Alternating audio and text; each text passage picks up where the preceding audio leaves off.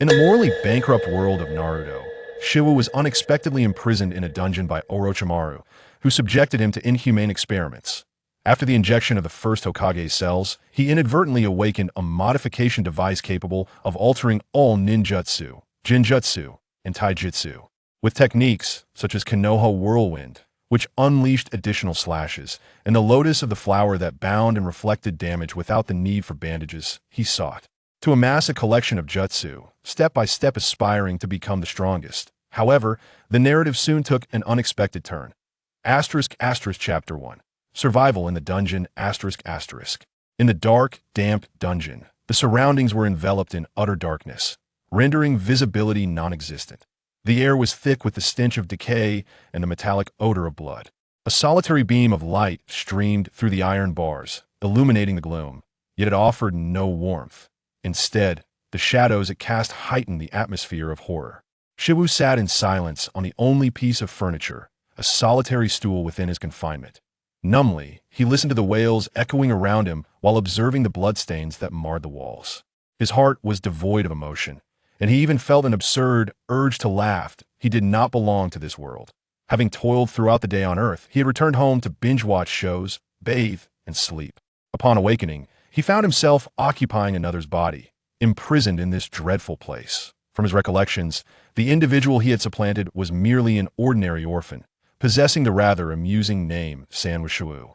In the blink of an eye, 5 days had elapsed since his arrival in this realm. During this time, his emotions fluctuated wildly, from initial confusion to terror at witnessing others being taken for experimentation, ultimately culminating in a numbed resignation as he awaited death. What a wretched place, he lamented.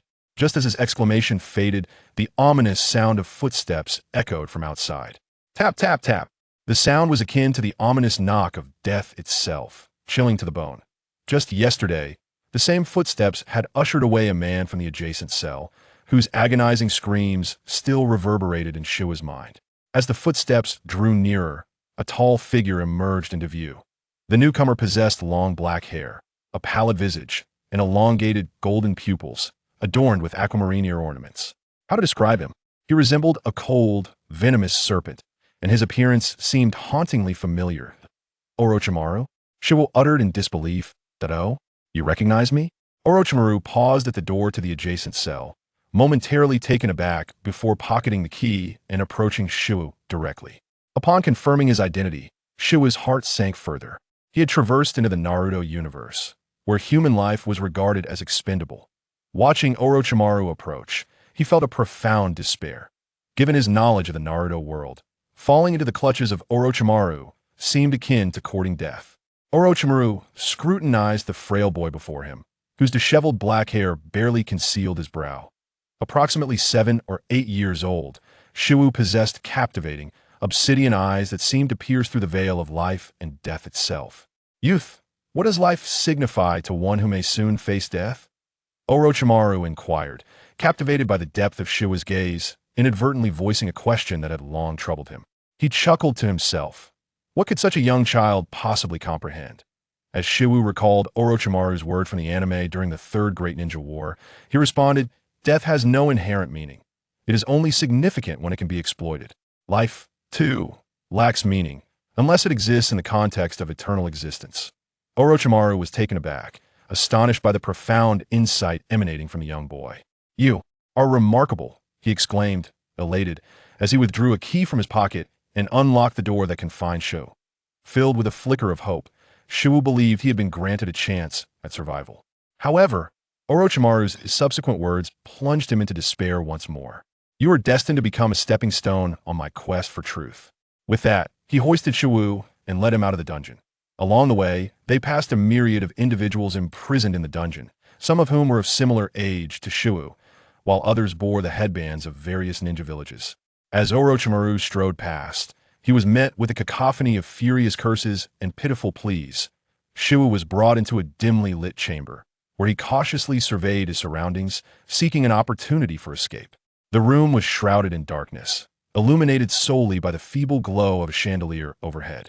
At its center stood an operating table, its restraints haphazardly strewn about.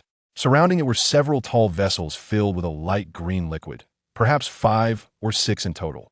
Without warning, Orochimaru unceremoniously cast Shiwu into one of the containers. The moment he came into contact with the viscous green fluid, excruciating pain coursed through him, and he gradually succumbed to unconsciousness. Chapter 2. Awakening abilities. In a state of bewilderment, Shiwu felt as though his consciousness was detaching from his body. His body sank deeper, while his awareness ascended slowly. This time, it seemed that death was indeed imminent. Suddenly, all sensations of pain and emptiness vanished. It felt as if something within his mind had been awakened, and he heard a significant influx of high-quality chakra cells detected. Would you like to convert them into chakra? Prolonged inactivity has resulted in default options being applied. Commencing conversion. Uncertain of how much time had passed, Shiwu gradually opened his eyes. Before him lay a dim ceiling and walls marred by bloodstains. He sat up, shaking his throbbing head, pondering the changes in his body and the enigmatic words that had just surfaced in his mind. Awakened? A somber voice interrupted his thoughts, and the terrifying Orochimaru reappeared before him. You, despite having absorbed the Hashirama cells, have not awakened. Would release. Yet, this only piques my interest further, Orochimaru remarked, a smile gracing his lips as his peculiar tongue flicked toward the corners of his mouth. From that moment on, Shiwu became Orochimaru's assistant, accompanying him daily. With Orochimaru's tacit approval, Shiwu escaped the dark and dreadful dungeon, moving into a small room adjacent to Orochimaru's. At last, he could focus on the anomalies manifesting within himself. Focusing his consciousness inward, Shiwu observed his dark eyes deepening in intensity, revealing 3 lines of black text. Shiwu, skills, none, chakra, 100, novice. Is this my golden finger? Dominating the ninja world is within reach. However, no matter how intently Shiwu attempted to operate, the page before him remained utterly unresponsive, devoid of any change. In the following days, he continually tried during his leisure time, yet progress remained elusive. One day, after assisting Orochimaru with an experiment, Shiwu was left breathless and fatigued. Observing his frail form, Orochimaru frowned and casually tossed a book on chakra refining, striking Shiwu on the head. If you cannot master it within a day, I shall kill you, Orochimaru declared, turning to leave. Glaring at the scroll before him and recalling Orochimaru's threat, Shiwu's anger surged, prompting him to think, Orochimaru wishes to kill me, and now this scroll also joins the fray. Then let us learn. He picked up the scroll and headed toward his room. Yet, upon unrolling it, he was dismayed. He could not comprehend the text at all. How on earth am I to grasp this? It is not due to a lack of talent, but rather a deficiency in education. As despair enveloped him, his gaze swept over the scroll, and the panel in his mind reappeared. Ninjutsu scroll discovered. Current chakra level is novice, meeting cultivation requirements. Would you like to comprehend it? Yes, he quickly affirmed. Commencing comprehension of chakra refinement technique. Comprehension successful. As the notification confirmed his success, the method for refining chakra flooded his mind. He glanced at his panel once more. Shiwu, Skill 1, Chakra Refinement Technique. By following a specific route, actively guide the blend of spiritual and physical energy to generate chakra. Chakra, 100, novice. Noticing the addition next to chakra refinement technique, he instinctively tapped it. Current chakra level is novice, meeting optimization requirements. Skill update complete. Skill 1, Chakra Refinement Technique. Improved by following a specific route, automatically guide the blend of spiritual and physical energy to generate 10 chakra daily. At first glance, he detected no significant alterations, but upon closer inspection, he realized the refinement of chakra had shifted from active to automatic guidance, generating 10 chakra each day. It appeared this technique utilized chakra for comprehension and enhancement. Elated, Shiwu leaped in joy, realizing he would constantly refine chakra in the future. Was this not akin to a cheat? If only fellow transmigrators could experience such fortune, then this matter would be simply sensational. Chapter 3. Orochimaru's departure. Early one morning, just as Orochimaru prepared to retrieve the next fortunate soul from the dungeon, Shiwu sprang forth.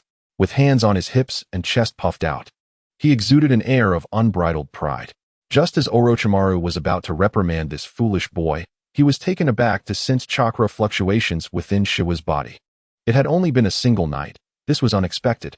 Noticing the hint of shock and confusion on Orochimaru's face, Shiwu erupted into boisterous laughter. Orochimaru, uninterested in the boy who had been a prisoner merely days prior, tossed aside another scroll, and turned to leave. Excitedly, Shiwu took the scroll back to his small room, hurriedly unrolling it once more. Familiar characters swirled before his eyes. Ninjutsu scroll discovered. Current chakra level is novice, meeting cultivation requirements. Would you like to comprehend it? Yes, he affirmed. Commencing comprehension of shadow clone technique. Comprehension successful. Following the prompt, the method for the shadow clone technique flooded his consciousness. It turned out to be the least effective technique among the three body techniques, leaving Shiwu greatly disappointed. His panel had also changed. Shiwu. Skill 1. Chakra Refinement Technique. Improved Skill 2. Shadow Clone Technique. After forming hand seals, create a clone that is an exact replica of oneself. Capable of confusing opponents, but lacking any offensive capability. Chakra 110 Novice. Though this technique seemed of little use, Shiwu still chose to click on it. After all, it met the conditions and was thus a whimsical decision. Current chakra level is Novice, meeting optimization requirements. Skill update complete. Skill 2, Shadow Clone Technique. Improved after forming hand seals. Commence cloning. The description of the improved skill was hardly discernible from the original. Shiwu felt a wave of frustration wash over him. With a spirit of experimentation, he decided to execute the enhanced version of the Shadow Clone Technique according to the method in his mind. After a puff of smoke, an astonishing sight emerged. Before him stood a peculiar creature, endowed with 3 heads, 6 arms, and 8 legs. Each head surveyed the surroundings from different angles, covering all blind spots. The 6 arms reached outward, demonstrating agility and strength, while the 8 legs firmly anchored themselves to the ground. Under Shiwu's control, the additional 2 heads, for arms, and 6 legs felt entirely natural, as if they had become extensions of his own consciousness. Observing this bizarre transformation, he rushed to the mirror and was startled to see a resemblance to the legendary Neza, with veins threatening to burst from his forehead. Shadow Clone. Does this imply that I can divide my own body into additional parts? This skill upgrade was utterly mind-blowing. However, there were advantages, despite its outlandish nature. Its benefits in combat were undeniably remarkable.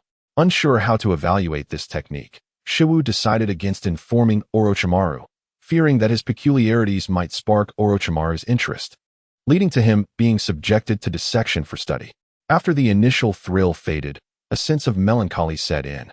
He could only perform the improved version of the Shadow Clone Technique, and if Orochimaru were to assess him, how could he possibly succeed? The following day, Shiwu seized an opportunity during Orochimaru's experimental record-keeping, once again bouncing forth with an expression that seemed to implore, praise me, praise me.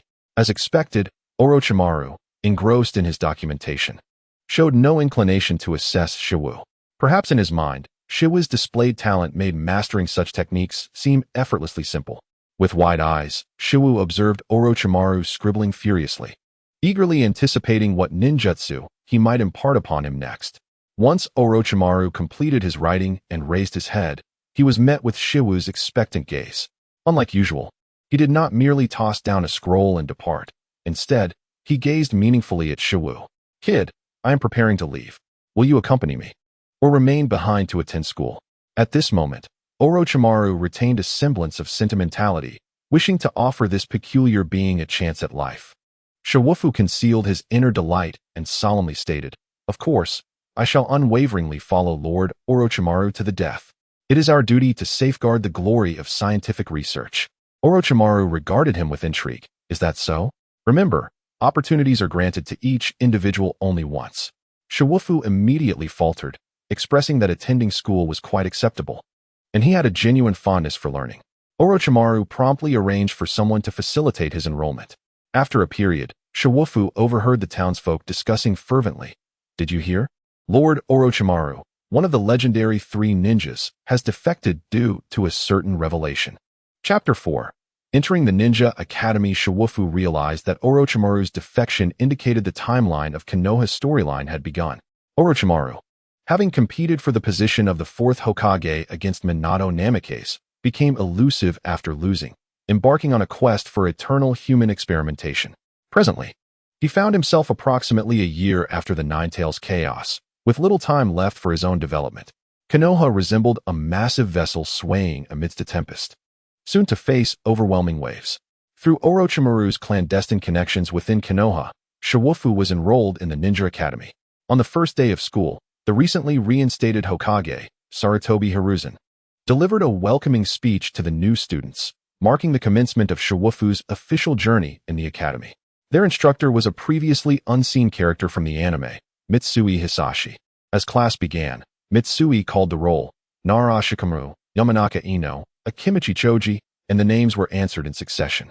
Upon hearing these comically resonant names, Shiwufu struggled to maintain his composure, wondering at their absurdity. When the name Uchiha Itachi was called, it instantly captured Shiwufu's attention. Following the sound of the response, he was astonished to discover Itachi seated right beside him. The young Itachi possessed striking features, his short black hair and dark eyes, complemented by long lashes and delicate facial contours, could enchant even the hardest of hearts. Noticing someone discreetly staring at him, Itachi swiftly turned his head, and their gazes met. This moment marked the inception of their friendship. After the roll call, the lesson commenced. Since most of the students had some foundational knowledge, the teacher distributed ninjutsu scrolls, preparing to teach basic techniques. Shiwufu examined the scroll in his hands, which contained the foundational three-body technique, transformation technique, substitution technique, and clone technique. Mitsui explained the techniques while demonstrating their application and effects. The children eagerly opened their scrolls, attempting to replicate the demonstrations, with Shiwufu focusing particularly on the transformation and substitution techniques. The latter, especially, was an exceptionally practical ninjutsu. Confidently, he unfurled the scroll, eager to showcase his talent to the gifted Itachi. As he delved into concentration, a notification resonated in his mind. Failed to comprehend transformation technique. To alter such a handsome visage is an affront to beauty, unacceptable. Failed to comprehend substitution technique. A true man must confront challenges head-on. Evasion is utterly forbidden. Is this some sort of game? Frustrated, Shiwufu slumped onto his desk, surrendering to despair. After a brief interval, the instructor summoned students to demonstrate the clone technique as a test of their skills. This examination undoubtedly favored those from prominent clans who had early exposure to such techniques, rendering success within a short time frame nearly impossible for ordinary ninja children. As the students took turns to present their skills, it was evident that those from esteemed families excelled, while the children of commoners largely faltered. When it was Shiwufu's turn, he reluctantly ascended the stage. Following the mental instructions he had retained, he swiftly formed the necessary hand seals. However, just as he began to channel chakra, he abruptly ceased the release. His optimized clone technique defied conventional understanding. Any rash execution could lead to dire consequences. Under Mitsui's disdainful gaze, he awkwardly descended the stage. Itachi, who had observed the entire process, noted a peculiar flicker in his eyes. He recognized that Shiwufu had executed the seals with remarkable speed and precision, only to withdraw his chakra at the last moment, resulting in the failure of the technique. This piqued his curiosity about Shiwufu. After class, Mitsui assigned the final exam, the shuriken throwing technique, urging everyone to practice diligently for a good performance. This assignment posed another challenge for Shiwufu. If you intend to assess my abilities, could you not impart some knowledge? At the very least, provide a ninjutsu scroll for me to study. He lamented, feeling utterly unprepared. Upon school's end, Shiwufu quietly made his way to the Konoha Relief Agency to collect his monthly orphan stipend before heading to the ninja tool shop to purchase a kunai and several shuriken. He then proceeded straight to the training grounds on the village's outskirts. Using the throwing technique he recalled from the anime, he hurled the shuriken at the target, only to miss entirely. As he contemplated where to acquire the necessary skills for the shuriken throwing technique, a voice resonated from behind him. Use mine. There's no need to worry. This is not a clan secret, just common merchandise. I look forward to your next performance. With that, a scroll was tossed his way, and the figure departed. Turning around, Shiwufu noticed the Uchiha clan emblem on the figure's back as it faded into the distance. Ah, it was you, Itachi. Chapter 5. A remarkable revelation. Shiwufu hurriedly retrieved the scroll and called out his thanks to Itachi's retreating form. Unrolling the newly acquired scroll, words materialized in his mind. Ninjutsu scroll discovered. Current chakra level. Apprentice, fulfilling training requirements. Do you wish to comprehend? Yes. Commencing comprehension of the shuriken throwing technique. Successful. With the successful comprehension notification, the methodology for the shuriken throwing technique surged into his mind. After assimilating the technique, he opened his status panel. Shiwufu Skill 1. Chakra Refinement Technique. Modified Skill 2. Clone Technique, Modified Skill 3. Shuriken Throwing Technique, Modified Throw with Confidence. After some trials, you will surely hit your target. Chakra 130. Apprentice, what is this? This modified shuriken throwing technique is far too trivial. Determined to test it, Shiwufu hurled a shuriken toward the distant target, only to miss yet again. Unfazed, he attempted several more throws, each resulting in the same disheartening outcome. Even when facing the target directly, he could not land a hit. Frustrated, Shiwufu resolved to abandon this skill forever. It was too disheartening. As he turned to leave, he angrily tossed the last shuriken he had into the ground. If I can't hit the target, what's the point of keeping it? To his astonishment, the shuriken struck the ground, rebounded to a remarkable height, and hit the bullseye on the target. Stunned by the sight, Shiwufu retrieved the hurled shuriken and threw it again, successfully hitting the target once more. He recalled the skill's description: throw with confidence. After some trials, you will surely hit your target. Suddenly enlightened, he realized that as long as the shuriken encountered an obstacle during its flight, it would inevitably hit its mark. He continued with his experiments and discovered that as long as he focused on the target he wished to hit, whether it be thrown onto the ground, a stone, or even a tree, success was assured. This was exhilarating. Shiwu was immensely pleased with this modification. On the day of the final examination, he strode into the testing area alongside Itachi with an air of indifference. Once the instructor announced the commencement of the exam, the participants stepped forward one by one to demonstrate their shuriken throwing skills. Initially, everyone performed adequately, but Itachi's entrance instantly elevated the atmosphere to a crescendo. He simultaneously grasped 4 shuriken in one hand, launching them all at once to strike the bullseye. Following this, he threw a shuriken from each hand into the sky, eliciting puzzled expressions from the onlookers, only to release another pair of shuriken. These 2 shuriken collided midair, redirecting their trajectory to also hit the target. This fluid display left the audience utterly astonished. The female spectators excitedly formed a line, calling out Itachi's name in admiration. When it was Shiwa's turn, he was met with jeers and skepticism. He relished this feeling. As the saying goes, the lower one stands, the higher one can leap. Let them mock me now. Soon enough, I shall relish the moment of vindication. Lost in thought, he couldn't help but chuckle. What of Itachi, what of Kakashi? We shall see who the true genius is in due time. Had it not been for the stern reprimand from Mitsuki, he might have laughed until dawn. Shiwu discreetly composed himself, fixing his gaze on the target, and increased the distance to twice that of his peers. He then nonchalantly withdrew a handful of shuriken from his bag and tossed them onto the ground. Instantly, all the shurikens surged towards the target upon contact with the ground, striking the bullseye with precision. Chapter 6. Return to the Serpent's Den. As the exam concluded, amidst the astonished and approving gazes of the crowd, Shiwu left with his hands on his hips and head held high. He deliberately cast a sidelong glance at Itachi, who appeared visibly stunned, further fueling Shiwu's pride.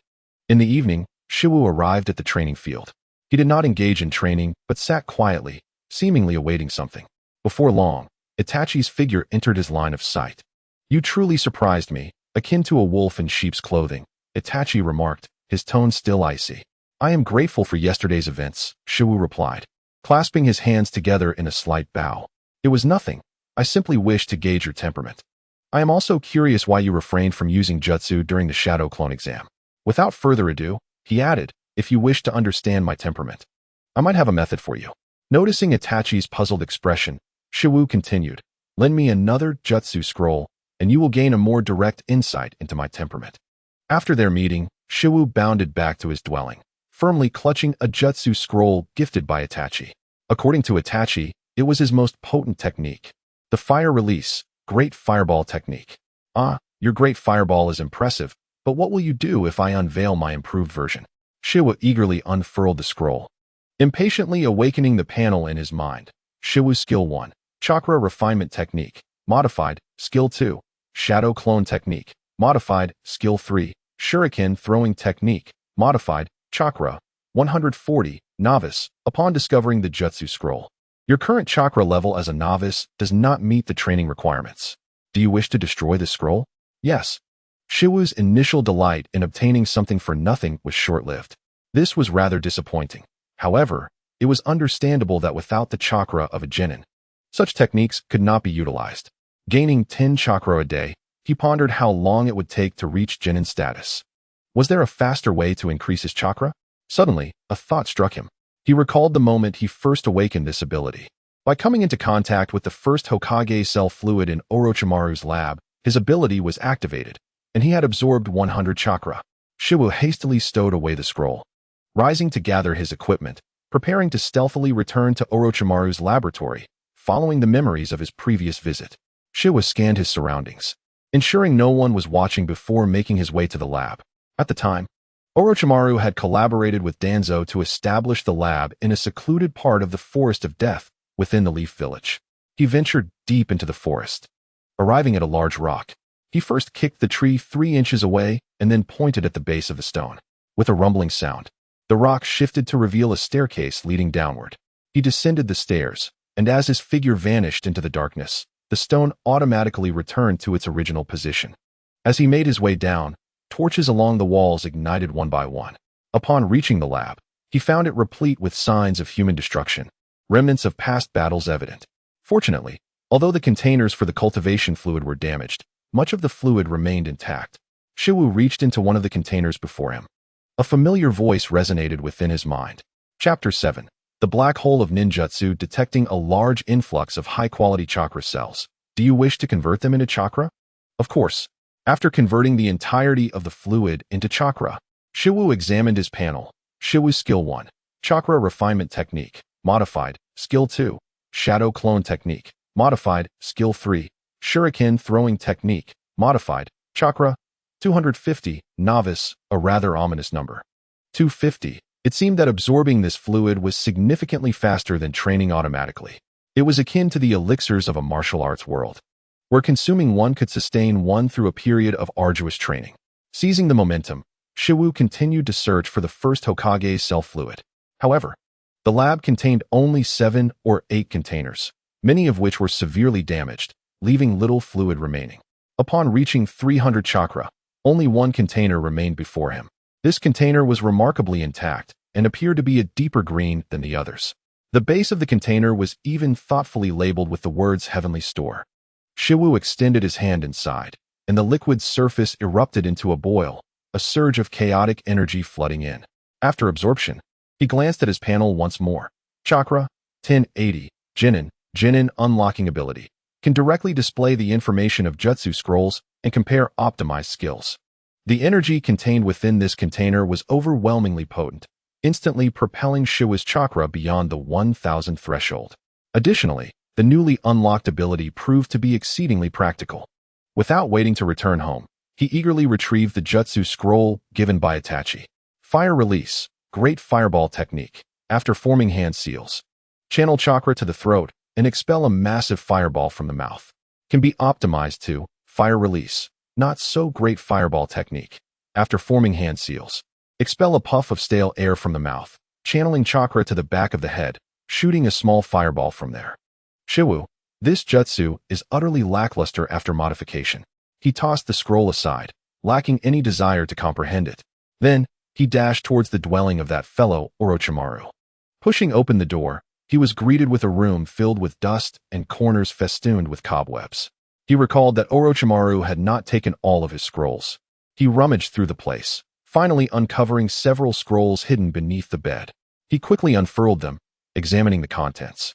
After unrolling several scrolls, none of which compared to the lackluster fireball jutsu, the last ninjutsu scroll revealed a surprising treasure. The Golden Legend, Earth Release, Heart Decapitation Technique. This technique allowed the user to submerge underground, perfect for ambushes and evading attacks, causing fissures to appear above ground during its execution.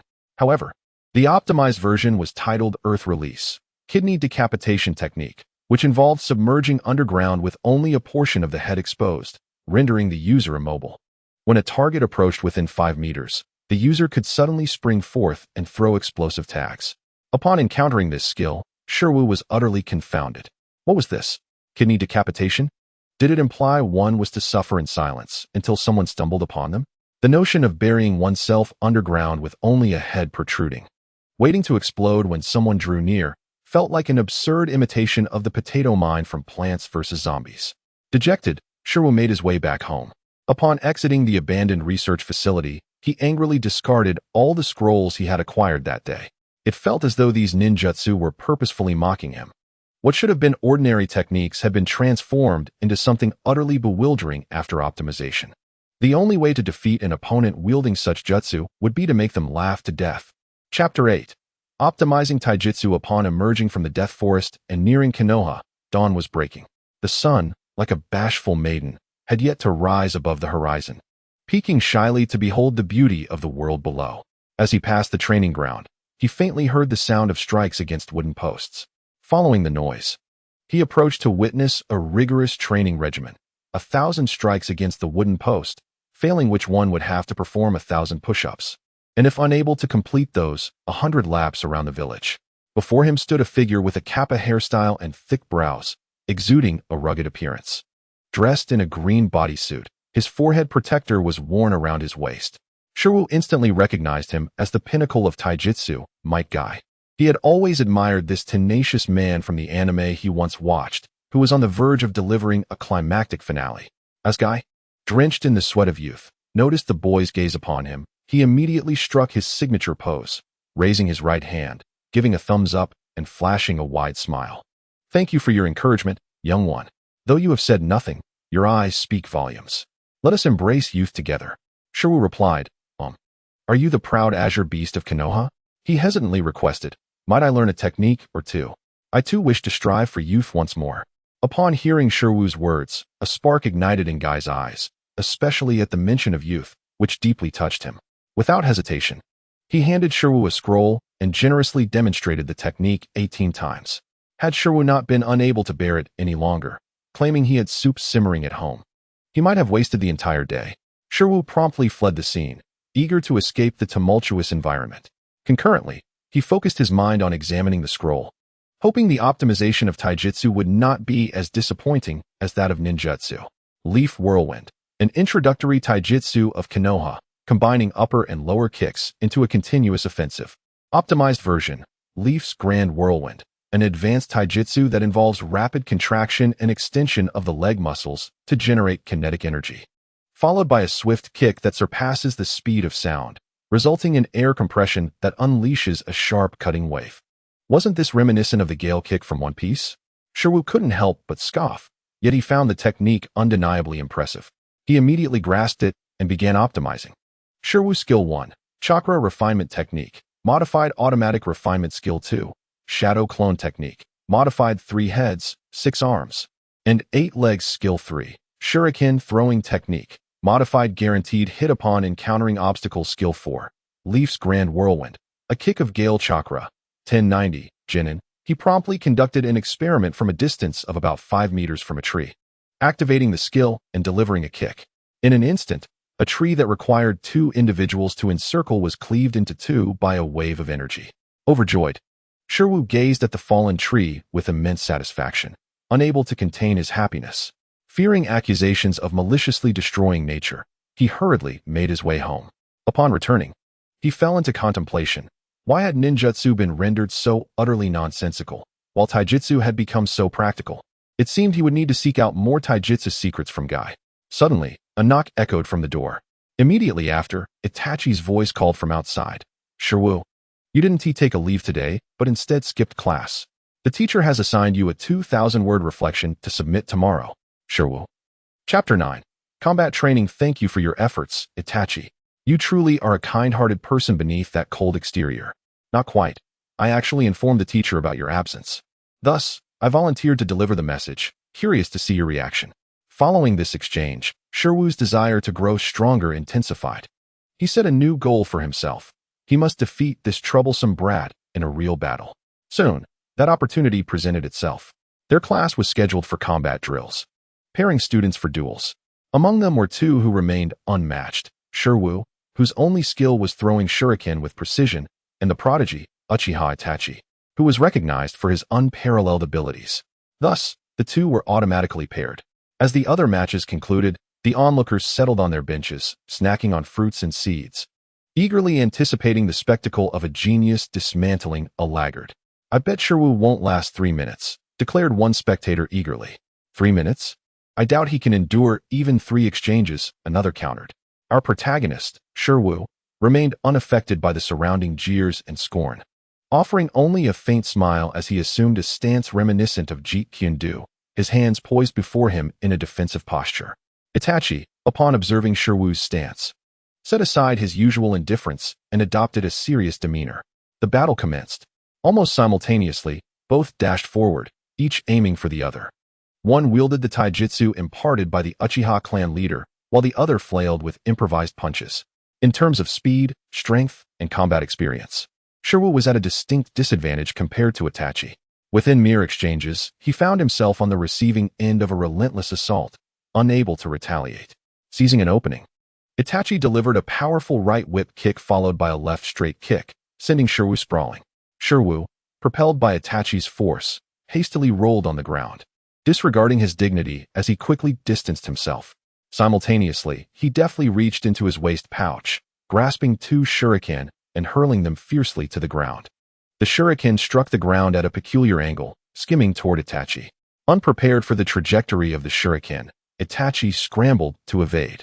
But the shuriken pursued him like a homing missile, no matter how he maneuvered. In a flurry, he formed hand seals. And just as the shuriken was about to reach him, a cloud of smoke erupted, causing the shuriken to embed itself in a wooden substitute. Seeing that his shuriken throwing technique had caused Itachi considerable trouble, Shirwu retrieved two more shuriken, determined to maintain his tactical approach.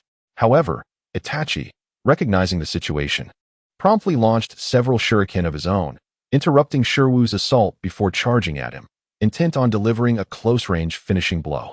You truly believe that I am easy to bully, do you? Then come forth. With Shirwu's cry, a dense mist enveloped the arena. The outlines revealed through the fog were nothing short of alarming.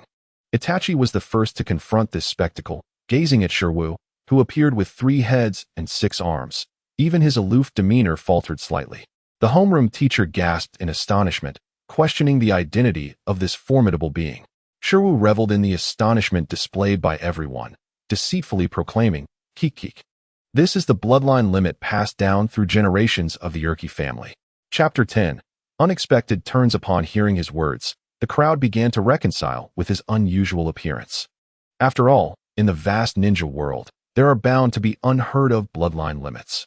With 8 legs propelling him forward and 3 heads leading the charge, Shirwu launched an assault on Itachi, exuding an overwhelming presence.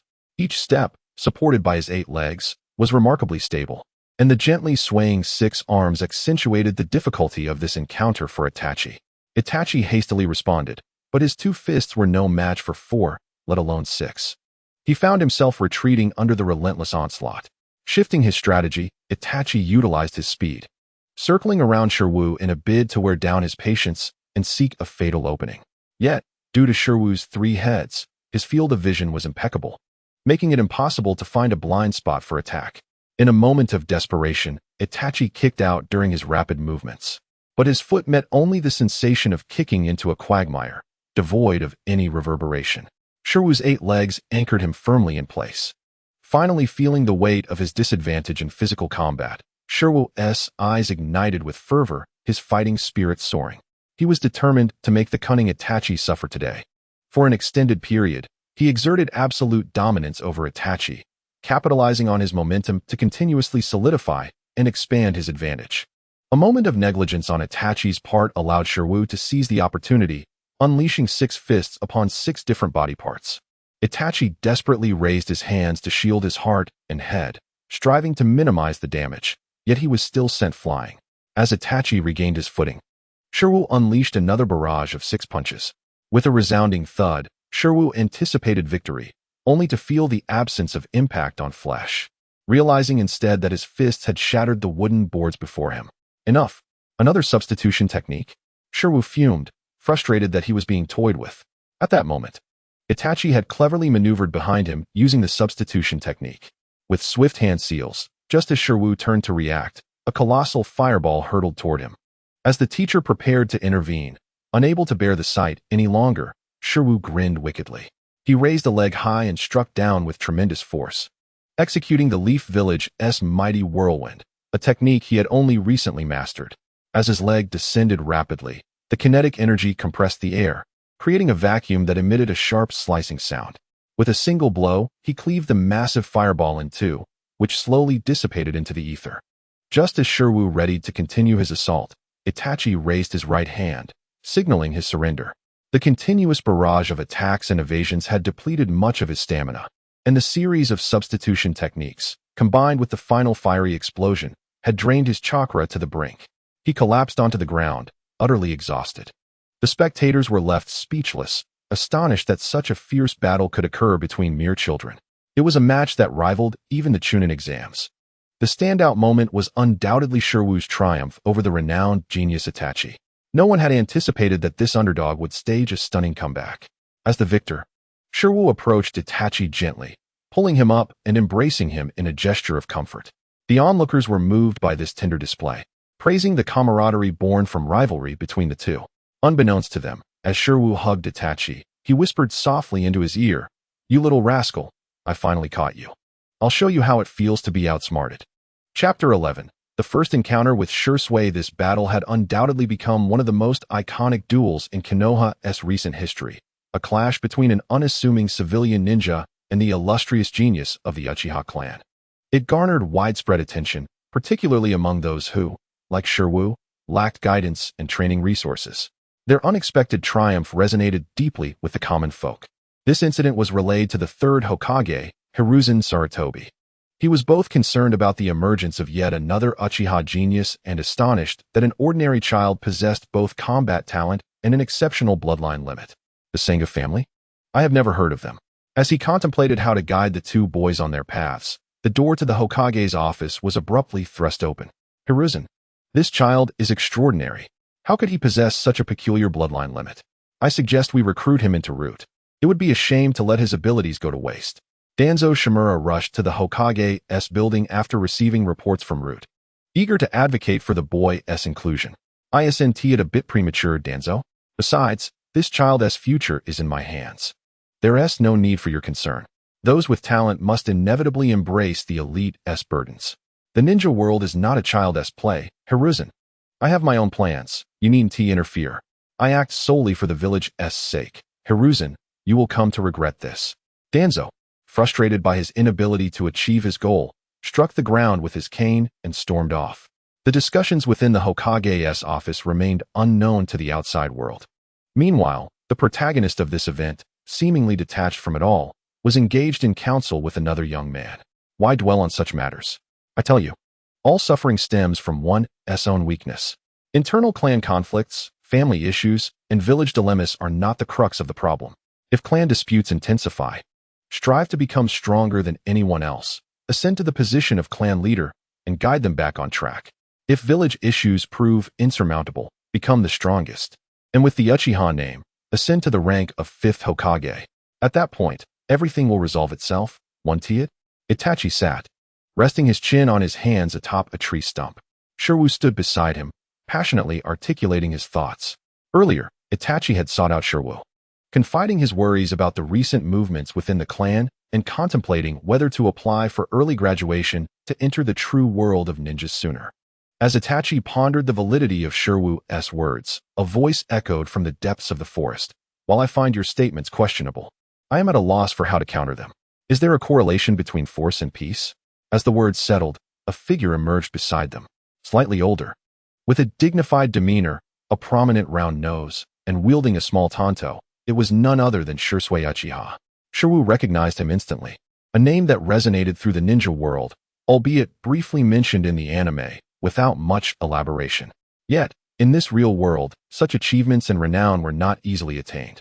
During the Third Great Ninja War, as the Mist Village clashed with Konoha, Shisui utilized Jutsu to incapacitate two of the elite subordinates, led by Ao, who had come to investigate. Ao, utilizing his hard-earned Byakugan, detected Shisui hiding deep within the forest. Recognizing that such swift incapacitation from such a distance was beyond ordinary capabilities, he retreated with his comrades.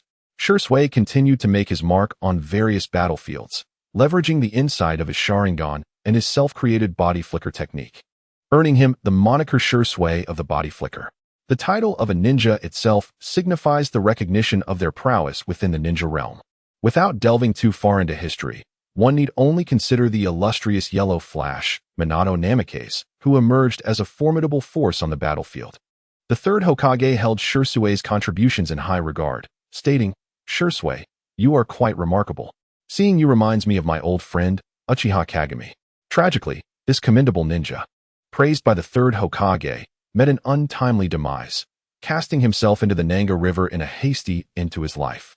He is a figure whose talent rivals that of Itachi, yet his story is tinged with profound sorrow, a lamentable fate for one endowed with such extraordinary Mangekyo Sharingan. Shifuku meticulously arranged his appearance, gazing into Shirsui's indecisive eyes. If you could possess the strength akin to that of the first Hokage and exert your will over the ninja world, wouldn't peace come effortlessly? In the world of ninjas, strength reigns supreme. The truth lies beneath the weight of one's fist. If you fear lacking a voice, it merely indicates that you have yet to attain sufficient strength. Chapter 12. The plight of a clan in the aftermath of the Nine-Tails turmoil, the renowned Yellow Flash. Minato Namikaze and his beloved wife, Kushina Uzumaki, the host of the Nine-Tails, made the ultimate sacrifice. The third Hokage assumed control once more. The disappearance of the village's most potent forces and the inability to deploy the tailed beasts rendered Konoha's triumphant position in the Third Great Ninja War virtually null. Seizing the opportunity while other ninja villages were preoccupied, Kumogakure launched an assault, dragging Konoha back into the quagmire of war. This conflict ultimately endured for a protracted period, depleting the resources amassed during the second Hokage's tenure. The Uchiha clan, recognized as the foremost clan in Konoha, boasted ninjas who, upon awakening their Sharingan, experienced a significant enhancement in combat capabilities. Upon unlocking the three Tomo, their ascension to the rank of Jonin was virtually guaranteed. It is essential to acknowledge that Jonin represent high-level combat strength in any village. Amidst the chaos of war, the Uchiha clan dispatched numerous elite ninjas to the front lines. However, upon their triumphant return, laden with accolades and glory, they were met with a lack of recognition and celebration for their contributions. In stark contrast, the higher-ups in Konoha adopted a gradual, yet systematic approach to undermine their influence. Recently, during a high-level meeting, Danzo audaciously proposed relocating the prestigious Uchiha clan to the outskirts of the village, ostensibly to enhance their responsibility for village security and vigilance. Publicly, this was presented as a means to expand the Uchiha territory, nestled amidst scenic mountains and rivers, deemed an ideal location. Furthermore, a grand training ground was promised for the clan's members near their new residence. However, it was evident to discerning eyes that this was far from a benevolent gesture. Danzo had a history of nefarious dealings, and this was a calculated effort to expel them from the village's core. This move was met with fierce resistance from all members of the Uchiha clan. They could not fathom why their years of dedicated service to the village had resulted in the continuous erosion of their clan's power. This reflected a profound distrust from the village's leadership, a long-standing pattern of oppression directed towards the Uchiha. Regrettably, the die had been cast. The proposal had evidently received prior approval from the Hokage, his advisors, and several elders before being made public. Ultimately, clan leader Fugaka's objections were in vain. Accompanied by the disgruntled faces of the Uchiha, the decision was executed. Following the implementation of this decree, they were reluctantly relocated to the village's farthest corner and subjected to round-the-clock surveillance by the Umbu, effectively confining the entire clan. While the Uchiha had previously faced oppression, none had been as swift and decisive as this. The high-pressure policies against the Uchiha began during the second Hokage, Hashirama Senju's administration. During his tenure, the second Hokage, a fervent enthusiast of research and forbidden techniques, conducted extensive studies on the Uchiha clan. His findings revealed that their genetic makeup was distinct, granting them the ability to harness power through emotional manipulation. In moments of intense emotional upheaval, particularly fueled by hatred and rage, the Sharingan would awaken, dramatically amplifying their strength. The greater the provocation of these negative emotions, the more pronounced the enhancement of their abilities.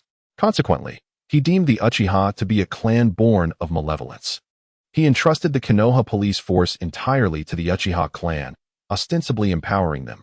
Yet this was merely a ploy to placate them. The police force in Konoha was not a position of great significance. It was primarily responsible for maintaining order within the village, lacking the authority of the Umbu and the discretion of the root. It was also prone to inciting animosity, as law enforcement is inherently a violent institution. And when has violence ever been associated with a favorable reputation? The Uchiha clan differed fundamentally from other prominent clans. They were proud and revered strength. Their arrogance made them intolerant of unmerited suspicion and disdain. With the departure of the legendary three and the passing of the fourth Hokage, Minato Namikaze, the village's elite had dwindled significantly. The only remaining shadow-level powerhouse, Sarutobi Hiruzen, had aged, making this a critical juncture for the Uchiha. The notion of seizing power through a coup d'état quickly gained traction within the clan, igniting fervor and escalating tensions. This sentiment resonated deeply with the more radical factions within the Uchiha, providing an outlet for their frustrations. In this turmoil, the clan leader Fugaku found himself ensnared alongside the Uchiha, teetering on the precipice of a precipice. As this rhetoric gained momentum, the Uchiha sought the participation of Shursui, their clan's foremost talent, in their quest for a grand resurgence. The evolving dynamics within the clan weighed heavily on Shursui, who harbored hopes for both the clan and the village. He believed there must exist a gentler and more effective resolution, one that did not resort to the so-called coup. As he exited the Nanga shrine, he found himself wandering alone until he encountered his beloved younger brother, Itachi, engaged in conversation with Shifuku, who was attempting to persuade him. It must be noted that Shifuku's words were highly inflammatory, stirring a momentary surge of passion within Shursui. Yet, he remained true to his nature, the gentle boy who still hoped the village leadership would find a suitable resolution. Chapter 13. The assessment begins that day as conversation among the three acted as a mere interlude, and life returned to its usual rhythm. During this period, Shifuku refrained from seeking new scrolls and instead focused on self-reflection. The memories of the last assessment lingered vividly. His combat skills paled in comparison to Itachi's. Akin to a child engaged in a struggle with an adult, the skills he possessed were adequate for his needs, and merely augmenting his offensive capabilities would prove futile. One must remember that overindulgence can lead to failure. Thus, his daily routine consisted of attending classes and engaging in battles with the troubled Itachi, accumulating combat experience through practical application. Over time, he garnered a more tangible understanding of his abilities. Although uncertain of his current stage, he felt confident that had Itachi faced him as he was now, despite no increase in his techniques, he would not be an easy opponent. After a long absence, Shifuku summoned the interface in his mind. Shifuku Skill 1, Chakra Refinement Technique, Improved Automatic Refinement Skill 2, Shadow Clone Technique, Improved 3 Heads, 6 Arms, 8 Legs Skill 3, Shuriken Throwing Technique, Improved Guaranteed Hit After Encountering Obstruction Skill 4, Leaf's Great Whirlwind, Kicking Up Dust Chakra, 1500, Jinin. Seeing his chakras steadily develop and surpass the 1500 threshold filled him with joy. Subsequently, he made his way to the Uchiha clan's territory, calling for Itachi, and together they headed towards the Hokage's building. They felt they had exhausted their learning at the academy and were preparing to apply for early graduation. The person in charge led them into a spacious room that could roughly accommodate 500 people simultaneously. Itachi furrowed his brow, sensing that waiting in this room must be suspicious. Soon, the person in charge returned with a teacher. You two students, Lord Hokage has approved your application. However, let me make it clear that your request for early graduation, given your less than a year of study at the Ninja Academy, is unprecedented. We are willing to grant you an opportunity, a chance for assessment. If you fail this assessment, you will not be permitted to graduate early and must remain at the academy until graduation. This matter is quite serious and will profoundly affect you. I urge you to consider it carefully. Upon hearing this, Shiwa glanced at Itachi, who maintained his usual stoic expression. Noticing Itachi's reluctance to respond, Shiwa nodded decisively on his behalf. The teacher, recognizing their demeanor and knowing he could not dissuade them, shook his head and went to arrange the assessment.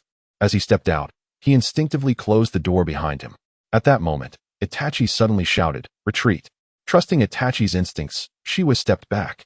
The instant they dispersed, a large figure descended rapidly from the rafters, crashing down in the spot they had just vacated. Old trick, has the exam already begun without a word? Shiwa spat, expressing his dissatisfaction. Before they could regain their footing, the opponent charged toward them again, brandishing shurikens with a flourish. How flashy, Shiwa remarked with disdain, determined to be a brash youth whose words were more formidable than his opponent. Hearing his words, the assailant abandoned Itachi and charged directly at Shiwa. grinning maniacally and wielding shurikens with fervor. Facing such a minor adversary, there was no need for Itachi to intervene. Shiwa casually pulled out 4 shurikens from his pack and tossed them at the opponent. The assailant, noticing the shurikens flying towards him, raised his own shuriken defensively, ready to showcase his superior blocking skills. However, Shiwa's shurikens flew erratically, lacking precision. They scattered in different directions, some hitting the ground, others crashing into the walls, and a few striking the ceiling. Just as the opponent relaxed his guard and prepared to charge again, they suddenly veered back toward him at impossible angles, seemingly tracking him, leaving him no chance to evade. Shiwa leisurely observed the man dodging the shurikens, continuing his verbal jabs. Is that all? I expected something more impressive. Chapter 14. All-out effort before long. The man was left breathless from dodging the shurikens, and the mental strain from Shiwa's taunts caused him to faint. Although he collapsed, the shurikens did not cease their assault, striking him in an orderly fashion on his backside. A pained scream escaped him, and he fainted once more. Is that it? Shiwa relaxed his guard and approached Itachi. However, Itachi suddenly moved, throwing several shurikens at the wall. As smoke filled the air, a masked man emerged. Impressive at your age. I lack your discernment, the man remarked. He had flowing silver hair, wore a mask, and donned a tight black combat suit complemented by green armor. Glancing behind him, Shiwa spotted a small red book peeking from a pouch, barely legible with the words isekai'd. Is that Kakashi? No way. Is he personally overseeing the assessment for 2 students? Shiwa instantly recognized the man, doubting whether the 3rd Hokage was intentionally making things difficult to prevent their graduation. A wave of pressure washed over Shiwa, and he threw 4 shurikens once more, preparing for action. Kakashi, well aware of Shiwa's throwing technique, also launched 4 shurikens toward him. They accurately struck Shiwa's shurikens, pinning them firmly to the ground. Itachi, unable to remain passive, quickly formed hand seals and unleashed a massive fireball toward Kakashi. Kakashi had no time to evade and was engulfed in flames. Both students did not believe the renowned Kakashi could be so easily defeated, and they braced themselves. In a moment of distraction, Shiwa felt vibrations beneath him, followed by a loud noise. 2 hands emerged from the ground, gripping his legs tightly. With a powerful pull, they dragged him underground, leaving only his head above the surface. Completing his seamless assault, Kakashi then turned toward Itachi. Just as Itachi began to form seals, Kakashi, skilled in close combat, would not afford him that opportunity. Using shurikens as a blade, he engaged Itachi, obstructing him from completing his seals. Realizing he could not overpower Kakashi in close quarters, Itachi quickly retreated to create distance. Seizing the opportunity, Kakashi executed a shoulder throw, sending Itachi crashing to the ground. As Kakashi prepared to further restrain Itachi, he suddenly felt a strange sensation, prompting him to leap away. Unbeknownst to him, Itachi had used a substitution technique to escape danger. Itachi stood confidently on a beam, engaging in a shuriken duel with Kakashi. Hey, how long are you going to rest? Is watching the show that captivating? Itachi said, while deftly fending off Kakashi's shurikens, casting a glance at Shiwa, clearly displeased. Huh, your fight is so thrilling. I was momentarily engrossed, Shiwa declared, channeling chakra as he shouted. Shadow Clone Jutsu. Instantly, the ground beneath him began to crack. 3 heads and 6 arms emerged, and with a powerful push, 8 legs burst forth. Shiwa's 3 heads grinned simultaneously, then let the hunt begin. Chapter 15. The graduation finale. Thus, the hunt commenced. Shiwa charged forward with vigor. Kakashi had never encountered such a battle form, but his keen instincts guided him. As he observed Shiwa approaching, he remained calm and composed, forming hand seals, Shadow Clone Jutsu. Suddenly, 4 identical Kakashis appeared on the battlefield. The real Kakashi continued his friendly shuriken exchange with Itachi, while the 3 clones rushed toward Shiwa with lethal intent. Unlike the playful banter with Itachi, the clones fought Shiwa with full force. After a vigorous exchange of blows, the clones were ultimately exhausted. However, Shiwa was not in a favorable condition either. The encounter had left him feeling disoriented. Shaking his 3 heads, he staggered toward Kakashi once more. Kakashi, perhaps tired of throwing shurikens, ignored Shiwa's unsteady advance and swiftly moved behind Itachi. With a single kick, he sent Itachi crashing down. This kick suited Itachi perfectly. He calmly manipulated the strings in his hands, tightening the hidden lines he had prepared above to ensnare Kakashi firmly to the beam. Itachi exchanged a glance with Shiwa. who understood the cue instantly. Supporting himself with 6 arms, he assumed an inverted position. The 8 legs above began to thrash violently toward the direction where Kakashi was bound. The fierce movement created a whirlwind of air, producing sharp slashes that surged toward Kakashi. Exhausted from the extreme exertion, Shiwa collapsed, ending his inverted stance and resting on the ground. The upper realm had already been ravaged, cleaved into disarray by countless strikes. As the smoke cleared, Kakashi's figure remained elusive. Neither alive nor dead was he to be seen. Just as Itachi was about to turn, a kunai was thrust against his throat. Only then did Kakashi's silhouette materialize from behind Itachi. You have not passed the assessment. However, having spent years in the Umbu, witnessing the world's malevolence, I can offer you a chance. Whoever uses the kunai in my hand against your recently bonded companion shall be granted this opportunity. Now, make your choice. Kakashi withdrew the kunai from Itachi's neck and cast a sharp gaze upon him. His eyes were piercing, rendering deception impossible. Itachi, however, merely shook his head with indifference. To him, strength was merely a matter of time. There was no need for any exchange or sacrifice. Kakashi then turned his attention to Shiyu. Shiyu was less compliant. Fine. Survival of the fittest, right? Help me up first. I can't get up on my own. Kakashi approached him, handing over the kunai before grasping his shoulder and hoisting him up. The moment Shiyu stood, he thrust the kunai towards Kakashi.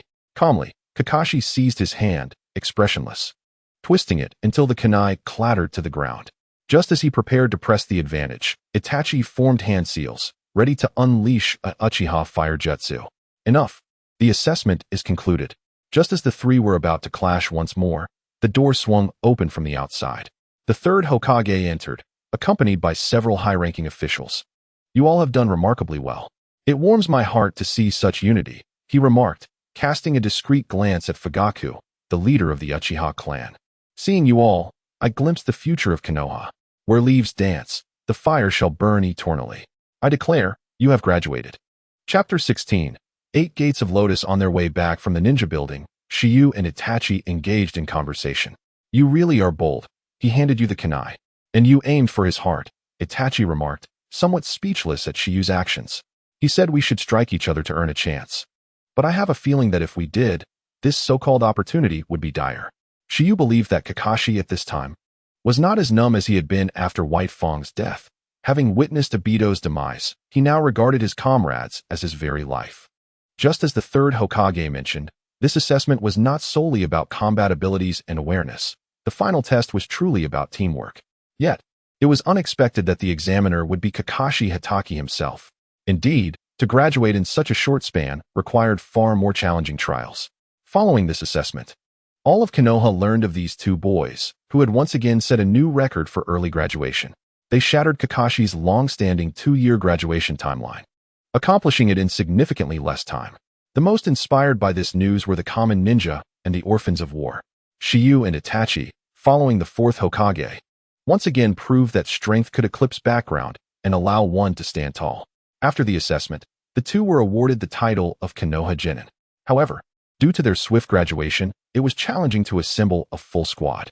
They were temporarily grouped together, tasked with missions alongside Guy until Kakashi completed his Umbu duties and could take them on as their leading jonin. They embarked on the quintessential mission every genin must face, catching cats and finding dogs. During their downtime, they sought guidance from the training-obsessed Guy-sensei. Guy was generous, imparting his secret technique, the 8 Gates, along with the accompanying skill, the Front Lotus. He cautioned them that such a reckless technique required exceptional physical fitness. Otherwise, success was unattainable. That very night, Shiyu could hardly contain his excitement as he summoned the knowledge from his mind. 8 gates, consisting of the open gate, rest gate, life gate, injury gate, death gate, view gate, shock gate, and closing gate. Classified as forbidden techniques, their use inflicts severe strain on the body. The use of the death gate signifies the ninja's demise. Optimized version, 9 gates, the first gate, the second gate, and the third gate. With chakra reaching 1,000 to permanently open the first gate, doubling speed and strength. The second gate requires 2,000 chakra for permanent activation, and the third requires 4,000 chakra. And so forth. Shiyu mused, why does this sound so reminiscent of the dragon-elephant prajna technique of the King of Golden Wheel? Are you plagiarizing? Moreover, Calculating based on the maximum level of 9 tiers, it would require 256,000 chakra. If he increased his chakra by 10 daily, reaching the maximum would take 25,600 days, or just over 70 years. While devoid of side effects, that time frame was excessively long. Yet, considering it allowed one to grow stronger effortlessly, Shiyu accepted it with a smile. Next came Lee's explosive front lotus during the Chunin exams against Gaara. Front lotus, using the foot to kick the opponent's chin, launching them into the air. Then, swiftly moving behind the opponent, wrapping them with bandages or one's own strength, crashing spirally towards the ground, causing the opponent's head to impact the earth. Optimized version, Rolex Lotus, using the foot to kick the opponent's chin, sending them airborne. Once the opponent is deemed airborne, instantly teleporting behind them and embracing them to crash down to the ground together, while simultaneously rebounding 300 damage sustained. The opponent remains in a state of confinement from the moment they are airborne until they land. Upon reading this straightforward and brutal skill description, Shiyu was moved to tears. This could be considered the fruit of his labor. Let us go. Chapter 17. Heroes Water. Early in the morning, Shiyu, Itachi, and Gai-sensei, now a new team, eagerly commenced a day of miscellaneous tasks. Family, who understands? After graduating, we do this every day. I mean, the third Hokage must be losing his touch. Is this what ninjas do? Shiyu ranted, his sharp tongue unrelenting, even wearing down the steadfast guy. Unable to endure further, he led Shiyu and Itachi to the Hokage's office, hoping to accept some challenging tasks. The third Hokage, equally reluctant to face Shiyu's sharp wit, hastily flipped through the task list before him. How about this one? A C-rank escort mission, escorting a merchant from the Waterfall village. Hearing Waterfall, Shiyu felt a sense of familiarity. Upon reflection, the Waterfall village was none other than the Takigaikure, known for its hero's water in the films. The hero's water is a specialty of the Takigaikure, said to grant tenfold chakra to any ninja who consumes it, albeit at the cost of their life. Since he wouldn't drink it, he could absorb it through the presence in his mind. This was a boon for him. In the forest, the trio marched in unison towards their destination, the Takigaikure. It was a village concealed by a massive waterfall, surrounded by 4 nations, yet never invaded due to its unique geography. They traversed a dense thicket, passing through various countries until they arrived before a grand waterfall.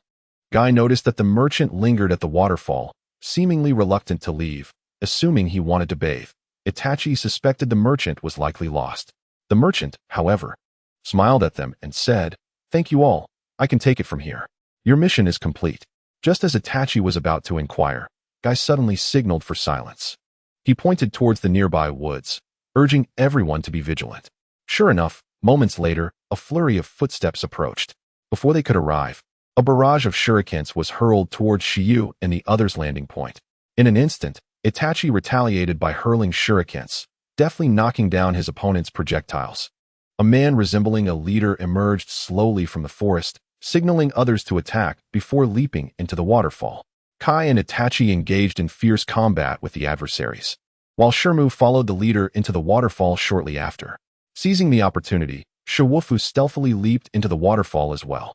Alone, Shirmu arrived at the location where the hero water was concealed.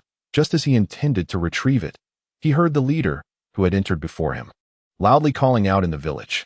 Upon stepping outside, Shirmu discovered that the villagers had been captured by the leader, who even held a young girl as leverage, demanding the hero water from him. Caught in a dilemma, Shirmu was suddenly confronted by a sword of water materializing in the leader's hand, which was thrust towards him. In a panic, Shirmu attempted to defend himself, but was swiftly struck down by the leader's blade. Just as the leader, in a fit of arrogance, prepared to drink from the hero water, a foot appeared before him. The foot struck his chin, sending him soaring into the air. The leader hurriedly adjusted his posture, only to be horrified to find himself utterly immobile. With Shiwufu's Rolex Lotus, a deep pit formed beneath, leaving the leader unconscious. Shiwufu picked up the hero water and, despite Shirmu's protests, uncorked the bottle, inserting one of his fingers inside. The moment his finger touched the hero water, a familiar prompt sounded, detected a large quantity of high-quality chakra solution. Would you like to convert it into chakra? Conversion commencing. Shiwufu felt as though his soul had transcended, experiencing a sublime transformation. He summoned his status panel and observed, Shiwufu Skill 1, Chakra Refinement Technique, Enhanced Automatic Refinement Skill 2, Shadow Clone Technique. Enhanced 3 heads, 6 arms. 8 legs Skill 3. Shuriken Throwing Technique. Enhanced guaranteed hit after encountering obstruction Skill 4. Leafs Great Whirlwind. Kicking out Stench Skill 5. 8 gates. The third gate is Open Skill 6. Rolex Lotus. Binding and Reflecting Damage Chakra. 5,000. Chunin. Elated to see his chakra elevated to the Chunin level. Shiwufu felt this was equivalent to the rewards of a year of grinding. Moreover, he had successfully unlocked the third gate, enhancing his speed and strength 6-fold. Observing Shirmu's pitiable, tearful expression, he couldn't help but offer him some consolation. Why are you crying? Chapter 18. Advice to Shirzue on the way back to the village. Itachi incessantly complained. Due to Shiwufu's actions, Shirmu vehemently protested against the unauthorized actions during the mission, stating he would negotiate with the village. It appeared that their mission's reward had evaporated. Unbothered, Shiwufu retorted, "That old fool should be thanking me. If he had actually consumed that expired water, he wouldn't even see tonight's moon." Upon returning to the village, Teacher Kai treated both of them to a generous bowl of ramen. However, while eating, apart from the oblivious Kai, both Shiwufu and Itachi sensed an impending storm looming over the village. Once back with the Uchiha clan, Itachi refrained from sharing his experiences with his father and instead hurried to the banks of the South River to await his dear friend Shirzue. Shirzue, having just attended the clan meeting at the South River Shrine, met with Itachi in the evening. According to Shirzue, all of this was thanks to Itachi, or rather, to Itachi and his companion Shiwufu. Both had graduated from the Ninja Academy in record time, leading everyone to believe that this was not only unprecedented but would likely remain unsurpassed. The duo was hailed as the new generation's twin stars of Konoha. However, Shiwufu preferred to refer to himself and Itachi as the Golden Duo. The higher-ups in Konoha welcomed this situation. As with the death of White Fang and the fourth Hokage sealing the Nine Tails, the village found itself in a precarious state. The elders were too frail to be of significant use, while only Shirzue and Kakashi among the younger generation had made names for themselves. With the tacit approval of the higher-ups, they were collectively called the Konoha Twin Dragons. Unlike most ninjas in Konoha, the Uchiha clan grew increasingly arrogant as the event unfolded, prematurely nurturing the idea of a bloodless revolution. Shirzue, attending the Uchiha clan meeting, disagreed with the naive sentiments expressed and left the meeting early, resulting in discontent within the clan. "I plan to meet with the Hokage tomorrow to report on the Uchiha clan's matters. If necessary, I will utilize the Kotoame Tsukumi. I advise against it." "Who is it?" Shirzue swiftly threw a shuriken. Shiwufu caught the shuriken, leaping down from the treetops. I mean no harm.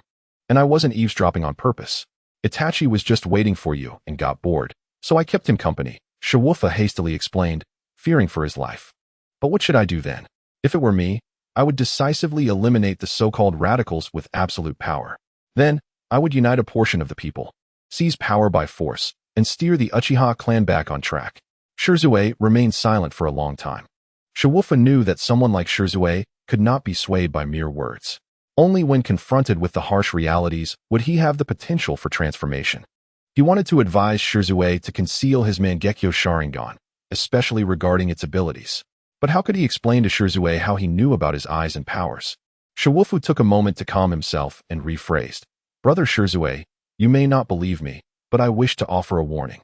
If tomorrow you go to report to the Hokage and encounter a man wrapped in bandages on your way back, do not attempt to kill him. And be cautious of what lies behind you. If it comes to that, you must give it your all." Chapter 19. Making a decision the next day. Just as dawn began to break, Shirzue rose to wash and prepare himself. He had tossed and turned all night, finding it exceedingly difficult to sleep. He pondered the future of the Uchiha clan as well as the fate of the Konoha family. The Uchiha clan sought what they termed a bloodless revolution, desiring to fulfill their demands without resorting to bloodshed. After all, they had never contemplated betraying Konoha, the foremost ninja village of the era. However, Shirzue understood all too well that any revolution would entail blood and sacrifice, though Konoha was currently experiencing signs of a power vacuum. Should Fugaku lead the Uchiha clan into chaos, the village still possessed ample strength to suppress them. After the initial surprise, it would merely be a matter of time before the village rallied its forces to defeat the Uchiha. Yet, uprooting a thorn from one's palm would inevitably cause injury. Other villages, sensing the turmoil, would begin to act. In such a scenario, the hard-earned peace would be shattered. Ultimately, he made the arduous decision to inform the Hokage of the situation and await his instructions. Having donned all his gear, he set off for the Hokage's office. Arriving too early, he found himself waiting outside as no one else was present. After a considerable time, the third Hokage arrived late. Upon seeing Shirzue, he immediately recognized that there must be some new developments regarding the Uchiha clan and hurriedly ushered him inside to report. As he entered the room, he discreetly gestured with his hands behind his back towards the shadows, summoning the figure lurking in the dimness. Just as the third Hokage settled into his seat, Uchiha Shirzue hurriedly reported on the movements within the Uchiha clan and shared his own observations. The clan members have become increasingly reckless, their activities unusually frequent. I plan to attend today's clan meeting to glean the thoughts of clan leader Fugaku. If I cannot avert the impending crisis, I will be compelled to employ my strongest Jinjutsu, Kodoamatsukami, to alter his perspective, thereby addressing the roots of the rebellion. Shirzue spoke candidly to the third Hokage, revealing his thoughts and strategies without reservation. He openly disclosed the abilities of his Mangekyo Sharingan and the implications of Kodoamatsukami. Fueled by a resolute spirit, Shirzue remained unaware of the fleeting shadow that passed over the third Hokage's face upon hearing about the formidable Jinjutsu, only to be replaced by his usual benevolent demeanor. The Hokage expressed his strong support for Shirzue's recent endeavors and reassured him, saying, "Rest assured, Shirzue, I know you are a good child. Proceed with your plan, and leave the rest to me. Together, we shall safeguard the hard-won peace and stability of Konoha and the Uchiha." Once Shirzue departed, the expression on the third Hokage's face darkened. "Did you hear that, my old friend?" As his words faded, Danzo emerged from the shadows, remarking, "That ability is exceedingly dangerous, especially in the hands of the inherently malevolent Uchiha youth. Such power must remain firmly in the village's control, even if it concerns the heirs of the mirror." Observing the Hokage's silence, Danzo understood and melded back into the shadows. Chapter 20. A startling consensus after delivering his report. Shirzue prepared to return to the Uchiha clan for the day's meeting. Exiting the Hokage building, he traversed the bustling commercial district and entered a forest, an unavoidable path due to the forced relocation. As he walked alone, he recalled the Hokage's words, feeling hopeful that today would mark a definitive resolution to the matter. Suddenly, his ears perked up as he faintly sensed the sound of wind in the distance. The swish of projectiles sliced through the air. Shirzue swiftly evaded, hiding behind a tree, only to glance at the spot where he had just stood, now riddled with shuriken. Moments later, 5 figures clad in black and masked approached him, drawing their blades for an attack. As Shirzue dodged the assault, he moved closer to the Uchiha's territory, knowing that once he reached it, even the most cunning foe would be cautious. However, the numerical disparity was overwhelming, and he was gradually forced out of the thicket and into a valley. Realizing the perilous situation, Shirzue activated his Sharingan, ready to fight with all his might. To his surprise, the attackers fell back in unison, creating space for a figure wrapped in bandages, with one hand exposed. Such a powerful ability as Kodoamatsukami is excessive for merely thwarting a coup. Moreover, even if the coup is suppressed, as long as your sinister clan exists, suspicion and vigilance within the village will never dissipate. After all, there is no assurance that another coup won't arise in the future. The solution to the issues between Konoha and the Uchiha clan, in my opinion, is singular. With that, Danzo led his comrades into a charge, initiating the onslaught. Shirzue braced himself against the incoming attacks, suddenly recalling the scenario described by Shimo the previous day, and found himself momentarily astonished. After exchanging blows with Danzo, he noticed the 5 closing in on him. Reacting swiftly, he leaped into the air, declaring, "Fire style, Phoenix Fire Jutsu." He exhaled a torrent of crimson flames while hurling shuriken to merge with the fire. This technique, a derivative of the Phoenix Fire, combined the flames with the shuriken, inflicting dual damage upon the adversary. As the flames dissipated, the 5 stood firm behind Danzo, who gestured for them to charge. Shirzue bent his knees slightly, adopting a stance of readiness, and lunged forward with vigor. His hands danced like butterflies, forming seals in an instant. Utilizing his Sharingan, he created multiple illusions that surged forth alongside his true self to attack the 5. This was the signature technique that earned him the moniker Shirzue of the Body Flicker, the Phantom Body Flicker technique. The seasoned warriors recognized that regardless of the number of illusions, Only one represented his true form. They alternated their attacks, seeking to dispel the clones. However, to their astonishment, the illusions did not vanish upon being struck. They were all real entities, distinct from the shadow clone technique. As the attackers sustained injuries, Shursui and his phantoms charged toward their leader, Danzo, aiming to capture the mastermind first. After a fierce exchange of dozens of strikes, Shursui was pierced by a blade to his heart, collapsing to the ground. As he turned to eliminate the remaining 5, a warning echoed in his mind from Shimo, "Beware of what lies behind you." He spun around to find Danzo, who had seemingly resurrected from his earlier defeat, now poised to strike at his right eye. Gasping for breath, Shursui instinctively shielded his eye, observing the resurrected Danzo wrapped in his ever-present bandages. Shursui formulated a bold hypothesis. The secret technique recorded on the clan's stone tablet, Izanagi. Now fully convinced of Shimo's words from the previous day, he retrieved a smoke bomb from his pouch, threw it to the ground, and vanished into the forest amidst the ensuing smoke. Danzo, unwilling to let his prey escape, commanded his comrades to pursue while he remained in place. Deep in thought, why would a mere youth see through my strategy of feigning death to lure the enemy and then reviving for a surprise attack? The 5 followed Shursui into the forest, and chaos erupted anew. To ensure the mission succeeded without fail, amidst the 4 attacking him, one hurled a poison gas bomb toward Shursui. Although he sensed the danger, the entanglement with his assailants left him unable to evade in time, resulting in an involuntary inhalation of the toxic gas. Instantly, the world spun around him, as the assailants leaped towards him, poised to deliver the final blow.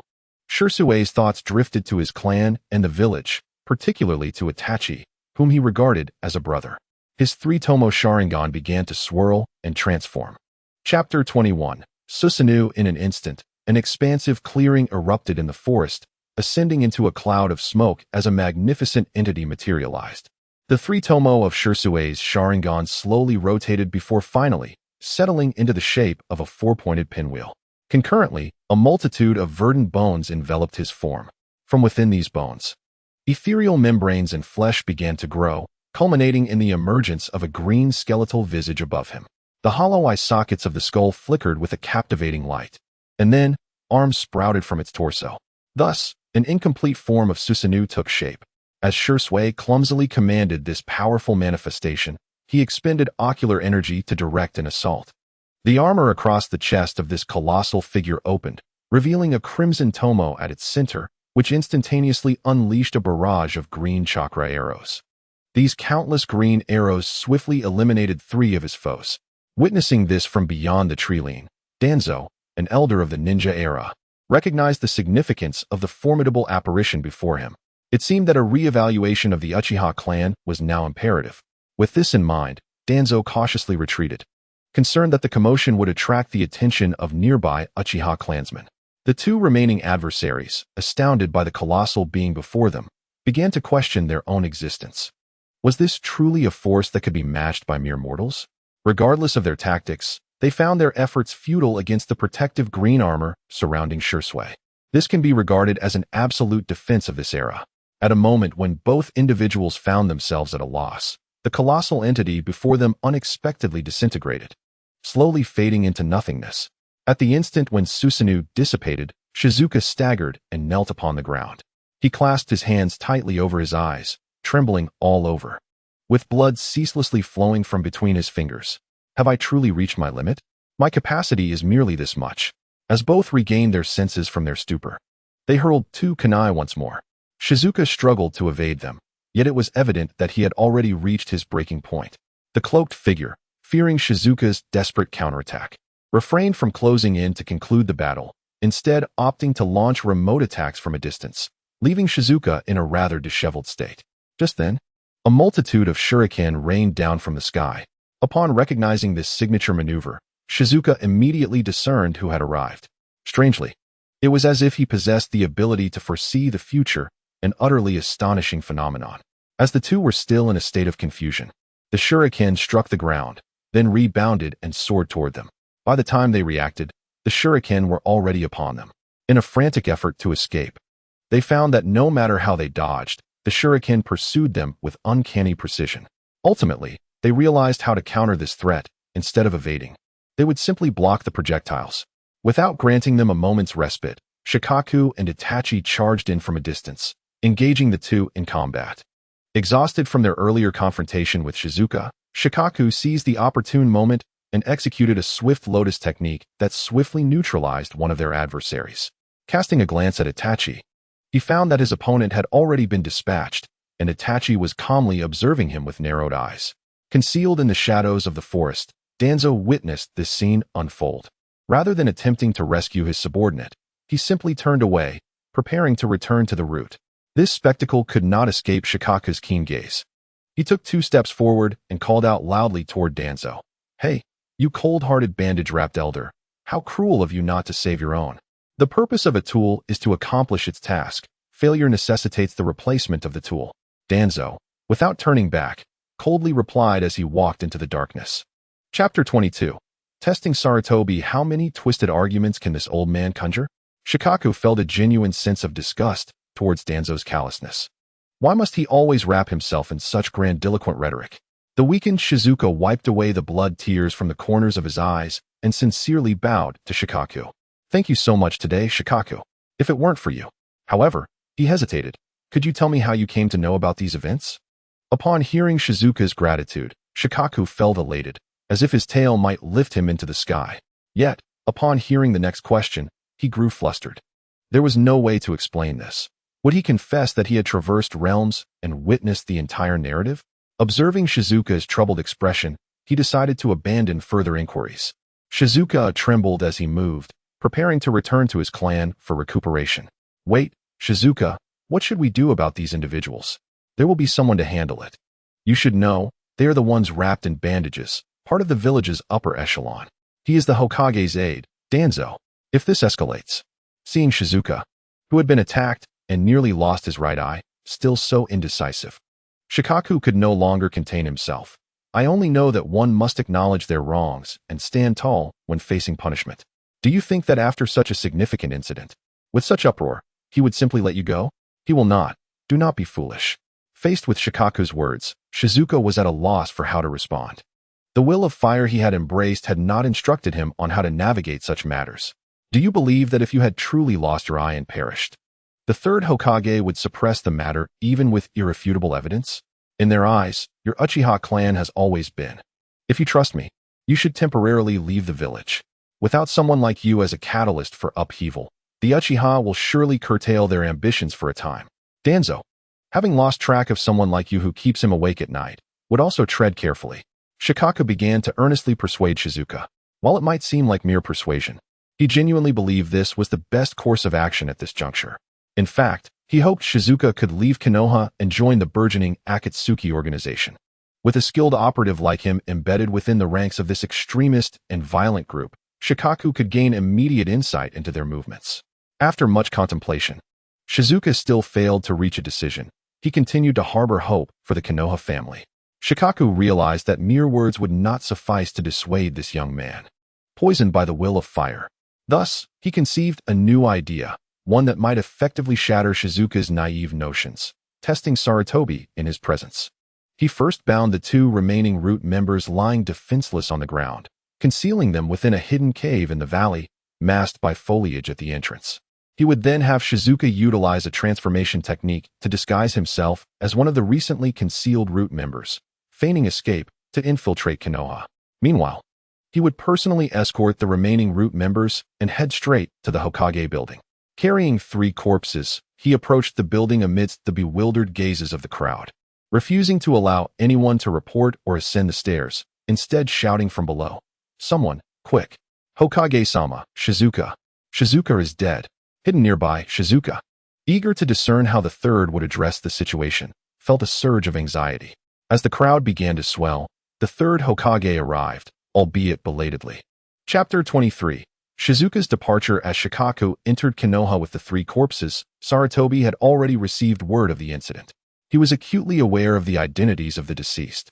Thus, his initial instinct was not to intervene, but rather to prevent any negative public sentiment from escalating, hoping to muddle through the situation. Yet, to his surprise, this impetuous youth directly brought the corpses to the Hokage building and proclaimed that Shizuka was dead. How could he refrain from addressing it? "Shikaku, let us speak slowly. Perhaps we could discuss this in my office, where we can clarify things. There is no time, Hokage-sama.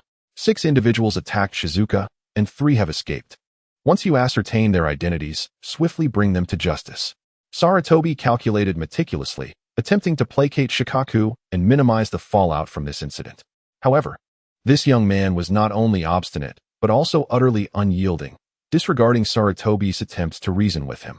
The crowd gasped in shock, and the Uchiha clan members nearby felt as if lightning had struck them, realizing the situation was beyond salvage. Shikaku hastily recounted the events as depicted in the original narrative. Today, under a bright sun with clouds giving way to clear skies, Shizuka was leisurely strolling along. Suddenly, a barrage of shuriken rained upon him. He narrowly evaded them, only to confront a man entirely wrapped in bandages, leading 5 accomplices. Without uttering a word, they unleashed a brutal assault on Shizuka, during which the bandaged leader seized the opportunity to gouge out Shizuka's right eye. Shizuka fought valiantly, managing to slay 3 of his attackers before fleeing with grievous injuries. As a model student, Shikaku was studying the will of fire in the forest when he stumbled upon the gravely wounded Shizuka, approaching him step by step. He informed me that this was orchestrated by the village's upper echelon, a man named Danzo. In the end, he declared that to prevent others from coveting his left eye, he chose to leap into the South River, taking his own life. Shikaku's poignant narration left listeners sorrowful, with tears in their eyes. The third Hokage, Hiruzen Sarutobi, furrowed his brow upon hearing the news. This was quite the predicament.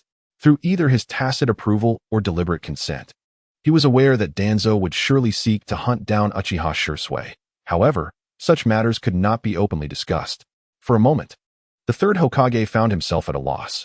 In an effort to dismiss the naive youth before him and to soothe public sentiment, he reluctantly agreed to personally investigate the matter.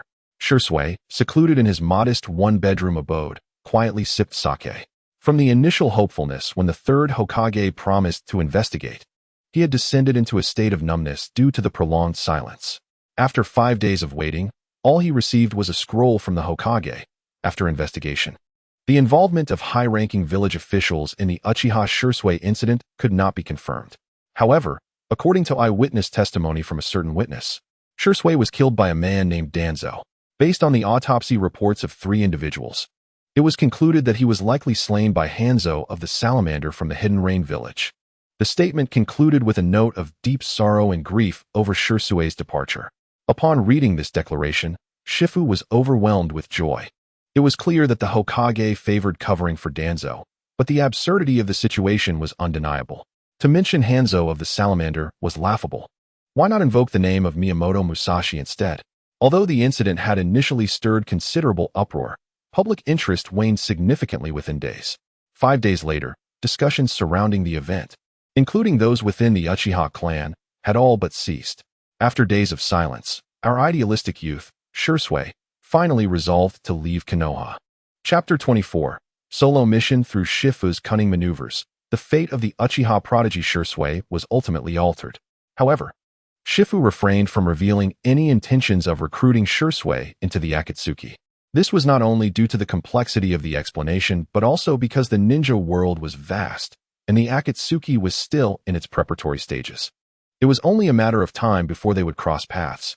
Unfortunately, Shifu was not so fortunate. Following the previous incident, both Danzo and the third Hokage had voiced their discontent towards him. Shortly thereafter, a mission arrived. On the 7th day after the incident, on a drizzly day, the Hokage summoned Shifu urgently to the Hokage Tower, assigning him a significant task, a solo mission. Due to the suspicion that Uchiha Shursui's death was related to Hanzo of the Salamander from the Hidden Rain village, the third Hokage feigned concern, stating, "Do not overthink it. It is merely an investigation. Too many eyes can complicate matters, hence the need for a solo mission. Your life comes first, and the mission second. You are one of Konoha's precious talents. Prioritize your safety." Everyone could see that this mission was anything but ordinary. It was, in fact, a covert act of vengeance. Shifu ambled along the path, not confiding in Itachi about the mission. He merely mentioned needing to travel far, encouraging Itachi to enjoy time with his beloved younger brother. What difference would it make if he knew? It would only serve to raise unnecessary concerns. He could almost foresee that this journey to the Hidden Rain village would be fraught with peril. At that time, The Hidden Rain village was not the stronghold of the Akatsuki as it would later become. The village was still firmly under the control of Hanzo of the Salamander, although a new organization named Akatsuki was beginning to gain prominence. However, Danzo and Hanzo had numerous clandestine dealings, complicating their relationship. Otherwise, Yahiko would not have met his untimely demise, and Nagato would not have succumbed to darkness. Faced with a formidable opponent like Hanzo, did he stand a chance of survival? With a heavy heart, Shifu summoned his status panel after a long absence. Shifu Skill 1. Chakra Refinement Technique. Modified Automatic Refinement Skill 2. Shadow Clone Technique. Modified 3 heads, 6 arms. 8 legs Skill 3. Shuriken Throwing Technique. Modified Guaranteed Hit after encountering obstacle Skill 4. Great Wind of Konoha. Kicking out Athlete's Foot Skill 5. 8 gates. The third gate is Open Skill 6. Rolex Lotus. Binding Counterattack Chakra. 5120. Chunin. Shifu was quite content with the skills he had acquired, though he lamented that further study of similar techniques would yield minimal improvement. Before departing, he sought out Guy, requesting the training method for the 6th gate, hoping to comprehend it to face the upcoming dangers. Regrettably, with his current chakra level, he was unable to grasp it. He could only continue to enhance his abilities or find ways to increase his chakra. He proceeded steadily, remaining unharmed within the land of fire, until he reached the borders of the Hidden Rain village, where a sudden drizzle began to fall. This rain seemed to carry a peculiar magic, weighing down his body and sapping his strength. Shifu sensed something amiss. It resembled the large-scale secret technique, Water Release, Rain Cutter, which Itachi had mentioned. This jutsu was designed to weaken all techniques and chakra except for Water Release. He quickly retreated, attempting to escape the rain's grasp, but it felt endless. No matter how he fled, he could not reach the rain's edge. In fact, his frantic movements only served to exhaust him further. Not daring to move recklessly, Shifu darted into the forest to evade the rain's onslaught. What a stroke of bad luck. Why must he always find himself in the forest lately? Was he destined to be a child of wood? Before he could voice his frustrations, a stream of water appeared before him, taking the form of a whip, instantly ensnaring him as he hid behind a tree. Water Release, Water Whip. As the words fell, 8 ninjas adorned with the headbands of the Hidden Rain village emerged, each wielding an oxygen tank-like device in their mouths. Chapter 25. Abandoning the mission bound by the Water Whip. Shifu found himself encircled by the 8 ninjas from the Hidden Rain village. So, the rain had no boundaries. It was the result of 8 individuals activating their techniques simultaneously. Ignoring Shifu's words, they produced kunai from their pouches, intent on disposing of the young boy before them. A cold glint flashed in Shifu's eyes as he swiftly formed hand seals, employing the shadow clone technique.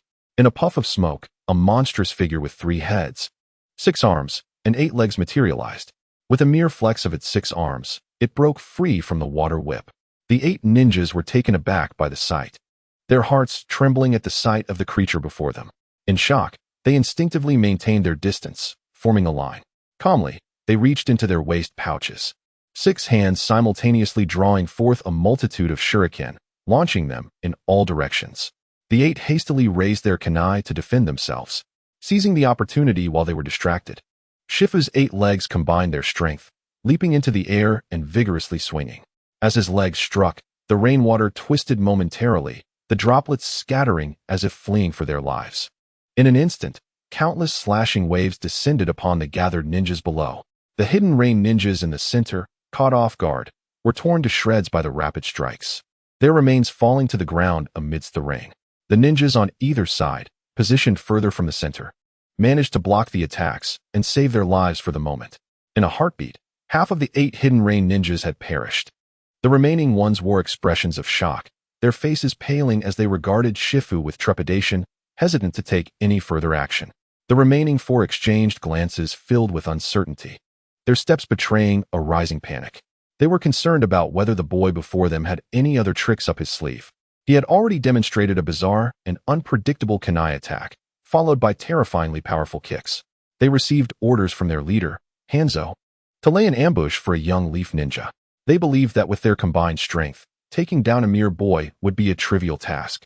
However, Shiwufu would not grant them the opportunity to regroup. His philosophy was to strike while the iron is hot and seize their lives. He advanced with his 8 long legs. As the 4 adversaries noticed his approach, They exchanged glances with one another and simultaneously formed hand seals to perform their jutsu. Water release, water chaos wave. Each of the four exhaled streams of water, which converged into a colossal torrent, surging towards Shiwufu. Faced with such a formidable ninjutsu, particularly the water release, Shiwufu found himself at a loss for an effective counter. After all, could one sever the flow of water with a kick? One must not forget that drawing a blade only causes the water to flow more fiercely. Thus, he steadied his 8 legs in all directions and fortified his chest with 6 arms, bracing himself to endure the assault. In an instant, he was thrust backward by the overwhelming wave, crashing to the ground in a tangled heap. The 4 onlookers were perplexed, unable to comprehend why he did not substitute or defend with jutsu. Observing his disheveled state, they opted for a cautious approach, refraining from close combat and continuing to weave hand seals, preparing to unleash more ninjutsu. Shiwufu recognized their intent to kite him to his doom, feeling both angered and frustrated. Resorting to old tactics, he rummaged through his bag for the few remaining shuriken, once again interrupting their casting. With a swift roll, he sprang to his feet and charged toward the foes. Determined to engage in close-quarters combat, he disrupted them with the shuriken, swiftly subduing 3 of them. The last opponent, elusive and slippery, refused to engage further, sensing the tide had turned, and retreated after a feint. Shiwufu, drained of energy, chose not to pursue. He had expended too much strength.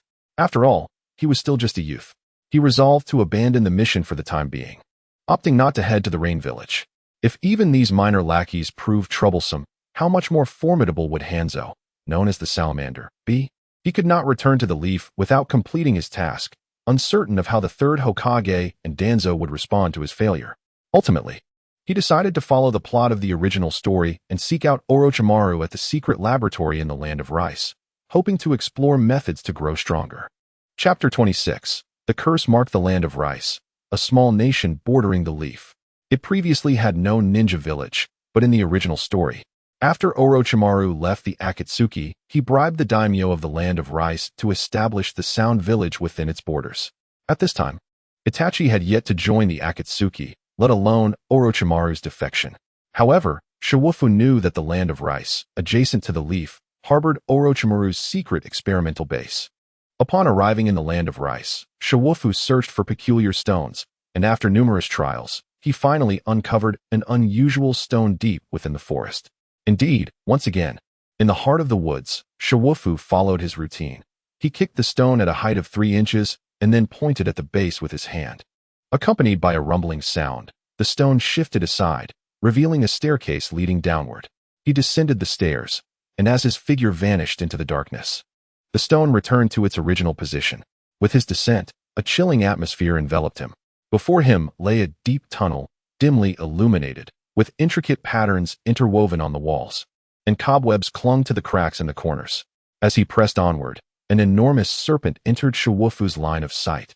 The massive serpent's head, with its cold golden eyes, regarded the unexpected visitor with indifference, its body coiled around the surrounding stone walls, poised to strike at any moment. Shiwufu was unwilling to engage with the colossal serpent. Feeling a wave of revulsion, he halted and called out loudly, "Orochimaru! Orochimaru, the perverse scientist." Just as he uttered the words perverse scientist, the surrounding air seemed to grow even colder. A golden pupil glided toward him from the shadows. "You little brat, who is the perverse one?" As the figure gradually came into view, Orochimaru's voice accompanied it. "No, I was merely concerned you might not be home," Shiwufu stammered, twiddling his fingers nervously at the hem of his clothing. Orochimaru, well aware of the boy's character, recognized that he was not one to be timid or coy. Observing Shiwufu's demeanor, it was evident that he had a request. Ignoring his words, Orochimaru turned away and began to leave. Unperturbed, Shiwufu jogged after him, bowing and ingratiating himself like an eager sycophant. Upon learning the reason for Shiwufu's visit, Orochimaru extended his tongue and sensuously licked his lips. He regarded the seemingly ordinary yet peculiar Shiwufu, and a flicker of an unconventional thought crossed his mind. Suddenly, Orochimaru's gaze turned wild as he fixed it upon Shiwufu, declaring that he indeed had a solution, a most excellent one. No sooner had he spoken than his neck elongated swiftly, and his head lunged toward Shiwufu. Before Shiwufu could react, Orochimaru's jaws clamped down on his neck. "I came to consult you," and you dare to be frivolous with me? Shiwufu grasped Orochimaru's elongated neck with both hands, his face etched with defiance and indignation. Moments later, Orochimaru retracted his head, restoring it seamlessly to his shoulders. Meanwhile, Shiwufu felt a surge of pain as he succumbed to unconsciousness. Curse mark? This was his last realization before losing consciousness. In a daze, he sensed a long-lost notification echoing in his mind. Alert. Abnormal energy detected. Analyzing. Analysis complete. Heaven's curse mark, also known as low-level sage transformation. However, it is too grotesque. It has automatically transformed. Shiwufu's consciousness returned, and upon opening his eyes, he found himself once again gazing at the familiar gray ceiling and the recognizable chandelier. He touched his neck and rose to check the mirror, discovering that aside from the nauseating bite marks, there were no traces of the curse mark. This curse mark originated from Orochimaru's research on the Yugo clan.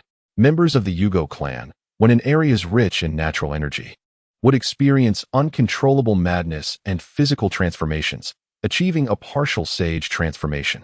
Sage transformation is a variant of sage mode, but it cannot absorb natural energy through will and lacks control. Through experimentation, Orochimaru had implanted the abilities of the Yugo clan, and the replica could achieve sage transformation via the curse mark. Shiwufu sensed that with the absorption of the curse mark, his body had undergone some changes. He hastily summoned the panel in his mind to check his information. Shiwufu Skill 1. Chakra Refinement Technique. Modified Automatic Refinement Skill 2. Shadow Clone Technique. Modified 3 heads. 6 arms. 8 legs Skill 3. Shuriken Throwing Technique. Modified Guaranteed Hit after encountering Obstruction Skill 4. Leafs Great Whirlwind. Kicking Out Foot Odor Skill 5. 8 gates. The third gate is Open Skill 6. Rolex Lotus. Binding Counterattack Skill 7. Sage Transformation, pseudo effects similar to Sage mode. Reaction speed, strength, and speed will increase exponentially. Chakra, 8250. Chunin, seeing his chakra surge so dramatically, along with the acquisition of a new skill. He couldn't help but exclaim, indeed, science is the primary productive force. Chapter 27. Driven out the next day, Orochimaru observed Shiwufu's condition with astonishment, discovering that not only had the boy shown no signs of rejection, but the curse mark on his neck had also vanished. This had occurred with the first-generation cells as well. What could be the reason? What kind of secrets lay within this child's body? Orochimaru pondered whether he should dissect the boy for research when he lifted his gaze and found Shiwufu making faces at him, a mocking expression adorning his features. The long-dormant emotions within Orochimaru surged, filling him with a sudden wave of irritation. As the scene unfolded, his neck swiftly elongated, and his head darted towards Shiwuf. With a forceful bite, he seized Shiwuf's neck once more. Accompanied by Shiwuf's heart-wrenching cries, he fell into unconsciousness again. In a daze, he sensed a notification echoing in his mind. Ding. Abnormal energy detected again. Upon analysis, it is still the previous abnormal energy. Still as grotesque as before. It has automatically transformed. As Shiwuf regained consciousness, he opened his eyes to the all-too-familiar gray ceiling and chandelier. With a resigned sigh, he accessed his panel. Shiwuf Skill 1. Chakra Refinement Technique. Modified Automatic Refinement Skill 2. Shadow Clone Technique. Modified 3 heads, 6 arms. 8 legs Skill 3. Shuriken Throwing Technique. Modified Guaranteed Hit after encountering obstacles Skill 4. Konoha's Great Whirlwind. Kicking Out Foot Odor Skill 5. 8 gates of Duinjia. The 4th gate is open. Speed and strength increased by 8-fold Skill 6. Rolex Lotus. Binding and Reflective Damage Skill 7. Sage Transformation, True Essence Perfect Sage Mode. Reaction Ability, Strength, and Speed doubled. Chakra. 10, 250. Jonin. Before him lay a comprehensive enhancement. The 8 gates of Duinjia had opened to the 4th gate, augmenting his speed and strength 8-fold. The Sage Transformation had transformed from a falsehood to a true essence, with reaction, speed, and strength increased 2-fold. Lastly, his chakra, possibly due to repeated absorption, had not increased as much as before, yet he had successfully entered the Jonin stage. In just 2 days, his power had surged nearly 10-fold. Orochimaru, you truly are my lucky star.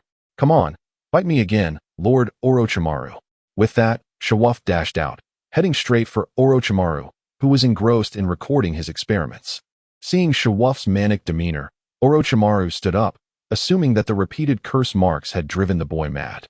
Shawuff, noticing Orochimaru preparing to unleash the Kusanagi sword to end his life, hurriedly clarified, "It's me, Lord Orochimaru. Don't act rashly. I'm one of yours. Look at my neck. The curse mark has vanished. What a pity. Just one more time. Please, I beg you." Orochimaru, observing this brazen individual still trying to show off, predictably lost his composure. With a smile, he beckoned Shawuff closer, wrapping an arm around him as they walked outside. Shawuff, believing Orochimaru was about to bestow another curse mark upon him, couldn't contain his joy. However, unexpectedly, Orochimaru took him outside the experimental base, summoning several snakes with his hidden snake hands to bind him firmly before discarding him like refuse. Turning back towards the laboratory, he coolly glanced at Shawuff before entering, his previously amiable expression morphing into a fierce grimace. He spat at Shawuff and vanished into the darkness. Chapter 28. Points of interest. As Orochimaru descended underground, the stone sealed shut. The serpents coiling around Shawuff dispersed. Stunned, Shawuff rose, brushing off the dust from his clothes.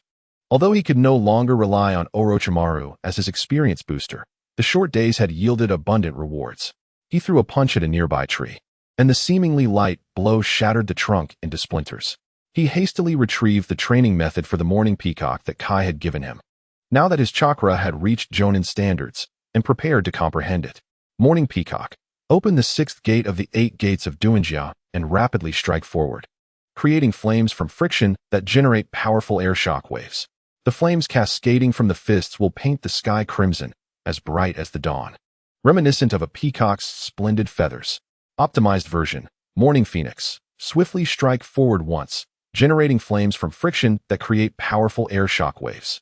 Multiple punches can even summon a spectacle of 300 peacock feathers descending from the heavens.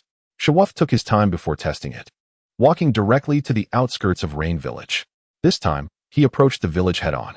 The architecture of Rain Village contrasted sharply with that of Konoha, primarily constructed of steel, with numerous large and small pipes rising skyward, forming a unique skyline. In the distance stood Hanzo's palace, surrounded by many buildings in a fortress-like configuration. Hanzo, the current leader of Rain Village, was revered by ninjas as the pinnacle of the ninja world. He was confident yet suspicious, often acting from the shadows, and was extremely cautious, with his residence guarded by a rotating 24-hour watch. Gazing at the distinctive scenery of Rain Village, Shawuff cast a dark glance at Hanzo's stronghold and ascended towards the higher ground of the village. Standing atop the steel pipes, he truly experienced the view from the summit. Feeling a surge of overwhelming energy, "You wanted me to gather intelligence? Let everyone witness the spectacle." He executed the transformation technique, morphing into a formidable figure with 3 heads, 6 arms, and 8 legs.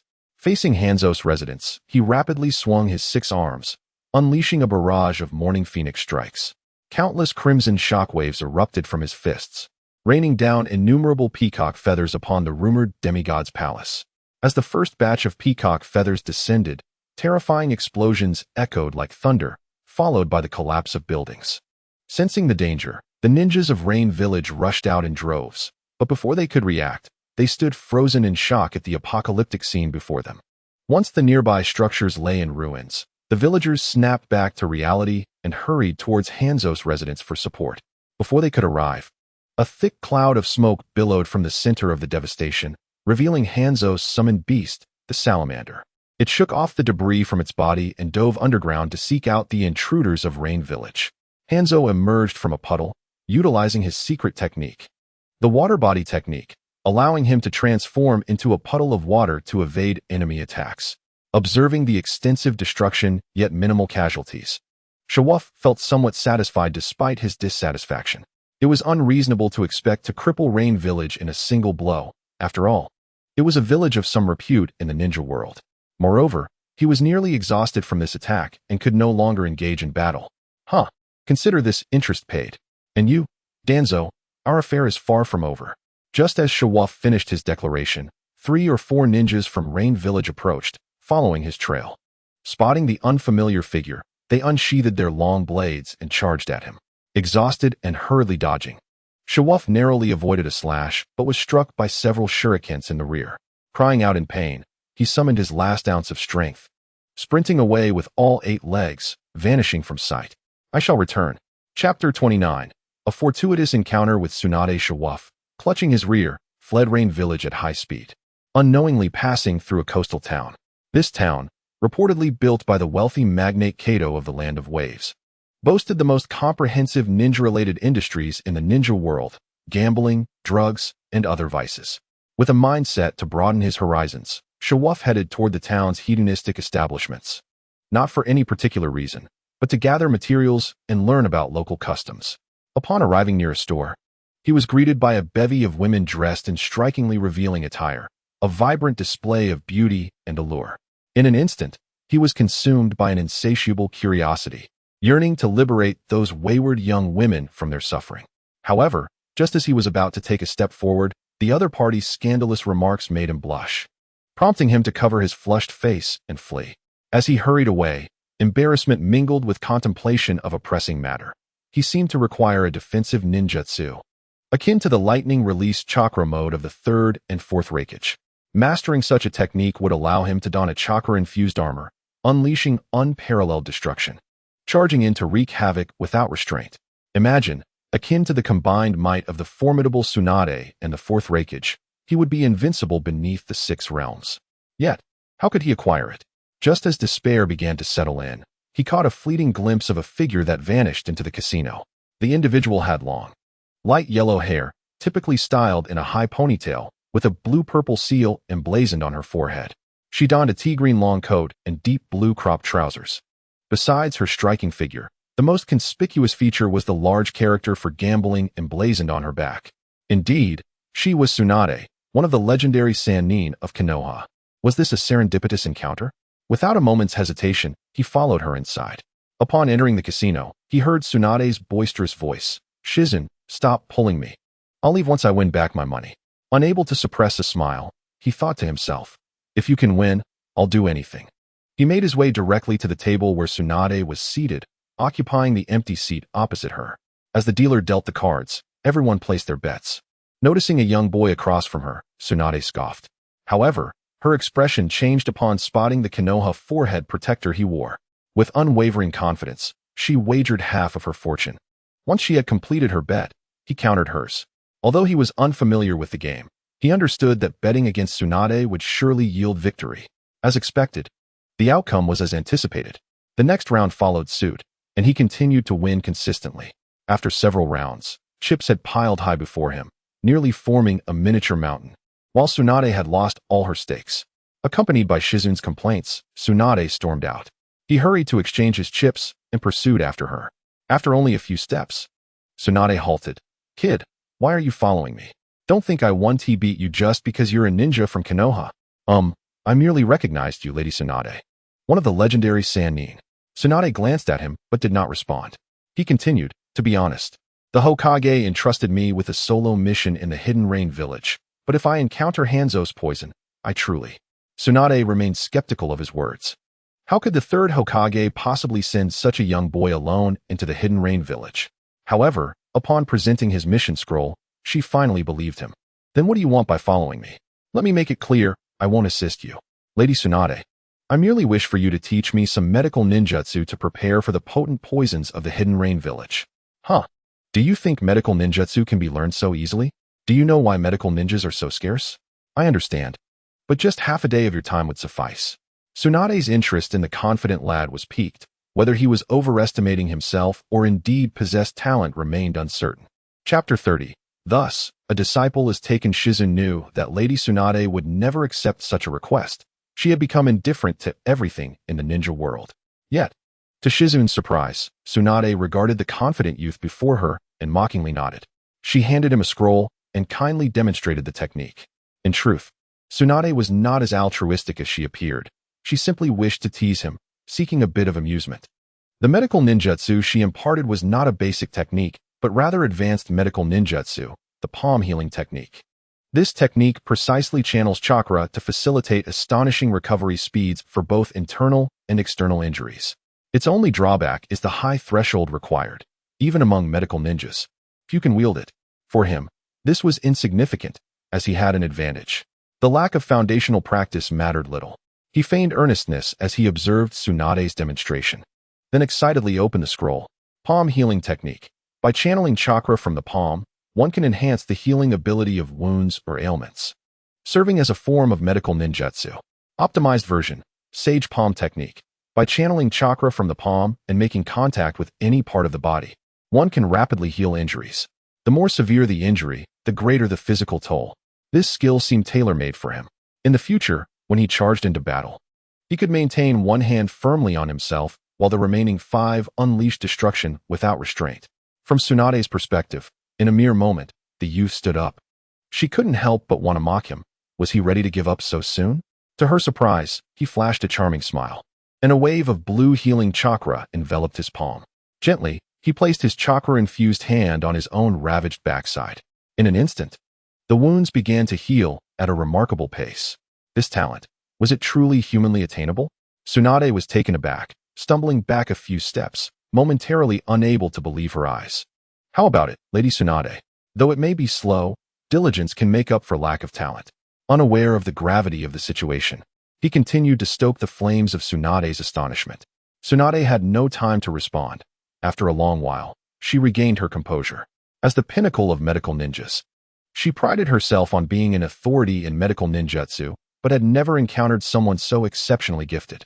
As the proud princess of Konoha, for the first time, the thought of taking on a disciple surfaced in her mind. You, kid, why not become my apprentice? I don't have time, Lady Tsunade. I still have a mission to complete. With her extensive experience, Tsunade immediately discerned his reluctance, and her temper flared. Traditionally, others sought her mentorship, but today, she was outright rejected by a mere child. Angered by his dismissive attitude in front of so many onlookers, the granddaughter of the first Hokage felt her rage boil over. She seized him by the collar, effortlessly lifting him off the ground, and with a forceful stomp, cracked the ground beneath them, creating a deep fissure akin to a canyon. She tilted her head back, nostrils flaring as she glared at him. I'll give you one more chance, kid. Think carefully before you answer. Faced with the terrifying commotion she had just caused, he dared not refuse and hurriedly agreed. Before Tsunade could unleash her boisterous laughter, he poked her shoulder. Tsunade, her enthusiasm interrupted, shot him an annoyed look. He quickly pointed to the side and whispered, It's fine if you want to scare me, but you've made quite a mess on this street. I see a lot of uniformed individuals approaching. They can't possibly be coming to ask us for money. Can they? At his words, Tsunade's expression changed dramatically, and in a panic, she tossed him a book detailing a ninjutsu she had mastered. Then, she swiftly scooped up Shizun, who was cradling a piglet, and fled in a hurry. Chapter 31. A twist of fate as Tsunade dashed away with Shizun and the piglet, having eluded the crowd. She quickly came to a halt. Upon glancing down at her arms, she felt an unexpected embarrassment. It seems I have inadvertently bestowed upon that young lad a jutsu in the heat of the moment, intending to teach him the painful heavenly step for his self-defense. However, my sealing technique has vanished. It is a technique meant solely for female ninjas, rendering it useless for him. Tsunade felt a pang of regret for potentially leading him astray, but upon raising her gaze, she noticed a nearby casino. Never mind, I shall compensate him properly next time. With that thought cast aside, she pulled Shizun along and strode forward. Shifu was blissfully unaware of Tsunade's inner turmoil. He was overjoyed, clutching his newfound treasure. He had begun to envision himself wielding 8 legs to annihilate Hanzo with the painful heavenly step. However, when he looked up again, he found himself surrounded by a throng of individuals seeking recompense. After relinquishing all his winnings and accumulated compensation, he finally made his escape. Once he had dispatched the crowd, he carefully cradled the treasure left by Tsunade and hurried into a secluded valley, eager to meditate in peace. He glanced at the technique in his grasp. What is this sealing? Where is my painful heavenly step? Shifu, possessing a considerable heritage from the Hokage, understood that the sealing was specifically designed for female ninjas. He could only hope to optimize it. He promptly summoned his interface for analysis. Sealing. S-rank medical sealing technique. A diamond mark appears on the forehead, slightly enhancing healing, attack, and speed. Upon advancement, it grants eternal youth, maintaining the body's functions at their peak. Optimized version, Yang Sealing. A pentagram mark appears on the forehead, capable of storing chakra and enhancing various physical attributes. When injured, it automatically consumes stamina to accelerate wound healing. Not too shabby. The yang sealing allows for self-healing, while the cactus technique can heal others. Perfect. Now, I shall avenge my grievances against the Rain Village. Upon returning to the steel-laden Rain Village, Shifu's heart surged with excitement. As he observed the rain pouring from the heavens, he felt different this time, entirely prepared. He swiftly produced an umbrella, raising it to shield himself from the ominous downpour, and stepped forward. The moment his foot crossed the village's threshold, ninjas from the Rain Village appeared in clusters before him, encircling him. They simultaneously performed hand seals, unleashing the water release, water dragon bullet technique. Suddenly, the falling rain coalesced into formidable water dragons hurtling towards him. Undeterred, Shifu stood his ground, opting not to evade but to employ the shadow clone technique, transforming into a figure with 3 heads, 6 arms, and 8 legs, boldly advancing toward his adversaries. He welcomed the onslaught of water dragons, the very sky seeming to alter under their impact. Shifu braced himself, his 8 legs steadily pressing onwards, the pentagram mark on his forehead emitting a faint glow as the injuries from the water dragon attacks rapidly healed. After withstanding that wave of assault, the onlookers were astonished to see Shifu unharmed, save for his tousled hair. With a crooked smile, he thrust his legs down powerfully and leaped into the fray like a wolf among sheep. With nearly tenfold the power and speed, a single punch felled a frail life. The Chunin present could hardly discern his movements. Their last memories were of a colossal fist. Finally, Shifu unleashed a flurry of strikes, generating a massive slicing wave that swept through the remaining foes. The rain seemed to lessen significantly, leaving behind a ground scattered with the terrified corpses of those he had vanquished. At that moment, a silhouette began to rise from a seemingly inconspicuous puddle on the ground. It was none other than Hanzo, the salamander, revered as a demigod among ninjas. Chapter 32. A Crushing Blow. Faced with the sudden appearance of Hanzo, Shifu felt a flicker of trepidation. After all, a reputation such as his was not born from mere happenstance. He was undoubtedly a formidable figure in the vast world of ninjas. Legend has it that within the Rain Village lurks a black salamander possessing lethal poison, its venom sac embedded within Hanzo. Whenever he breathes, those nearby inhale the toxic fumes. Hanzo surveyed the young man before him, unfazed by the remnants of his fallen subordinates scattered across the ground. With a sinister tone, he remarked, "Well done, lad. It has been many years since anyone dared to stir trouble in my territory. The last I recall was the legendary Sannin from Konoha." Before he could finish, he slammed his palm onto the ground. The earth beneath Shifu's feet began to sink, revealing multiple explosive tags. Suddenly, Shifu felt his legs ensnared by the tags, followed by a blinding flash and a violent explosion. Following a series of detonations, his battered legs were engulfed in flames. The unexpected assault sent Shifu crashing to the ground, 5 of his 8 limbs reduced to a bloody mess. Such treachery from an elder, to deceive and ambush a mere 13-year-old, he lamented, accompanied by his irreverent musings. The yang sealing on his forehead flickered wildly, and his wounds began to heal rapidly. Rising once more, he noted Hanzo's mildly astonished expression and prepared to charge forward. Hanzo blocked with his scythe, ensnaring Shifu's arm with its chain before switching hands to deliver a downward slash with the poison blade. Despite Shifu's best efforts to evade, a gash opened on his arm. Before he could react, a wave of dizziness washed over him, and the once vibrant pentagram on his forehead dimmed significantly. Observing Shifu's gradually fading consciousness, Hanzo showed no signs of mercy. As a seasoned warrior, he believed in eliminating threats entirely. Just as he raised his scythe, Shifu's 6 arms suddenly glowed with azure light. As the scythe descended, Shifu rolled away, narrowly evading the fatal blow. The cactus technique had saved his life at a critical moment. Though he had escaped immediate peril, his chakra reserves were nearly depleted. Shifu resolved to unleash his final technique. A decisive move.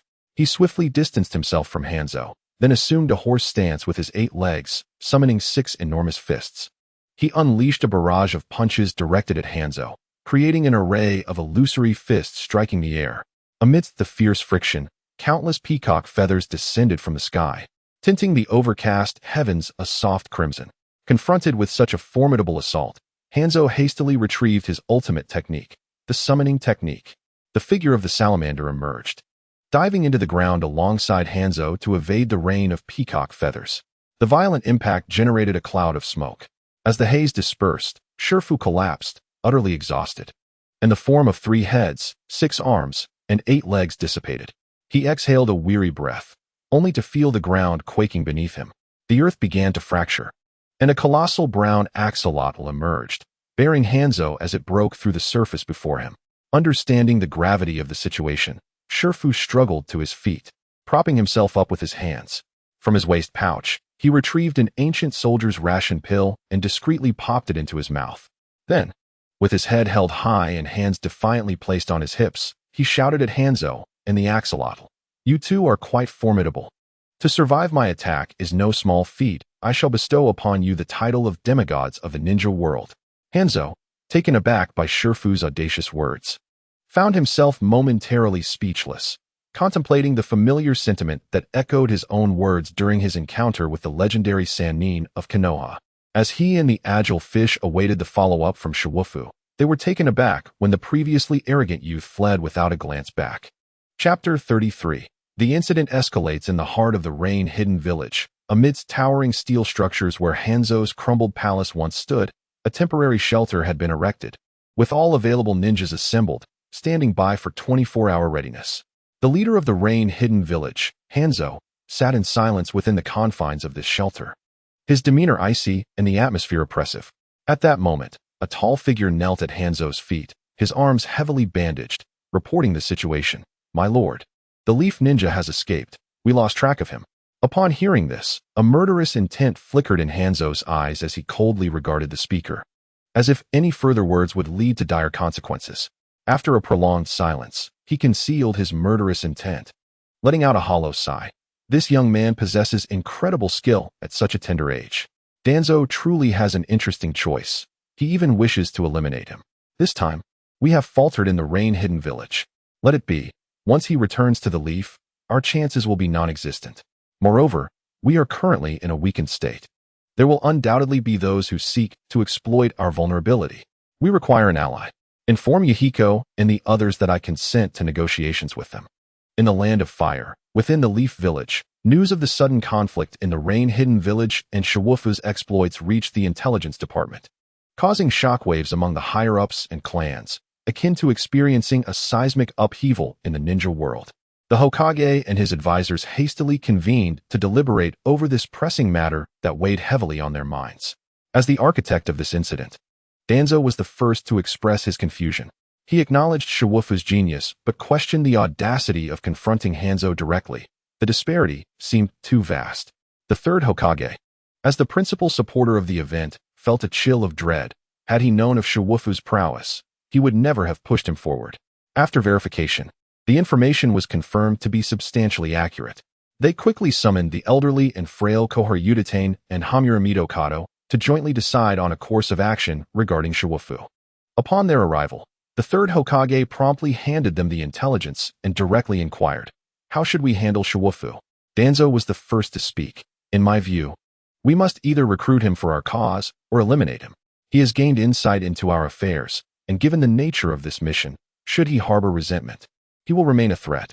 Koharu and Hamura, akin to indecisive reeds swaying in the wind, readily concurred with Danzo's perspective. This left the third Hokage in a quandary. While disposing of Shiwufu was not difficult, the village was currently in a precarious state. Would they truly destroy their own walls? "I have decided. We should first seek to win him over." With this declaration, he turned his gaze to Danzo, who felt a tightening in his chest. Ultimately, they reached a consensus, and the third Hokage shifted the burden onto Danzo. In another realm, a nation perpetually enveloped by desert, a middle-aged man sat at a round table adorned with statues of past wind shadows. Suddenly, a man burst in. "Lord Wind Shadow, here is the latest intelligence regarding the rain-hidden village." The middle-aged man perused the report, his expression shifting from grave to elated. "Shiwufu, is it? To think that at such a young age, he could slay numerous ninjas and confront Hanzo, emerging unscathed. Is the Leaf truly a breeding ground for prodigies?" However, from a certain perspective, this was fortuitous news for them. The rain-hidden village, now stricken by calamity, bordered their territory. He deemed it prudent to lead a team to capitalize on the opportunity. Almost simultaneously, this information spread across the 5 great ninja villages, stirring considerable commotion. People fervently debated the implications. Some claimed Hanzo was past his prime and had stepped down from his pedestal. Others asserted that a true genius was emerging, necessitating swift action to eliminate him. Regardless of the discourse, there was a consensus. A formidable force had arisen in the Leaf, one that posed a tangible threat. At this moment, Shiwufu, weary from his journey, arrived at the gates of the Leaf Village. Chapter 34. Objective achieved in the days that followed. As the news circulated among the public, the topic became a fervent discussion. The sequence of events unfolded as follows. The Leaf's young Shiwufu ventured alone to the rain-hidden village to demand accountability from Hanzo for the murder of Uchiha Shisui. Ultimately, he single-handedly dispatched dozens of Chunin and 2 Jonin, engaging Hanzo in battle and emerging unharmed. Remarkably, he arrogantly conferred upon Hanzo the title of demigod of the ninja world, rendering Hanzo a subject of ridicule. After deliberation, the higher-ups in the Leaf decided against suppressing the information, allowing the populace to spread the tale widely. Upon entering the village, Shiwufu was met with throngs of people lining the streets to welcome him.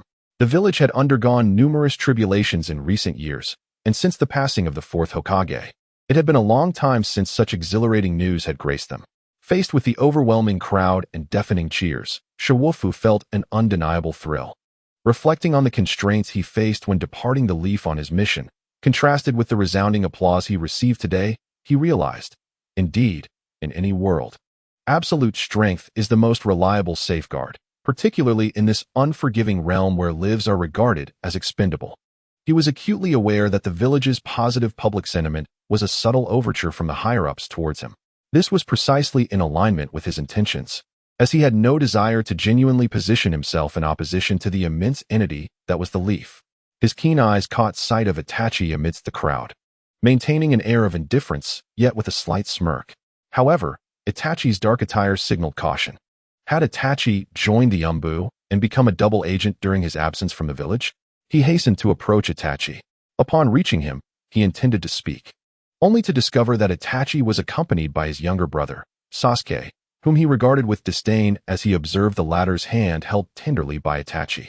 Setting aside his initial curiosity, he contemplated teasing Sasuke, when suddenly, a member of the Umbu, wearing a bird-beaked mask, appeared before him. Hokage-sama requests your presence. Upon hearing this, Shiwufu bid farewell to Itachi and playfully tapped Sasuke on the head before following the Umbu. The Umbu led him to the entrance of the Hokage's office and departed. He approached the door at a leisurely pace, knocking before receiving permission to enter. Hokage-sama, I hear you summon me? Shiwufu feigned displeasure as he greeted the 3rd Hokage. As expected, the 3rd Hokage smiled upon seeing Shiwufu's unguarded expression, reflecting on the boy's youthfulness and lack of guile, realizing he could be of use to him. Thus, he directly stated, Shiwufu, you have executed the mission entrusted to you with exceptional skill. I believe you deserve a reward. Feel free to express any requests, and I shall fulfill them. After speaking, the 3rd Hokage lifted his gaze, scrutinizing Shiwufu's reaction. Hearing this, Shiwufu felt disdain within, yet managed to feign a hint of joyful surprise, a moment that did not escape the 3rd Hokage's notice. Shiwufu was no fool. He understood the value of seizing opportunities. He promptly requested to borrow the village's sealed tome of ninjutsu records. At the mention of the sealing book, the 3rd Hokage slightly furrowed his brow. The sealing book was a forbidden text safeguarded by past Hokages, cataloging the ninjutsu, taijutsu, and jinjutsu of the Leaf and other ninja villages. In addition, there are certain forbidden jutsu that have been sealed away. He was reluctant to lend the Book of Seals, especially to Shirwu, whose stance was still uncertain. Observing the 3rd Hokage's silence, Shirwu had a sudden inspiration. Hokage-sama, I am also a part of the village. How about this? Since Itachi has joined the Umbu, I believe I am also qualified to enter the Umbu, to shine and contribute for Konoha and for you. Moreover, leaving aside my abilities, you are aware of my character. Like my brother Shisui, I am willing to sacrifice my life for Konoha. The mention of Shisui particularly troubled the 3rd Hokage. Ultimately, after some negotiation, Shirwu was granted a formal entry into the Umbu a month later. The Book of Seals could be borrowed by Shirwu, but he could only learn one technique, and only for a day. After perusing the catalog for a while, he selected a technique he had long desired and exited the door with the scroll in hand. Outside, Shirwu shook his head dismissively. What a miser, that old 3rd Hokage. Only granting me such a short time. Is he afraid I might remember? However, a day was more than sufficient for him. Chapter 35. A new form clutching the precious technique he had meticulously chosen from the Book of Seals. Shirwu hurried home without looking back. He was eager to explore what heights his abilities would reach once he mastered it. With impatience, Shirwu unfurled the scroll, and a panel materialized in his mind. Lightning Release Chakra Mode, a B-rank ninjutsu developed by the second Raikage. It envelopes the body in powerful lightning for attack or defense, granting rapid movement speed and formidable damage resistance while in lightning armor state. Compatible with Sage Transformation. Sage Chakra Mode, absorbing the natural energy from the environment and enveloping oneself with it. It immensely enhances speed, strength, attack, defense, perception, and reaction. What a delightful surprise this was. Shirwu carefully stored the scroll and was eager to test this so-called Sage Chakra Mode. He swiftly exited his residence and made his way to the dark forest. Upon arrival, he closed his eyes, clasped his hands together, and focused his mind. After about a minute, a powerful and intense energy surged within him, then burst forth, enveloping his body. Opening his eyes, Shirwu felt as though the world had transformed. Nothing could escape his gaze.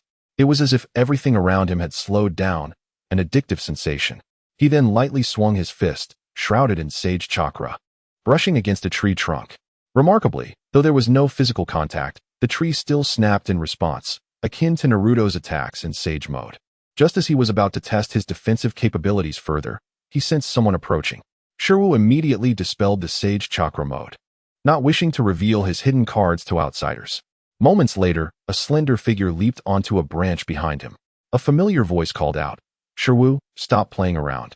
Come out with me for a stroll." Upon recognizing the visitor, Shirwu relaxed his guard and walked alongside Itachi into the depths of the forest. During his absence, much had transpired.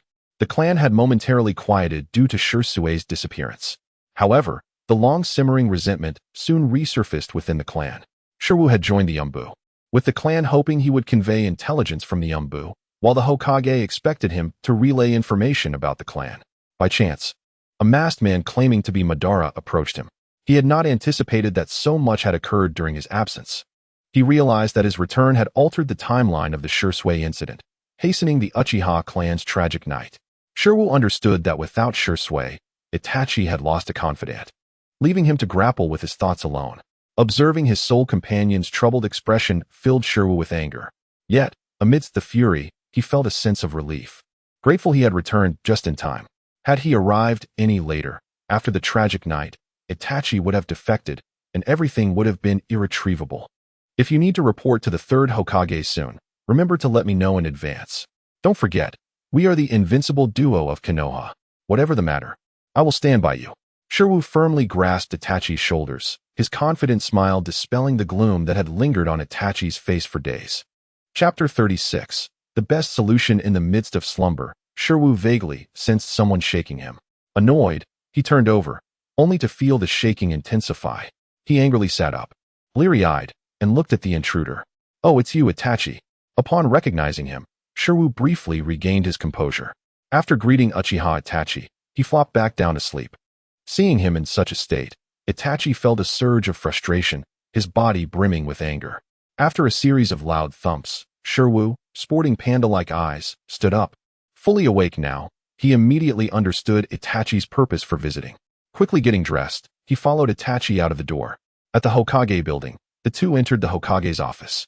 Seated at the center were the four senior officials of Konoha: Sarutobi Hiruzen, Shimura Danzo, Tsunade, and Mido Kazumi. They sat upright, waiting expectantly. Upon seeing Itachi push open the door and Shirwu follow, they collectively frowned.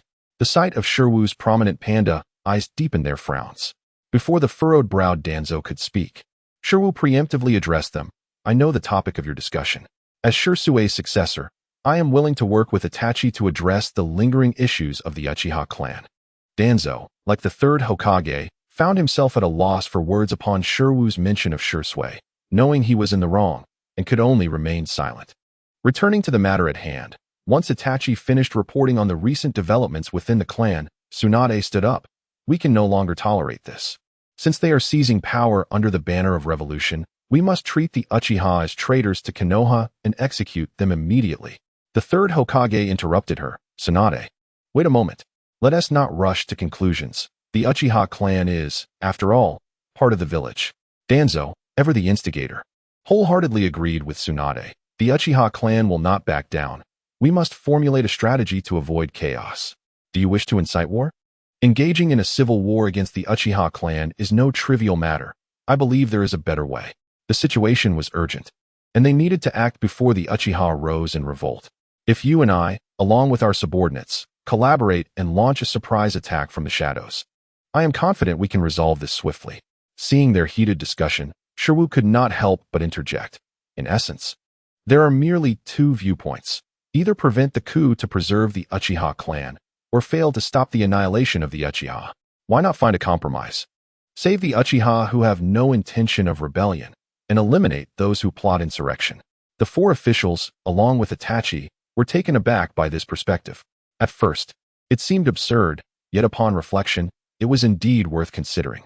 The only remaining question was, who would undertake this task, and how would it be accomplished? This time, Itachi stepped forward, willingly taking on the responsibility. He believed there was no approach more suited to the current Uchiha situation than Shirwu's plan. After the initial proposal was laid out, Shirwu and Itachi withdrew. With no outsiders present, Danzo began again.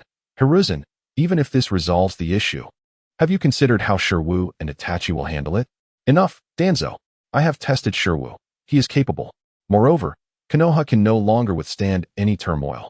Regardless of the circumstances, there shall be no occurrence of the cunning rabbit's demise leading to the hound's demise. I hope your cowardice does not lead you to regret it. Chapter 37. A single man stands against the tide on a moonless night with gusting winds. The clan faces annihilation. After reporting their actions to the third Hokage, they will proceed steadily according to plan. First, Uchiha Itachi will oppose the coup at the clan meeting under the guise of the clan leader's son, observing who the so-called supporters and opponents are. A few days later, the Hokage will issue an announcement in recognition of the Uchiha clan's selfless contributions to the village over the years. A portion of the security personnel and esteemed members of the clan are permitted to attend a commendation ceremony hosted by the daimyo in the capital of the Land of Fire. Upon hearing this news, the Uchiha clan spontaneously celebrates, believing their long-standing demands have finally been acknowledged, especially by the daimyo himself. No one notices that those eligible for the awards are coincidentally all radical members of the Uchiha clan. One can only imagine the disbelief when they are met with their demise. At the appointed time, the overconfident second elder, Uchiha Hai, leads over 40 clan members out of the gates of Konoha towards the capital. Their numbers are not to be underestimated, comprising mostly of the elite and influential figures of the radical faction. As they approach a forest en route, just as Uchiha Hai is about to step inside, he withdraws his leg. With a flash in his eyes, 3 Tomo appear vividly. He exudes an air of authority as he proclaims, "Come forth. I have survived countless wars. There is no need for subterfuge before my eyes." As his words fade, Shirwu's figure emerges. One eye wide open, the other half closed. He casually chews on a blade of grass, mumbling, "If we can keep these people here, then the remaining small fry won't stir up much trouble." Uchiha Hai, upon seeing the Konoha forehead protector, is perplexed by the sudden appearance of his opponent. Shirwu, unbothered by his confusion, silently sits down, focusing his energy. Moments later, an exceptionally rich natural energy emanates from him. Having been battle-hardened, Uchiha Hai recognizes this state and immediately orders his clan to attack. The sound of blades slicing through the air erupts, as kunai with sharp glints rain down upon Shirwu. As the kunai are about to strike, the Sage Mode chakra is fully activated. Upon contact, the kunai clatter against Shirwu as if striking iron, falling helplessly to the ground. Shirwu, with a devilish smile, harnesses the power of Sage Mode and charges toward the crowd. Enhanced beyond the capabilities of most, he swiftly takes 3 fragile lives before they can react. In the chaos of his rampage, Uchiha Hai finally regains his composure and quickly approaches to join the fray. Shirwu allows the remaining 10 or so to flee back to the village, knowing a terrifying specter awaits them behind. Prior to this, he had arranged with Itachi he would handle the front lines while Itachi managed the aftermath. The battle is about to commence. Uchiha Hai, aware of his opponent's speed advantage, strikes first, flinging numerous shuriken. Familiar with this tactic, Shirwu effortlessly evades them. As the shuriken zip past him, Uchiha Hai yanks on his chakra strings, redirecting them back toward Shirwu. This time, Shirwu does not flinch, accepting the assault head-on as he leisurely strides toward Uchiha Hai. In an instant, with a powerful thrust of his right foot, he appears before Uchiha Hai and unleashes a preloaded punch. The three Tomo and Uchiha Hai's eyes detect the attack at the last moment, narrowly avoiding the fist. However, he is still struck by a strange energy, sending him hurtling back. In mid-flight, Uchiha Hai stabilizes himself and draws his katana, adopting a defensive stance against Shirwu. One hand brandishes the sword in readiness, while the other discreetly forms hand seals within his sleeve. Once completed, he confidently gazes at Shirwu, unleashing 4 fire dragons that simultaneously surge from above, below, left, and right. This is Uchiha Hai's most formidable technique, the Uchiha clan's legendary fire release, Dragon Flame technique. In the original narrative, Uchiha Madara had previously employed this technique. The target ensnared by this jutsu finds no escape, left with no choice but to endure. Upon contact, the fire dragons ignite the vicinity with intense flames and explosions. Moments later, as the flames die down, a figure emerges before Uchiha Hai. Much of his sage armor has been burned away, revealing scorched skin beneath. With his appearance, the air is filled with the mouth-watering aroma of roasted meat. Uchiha Hai bursts into laughter, convinced he has severely wounded his opponent, thus defending the honor of the Uchiha clan. Little does he know, in the next moment, Shirwu's hands shimmer with a blue glow, and with the aid of the sun seal atop his head, he swiftly heals from his injuries. Uchiha Hai, witnessing this, chuckles self-deprecatingly. He grips his longtime katana tightly, slowly lowering his head. In Shirwu's astonished gaze, he drives the sword into his abdomen, ending his own life. He murmurs, "I am old. I hope to depart with dignity. To preserve the family's image, I shall take my leave." Regrettably, he will not witness the clan's grand resurgence.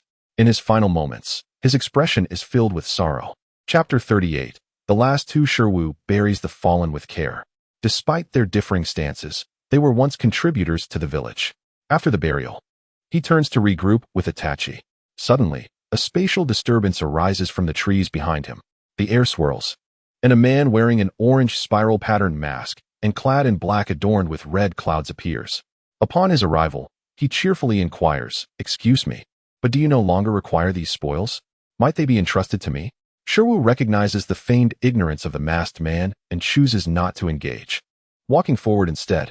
Although Shirwu currently possesses strength on par with a Hokage, he finds himself no match for the masked figure, who is elusive and capable of evading all harm, a truly troublesome adversary. Shirwu's decisive departure leaves the masked man's carefully prepared words unspoken. With a meaningful glance at Shirwu, he drops the act and begins to dig up the graves, recovering the Sharingan from the deceased. When Shirwu arrives beside Itachi, he finds that Itachi has already completed the hunt for the fleeing members. Awaiting him atop a tree, they regroup and proceed together to the Uchiha clan's territory to eliminate the final 2 targets. Compared to their earlier ease, Itachi appears notably more uneasy on their return journey. He seems uncertain about how to proceed. Indeed, the last 2 targets are Uchiha Fugaku, the clan leader who was instigated by the radicals to initiate the coup, and his wife, Makoto. In their hesitation, the 2 successfully reached the Uchiha clan's estate. Only by being present can one truly grasp the grandeur and might of Konoha's foremost clan's residence. The residence of the Uchiha clan is currently situated at the farthest edge of Konoha. Although it is somewhat remote, it occupies a vast expanse. The perimeter is encircled by azure stone walls, with a crimson gate positioned at its center, adorned at the top with a black plaque displaying the Uchiha emblem. When Itachi and his companion arrived at his home, dusk was approaching. The sky glowed with a faint crimson hue, casting a reflection on Itachi's cold visage. His companion, Shirfu, instinctively stood guard at the entrance, allowing Itachi to enter alone. Itachi's expression remained stern, yet his laborious steps and slightly trembling hand betrayed the turmoil within him. With a creaking sound, he slowly pushed open the door to his home. From the entrance, he noticed the room was engulfed in darkness. For some reason, the lights were not illuminated today. Itachi's eyes simultaneously revealed the 3 Tomo Sharingan as he walked directly into the house, making his way to his parents' room. Silently, he drew his long blade and pushed open the door. The sight within caused him a momentary lapse in composure. His parents were kneeling inside, their backs turned to him. Before he could react, his father, Fugaku, The clan leader spoke. "You've arrived, Itachi." This brief statement pierced Itachi's heart. His grip on the blade involuntarily trembled. "I do not wish to engage in a fratricidal conflict with my own son." Noticing Itachi's silence, Fugaku continued, still facing away. "It seems you have made your choice. For the village." He chuckled. "Once a decision is made, hold steadfast to your convictions and act decisively. You resemble me in this regard." His final request was to take good care of Sasuke. At the mention of Sasuke, Itachi seemed to awaken from a dream. Regaining his composure, he slowly raised his long blade.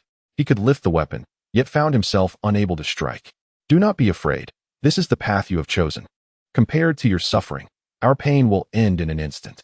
Despite our differing stances, we are proud of you, Itachi." Finally resolute. For the future of the Uchiha and the village, and for Sasuke, Itachi felt a surge of blood in his eyes upon making this decision. The ever-familiar three tomos spun rapidly, forming a triangular kaleidoscope in his gaze. What a loathsome clan.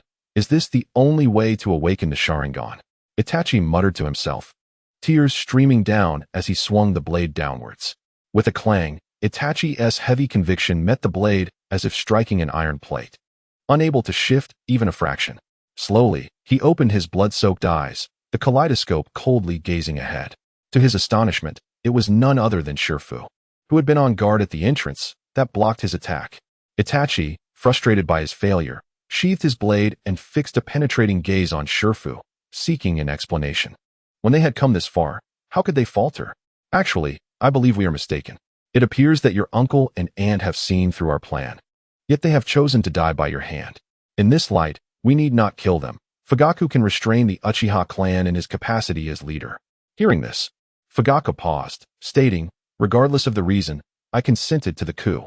If you spare me, the village will not relent." How can the clan leader face death with such composure yet fear these circumstances? "I have faith in you." After a series of discussions, Fugaku ultimately stood up to convene a meeting with the clan members. At the meeting, he sorrowfully announced that the team, led by the second elder, Uchiha Hamura, had suffered a complete loss due to an ambush by unidentified ninjas. Furthermore, he decided to abdicate the position of clan leader in favor of his son, Itachi. The audience was skeptical of the peculiar deaths of their kin, yet with the radical faction and key figures eliminated, no one dared voice dissent. As for the choice of clan leader, there was unanimous agreement. The Uchiha clan has historically upheld the strong as their leaders, and Itachi was undoubtedly the strongest aside from the clan leader. Afterward, Shifu assured Itachi to manage the Uchiha's lingering issues while he himself reported to the Hokage Tower. Regarding his unilateral actions, the third Hokage expressed understanding, kindly offering his support for Shifu's efforts. Following Shifu's departure, several high-ranking officials soon arrived. In stark contrast to the smooth proceedings within the Uchiha, the village's upper echelons convened a meeting almost immediately upon receiving the news. "I have always said, do not trust that Uchiha brat and that reckless fool. Now, Uchiha is a solid unit, and Itachi has seized power." Upon hearing Danzo's words, both Tenzo and Mito turned their ire towards the third Hokage. The third Hokage's brow furrowed deeply, his already aged features twisting with concern. He then exchanged a meaningful glance with Danzo, who understood the implication. Having settled these trifles, Shifu felt an immense relief. He had eased relations with the third Hokage, resolved the Uchiha crisis, and spared Itachi from the indignity of being branded a rogue ninja. It was indeed a moment of collective joy. Humming a tune, Shifu walked unabashedly down the street when he suddenly felt the unsettling sensation of being watched. He swiftly entered a bookstore along the roadside, pretending to read a book. In truth, he was subtly channeling natural energy to sense his surroundings. As he did so, he distinctly felt 4 pairs of eyes fixated on him from outside. This was unexpected. In broad daylight, such blatant scrutiny was unusual. Confounded, Shifu pondered the situation, reasoning that the Umbu would not monitor him, en route lacked the authority to surveil him so brazenly. Before he could gather his thoughts, his former teacher, Mitsui Hisashi, approached him, patting him on the shoulder. "Shifu, what am I to say to you? The Hokage dispatched you on a mission, yet you absconded to the land of lightning to steal their lightning release chakra model and brazenly attacked Uchiha members traveling to the land of fire for a commendation ceremony. You are utterly reckless." Seeing Shifu still wearing a dazed expression, Mitsui grew even more displeased. "Stop pretending. The village is abuzz with gossip. Prepare for the Hokage's summons. At that moment, Shifu comprehended the gravity of the situation. His lightning release chakra model was recorded in the sealing book granted by the third Hokage, not stolen from the land of lightning. Yet, did he possess any evidence? None whatsoever. No one was aware of the truth. His assault that resulted in the death of Uchiha Hamura, the second elder, was an undeniable fact. This was merely a clandestine transaction between him, Itachi, and the village's upper echelons, not something to be disclosed openly. Now, even with three mouths, he could not clarify these matters. This was a blatant retaliation from the higher-ups for his unilateral decisions, and it was a transparent maneuver. This also explained why he felt four pairs of eyes watching him closely. "You're impressive, I salute you," Shifu remarked, raising his middle finger towards the Hokage Tower. Chapter 40. The beginning of betrayal. He was in desperate need of someone to vouch for his innocence. Immediately breaking away from Mitsui's scolding, he hastily made his way towards the Uchiha clan. However, as soon as he stepped out of the bookstore, the four Umbu agents who had been lurking in the shadows suddenly appeared before him, surrounding him.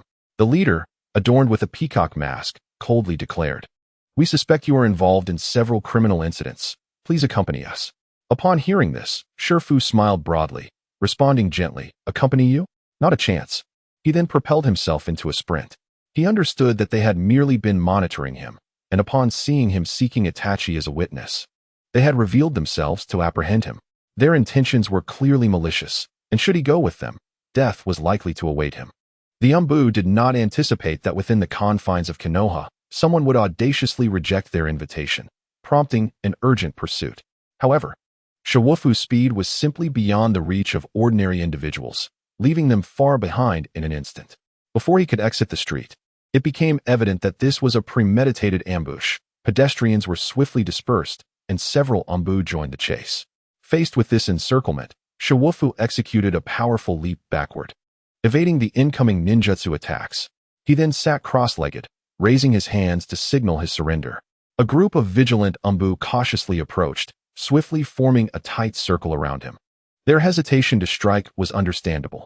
After all, he had earned a notorious reputation in the Rain Village and was rumored to have single-handedly annihilated numerous Uchiha elites. Just as their patience wore thin and they prepared to close in, Shiwufu gathered a surge of natural energy within him, which rapidly expanded to form a protective armor. Now harnessing the Sage Mode chakra, he could finally unleash his full potential. At that moment, an Umbu clad in a cat-faced mask wielded a kunai, striking downward, only to find his sharp weapon thwarted by Shiwufu's chakra armor. Suddenly, a searing pain coursed through his back, as if all his energy was being siphoned away. He was not alone in this sensation. The nearby Umbu also suffered severe injuries in an instant. Seizing the opportunity, Shiwufu dashed towards the village gates, deftly evading obstacles along the way, and was on the verge of escaping this tumultuous place. Suddenly, a massive staff descended from the sky, crashing between him and the gate. The figure of the third Hokage emerged, unveiling his battle armor beneath the Hokage mantle. With a grave expression, he declared, "Shiwufu, cease your futile resistance. Surrender, and I shall clear your name." Shiwufu could no longer trust this duplicitous figure, revealing his signature crooked smile before charging towards the village exit once more. The third Hokage executed a sweeping attack, which Shiwufu blocked with his hand, yet he was still pushed back 3 steps by the force of the impact. Realizing that his opponent was poised to unleash ninjutsu, Shiwufu utilized the shadow clone technique, manifesting multiple copies of himself. With 6 arms supporting the ground and 8 legs propelled by Sage Mode, he launched a rapid series of kicks. The resulting shockwaves struck the third Hokage like a torrential downpour, forcing him to defend with his staff, yet the onslaught only intensified as he retreated further. Shiwufu had initially intended to deal with this scheming old man thoroughly, but upon noticing reinforcements approaching from the village, he rose and sprinted out of the Konoha gates with all 8 legs in motion. In a forest somewhere in the Land of Fire, he lay on a branch, panting heavily. He had exhausted every ounce of his physical strength, fleeing desperately with the singular goal of eluding his pursuers. Unbeknownst to him, he had traveled quite a distance and was nearing the border. As dusk approached, he hastily sought a hollow in the trees. Before the crackling fire, fatigue overtook him, and he soon drifted into slumber. Chapter 41. The Undying Duo. By a small river, 2 teams moved swiftly onward. They pressed forward without pause, shrouded in silence. save for the occasional sound of labored breathing, a reminder that they were not machines, but living, breathing individuals. They had been tasked with tracking down the most brazen rogue ninja, Shiwufu. Following the traces and clues he left behind, they had unknowingly traversed into the land of waves. This was a realm devoid of ninjas, much like the Rain Village, characterized by its frequent rainfall and perpetual humidity. After a long journey, their physical and mental endurance had reached its limits, prompting the leader to order a halt for rest. As he settled on a branch, preparing to recline, he suddenly signaled to his companions behind him. With eyes wide open, he peered through the obstacles ahead, successfully locating the target he had long yearned for. Upon sharing this revelation with his team, excitement lit up their weary faces. Who could have guessed that we would be the ones to find him? Of course, the captain's Byakugan was no ordinary sight. This mission was rated S. They needed to remain alert. After the discussion was curtailed by the leader of the Hyuga clan, they stealthily advanced forward. Directly in front of them, Shiwufu, seemingly at ease as he waded through the water, suddenly sensed a disturbance. Confident in his sixth sense for danger, he promptly sat cross-legged, absorbing natural energy. Activated in Sage mode, he directly perceived the movements behind him. Swiftly, he retrieved a handful of kunai from his backpack and hurled them in a flurry. Then, he darted backward. Moments later, a gust of wind swept through, dissipating the fresh bloodstains on the ground. This marked the fourth assassination attempt he had endured during this period, and he found it exceedingly tiresome. Shiwufu lamented his lack of genuine rest for far too long. These pursuers were like stubborn leeches, always managing to find and attack him swiftly. He was growing increasingly irritable. Despite their inability to pose a genuine threat, they were as bothersome as flies. Most troubling of all was the fact that, with the intervention of these pursuers, he had not enjoyed a proper beauty sleep, a vital aspect of his life. What would happen if he became less attractive? Would Sarutobi take responsibility for that? In a fit of anger, Shiwufu resolved to retaliate in kind, heading to the nearest bounty black market to accept a mission to hunt down the Konoha Anbu. Along the way, he interrogated others to learn the path to the black market. Arriving at a well-known public restroom in the Land of Waves, he first explored the women's restroom, but finding no clues, he ventured into the adjacent men's restroom. After meticulous observation, he discovered a mechanism behind a sign stating, "A small step forward for civility." Upon activation, the urinal split apart, revealing a dark and foul-smelling passageway. Following the pitch-black corridor to its end felt as though he had entered another world. The air was filled with chatter, as rogue ninjas and mercenary organizations from various nations gathered in a bustling atmosphere. They exchanged tasks, bartered goods, and shared resources, creating a vibrant scene. In the center stood a large counter, behind which a strikingly unusual woman presided, flanked by various task lists. Just as he approached to examine them, a figure suddenly appeared in front of him, swiftly snatching a task list. Shiwufu intended to speak up, but hesitated upon seeing the individual.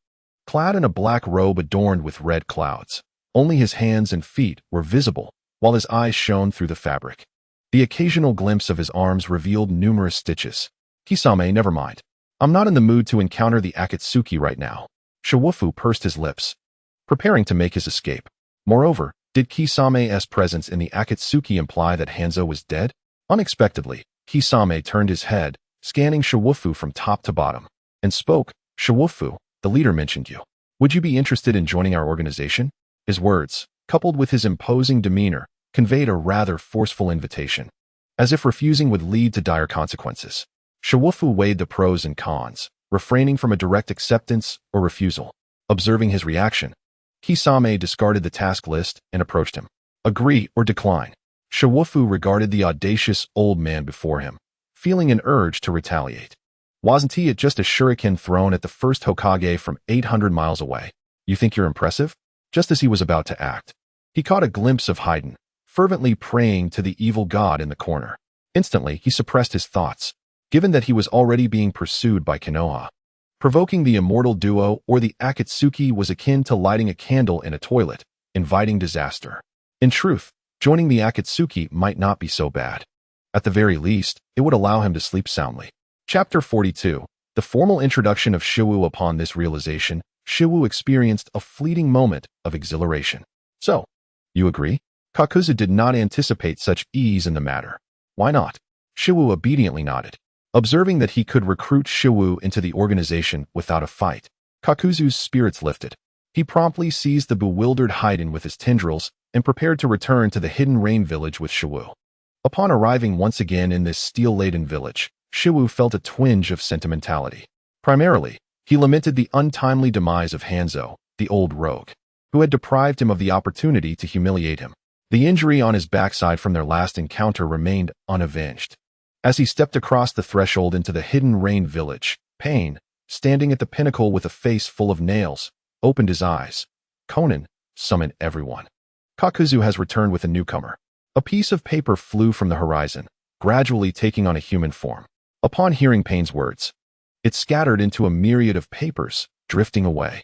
Under Kakuzu's guidance, Shiwu stood for the first time at the newly constructed high place. Gazing at the indifferent face of Pain, Shiwu hastily extended his hand toward his future leader, introducing himself. You must be the leader. I am Shiwu. I look forward to your guidance. His expression was earnest, hoping to shake hands and engage in a profound and meaningful encounter. Unsurprisingly, Pain ignored him, continuing to regard him with indifference. After a brief moment, all members of the Akatsuki organization arrived at the base. Curiously, Orochimaru was absent. Shiwu found this perplexing. After all, Itachi was still residing in Konoha, so Orochimaru should not have defected. As he continued to observe, he was astonished to see Uchiha Shursui scratching his head and looking in his direction. What brings you here? Shursui laughed heartily, but said nothing more. Shiwu's induction into the organization proceeded remarkably smoothly. One might even say extraordinarily so. There were no scenes of disdain from the senior members, nor any attempts to belittle him. The initiation ceremony concluded with mere nods of acknowledgement. As he departed, Pain tossed him 2 scrolls, instructing him to master them swiftly, as they would be crucial for future missions. After the gathering dispersed, Shiwu returned to the temporary dwelling that Conan had arranged for him.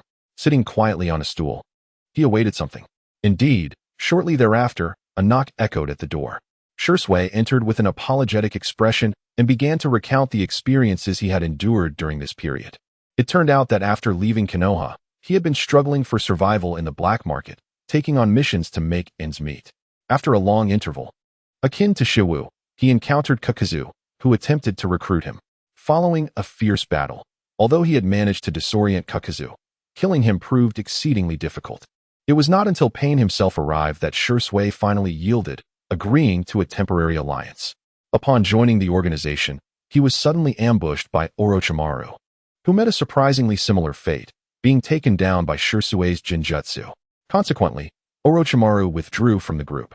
Shiwu could not help but marvel at the striking resemblance of their histories. With Itachi gone, Shursui was destined to counter Orochimaru. After agreeing to support each other within the organization and waiting for the right moment, Shursui departed.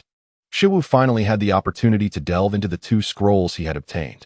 He first examined his own status panel. Shiwu's Skill 1, Chakra Refinement Technique, Improved Automatic Refinement Skill 2, Shadow Clone Technique, Improved 3 Heads, 6 Arms. 8 Legs Skill 3, Shuriken Throwing Technique, Improved Guaranteed Hit After Encountering Obstacle Skill 4, Leaf Village's Great Whirlwind, Kicking Out Foot Odor Skill 5, 8 Gates, 4th Gate Opened. Speed and Strength Increased 8-fold Skill 6, Rolex Lotus, Confinement and Reflection Skill 7, Phoenix Ascent, 300 Peacock Tail Feathers Skill 8, Cactus Technique, Healing Upon Contact Skill 9, Yang Sealing, Storing Chakra and Enhancing Functionality Skill 10, Sage Mode Chakra, Merging with Sage Bodies for Extreme Enhancement Chakra, 13250, Jonin. With great anticipation, he opened the ninjutsu scrolls, and as expected, he found the 2 techniques he had envisioned. Sealing Technique, Phantom Dragon S9 Seals Transformation Technique Chapter 43, Chuyi Shiwa Sealing Technique, Phantom Dragon S9 Seals, a powerful unsealing technique used to release the tailed beast seal, allowing for the extraction of the beast from its Jinchuriki and the collection of its power. Optimized Version Sealing Technique, Phantom Dragon S10 Seals, used to unseal tailed beasts, enabling the extraction of the beast from its Jinchuriki and the absorption of a portion of its power into oneself. To his astonishment, this technique had been so drastically enhanced that it now compelled him to gather tailed beasts. Now, let us examine the next ninjutsu. Transformation Technique allows others to assume a form identical to oneself and utilize all learned techniques, including bloodline limits. However, Only one-third of the original's capabilities are retained, actions are controlled by the original, and the clone perishes when its chakra is depleted. Optimized version Great Elephant Transformation Technique fabricates a copy that can alter its appearance, replicating all current abilities and traits, possessing the entirety of the original's abilities and remaining permanent. This is akin to granting oneself an alternate identity. Reflecting on it, at the final moment, standing at the pinnacle of both the Ninja Alliance and the Akatsuki, it would be the same individual, deceiving the entire world alone. How exhilarating. In the quiet of the night, Shiwu remained awake. He formed hand seals and unleashed the newly acquired Great Elephant Transformation Technique. The instant he invoked this technique, he felt the surrounding air solidify. Then, as if the air had transformed into a solid mass, a fissure emerged, and a frail figure emerged from within. This figure bore an exceedingly ordinary visage, slightly emaciated, yet possessed deep, unfathomable eyes. This was a manifestation based on Shiwu's appearance from his previous life on Earth, and in that moment, he felt as though he were still on Earth. Moreover, this sensation was peculiar. He could simultaneously perceive from two perspectives. Additionally, this copy possessed an almost independent personality, shared memories, and was resolutely committed to executing the tasks assigned to it. Shiwu named him Chuyi and promptly assigned him a mission to infiltrate Konoha. Chuyi endeavored to fulfill the directive by devising a series of plans. The first step of the plan was to locate Tsunade. This is not a mere infatuation with mature women. It is purely a strategic move to advance his scheme. Chuyi officially embarked on the quest to seek out the legendary Tsunade. He gathered information along the route from the Hidden Rain village and, after considerable effort, finally discovered Tsunade's whereabouts at the border of the Fire Country. It was still a casino, but this time, the establishment was of an exceptionally high caliber. From a distance, he could see two stone lions standing at the entrance, their gaping mouths seemingly greedily devouring the wealth of the world. Chuyi did not enter. Instead, he quietly took up a position at the entrance, waiting for her to emerge. After a considerable wait, around midnight, Tsunade exited the door with an expression of anger, while Shizune hurriedly followed, carrying a piglet. Chuyi swiftly suppressed his healing abilities, drew a kunai, and inflicted 3 deep cuts upon himself. As he bled profusely and his complexion turned pale, he staggered towards Shizune, collapsing dramatically before her. His objective was clear. Tsunade, having weathered numerous storms, would not easily entangle herself in trouble. Thus, he chose to collapse before the inexperienced Shizune. As expected, when a boy suddenly fell before her, Shizune frantically set down the piglet in her arms to check on his condition. Upon witnessing the grievous injuries and the unusually pale visage of the other party, an overwhelming surge of compassion engulfed her heart. With great effort, she dragged the near-lifeless Chuyi towards their temporary shelter. Chapter 44. The Orphan of 1,000 Hands. After finally entering the room, seeing the grave wounds inflicted by multiple cuts, Shizune hastily sought Tsunade's assistance. Tsunade, initially reluctant to engage in such external matters, recognized that the nature of the injuries suggested techniques from the underworld, potentially attracting unnecessary trouble. However, unable to resist Shizune's persistent pleas, she was ultimately compelled to follow. Upon observing the boy's pallid face and bloodied wounds, Tsunade was momentarily reminded of her long-sacrificed brother, causing her consciousness to blur and her body to tremble. Shizune rushed to comfort Tsunade, her eagerness to save the boy overshadowing her memory of Tsunade's hemophobia. Gradually calming down, Tsunade's desire to escape the dreadful sight surged within her. With no other recourse, Shizune resolved to attempt to heal him with her limited abilities. Yet, in the next moment, an extraordinary occurrence unfolded. The gruesome wounds suddenly emanated wisps of smoke, and the injuries began to heal rapidly. In no time, the boy appeared almost as good as new, save for an even paler complexion, indistinguishable from an ordinary person. This astonishing scene left Shizune, who was just inches away, utterly stunned and caught the attention of Tsunade, who was preparing to leave. It turned out that Chuyi, fearing the failure of their plan upon noticing Tsunade's intent to depart, had hastily unleashed his suppressed self-healing abilities, allowing his wounds to mend at an astonishing rate. Tsunade, witnessing this seemingly impossible event, found herself momentarily bewildered. Even as a true heir of the Senju clan, she could only achieve such regenerative power after unsealing the Ein seal. Yet, this boy's recovery was far swifter than her own. Observing the boy's hair color, which did not conform to the red of the Uzumaki clan. She could not suppress a burgeoning suspicion, though disbelief lingered. The following day, before dawn, Tsunade, with a sense of purpose, rose early. She made her way directly to Chuyi's room, and upon seeing the boy's previously excessively pale face now slightly flushed, she involuntarily muttered an expletive. Recognizing the abnormality of his recovery, her conviction regarding her earlier hypothesis deepened. This terrifying healing ability was likely a legacy of her grandfather. Under her watchful gaze, the boy gradually opened his eyes. Spotting a beautiful older sister sitting upright beside him, staring intently, he let out a piercing scream. This high-pitched cry startled Shizune awake and prompted her to rush into the room. After some conversation, Shizune recounted the events of the previous day. Tsunade, interrupting their unproductive dialogue, directly inquired, "What is your name?"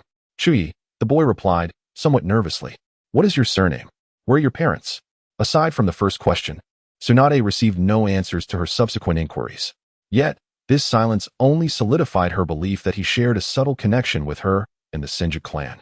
This was Chuyi's second tactic, to say nothing and leave her to conjecture. For someone of Tsunade's disposition, she would not necessarily believe him if he spoke outright. She would only trust conclusions drawn from her own analysis. Seeing that she could extract no further information, Tsunade decided to reveal her surname and lineage to him.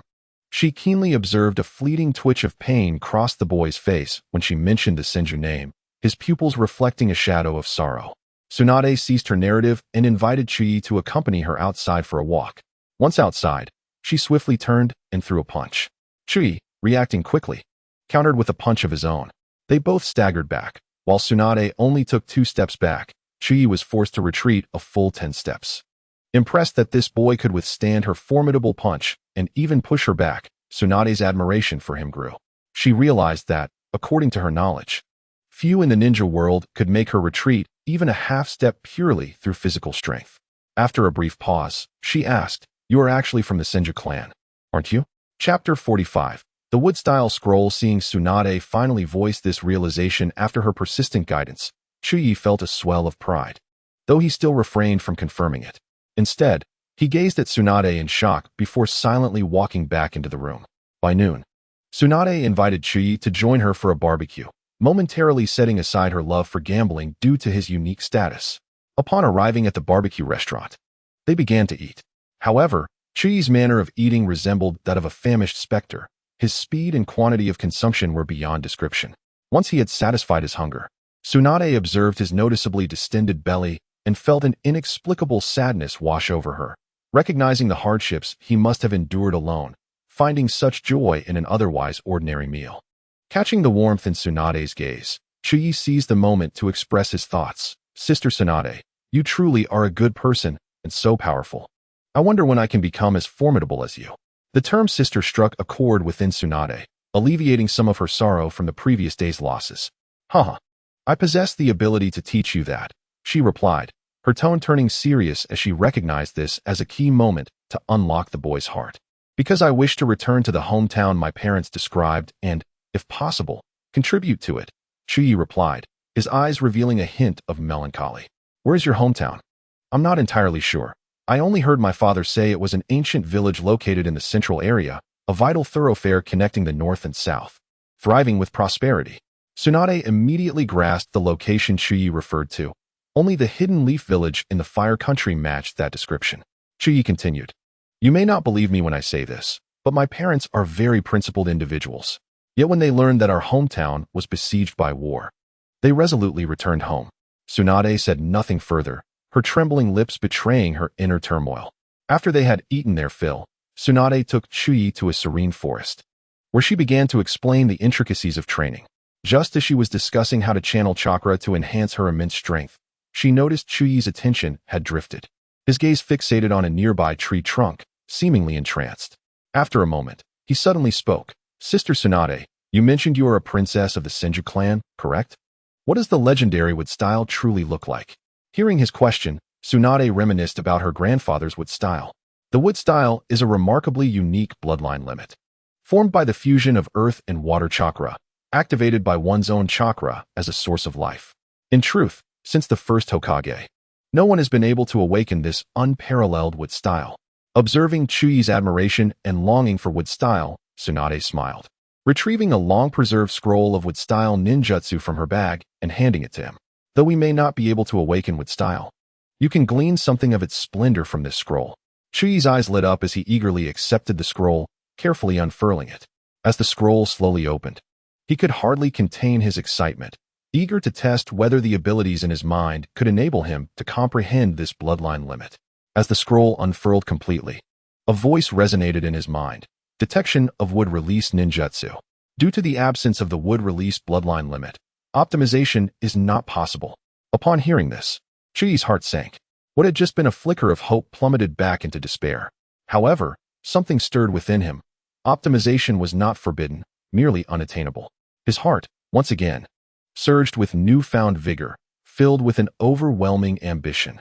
Chapter 46. Return to Konoha. Because wood release demanded a considerable amount of chakra, the scroll contained only 2 ninjutsu techniques, which he successfully comprehended: wood clone technique and birth of the sea of trees. Wood clone technique creates a perfect replica of oneself using wood release. Upon dispelling the clone, it can instantaneously transform into wooden branches to entangle or assault the enemy. Birth of the sea of trees, a ninjutsu that uses one's chakra as a life source, rapidly growing multiple trees from the ground, creating a small forest in an instant. After mastering the ninjutsu, Chuyi nodded in satisfaction. This wood release would serve as a clever disguise for him. Content. He tucked the scroll into his pouch. Tsunade observed his actions, momentarily taken aback, pondering, is he really that familiar? Then, Chuyi's subsequent actions left her both amused and exasperated as he clumsily formed hand seals. In, dog, rabbit, tiger, snake. You lack the wood release bloodline limit. Forming seals will not. Before Tsunade could finish, the ground around them began to crack, massive roots erupting from the earth. In an instant, a dense mini-forest enveloped them. Tsunade's expression oscillated like a roller coaster, her mouth agape in disbelief. This is wood release. She stood frozen, tears slowly streaming down her cheeks, before stepping forward and embracing Chuyi tightly. The embraced Chuyi felt as though he might suffocate, exclaiming, "This is truly magnificent." Witnessing the miraculous manifestation of wood release before him, Tsunade made a long-avoided decision to return to Konoha with Chuyi. She was unwilling to let this boy, who bore the legacy of the Senju clan, fade into obscurity. Although staying by her side could provide opportunities for growth, nurturing a prodigy often requires multifaceted support. The legendary cradle of talent that is Konoha would grant Chuyi just that opportunity. Furthermore, with her presence in Konoha, the likes of Danzo, who harbored ill intentions towards wood release, would be unable to stir up trouble. Having made her decision, Tsunade informed Chuyi that she would take him to his longed-for parents' hometown before officially embarking towards Konoha. In just half a month, they arrived at the heart of the ninja world, Konoha Village. Standing before the grand gate, Tsunade was overwhelmed by a myriad of emotions. Here, she had experienced familial bonds, nurtured love, and ultimately departed with a heart scarred by anguish. The guards, Steel and God Cloud, perked up at the sight of the approaching group, preparing to inquire. Before they could approach, Tsunade stepped forward. The two quickly bowed in greeting. Tsunade nodded and led her group inside. It had been ages since she last visited Konoha, yet it remained just as she remembered. The towering statues of the Hokage, standing proud atop Konoha's highest peak, were still visible at first glance. The first statue belonged to her grandfather. She led the group directly to the Hokage building, intending to register Chuyi as a resident of Konoha and commence his studies. Tsunade interrupted a passing Umbu member, forcefully pushing open the office door. Upon seeing the long-absent third Hokage, she wasted no time in addressing him directly. "Old man, arrange for someone to join Konoha." Startled by the sudden entrance, the third Hokage, who had been immersed in his work, was initially annoyed that no one had announced her arrival. However, upon realizing it was Tsunade, he felt a wave of joy, quickly attempting to hide his crystal ball. Tsunade, noticing his futile efforts, strode forward and pried his hands away. Indeed, this old man was using a telescope technique to spy on the hot springs of Konoha. With veins popping on her forehead, she struck the third Hokage with a punch, sending him flying from the Hokage building amidst a cacophony of noise and cries. Chapter 47. Examination participation. After a brief respite, the third Hokage returned to his seat to continue discussing the earlier topic with Tsunade. He initially believed that the person Tsunade brought back would undoubtedly be exceptionally talented, but when Chuyi demonstrated would release, the third Hokage was utterly astonished. After all, this was the bloodline limit of the revered sage of the Six Paths, Senju Hashirama, who had swept through the ninja world and defeated Uchiha Madara. A sudden inspiration struck Sarutobi Hiruzen. He proposed promoting Chuyi to an Umbu candidate, keeping him close for personal training. Tsunade shot him a disapproving look, firmly rejecting his suggestion. As his former prized pupil, she was acutely aware of her mentor's ulterior motives, merely seeking to co-opt him and instill the so-called will of fire. Having dismissed the third Hokage's proposition without a shred of courtesy, Tsunade took Chuyi to rest at the Senju clan's residence. Upon entering, Chuyi hurriedly noticed some changes along the streets of Konoha. The village, once bustling with people, was now thronged with even more visitors. Was it the tourist season? He glanced at Tsunade, who appeared equally perplexed. There were many individuals sporting headbands from various ninja villages. A cursory glance revealed Grass Village, Waterfall Village, and Sound Village. Sound Village? Could it be the Chunin exams? Did this mean the plan to collapse Konoha was about to unfold? Before he could contemplate strategies against Konoha's impending doom, 3 short figures approached. They wore Sand Village headbands, an eccentric attire reminiscent of a bygone era. Notably, the one in the center bore the character AI on his forehead. Dressed in brown Sand Village garb, complete with a gray chest plate and an enormous gourd on his back. The anime had portrayed Gaara too conservatively. He was far more avant-garde in person. Sensing Chuyi's mocking gaze, Gaara abruptly lifted his head, glaring back with an overwhelming aura of murderous intent. As the murderous pressure intensified, the surrounding sand began to levitate slowly, swirling ominously around them. Bystanders hastily retreated, startled by the audacity of foreign ninjas to unleash their power in broad daylight within Konoha. Tsunade, observing Gaara's unpredictable demeanor, rolled up her sleeves, ready to discipline the unruly child and remind him that this was Konoha, not the impoverished, sand-swept Sand Village. Enough, Gaara. Now is not the time, Shikamaru interjected, stepping forward to restrain Gaara's actions. Gaara's fury flared as he glared at Shikamaru, his eyes ablaze with rage, as if prepared to unleash chaos upon anyone who dared to speak further. Shikamaru, shaken by this display, quickly signaled to the approaching Umbu for assistance. This diffused Gaara's volatile emotions. He fixed Chuyi with a penetrating stare, seemingly etching his likeness into memory before turning to depart. Shikamaru and Kankuro hurried after him. Tsunade, still irked, dismissed the approaching Umbu and prepared to deliver a punch to the troublesome youth. Chuyi, resigned, pulled her away, saying, "There's no need for violence. Fate will catch up with the arrogant." As the group arrived at the Senju clan's residence to rest, another Umbu suddenly appeared.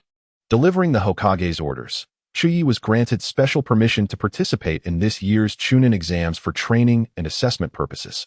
Initially, the young Chuyi agreed without much thought. While Tsunade fell into contemplation, it seemed that the third Hokage's intentions were far from simple.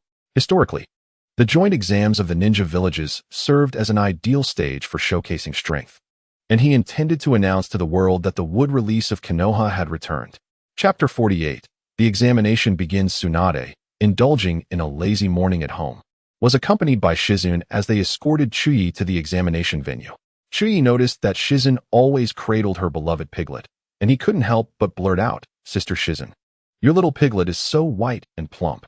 The consequence of this remark was that Chuyi lost his guide and had to make his way to the exam site alone. Upon arrival, he found all the genin participating in the Chunin exams gathered together. As he scanned the crowd, he recognized many familiar faces: Naruto Uzumaki, Sasuke Uchiha, Sakura Haruno, Shikamaru Nara, Choji Akimichi, and Ino Yamanaka. Among them, his attention was drawn to Orochimaru's subordinate, Kabuto, who was masquerading as a good-natured individual. Sharing information about the exam and its participants with Team 7, Chuyi strode confidently, pushing past Sakura, and boldly addressed Kabuto. "Hey, if you're so well informed, do you happen to know anything about a boy named Chuyi?" Kabuto flipped through his cards, but found no information on the individual. Chuyi smirked disdainfully. "With your knowledge, you still can't help others? Let me tell you, remember this. He is a true genius." With that, he turned and left, choosing to remain enigmatic. Naruto observed Chuyi's retreating figure and nudged Sasuke. "Is this guy a bit off his rocker?" Soon, The noisy chatter ceased as the first examination commenced. The first test was a written exam, overseen by the rather unsightly and scarred Marino Ibiki. With Ibiki's command to begin, the participants hurriedly wrote down their answers, everyone except Naruto and Chuyi. Naruto was at a loss for answers, while Chuyi simply found himself too lazy to engage. Understanding the nature of this evaluation, he refrained from employing any clumsy cheating methods, opting instead to recline, using the test paper to cover his face and drift off to sleep. It wasn't until the announcement of the end of the exam that he lazily rose, tossed his test paper onto the podium, and nonchalantly exited the examination hall. The second examination posed certain risks for the inexperienced genin.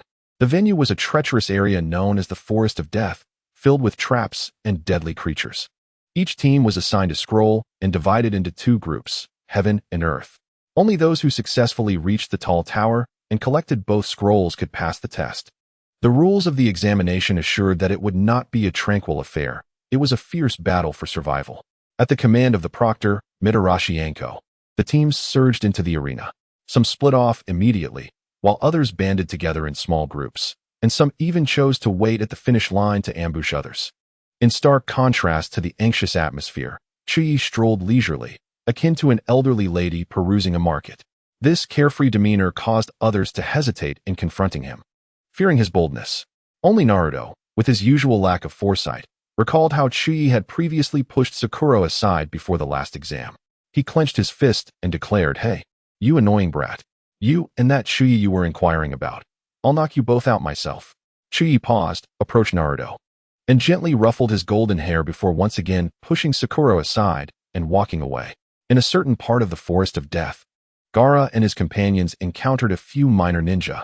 With a swift sand coffin, he dispatched them effortlessly. Kankuro picked up a scroll from the scattered remains, reflecting on the fragility of life and the ease of victory. Just as they were about to head towards the tower, a foolish young man suddenly entered their view. Chuyi, finding himself quite unlucky, thought that a casual stroll to clear out some minor nuisances had led him to encounter Gaara, the troubled youth. Despite his own strength being comparable to that of an adult against a child, he feared provoking Gaara and bringing forth Shikaku, the One-Tail. Deciding to act as if nothing had happened, he turned to leave. But Gaara was not one to allow such a retreat. With a wave of his hand, a torrent of sand engulfed Chuyi. Although he preferred to avoid complications, he was not intimidated. With a swift motion, he dispersed the surrounding sand and charged at Gaara. Surprised by Chuyi's ease in dispersing his sand, Gaara adopted a defensive stance. However, as Chuyi reached him, he quickly changed tactics, delivering a simple punch and a swift kick that took down Kankuro and Temari, who were unsuspecting. He then seized the scroll from Kankuro's hand, made a face at Gaara, and departed with haste, simultaneously opening the scroll he had acquired. What a coincidence, the Earth Scroll. It pairs perfectly with the Heaven Scroll I already possess. Behind him, Gaara seethed in frustration. Chapter 49. Repelling Orochimaru. Having successfully acquired a scroll suited to his needs, Chuyi fully embraced his freedom. He dashed about, teasing the minor ninjas and bullying the weaker ones, soon collecting several scrolls. He arranged the gathered scrolls into various formations, reveling in his antics. As he entertained himself, a brilliant idea struck him. He would seek out Team 7 to orchestrate a chance encounter. He aimed to foster goodwill with the protagonists, Naruto and Sasuke, either recruiting them as his subordinates or pledging allegiance to them as older brothers. Should he find himself unable to defeat Kaguya in the future, he would cling to their coattails. Without hesitation, he utilized the wood release, wood clone technique, deploying his clones to search for clues about Team 7. Upon receiving news from his clone regarding Team 7's whereabouts, Chuyi hurriedly made his way there. After dispatching several would-be assailants along the path, he finally spotted Naruto and his companions, only to find them in dire straits. They were engaged in a fierce battle with a dark, ominous figure clad in a straw hat. While it seemed like a fierce confrontation, it was merely Orochimaru attempting to observe Sasuke's potential up close, intending to leave him with the curse mark as a precursor to Sasuke's eventual defection.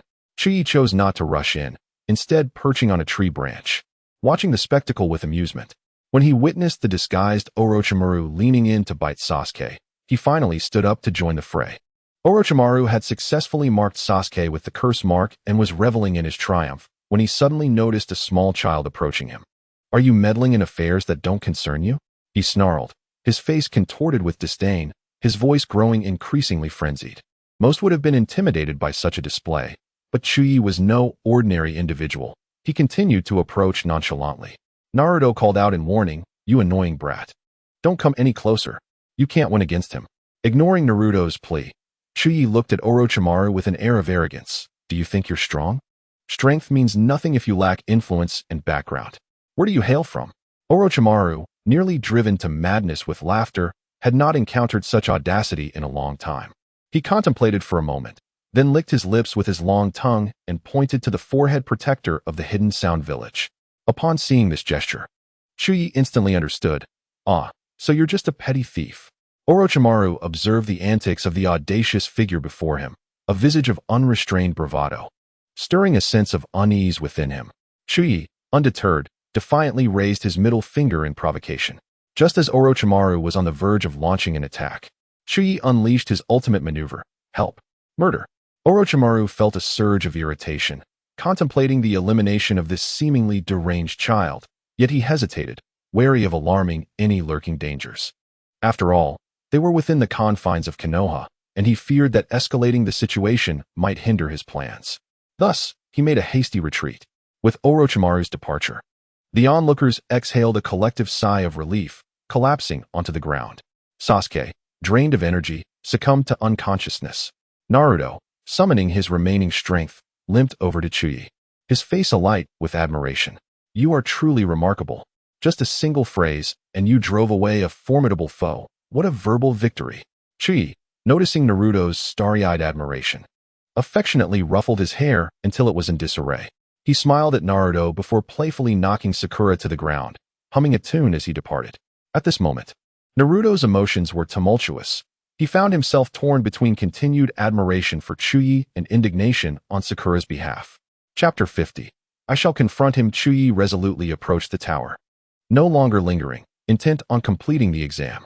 Despite having finally located Naruto and the others, he hurried past, as if disinterested in forging a bond. In truth, he had sensed an unseen observer, perhaps a member of the Umbu dispatched to monitor the Jinchuriki, or the third Hokage employing his telescopic technique.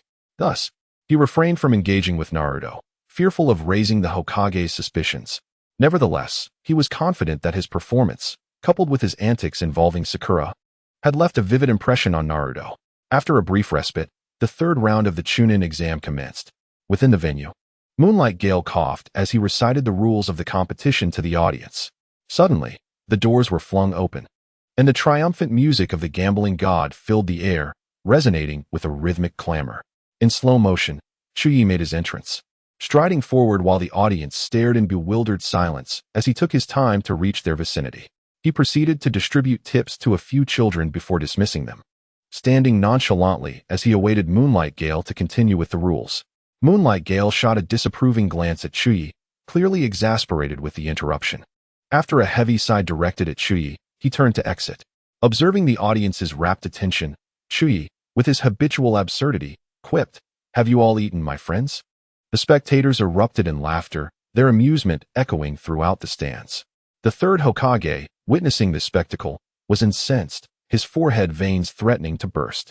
He had intended for Chuyi to represent Konoha with dignity, yet here he was, undermining their reputation from the very outset, disguised as the Wind Shadow. Orochimaru couldn't help but comment to the third Hokage, "Your village's youth are rather entertaining." This seemingly complimentary remark was laced with mockery, prompting the Hokage to respond with an awkward smile. After this uncomfortable beginning, the competition officially began. As Chuyi's match was the final one, he found himself idly watching the preceding battles to pass the time. However, when he witnessed Naruto break free from his fated confines, overcoming the Hyuga clan's prodigy, Neji, a spark of passion ignited within him. Inspired, he realized he could no longer squander his time. With a sudden burst of energy, he leapt to his feet, apologizing to the startled spectators, and promptly laid down in the audience, performing 50 sit-ups in one breath.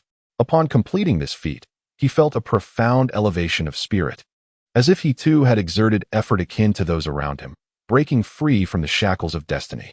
Having released his pent-up enthusiasm, Chuyi settled down, dutifully watching the ongoing matches. Next was the penultimate bout, featuring Konoha Sasuke Uchiha against Tsunezgara. Gaara entered first, yet as time slipped by, Sasuke remained conspicuously absent. TCH, Sasuke and Kakashi, always preferring to make a grand entrance, Chuyi mused. As impatience grew among the spectators, he once again stood to signal he had something to say. The third Hokage, however, was in no mood to indulge this pest. Finally, unable to endure Chuyi's antics any longer, he snapped, "You little brat, will you ever cease? What on earth do you want?" Chuyi scratched his head and began his perplexing discourse. Regarding this matter, it's not about saying or having to do it this way. There's no absolute in any given situation.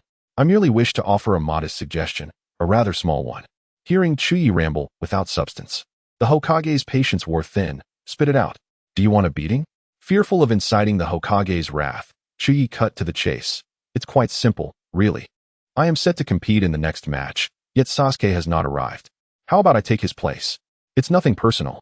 I've got soup waiting at home and wish to wrap this up quickly.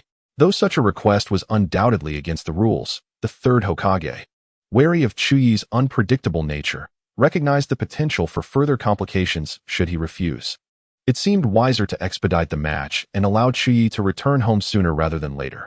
With a resigned gesture, he acquiesced to Chuyi's request. Chapter 51. The reappearance of would release upon receiving the third Hokage's agreement. Chuyi erupted into a series of 10 backflips to express his elation. Ignoring the disdainful expressions of the crowd, he leapt from the platform into the arena. Just as the Hokage had granted his request, Kakashi arrived, escorting Sasuke, who had meticulously prepared for his entrance only to be met with indifference. Realizing that Chuyi had already jumped into the fray, Sasuke's expression soured. While he and Naruto exchanged glances, standing shoulder to shoulder, Chuyi relished the sight of Sasuke's dismay, playfully raising an eyebrow at the trio above. Watch closely. For I am Chuyi. Next time you seek information, do not be so ignorant. The three above were left speechless, pondering Chuyi's apparent folly. Returning to the matter at hand, Chuyi faced Gaara, who regarded him with a scornful smirk. This sudden interloper caught Gaara's attention, and upon recognizing him as the fool who had merely ambushed in the dark forest, Gaara swiftly dismissed Sasuke and his ilk from his mind. This time, he would settle old scores. His eyes glinted with a bloodthirsty light, his mouth twisted into a manic grin, eager to taste the blood of his opponent. As the two approached the referee, the match commenced at the sound of the referee's signal. Chuyi launched the first attack, delivering a light punch aimed at Gaara's distorted face. Just as his fist was about to connect, it was thwarted by the automatic defense of the sand shield. The shield transformed into a barrage of sand shurikens, hurtling towards Chuyi. With a casual flick of his wrist, his slender arm effortlessly shattered the seemingly impenetrable projectiles. Assuming a comical stance, he gathered his strength and struck with earnest intent. This time, the outcome was drastically different. His fist, imbued with the force of the wind, shattered the sand shield and landed a resounding blow against the side of Gaara's face, which was all too deserving of a lesson. Struck by the powerful blow, Gaara was sent flying 7 or 8 meters away. The sand armor adorning his body shattered and fell apart during his flight. After a moment, he regained his senses from the attack, bracing himself on the ground, trembling as he stood up. "I want you dead." With his furious declaration, all the sand in the vicinity began to float in the air, rapidly converging towards him. As the sand gathered, it formed a sphere that enveloped him. Witnessing this scene, Chuyi began his trademark verbal jabs. "You talk about killing me, but you're merely retreating into your shell like a coward. Watch as I shatter your turtle shell." He strolled towards the sphere, and upon reaching it, he swung a single punch. With just one strike, he created a massive hole in this so-called absolute defense. Then, he delivered a solid kick into the opening. The moment his foot made contact with Gaara, a piercing and agonizing wail escaped the latter's lips. Subsequently, a large, earthy hand shot out from the shattered hole, which Chuyi easily dodged. Through the opening, Gaara's face twisted in rage as he rapidly formed hand signs with his injured body. At the cost of exhausting all his chakra and physical strength, he unleashed his ultimate technique, the sand waterfall. Once this technique was executed, the ground where both stood was instantly covered in dense sand, transforming the entire environment into a miniature desert. The sand surged like a tumultuous ocean, unleashing fierce waves aimed directly at Chuyi. Unlike the audience, who were filled with trepidation, Chuyi maintained his nonchalant demeanor. As the overwhelming waves of sand approached, he calmly formed hand signs. "It seems it's time for the world to remember you," he declared. invoking a technique passed down from the first Hokage, the wood release, birth of the Sea of Trees. As his words faded, the sand beneath began to tremble violently. With each tremor, massive tree roots erupted from the ground, thickening and growing into towering trees. The moment the trees rose, the monstrous waves of sand could no longer stir up a storm and fell silent. The trees, like extensions of his own body, reached out with branches and trunks towards Gaara, ensnaring him and lifting him into the air. This miraculous scene caused everyone in the stands to rise in excitement. They struggled to find words to describe their emotions at that moment, for since the time of the first Hokage, no one had successfully wielded wood release. All the foreign ninja villages were calculating their next moves. Some reconsidered their stance towards Konoha after this event, while others sought opportunities to eliminate this boy. After all, no one wanted another Hashirama Senju to emerge in the ninja world. The villagers of Konoha, however, were overjoyed, eager to share the good news. This moment not only signified the return of wood release to Konoha and the public eye, but also heralded the emergence of a promising new genius. Chapter 52. The collapse of Konoha in the stands. Orochimaru, disguised as the third Kazekage, stood up instantly upon witnessing the technique. His usually expressionless face showed a flicker of emotion. Unable to resist, he extended his tongue and slicked his lips, casting a meaningful glance at Chuyi, his mind likely concocting schemes. As the match concluded, Chuyi released Gaara from his binds. Almost simultaneously, countless pure white feathers began to drift down from the sky. The audience was captivated by the sudden beauty, as everyone's gaze was drawn to the fluttering feathers. A man in black from the audience seized the moment to cast the Jutsu, rebirth of the phoenix. Most attendees unknowingly succumbed to slumber. The third Hokage sensed impending danger and was about to rise when the Kazekage beside him suddenly pressed a kunai against his neck. As the Kazekage made his move, smoke erupted in the stands.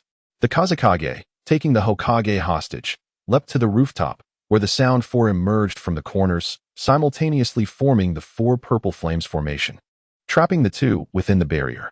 Seeing the barrier successfully erected, the Kazekage turned to the third Hokage, his eyes glinting with a strange familiarity.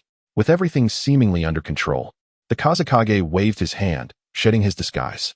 Orochimaru, one of Konoha's legendary three ninjas, appeared before the crowd, kunai in hand, prepared to send his former mentor on his way. The third Hokage, having sensed something amiss long ago in the Forest of Death, noticed Orochimaru's confidence and removed the Hokage's ceremonial cloak, revealing his battle armor. The battle was about to erupt. The Umbu and Jonin present were unaffected by the Jinjutsu, and as they witnessed the Hokage being taken hostage, they prepared to assist. Suddenly, a plume of smoke billowed from outside the village, revealing a massive three-headed serpent. It rampaged into Konoha, instantly demolishing the outer walls, followed by countless sand and sound ninjas flooding in. Chuyi had been waiting for this moment, a chance to bolster his reputation in Konoha. He ignored Temari's attempt to rescue the incapacitated Gaara. This experience was meant for Naruto. He swiftly departed the venue, heading straight for the three-headed serpent. Most ordinary ninjas found themselves powerless against such a colossal summoned beast. The serpent rampaged through their ninjutsu assaults, causing widespread destruction. At that moment, Chuyi stepped forward. Utilizing the wood release, birth of the Sea of Trees, he swiftly subdued the serpent, earning the admiration of onlookers as he withdrew. Jiraiya, who had rushed to the scene, witnessed Chuyi's decisive resolution of the battle. A sense of discomfort welled up within him, as if a task he was destined to handle had been snatched away by another. Unaware of the events that would transpire after his departure or Jiraiya's inner turmoil, Chuyi continued to run, employing the wood release, would clone technique to multiply himself into dozens of copies, rushing forth to rescue the vulnerable and weak. Despite appearing ineffectual, these individuals would significantly impact his reputation. As he saved them, he spotted a gigantic slug summoned to the battlefield. Without a doubt, it was Tsunade's handiwork. Orochimaru would never have anticipated that, by a twist of fate, the pinnacle of medical ninjutsu would return to the village at this moment. It seemed that Konoha's casualties would be minimized this time. Chuyi aimed to seize this opportunity to enhance his standing, perhaps even paving the way to become Hokage in the future.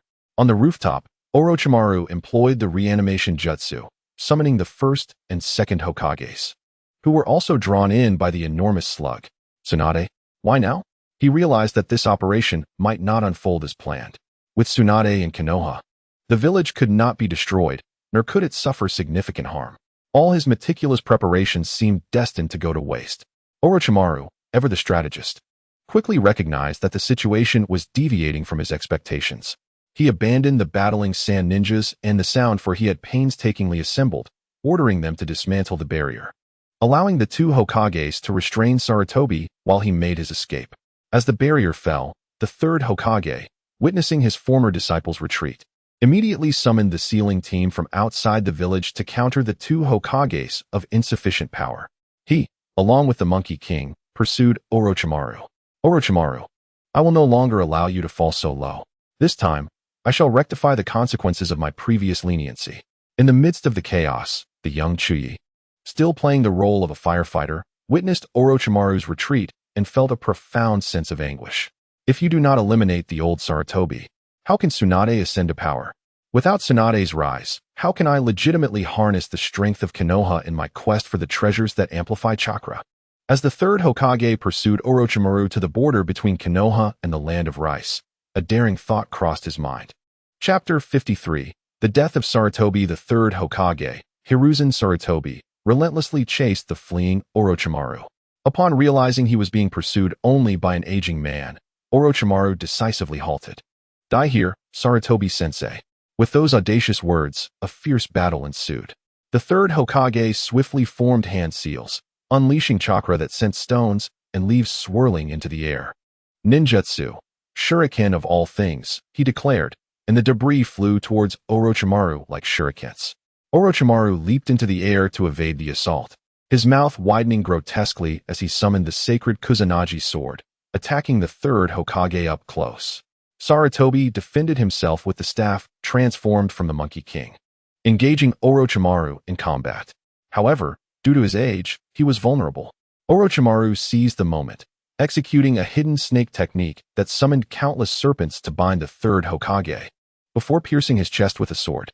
You truly have aged, sensei, he lamented, drawing closer to witness the final expression of his former mentor. Lost in the moment, Orochimaru's amusement faded as the third Hokage slowly dissolved into a mass of earth. Startled, he turned around to find himself alone. A sudden sound sliced through the air from above. Without waiting to look up, he hastily raised the Kusanagi sword to block. A powerful strike descended, forcefully impacting his weapon and sending him crashing into the ground. The third Hokage, vigilant, gazed at the gaping hole created by his blow, wary of any attacks from below. After a moment of silence, he approached the darkness of the hole, where he discovered a hollow snake skin, and Orochimaru had vanished. Sighing, he prepared to leave when an unexpected noise erupted from the ground. A massive root burst forth, attempting to ensnare him. He swiftly used his staff to break it, but the root regenerated rapidly, relentlessly advancing towards him. Forced to retreat, the third Hokage found himself cornered when finally he escaped the encroaching roots. Chuyi, is that you? What are you up to? He demanded. Just a little trick, came Chuyi's playful response as he stepped out from behind the stones. I simply wish to invite you to your demise. As Chuyi closed the distance, he initiated an assault with a left kick followed by a right whip kick, executing a rapid series of strikes. The third Hokage, regaining his senses just in time, dodged Chuyi's legs and met the flurry of attacks with his staff. However, the moment the staff connected with Chuyi's arm, he was sent flying, crashing several meters away. Before he could rise, Chuyi leaped into the air, crashing down upon him. The ground shattered beneath the impact, leaving a deep crater. Observing the mud beneath him, Chuyi grumbled, another substitution technique? Such a troublesome ninjutsu, why can't I master it? The weary third Hokage appeared in the distance, his stamina depleted from the relentless battle, yet his experience compensated for his waning strength. He slammed his hands to the ground, invoking the earth release, Mud River, which summoned a torrent of mud. The rushing mud swept towards Chuyi, who stubbornly attempted to withstand the force with sheer physical prowess. It became evident to the third Hokage that Chuyi either preferred physical confrontations or lacked proficiency in substitution techniques. Understanding this, he unleashed the combined ninjutsu, Earth Dragon Flame Flow, merging Earth Release with Fire Release to create a fiery dragon that surged towards Chuyi. As Chuyi was swept away by the mudslide, he resorted to his strongest wood release technique, the Forest of Birth, not only freeing himself from the mire, but also effectively countering the composite ninjutsu. It seems today we cannot best each other. Shall we call for a truce? The fatigued third Hokage was reluctant to continue fighting, acknowledging that even his novice wood release could prove formidable. However, Chuyi was not inclined to let matters rest, for his plans hinged on this confrontation. Knowing that allowing the Hokage to escape would invite even harsher retribution from Konoha. Oh, just because you cannot defeat me does not mean I cannot do anything to you. Is it your half-baked wood release or your so-called monstrous strength that you rely on? As his words fell, Chuyi transformed into a three-headed, six-armed, eight-legged form, charging forward with overwhelming force. The aged and exhausted third Hokage stood no chance against this formidable transformation. Chuyi could unleash wood release with two hands while striking with another and throwing shuriken with yet another, an undeniable display of cunning. In his final moments, the third Hokage recalled the origin of this peculiar form. So it is you, Chuyi. Haha, I truly am growing old. With his utterance, he marked the end of a legendary career in ninjutsu. The third Hokage, Hiruzen Sarutobi, perished. Chapter 54. Return to the main line as Chuyi dragged the remains of the third Hokage and Orochimaru into Konoha. The guards, Gongzi Tai and Shinyunyu, were left astounded and hurriedly reported the incident. Soon, Chuyi was ushered into the meeting room, where he faced a council that included Shimura Danzo, Tintin, Mito Gate, Jiraiya, and Tsunade. The assembly was rendered speechless by the bizarre scene before them. Chuyi recounted his encounter. He had been pursuing a fleeing sand ninja when he unexpectedly stumbled upon the third Hokage and Orochimaru in a valley. He had abandoned his pursuit to assist the third Hokage, only to be momentarily intimidated by the aftermath of their clash. In a hasty attempt to help, he cast a wood release technique, but alas, the third Hokage fell, and Orochimaru escaped wounded. As Chuyi narrated the events, the room fell silent, unsure of how to respond. Finally, it was Danzo who broke the silence, suggesting, I question the veracity of your words. Summon a ninja from the interrogation department to conduct a soul search for verification. While others may have feared Danzo's authority, Tsunade, the Konoha princess, showed no tolerance for his arrogance. Do you even comprehend what you are saying, you old fool?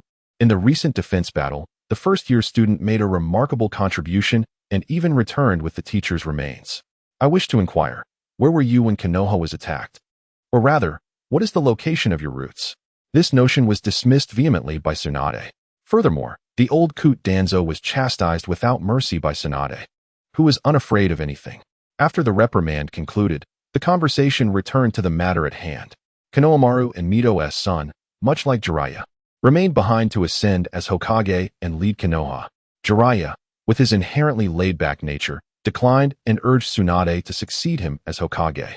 Upon hearing Jiraiya suggest she take the fall, Tsunade crushed the cup in her hand and, with a swift punch, knocked Jiraiya to the ground. Struggling to rise, Jiraiya dusted himself off and remarked, There is no one more suitable than you, Tsunade.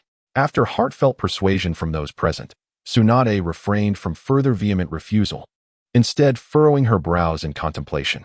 In the Akatsuki base in the Rain Village, after sharing the memories of the clones, Shibu was thoroughly satisfied. Unexpectedly, Hiruzen had met his demise at his own hands, all while enhancing his reputation. When Tsunade eventually took her position, he could exploit her influence to gather items that would amplify chakra. He could temporarily allow his alternate identity to linger in Konoha, awaiting developments in the narrative while refocusing on the main storyline. He first checked his status panel.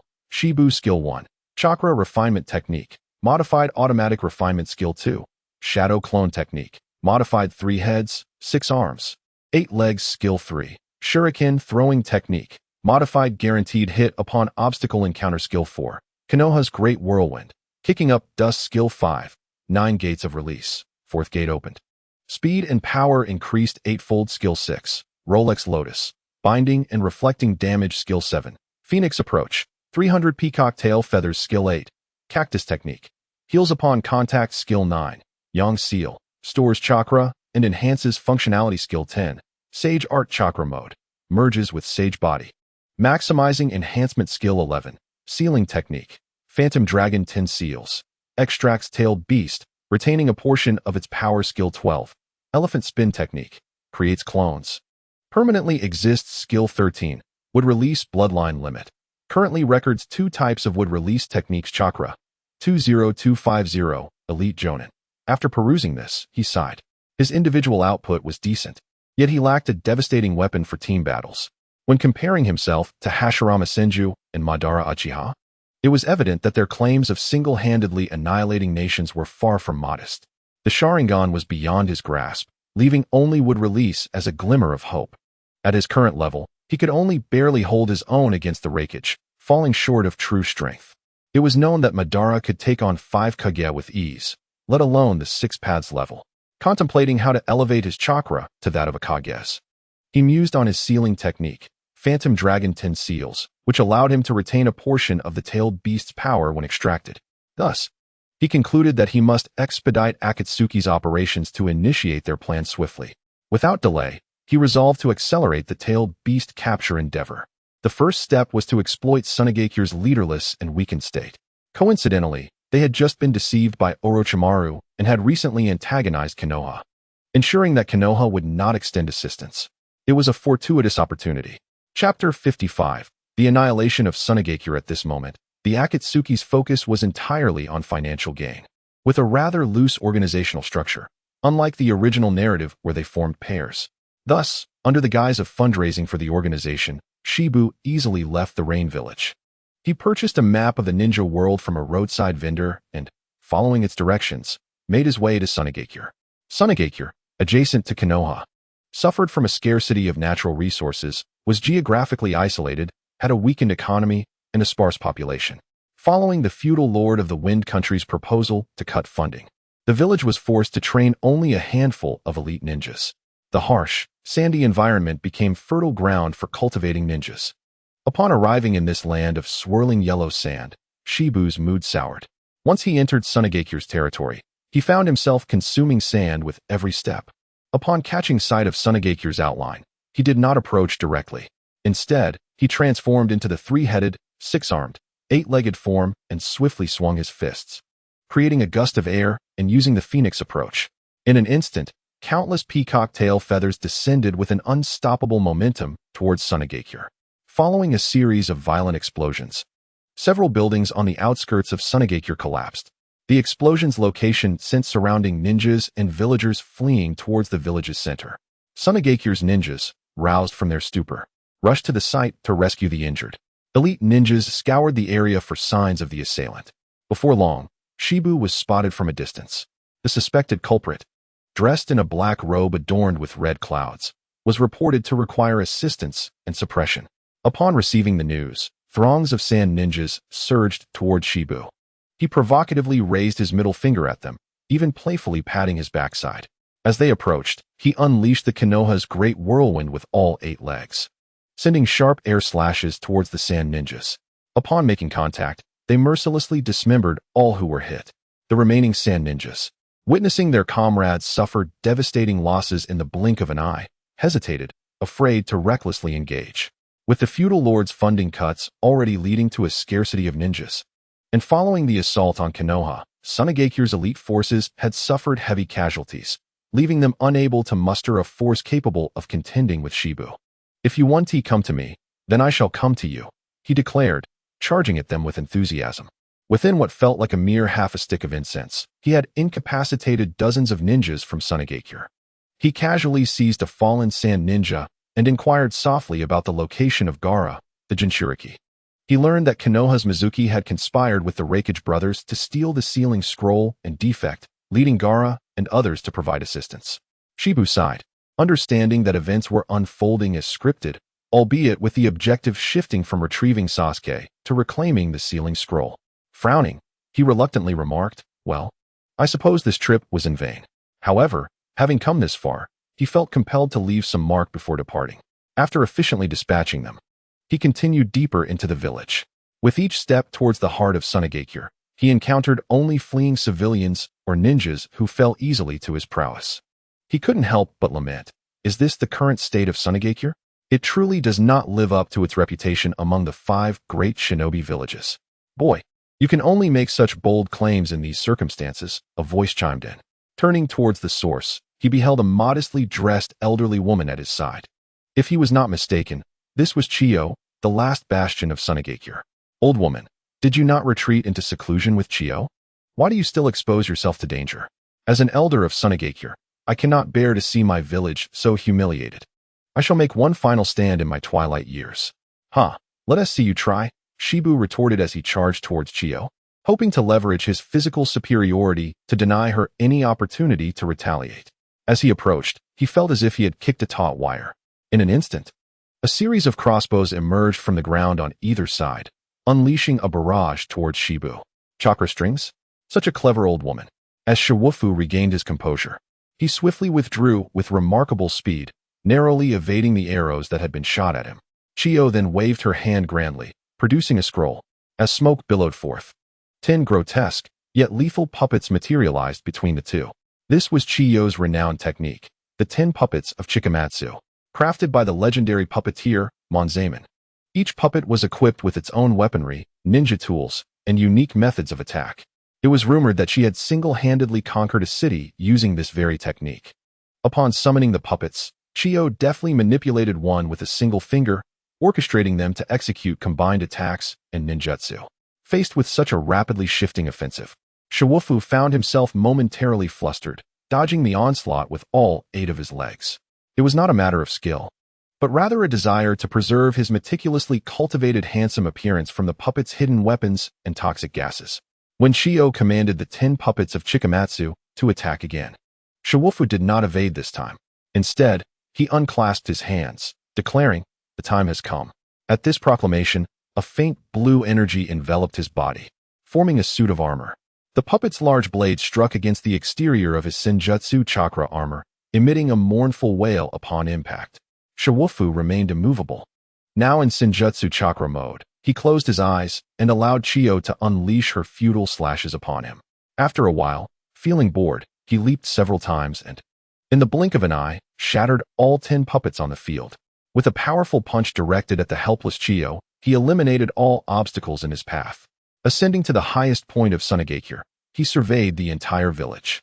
He watched as civilians evacuated with their wounded, refraining from interference. Once the area had cleared, he cast a fire down below.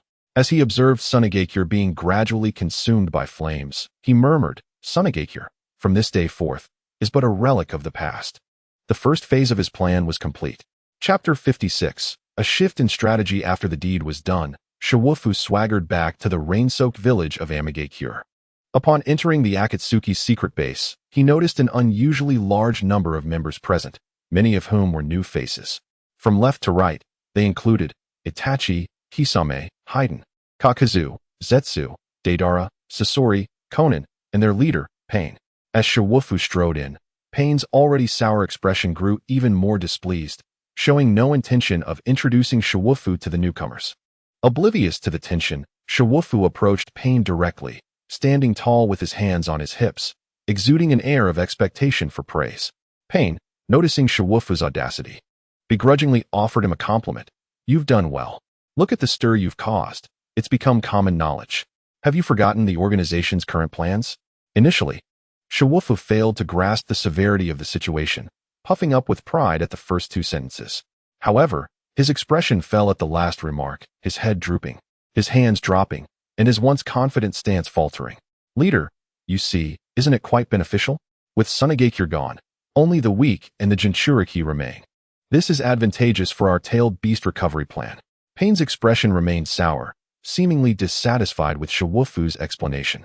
Shiwufu pressed on, "Moreover, I believe our funds are more than sufficient. Our goal is the tailed beasts, and ample resources can only enhance our efforts. Instead of focusing on the chaos in the ninja world, we should weaken the power of the various ninja villages and reclaim a few tailed beasts in the process." Shiwufu then earnestly analyzed the current situation in the ninja world. Konoha, the epicenter of every battle, had been severely weakened by consecutive high-intensity conflicts. Sunagakure, after this attack, was effectively a shell of its former self. Kirigakure, isolated due to the 4th Mizukage's blood mist policy, suffered from infighting and dwindling population, leaving only the populous Iwagakure and the flourishing Kumogakure. There were ways to diminish the strength of these 2 villages. This time, Pain listened intently, abandoning his usual grim demeanor. After Shiwufu finished, he scrutinized him as if seeing him in a new light. After a prolonged gaze that left Shiwufu blushing, he asked, "Konan, what do you think?" Konan replied, "I trust your judgment." Shiwufu concluded, "Soon, the meeting will adjourn." Following this gathering, the Akatsuki reached a decisive resolution that would alter the landscape of the ninja world to implement a strategy aimed at weakening Iwagakure and Kimogakure. A few days later, Pain summoned Shiwufu privately. Upon entering the room, Pain sat rigidly on a stone bench. After signaling for Shiwufu to approach, he extended a hand holding a ring. Shiwufu took it, discovering it to be the ring once worn by Orochimaru. His eyes sparkled with excitement as he bombarded Pain with questions. "Is this for me? Truly for me?" Upon receiving Pain's affirmative response, he was ecstatic. He finally had an identity within the Akatsuki. However, as he reveled in his joy, Pain interrupted him, informing him that Zetsu had uncovered critical intelligence. Kimogakure had dispatched a team, including several elite ninjas, to Kusagakure for a particular mission.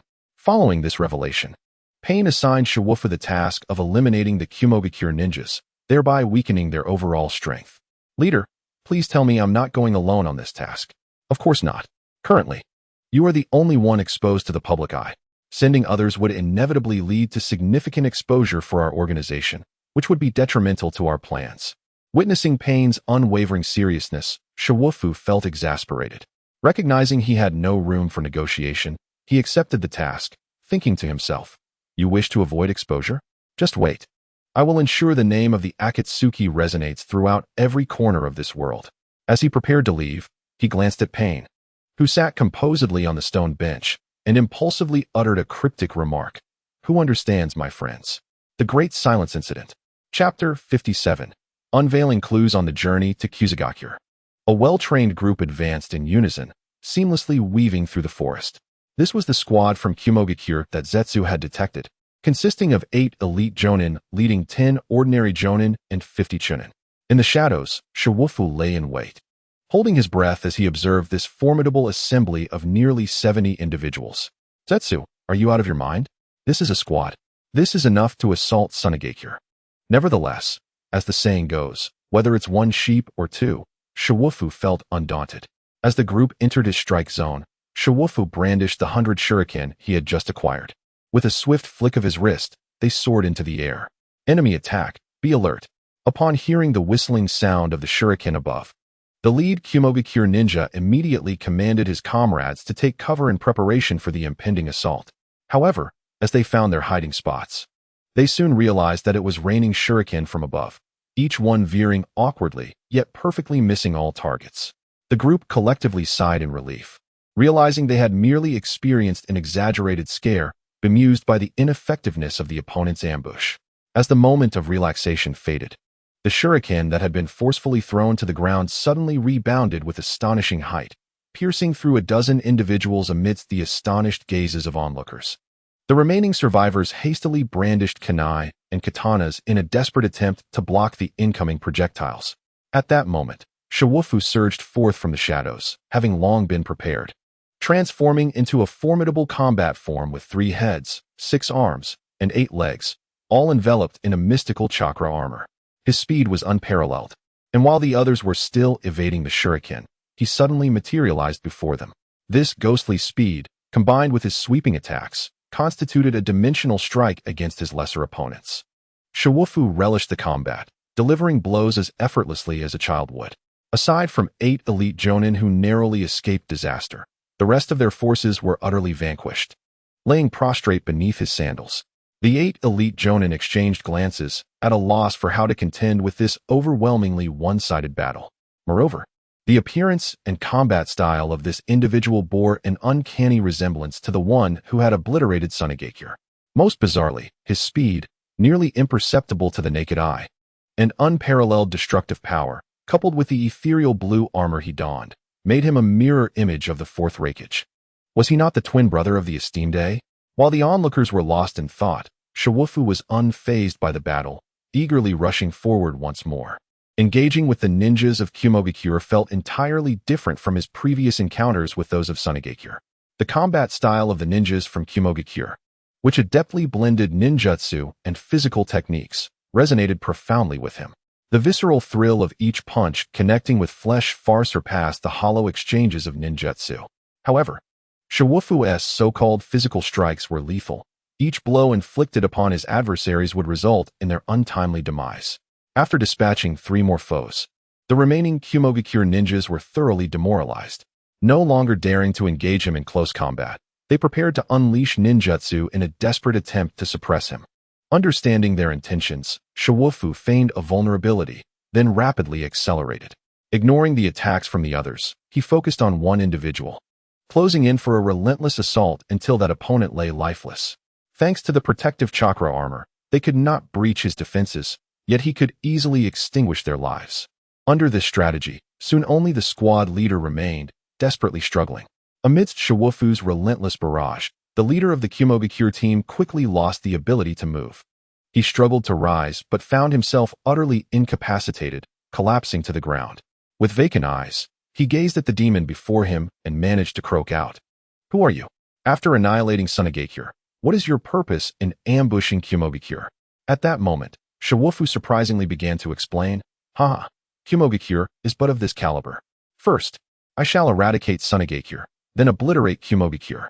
I will unify the ninja world under the Akatsuki." Just as Shiwufu was about to deliver a final blow to his head, he suddenly restrained 70% of his strength, sending the leader careening into a tree, plunging him into unconsciousness. The outcome of his fate left uncertain. It would be up to his fortune to determine whether he lived or died. Shiwufu granted him a sliver of hope, hoping he could successfully convey intelligence to others. As for the rest, it was a matter of doing one's best and leaving the rest to fate. Chapter 58, Capturing the One-Tails Soon. News spread of the complete annihilation of a formidable team from Kumogakure, reigniting the fervor of the ninja world, which had only recently settled into silence. The individual responsible for the total destruction of this team immediately drew the attention and vigilance of both Kumogakure and the entire ninja realm. Approximately half a month later, Pain sat dejectedly on a stone bench. For reasons unknown, there had been persistent inquiries regarding an organization called Akatsuki, both overtly and covertly.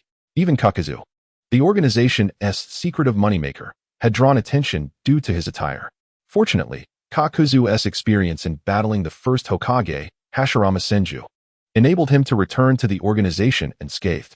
Though the cause of the recent scrutiny was unclear, the organization had ultimately been exposed to public scrutiny ahead of schedule. Shiwufu's observation rang true. No matter how much they tried to conceal their actions, they would inevitably be revealed in the light of day. There was no need for futile attempts at obfuscation. After much contemplation, Pain resolved to expedite the capture of the tailed beasts. The following day, he urgently summoned all members of the Akatsuki for a meeting. The agenda was to initiate the plan for capturing the tailed beasts ahead of schedule. Following Pain's directive, they would commence the second phase, targeting the One-Tails Jinchuriki, Gaara. Pain, with his oppressive Rinnegan, surveyed those present from left to right, and after careful consideration, issued the command, "Shiwufu, you are familiar with this task. Lead Sasori and Deidara to the rebuilding Sunagakure. Ensure you bring back the One-Tails Jinchuriki, Gaara." Typically, the organization operated in pairs, but given the unusual circumstances, this mission would entail a trio to mitigate unforeseen complications. Lastly, due to the heightened tensions recently, they were to exert every effort to capture Shikaku. After completing this task, the organization would retreat into obscurity for a time. Upon announcing the mission, Deidara immediately became restless. "You two better not slow me down. I want the Sand Ninjas to witness my grand art."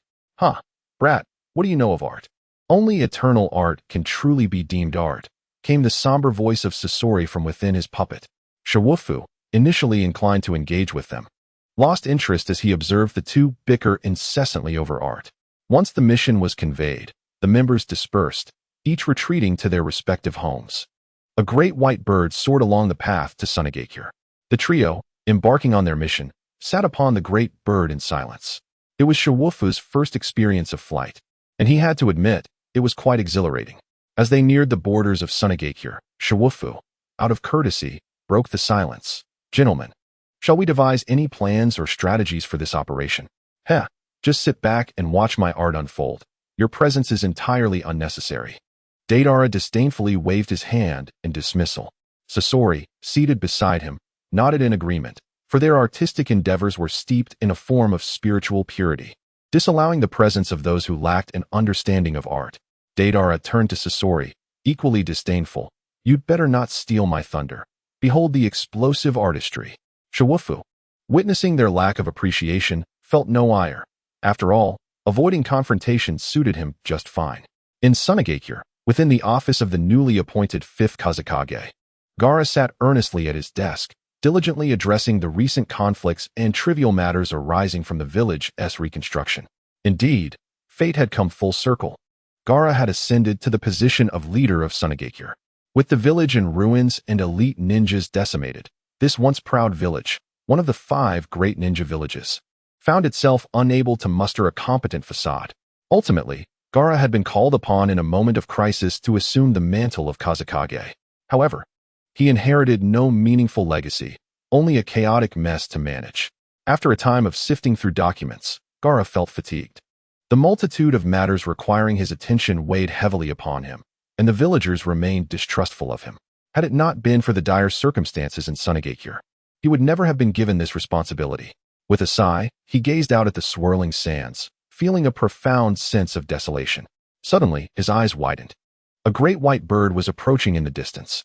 He could not be mistaken, and amidst the billowing yellow sands, the appearance of such a peculiar white bird seemed ominous. He swiftly dispatched a message for the village to be put on alert, and sent word to Konohagakure seeking assistance. Chapter 59. Capture complete. Having completed these tasks, Gaara promptly rose to his feet. He picked up the ceremonial robe, emblematic of his wind shadow identity, from the coat rack by the door and draped it over himself, bracing for the unforeseen circumstances ahead. As he stepped out of the office, a sudden, resounding explosion echoed from outside. Gaara sensed something amiss and quickened his pace towards the source of the sound.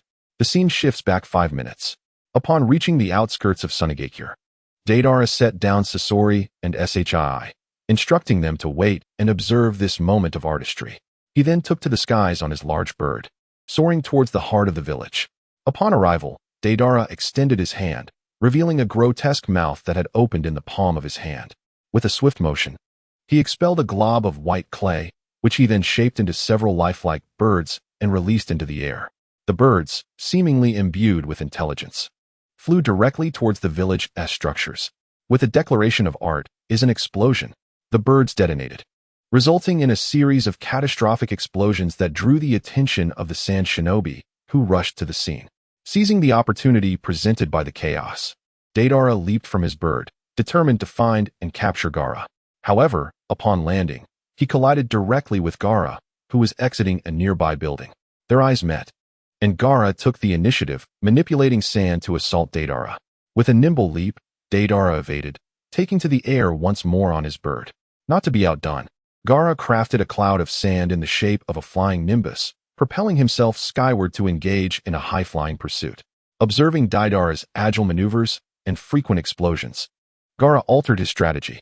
He formed a spherical barrier of sand around himself to shield against the blasts, then summoned a colossal wave of sand from the desert sands of Sunagakure, launching an indiscriminate attack towards Deidara. Suddenly confined to a defensive posture, Deidara found himself in a desperate flight for survival. Witnessing his partner's plight, Sasori could no longer remain passive. Eager to demonstrate the essence of eternal artistry to the young fool, he guided his puppet, the Hiriko, towards the village, leaving Shii as the sole companion. Sasori, a master of mechanisms, poisons, and hidden weapons, dispatched any sand shinobi attempting to confront him with poison projectiles, swiftly ending their lives. As he advanced, a dark figure emerged before him, blocking his path. It was Kankuro, another puppeteer. Half kneeling, Kankuro spread 3 scrolls on the ground, summoning 3 puppets to attack Sasori. Yet Sasori, the epitome of puppetry, evaded all assaults without moving a muscle. Finding Kankuro's efforts trivial, he directed the tail of Hiriko towards him. Kankuro attempted to defend with his strongest puppet, the Sanshuo, successfully blocking the first strike. However, Sasori quickly identified the puppet's vulnerabilities. With a decisive second strike, he shattered the joints of the Sanshuo, delivering a fatal blow to Kankuro's chest. As Kankuro struggled to rise, the potent neurotoxin coursed through his system, rendering him motionless. Your skills are commendable, but you have chosen the wrong opponent. Your pathetic puppetry is merely remnants of my past. Casting a disdainful glance at the unconscious Kankuro, Sasori continued towards the central battlefield. Upon arriving at the site of Deidara and Gaara's confrontation, he observed Deidara being pursued in a chaotic manner and signaled for him to unleash a powerful bomb to shatter Gaara's sand barrier. Though reluctant to comply, Deidara prioritized the mission. He prepared his ultimate weapon, C3, and after evading the sand wave conjured by Gaara, he infused the clay with his highest level of chakra, forming it into a puppet shape. As he released it, the puppet expanded and plummeted. A piercing resonance followed, culminating in a massive mushroom cloud rising from the ground. To prevent the newly rebuilt village from destruction, Gaara expended a significant amount of chakra to shield it with sand. However, the excessive extraction left his sand defense weakened, and the subsequent explosion left it in ruins. Sasori, caught in the blast, flipped over, relieved that his Hiriko had endured. Rising, he cursed under his breath, then took advantage of Gaara's compromised defenses to manipulate Hiriko's tail, launching a poison needle. Gaara's sand, now scattered, was unable to protect him from the sudden attack, and the needle pierced his body. As his consciousness faded, Gaara slowly closed his eyes. Sasori, vigilant, extended Hiriko's tail to inject Gaara with additional neurotoxin. Once completed, he coiled the tail around Gaara, securing him on his back. Ignoring Deidara's complaints, he led them both away from the village. After regrouping with their captive, the three ascended once more on the White Bird, heading back to the Akatsuki stronghold. Chapter 60, a spectacle at this moment. Konoha had just received news of another attack on Sunagakure. As the newly appointed 5th Hokage, Tsunade immediately organized a rescue team, but found the village's manpower severely lacking. She hastily assigned a small team led by Kakashi, comprising Naruto, Sakura, and Shiii, to form the new Team 7 and rush to Sunagakure. On the journey, Naruto exhibited signs of distress, pushing himself to increase his speed, eager to reunite with Gaara. Aware that exhausting oneself before battle was a grave mistake, none of his comrades voiced a reminder. They understood his feelings and silently matched his pace. Upon their arrival, the once freshly constructed buildings lay in ruins. Having endured the wrath of a grand battle, Kakashi spotted Kankuro on a stretcher and hurried to him. Learning that Gaara had been captured by the Akatsuki, Kakashi quickly performed a summoning technique, calling forth his ninja dog, Pakken, to track Gaara's whereabouts. After sniffing Gaara's clothing, Pakken dashed off, with the team following closely behind. Meanwhile, in a concealed cave, Shiii and the others placed Deidara on the ground and channeled chakra into the rings on their fingers, summoning the Phantom of Pain. With a clap of his hands, Pain called forth the Outer Path's Geto Mazo, and the images of the Akatsuki members materialized around him. With a command, several phantoms joined with the three present, executing the sealing technique, the Horyukyuan. In an instant, torrents of blue, dragon-shaped energy surged from the gaping mouth of the Geto Mazo, racing towards the incapacitated Gaara. Struck by the wave of blue energy, Gaara emitted a heart-wrenching scream as a crimson chakra began to seep from his orifices, slowly being drawn into the Geto Mazo's maw. Due to the optimized sealing technique, the extraction of the tailed beast, which typically required 3 days, was completed in roughly half a day. Pain, taken aback, began to question whether they had captured a counterfeit Shikaku. Upon completion, Pain's phantom addressed the three, according to Zetsu's reconnaissance. Konoha's shinobi are en route to this location and are drawing near. Sasori and Deidara, you must return to Amigakure to recuperate. Avoiding the limelight, he was instructed to remain hidden from the public eye. The unmentioned Shawuff had a face full of questions, wondering why he had been overlooked. Was he not worthy of a name? While in contemplation, Pain directed his sharp gaze toward him, coolly assigning a new task. You have been exposed the most. There is no need for you to conceal yourself any longer. Therefore, your responsibility is to impede the approaching Konoha ninjas and provide cover for Scorpion and Deidara's retreat. Shawuff thought to himself, so it turns out I'm the only one left to bear the brunt of this. During their journey, Kakashi's group encountered Guy and his squad, who had just completed a mission and were preparing to return to the village. Kakashi, taking the liberty, invited them to join in the plan to reclaim Gaara. Following the trail left by Paku, Kakashi's and Guy's teams finally discovered Gaara's whereabouts in a cave. A rather brash young man was seen carrying Gaara outside, accompanied by a blonde youth and an older figure. They were Shawuff, who had just received orders to remove the barrier and carry Gaara, along with Deidara and Scorpion, who were preparing to leave. Naruto, not waiting for Kakashi to speak, dashed toward them. Kakashi quickly attempted to dissuade him, having sensed something amiss. The attire of these individuals resembled that of the organization responsible for the annihilation of Tsunegakure and the slaughter of Kumogakure. Recognizing the face of the one carrying Gaara, memories surged in Kakashi's mind. It was none other than the rogue ninja Shawuff. Shawuff observed the pursuers and lamented the leader's ill fortune. It seems I didn't manage to escape in time. They arrived quite swiftly, didn't they? The impetuous Naruto soon found himself back in front of Kakashi, having been kicked back by Shawuff. Rolling on the ground in pain, he grimaced, feeling as though that seemingly light kick had nearly dislocated his insides. Kakashi hoisted Naruto up, standing guard alongside the others as they eyed the trio warily. Turning to Shawuff, whom he had encountered before, Kakashi inquired, "Shawuff, what is your purpose in capturing Gaara?" To which Shawuff replied, "One may indulge in reckless consumption, but one must not speak frivolously. I have not laid a finger on him." As he spoke, he subtly gestured towards Scorpion and Deidara. Kakashi, gazing intently at him, asked once more, "Can you surrender him to us?" Shawuff, surprisingly agreeable, responded, "Do you want him? Here you go," and tossed Gaara toward them. Naruto hurriedly caught the thrown Gaara, only to find him stiff and devoid of life. In a panic, he called for Sakura, skilled in medical ninjutsu, to diagnose Gaara. The result confirmed Naruto's worst fears. Gaara was dead.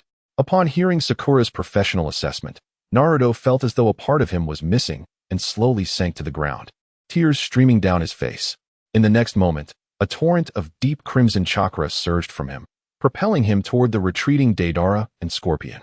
Kakashi, intending to confront the rogue ninja Shawuff, was compelled to pursue the fleeing figures due to Naruto's uncontrollable state. As the clone departed, it made a face at its original before following Kakashi away. Left alone, Shawuff mused, "Deidara-senpai, Scorpion-senpai. How did the task assigned by the leader end up being commandeered by you? What a pity, truly a pity. I yearn to contribute to the organization." Chapter 61. New skills in the village hidden in the rain. Pain was furious, having been infuriated by this troublesome brat once more. Although his expression was remarkably void as a manipulated corpse, it was evident that he was seething. He had been sitting majestically on a stone bench. But the sight of only one of the three returning from their mission, who was designated as the one to hold the rear, was exceedingly vexing. After receiving a scolding from the leader, Shawuff retreated to his room, accustomed to Pain's reprimands after their short time together. Excitedly, he opened his panel. Shawuff Skill 1. Chakra Refinement Technique. Modified Automatic Refinement Skill 2. Shadow Clone Technique. Modified 3 heads, 6 arms. 8 legs Skill 3. Shuriken Throwing Technique. Modified Guaranteed Hit after encountering Obstruction Skill 4. Konoha's Great Whirlwind. Kicking Out Stench Skill 5. 8 gates. The 4th gate is opened. Speed and power increased by 8 times Skill 6. Rolex Lotus. Binding and Countering Skill 7. Phoenix Call. 300 Peacock Tail Feathers Skill 8. Cactus Technique. Healing Upon Contact Skill 9. Yang Sealing. Storing Chakra and Enhancing Function Skill 10. Sage Chakra Mode. Fusion with Sage Body. Ultimate Enhancement Skill 11. Sealing Technique. Phantom Dragon 10 Seals. Extracting Tailed Beast, retaining a portion of its power Skill 12. Elephant Rotation Technique. Creating Clones. Permanently Existing Skill 13. Would release Bloodline Limit. Currently includes 2 Would release Technique Skill 14. One Tail Shikaku's Power. Chakra, 33, 360, Shadow. After reviewing, Shawuff was overjoyed. Simply by sealing the One Tail, he had gained a portion of its power, resulting in a 10,000 increase in his chakra. This was still relatively weak compared to the One Tail Shikaku. If he had sealed the 9 tails, he would have soared to new heights. Additionally, he discovered a new skill, the One Tail's Power. Although its effects were not immediately apparent, it felt formidable nonetheless. Just as he was reveling in this newfound strength, a familiar notification echoed in his mind. Detected Chakra meets the Shadow Standard. Fusion System activated. Shawuff was somewhat perplexed. What did this fusion system entail? Could it be a fusion of skills? Adhering to the principle that practice is the only standard for verifying truth, he decided to drag all of his skills into the selection for fusion. A dizzying sensation enveloped him, and even with Shawuff's current strength, he was unable to withstand it. Quickly succumbing to unconsciousness, time passed, and when Shawuff slowly opened his striking eyes, he found himself gazing at the familiar gray-white ceiling adorned with a solitary chandelier. Everything felt somewhat surreal. He recalled merging all his skills and selecting the fusion option. Fusion. Hastily, He opened his panel to check for changes, only to feel utterly insulted by the reduction of his intelligence. After fusion, he was left with merely one skill, 067 Sage Mode, a divine realm granted by the ancestor of ninjas, capable of grasping the principles of all things and controlling the myriad phenomena. By gathering the power of nine-tailed beasts, one can comprehend the complete Sage Mode. Gazing at this ostentatious skill and its peculiar description, Shawuf was left speechless. To possess the power of nine-tailed beasts equated to Sage Mode, while having one-tailed beast's power meant 067 Sage Mode. Thus, if he possessed the power of two-tailed beasts, would that not render him 133 Sage Mode? The arithmetic was quite impressive indeed. Such an embarrassing skill would make it difficult for him to utter its name during combat. Chapter 62. A purely accidental encounter, feeling an ambiguous mix of emotions, Shawuf, with nothing better to do, left the Rain Village to wander aimlessly. He trudged northward, lost in thought, until he found himself enveloped in a misty environment. Observing the scenery around him, he pulled out a long and used map. After studying it for a while, he ultimately gave up.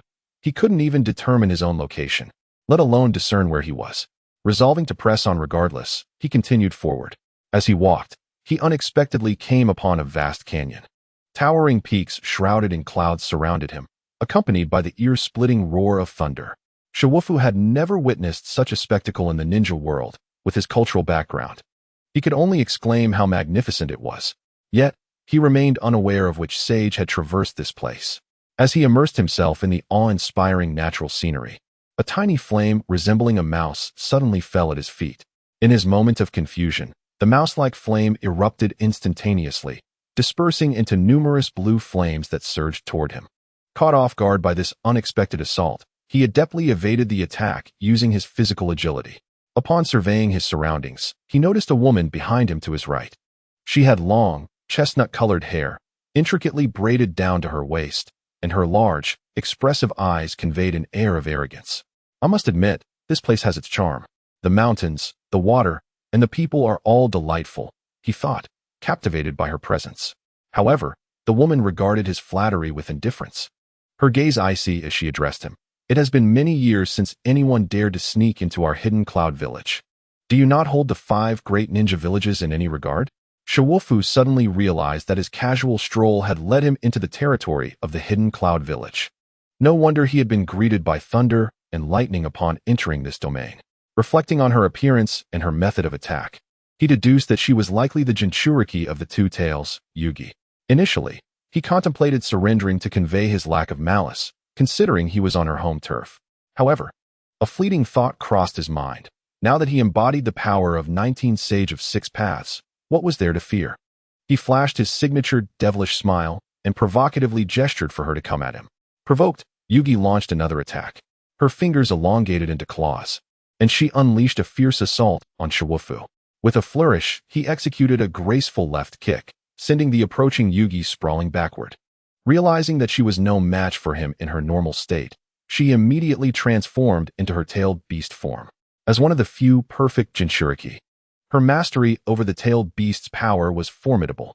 She initiated her half-tailed transformation, her body adorned with blue chakra markings, her hair lifting slightly, and her eyes morphing into an alluring white. Once transformed, she unleashed her advanced technique, the mouse tail bomb. In an instant, several chakra orbs were released, which she skillfully manipulated with her fingers to control their trajectory. Caught off guard by her agile assault, Shawufu was unable to evade in time, resulting in flames engulfing him, and a violent explosion ensued. As the smoke cleared, he bore severe burns, but to him, they were merely superficial. He channeled chakra, and in the blink of an eye, his wounds healed. Witnessing this astonishing display, Yugi understood that anyone bold enough to venture into the hidden cloud village could not be judged by ordinary standards. She had to unleash her most powerful abilities. Drawing upon her years of training, she executed a full-tailed beast transformation, becoming the complete form of the Two Tails. The imposing figure of the tailed beast emerged from the smoke, a cat-like creature cloaked in blue chakra flames, exuding an overwhelming chakra and a terrifying sense of pressure that enveloped the entire hidden cloud village. It appears I must reveal my true capabilities as well, Shawufu mused. Coincidentally, He had yet to utilize his newly completed self-fusion technique, leaving him uncertain of its true power. He connected with the chakra within him, entering the Sage mode of 067. In this mode, his previously pale blue chakra transformed into a soft yellow, no longer resembling armor, but resembling a long robe. A black tomo emerged on his back. He experienced an entirely new sensation, feeling as though he had the world at his fingertips. Upon closing his eyes, it seemed that no movement around the hidden cloud village escaped his perception. The colossal two-tails sensed a grave danger emanating from him, yet for the sake of her village. She charged at him with ferocity. Just as she approached, Shiwufu opened his eyes. With a flash of golden light, the two-tails was sent flying several meters away. Her beastly form reverting back to Yugi, who struggled to rise, her weakened figure hunched over. Two-tails captured, mission accomplished. Shiwufu declared as he approached the incapacitated Yugi. Chapter 63.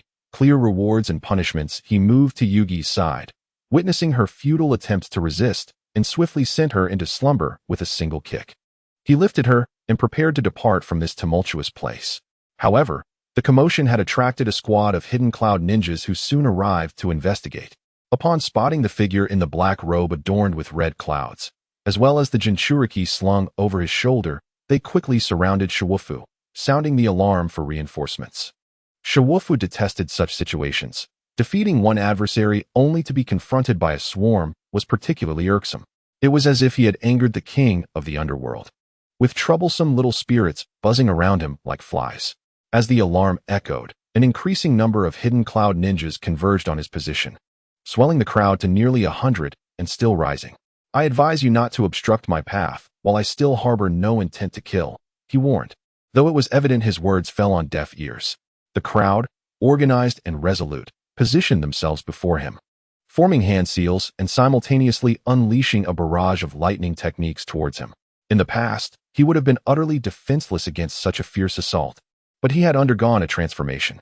In this mode, Shiwufu felt a return to his primal essence. He had no need for seals or techniques. He simply thought of lightning, and he would unleash it alongside them. In an instant, countless lightning chakra orbs coalesced in his right hand, branching out like tree limbs, and surged toward the assailants. Their lightning techniques paled in comparison to his, and they were swiftly obliterated. Through his extraordinary sensory abilities, he detected an immensely powerful energy approaching from a distance. Likely the fourth Reikage, he decided against further entanglement and swiftly leapt away, covering several kilometers in the blink of an eye. Upon arriving at the scene, the fourth Reikage was met with the sight of his village's Jinchuriki being abducted, alongside the aftermath of carnage. Enraged, he shattered a nearby boulder with a single punch. In the Sage mode of 067, Shiwufu's speed was unparalleled. Within moments, he traversed from the distant hidden cloud village to the perpetually rainy rain village. His first order of business upon entering the village was to seek out Pain.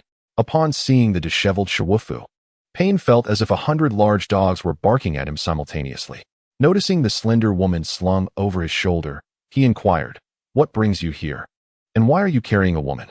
"To be frank, leader, this is a gift for you," Shiwufu replied, just as Conan shot a glare at Pain.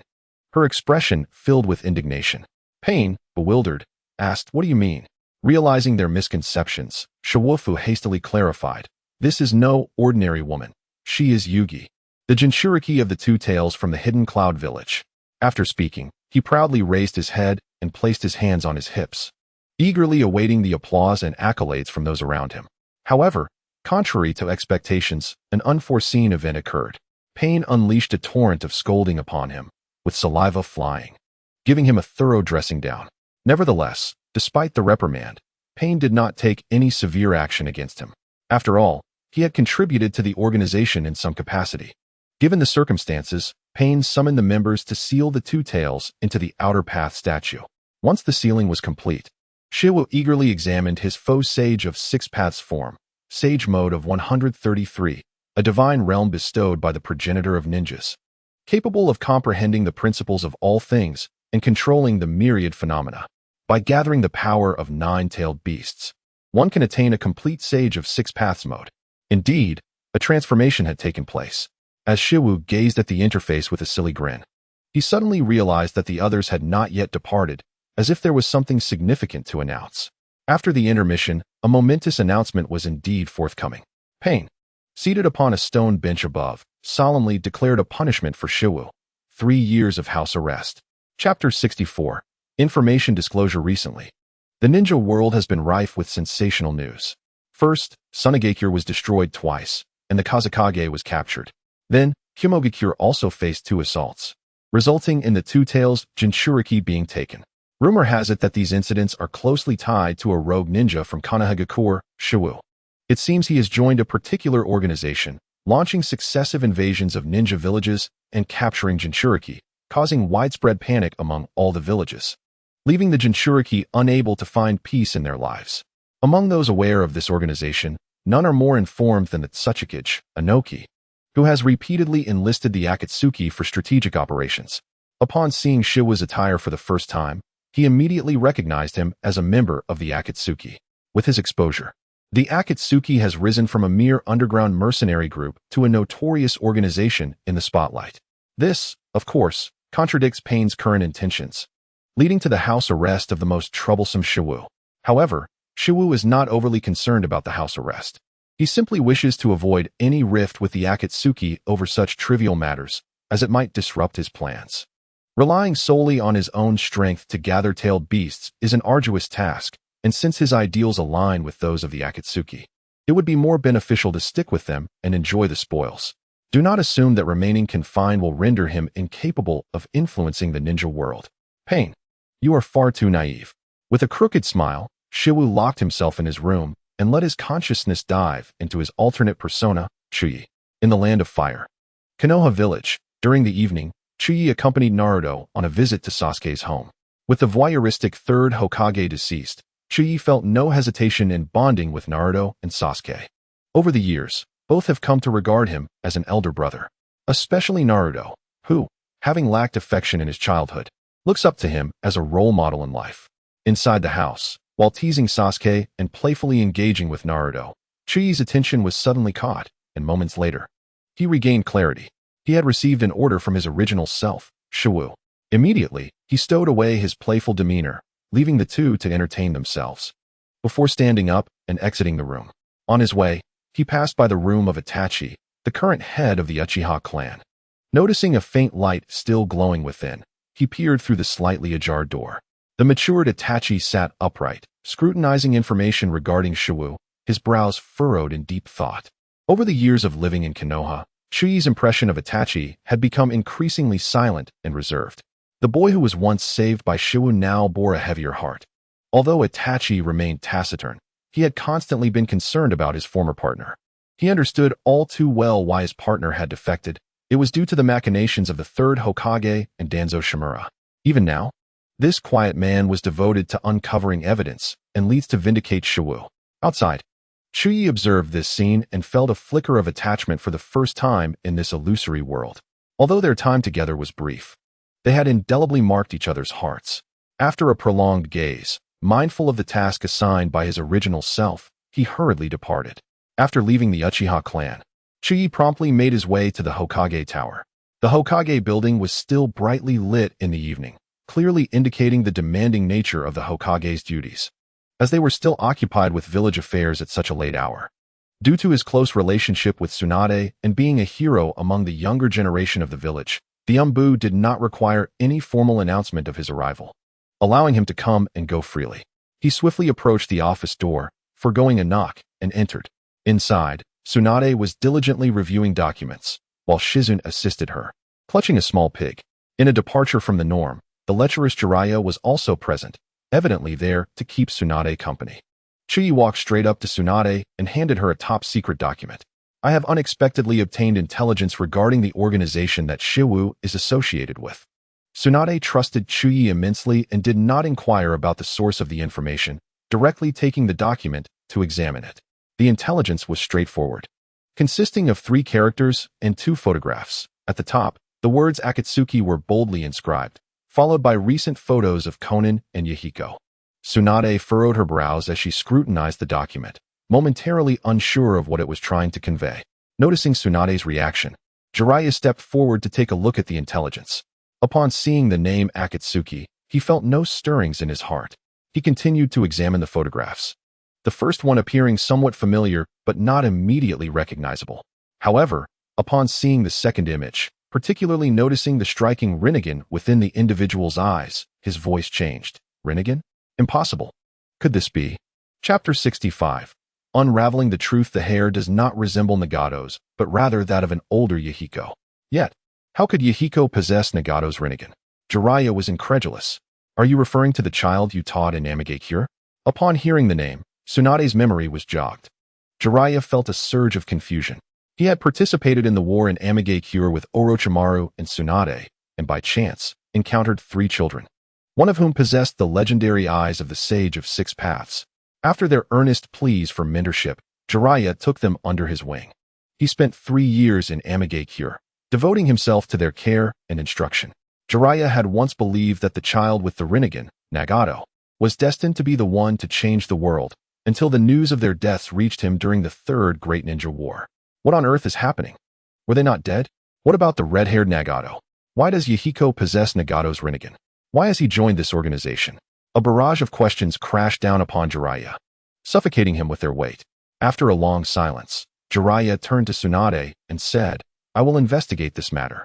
I am deeply concerned about them and can gather more intelligence regarding the Akatsuki. Tsunade bluntly refused. It's too dangerous. I cannot agree. There is no one more suitable than me, is there? Ultimately, Tsunade acquiesced to his request, but cautioned him to prioritize his safety. Jiraiya gathered his belongings. Before departing, he made it a point to take Naruto out for a meal featuring the finest ingredients. He also entrusted Naruto with the key to the Nine-Tailed Seal and the legacy of Mount Myaboku, akin to a final wish, before leaving the village without notifying anyone, departing in a carefree manner. In truth, he did not feel as relaxed as he appeared. In the current situation, the village of Rain is a place of both mystery and danger, home to the enigmatic Akatsuki organization and the fierce Hanzo of the Salamander. As he treads upon the setting sun, he embarks upon the path of destiny. The village of Rain, cloaked in darkness as night descends, is illuminated by the sparse stars and a bright moon. The incessant rain seems to have never ceased, with countless droplets cascading to the ground, pooling into puddles and forming small bodies of water. From one relatively clear puddle, a charming little frog emerges, hopping in circles. After completing a rotation and observing the deserted surroundings, it finally comes to a halt. Then, it opens its tiny mouth, from which a hand emerges, followed by its body, head and legs. Utilizing the frog concealment technique, the agent Jiraiya successfully infiltrates without a hitch. The rain pours down as if it were free, soaking him thoroughly, prompting Jiraiya to lament, "This was a new outfit I specifically changed into for this mission." He guides the little frog back to Myaboku Mountain before stealthily making his way towards the heart of the steel-laden village. Unbeknownst to him, his perceived success and infiltration was sensed in an instant by Pain, who was positioned above. Pain turned to Conan and remarked, "My rain has detected an intruder. Their chakra is substantial, reminiscent of my teacher Jiraiya." Conan nodded and transformed into sheets of paper, fluttering out the window. Pain's rain tiger-free technique had matured significantly. The rain was crafted from chakra to form rain clouds, which then unleashed the downpour. Each drop of rain that fell was intricately linked to Pain's senses, allowing him to detect intruders whose chakra would obscure the rain outside the village. On the streets, Jiraiya observed his surroundings, lost in thought. He had visited this place before, but this time felt particularly peculiar. The village was bustling with life, filled with fervent expressions on every face, including those of the ninja. Spotting an establishment of questionable reputation ahead, he decisively made his way inside, truly intending to gather information. Upon entering, he expertly ordered a hot drink and requested the company of a voluptuous woman. After a brief exchange, he was astounded by the information she divulged. If it weren't for the god, the village wouldn't be in its current state. The divine envoy is quite benevolent towards us. God. In his recollection, Hanzo was merely referred to as a demigod. Who, then, was this so-called divine envoy? He straightforwardly inquired, "Does the village leader Hanzo still make appearances?" Upon hearing Jiraiya's question, the woman's expression shifted dramatically. She hurriedly glanced around and placed a finger over Jiraiya's mouth. "Guest, that name should not be uttered here. If the divine envoy learns of this, you will not escape unscathed." She continued, "After all, he is just a dead man. My husband, a ninja in the village, once mentioned that Hanzo was killed by the god himself. his corpse displayed atop a high tower. Jiraiya was taken aback. What on earth? Chapter 66. The tension mounts. The weight of her words left Jiraiya momentarily stunned, unsure of how to proceed. He had fought alongside his comrades against Hanzo and was well aware of his formidable strength, having been honored with the title of one of the legendary 3 ninjas of Konoha. The fact that someone could kill him in his own lair and seize control of his domain intensified Jiraiya's apprehension regarding the Akatsuki. He downed his drink, bid farewell to the woman with a smile, and, after surveying the area, abducted a lone ninja, swiftly retreating into the shadows. Once assured of his safety, he employed the frog shadow manipulation technique, concealing himself within the shadow of the captured ninja and controlling their movements. After completing the maneuver, he surveyed the village, now a labyrinth of steel and pipes, with one central pipe leading to the highest point. Manipulating the body of the rain ninja, he navigated through the shadows and entered the sewer.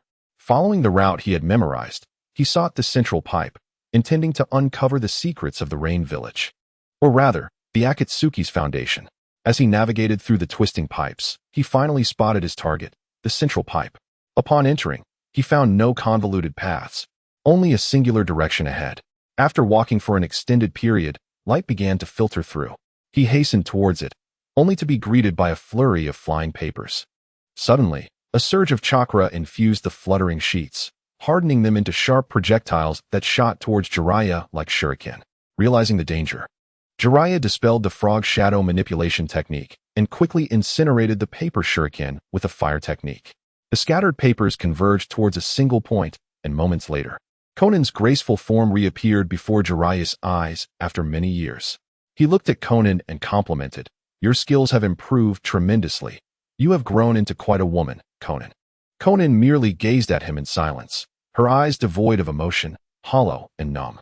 With a swift motion, she initiated the paper jutsu, transforming her body into countless paper fragments, controlling them freely.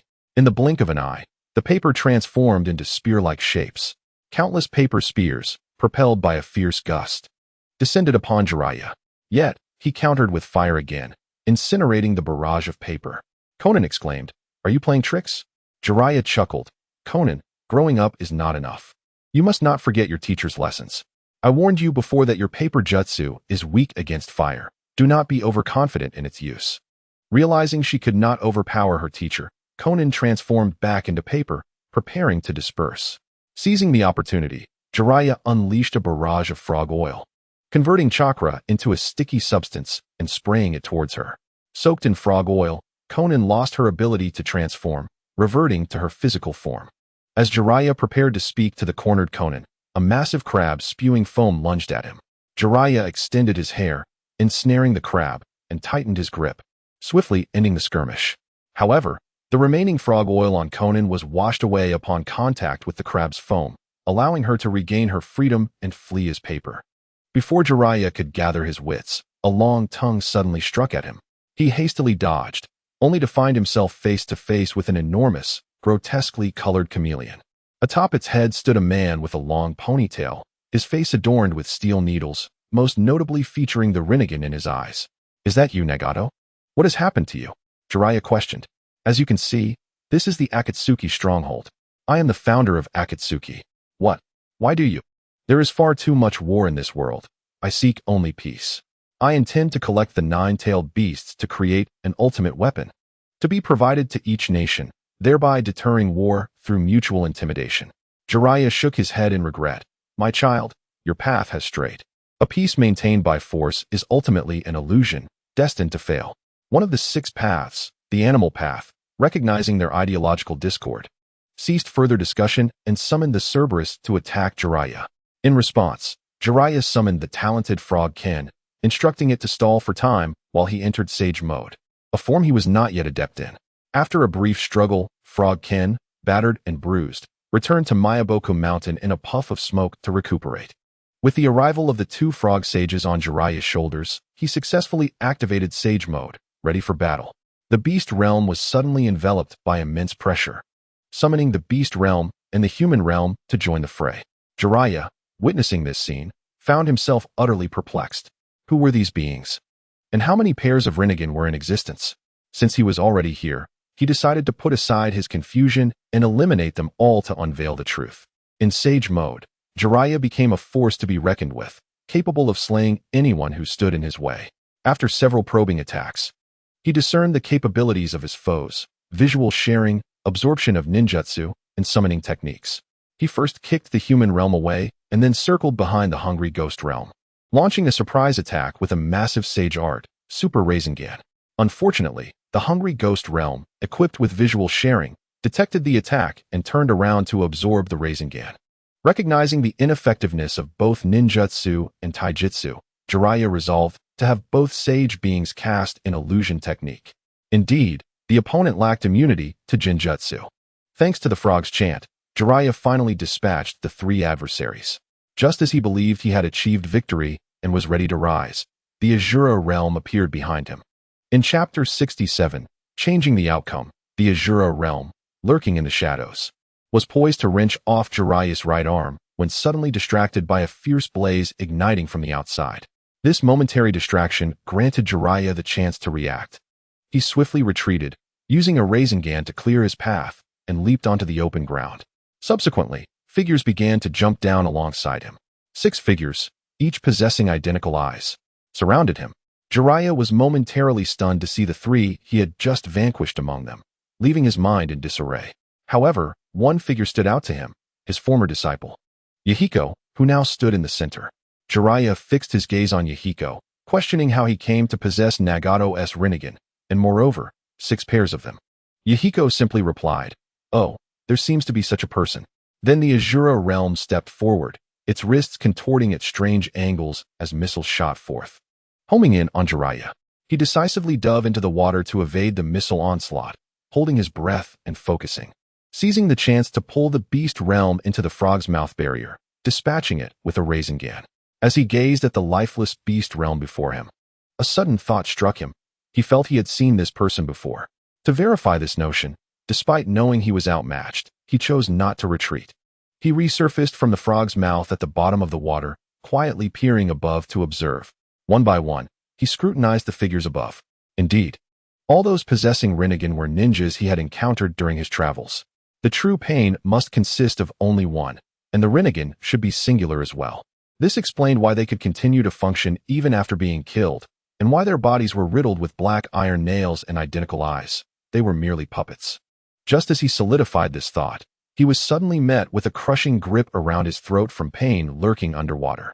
After that, the remaining 5 pains leaped into the air, drawing iron rods from their sleeves, thrusting them towards him with deadly intent.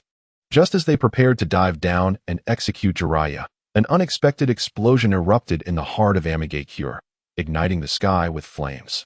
This second unforeseen event momentarily distracted the group, an opportunity seized by the sage beside Jiraiya, who hastily transported himself back to Mount Myaboku. He quickly formed hand signs, employing reverse summoning to bring the flickering Jiraiya back. He urgently commanded the frogs to relay information to Konoha, sending Naruto to bring Tsunade to rescue the ailing Jiraiya. As for the 2 sudden explosions, they were orchestrated by Shiboku. While destroying Tsunade, he simultaneously plundered their amassed wealth and, using the vast resources accumulated by the ninja village over the years, purchased 10 million explosive tags from the black market. These explosive tags were strategically hidden in several key locations throughout isekai'd. This was originally intended as a contingency plan, should he find himself at odds with the Akatsuki, allowing for a rapid escape amidst the chaos of an explosion. However, he never anticipated that these arrangements would ultimately come to Jiraiya's aid. Coincidentally, while Jiraiya infiltrated isekai'd, Shiboku was idly observing the villagers' private lives using Sage mode when he sensed Jiraiya's intrusion. As someone who regretted the death of Jiraiya in the original narrative, he did not wish for Jiraiya to meet a similar fate, especially not in front of him. After all, having made it to the world of Naruto, it would be a shame not to change some injustices. Thus, when the Azura realm prepared to ambush Jiraiya, Shiboku triggered a violent explosion. When the 5 pains were ready to strike decisively, he initiated another violent explosion. Moreover, to ensure that Pain would remain vigilant about the explosions, he specifically detonated the tags hidden beneath Pain's favorite stone bench. It was truly a masterful psychological maneuver. Shiboku declared, "The plan to rescue Jiraiya is a success." In Chapter 68, The Turbulent Situation, in Konoha Village, the sage brought the barely conscious Jiraiya to the Hokage Tower. Tsunade and Naruto, upon seeing the battered Jiraiya, felt a wave of despair wash over them. They hurriedly transported him to the medical room. Tsunade personally undertook the surgical procedure. After the treatment concluded, she emerged, drenched in sweat. As Naruto anxiously approached her, he asked, "Tsunade Baba, how is the perverted sage?" At that moment, Tsunade was too exhausted to argue over titles. She nodded wearily and replied, "He has passed the critical period. Now it depends on his recovery." However, his throat. Tsunade sighed, her hands helplessly gesturing. Upon hearing about Jiraiya's condition, Naruto's eyes instantly welled with tears. He yearned for greater strength to confront the current circumstances. He glanced at the sage who had saved Jiraiya, hoping he could impart the knowledge to strengthen him. The sage met Naruto's determined gaze, ready to utilize all his abilities to teach him. He took Naruto to Mount Mayaboku for training, while Konoha announced an unprecedented move across the ninja world, convening the first summit to discuss strategies regarding the terrifying organization, the Akatsuki.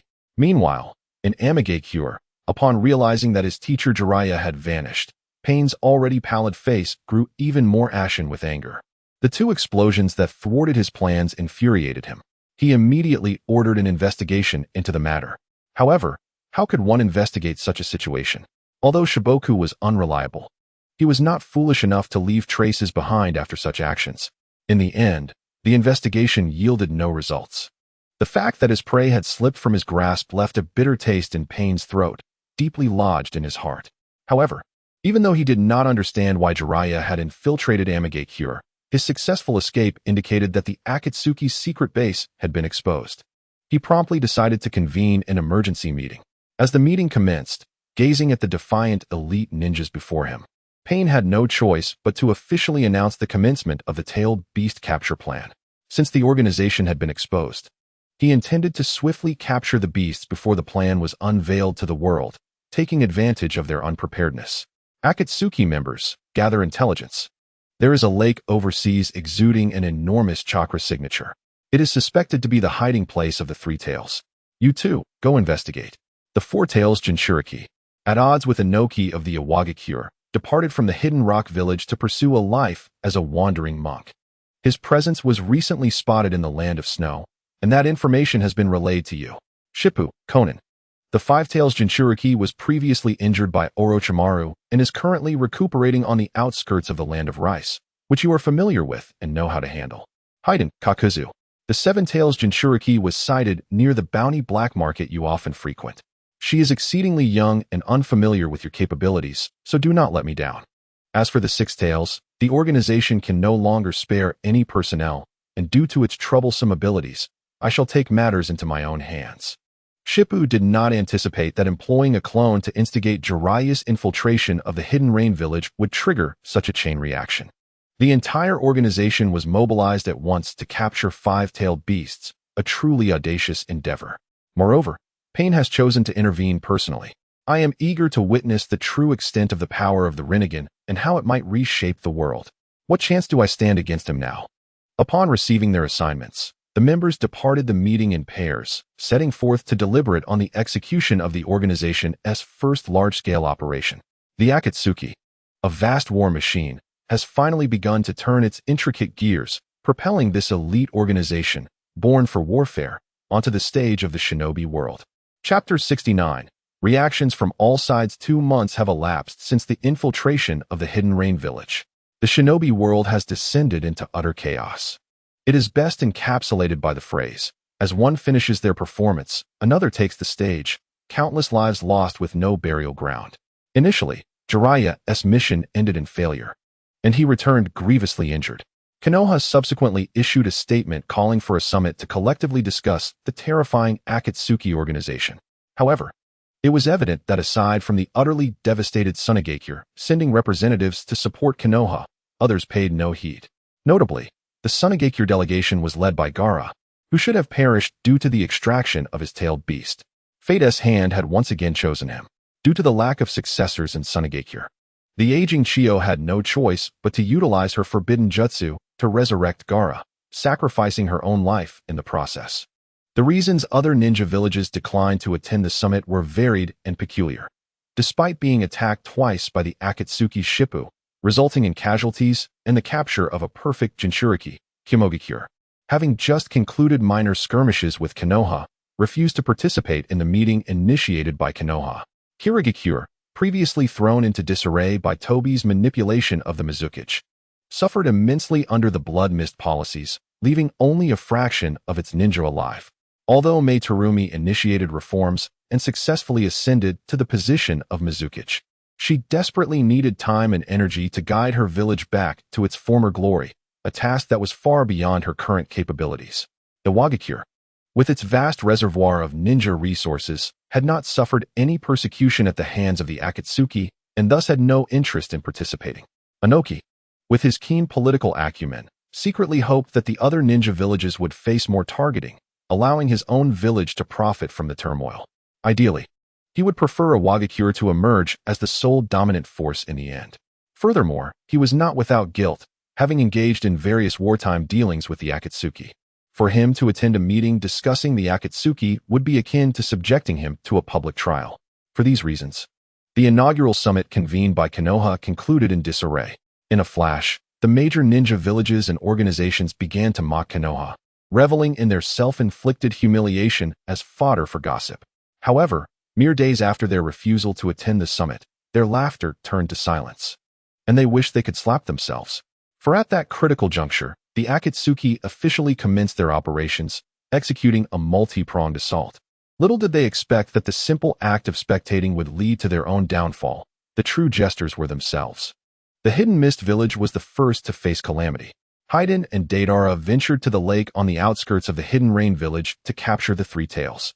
Their battle drew the attention of several mist ninjas, resulting in their complete annihilation while they helplessly watched the Three Tails being taken away.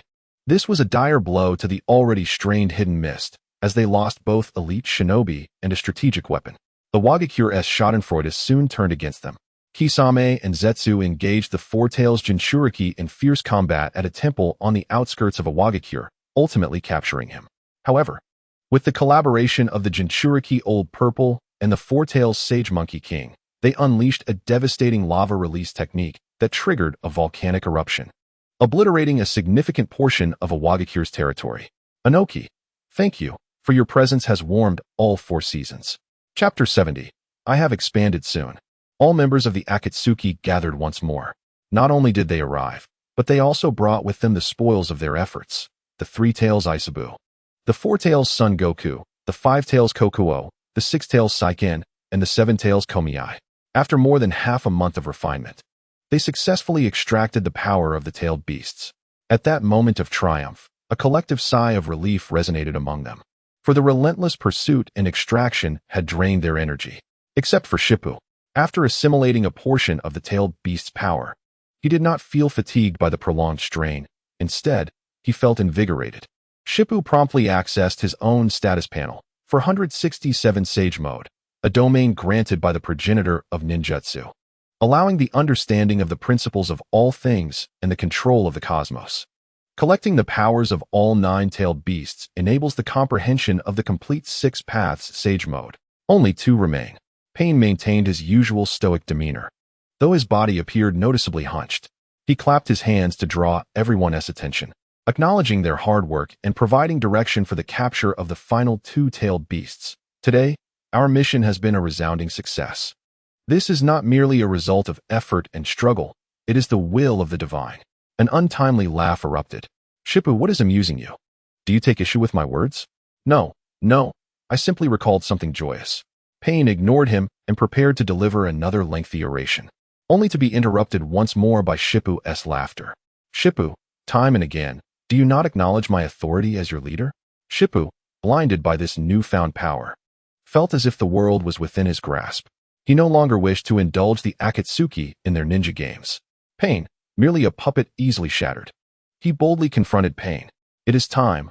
I have grown weary of being summoned at your whim. In this shinobi world, I fear no one. Do you imply that I am unworthy of leading you? No, do not misunderstand. I am not targeting you. I speak of everyone present as being inferior. After profound contemplation, He resolved that he could no longer allow the Akatsuki to continue their collection. Now, he felt capable of capturing the tailed beasts independently without relying on the Akatsuki's influence. Moreover, should the Akatsuki's operations proceed too smoothly, the emergence of figures such as Nagato, Tobi, Madara, and even Kagaya would undoubtedly become his greatest obstacles. As these words left his lips, the atmosphere shifted, growing tense. Pain had not encountered anyone daring enough to challenge him in quite some time, and he decided to conclude this operation with a grand display. The Deva Path of Pain signaled for the members of the organization to step aside. The power of a god requires no assistance. Shinra Tensei. In the moment his left hand opened, a formidable force drew Shippu toward him. With his right hand, he produced a black iron rod, preparing to strike decisively. Shippu activated Sage Mode 467, unleashing a surge of terrifying energy. As the moment of confrontation with Pain approached, defying the laws of physics, he swiftly evaded. When he reappeared, it was behind the Deva Path Pain. With a single strike, he pierced through him. The onlookers were astonished by the abrupt conclusion of the battle, questioning whether the leader was too weak or if Shippu was too strong. After Deva Path was felled, a figure leapt down. The Beast Path arrived on the battlefield and summoned the other four Pains using summoning techniques. As the human path descended, it immediately called forth the King of Hell. With its gaping maw and purple tongue, it consumed the damaged Deva Path, chewing him before resurrecting him. The six figures stood side by side, exuding an overwhelming aura that enveloped the crowd. Chapter 71. Departing from the organization faced with the complete form of the six paths of pain, Shippu scoffed, unafraid, and provocatively beckoned the adversary. The Azura Path flexed its wrist, which then disassembled to reveal countless missiles. After a brief targeting, the missiles were launched directly at Shippu. In the face of this torrential assault, Shippu merely waved his hand, effortlessly nullifying the barrage. Raising his hand, he casually stomped his foot and vanished from sight. Nagato, manipulating the six pairs of Rinnegan, vigilantly scanned his surroundings but failed to catch a glimpse of him. Then, a sound echoed through the air. The Beast Path, positioned at the outer edge, was abruptly bisected as if struck by a blunt object. The Hell Path, upon noticing, attempted to resurrect it using the King of Hell. But even the summoned shadow was cleaved in two. As Shippu prepared to continue his onslaught against the Beast Path, Pain hastily repelled him with a Shinra Tensei. Nagato, controlling Deva Path, was taken aback that this usually obedient subordinate possessed such prowess. In the brief span of the battle, only 4 of the 6 paths of pain remained, and they were the least threatening. Observing the battlefield, Shippu resolved to focus on the strongest, Deva Path. Once he obliterated him, the others would merely be prey. He charged towards Deva Path, directly colliding with the repulsive Shinra Tensei. Step by step, he braved the immense force, gradually closing the distance to Deva Path. For the first time, Deva Path witnessed someone withstand his divine power and approach him. He immediately increased the chakra output, forcing Shippu back. Deva Path's attack capabilities were broad in scope, but his close combat prowess was rather ordinary, unable to employ the almighty push or the planetary devastation in close quarters. He regarded Shippu with a deep gaze, retracting his technique and opting to pause their conflict. Within the Akatsuki's stronghold in Amigakure, he could not afford to engage Shippu fully.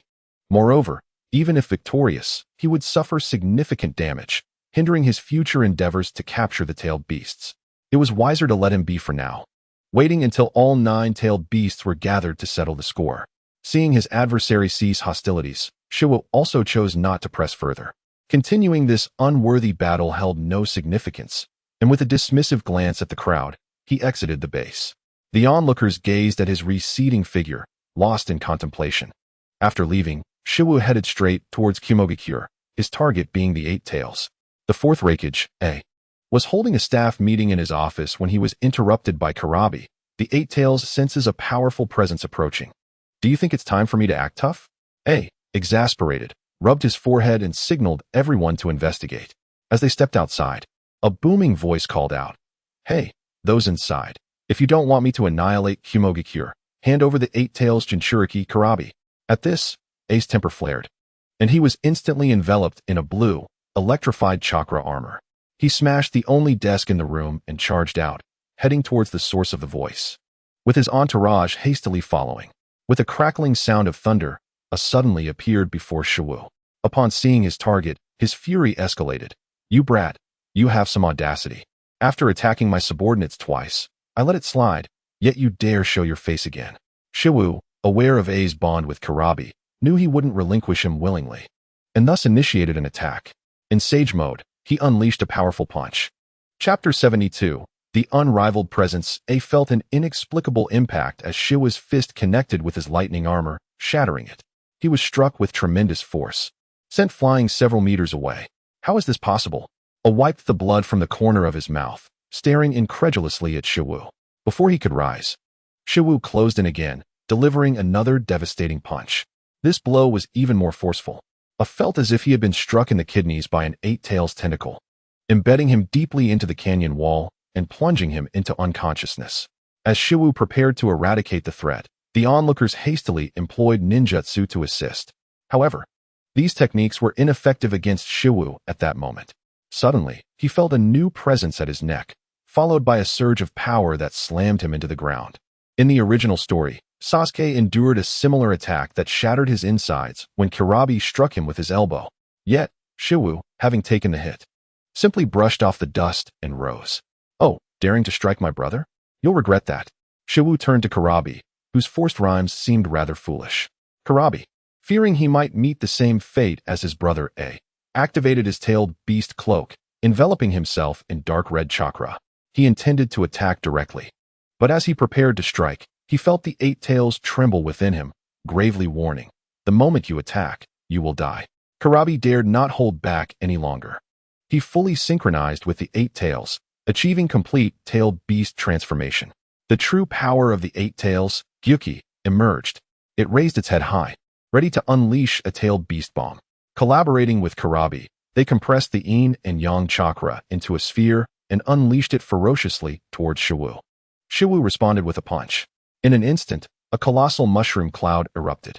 As the cloud dissipated, a thick fog enveloped the area. When the smoke cleared, the massive form of the eight tails had vanished, and Kurabi found himself embedded in the wall beside A. The denizens of Kumogakure, witnessing this chaos, rushed to provide support. Shiwu hoisted Kurabi and ascended into the sky using yin-yang release to evade the attacks from below. However, he did not flee. Instead, he directed his flight toward the center of Kumogakure. He had intended to do this during his last visit, but lacked the capability then. Shiwu brought his hands together before his chest, as the external natural energy surged into his palms. As this energy coalesced, the sky darkened ominously. This catastrophic scene was even more formidable than the eight tailed beast bomb. The crowd felt numb and despondent, scattering in fear at the sight. Once again, without invoking any specific technique, he harnessed the primal power of lightning release. From the center of Kumogakure to its periphery, the village was mercilessly ravaged by incessant lightning strikes. Only the Raikage right hand, Durui, retained a semblance of composure, urgently commanding the ninja to evacuate the fourth Raikage from the wall and organize the villagers' retreat. As evacuation efforts reached the halfway mark, the climactic moment of Shiwu's attack arrived. A colossal black lightning bolt reminiscent of the Raijin struck from the heavens, descending upon the towering peaks of the Kumo hidden mountains. In that fleeting moment of impact, a blinding, unapproachable brilliance enveloped the world, casting it into a profound darkness. Though the black lightning dissipated almost instantaneously, the smoke rising from the valley lingered for an extended duration. Once the haze finally cleared, the mountain that had steadfastly supported the village of Raijin was meticulously leveled. The legacy of the previous Raikage, the Raikage Tower, and the surrounding structures had all become relics of the past. Shiwufu surveyed the apocalyptic scene before him, nodding in satisfaction as he effortlessly carried the unconscious Killer Bee upon his shoulder. Chapter 73. The allied shinobi forces outside. Shiwufu had once again unleashed his power, obliterating the village of Kumo and severely injuring the fourth Raikage while capturing Killer Bee, an event that continued to resonate throughout the lands. The various shinobi villages finally set aside their grievances, preparing to forge a strategic alliance to discuss future collaborations. In the Land of Fire, within a conference room specially arranged by the daimyo, 5 pivotal figures who shaped the ninja world occupied their respective seats. As the central figure of the events, the Raikage spoke first. "This boy is beyond the capabilities of mere mortals to confront. I consider myself formidable, yet I could not withstand 3 moves against him.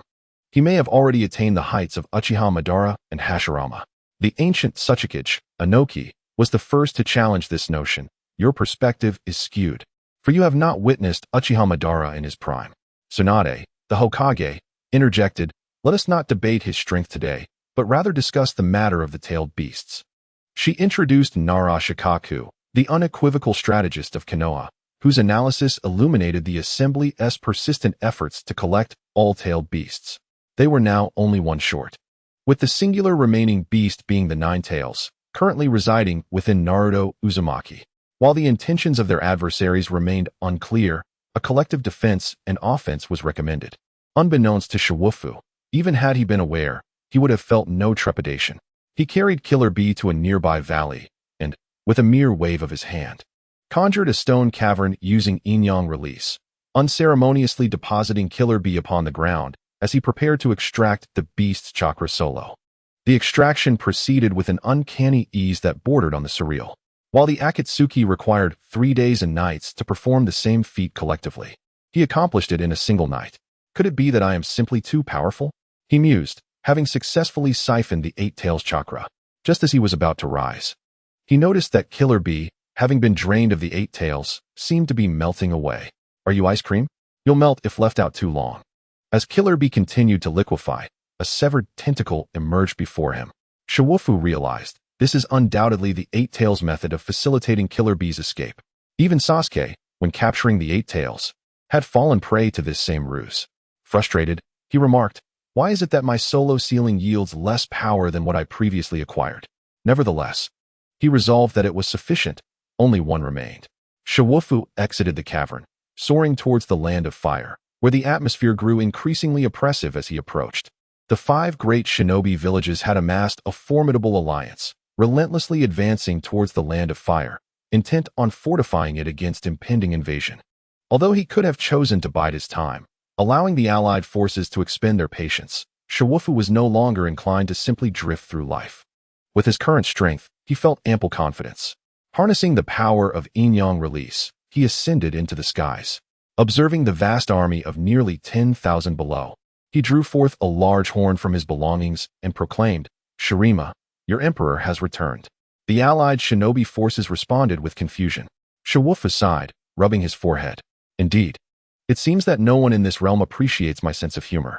Setting aside his jesting demeanor, he shifted into a serious mode, activating 467 Sage Mode techniques, and coldly surveyed the throng of soldiers below. In this state, his presence exuded an overwhelming aura, akin to the full manifestation of Conqueror's Haki. The ninja forces below felt as though they were being scrutinized by an indescribable force. Except for the elite shinobi, the majority were overwhelmed by an intense pressure, some unable to even stand upright, while the more timid among them fainted on the spot. He dove from the sky, crashing into the midst of the allied forces. Dozens of ninjas were sent soaring into the air, only to crash heavily back to the ground. Shiwufu relished the long-missed thrill of battle. Indeed, unrestrained slaughter remained the eternal melody of the ninja world, perfectly suited to his invincible nature. He charged forward relentlessly, any obstacles in his path reduced to dust by the sheer force of his advance. The massive allied forces crumbled under his onslaught as if they were mere tofu, unable to withstand the onslaught of this human tank. Before long, he reached the rear of the formation, seizing the throat of the commanding officer and lifting him into the air. With an air of arrogance, he inquired, do you wish to dance as well? Chapter 74. The 5 Kage unite. Before he could finish his words, Shiwufu, now empowered by 533 techniques of Sage Mode, sensed 5 intense chakra signatures approaching. He casually discarded the man he held, gesturing for the surrounding lower-ranked shinobi to vacate the area lest they be caught in the impending clash. With a flick of his hand, a stone bench adorned with dragons and phoenixes rose from the ground. Mimicking Pain's demeanor, he sat upon the bench with utmost seriousness, crossing his legs as he awaited the arrival of the main event. In a short while, the 5 Kage assembled, marking a historic moment of unity in the shinobi world. The irascible Raikage, could no longer contain himself. Utilizing his unparalleled speed advantage, he appeared before Shiwufu in an instant. Do you not remember the pain of defeat? Shiwufu subtly activated the ultimate technique of the Hunyuan Teijumen, unleashing the lightning 5 strikes, which left a foaming at the mouth and collapsed to the ground. Tsunade, witnessing this, rushed forward to administer aid to A. Following the shinobi world's primary tenet of prioritizing the elimination of medical ninjas, Shiwufu launched a punch at the unsuspecting Tsunade. The rapid movement generated a punch wind that compressed the surrounding air, forming a pressure wave that surged toward her. Just as it was about to connect, a mass of sand appeared unexpectedly. Suddenly, the ground beneath Shiwufu's feet erupted with sand, swiftly encasing his legs and restricting his movement. The melt-release, melted beast technique, employed by Mizukage Terumi-mei, unleashed a deluge of corrosive white liquid that rapidly approached. Shiwufu was not particularly concerned about the potential harm from the technique. Rather, he found the oily white substance utterly repulsive. He stomped his foot, dispersing the sand beneath him, and began to leap laterally to evade the sticky liquid. When evasion became impossible, he executed a rapid succession of footfalls, instantaneously relocating to Terumi-mei's rear. Just as he raised his hand, he sensed danger approaching and promptly shifted his position once more. Indeed, a blinding radiance illuminated the spot he had just occupied, signaling the execution of Inoki's prideful dust release, detachment of the primitive world technique. While its destructive power was indeed formidable, the most troublesome aspect was his elusive movement speed. Though reluctant to admit it, the reality was that cooperation was imperative. We cannot allow him to dictate the pace of battle and take us out one by one. The experienced Tsuchikage Inoki cautioned the assembly.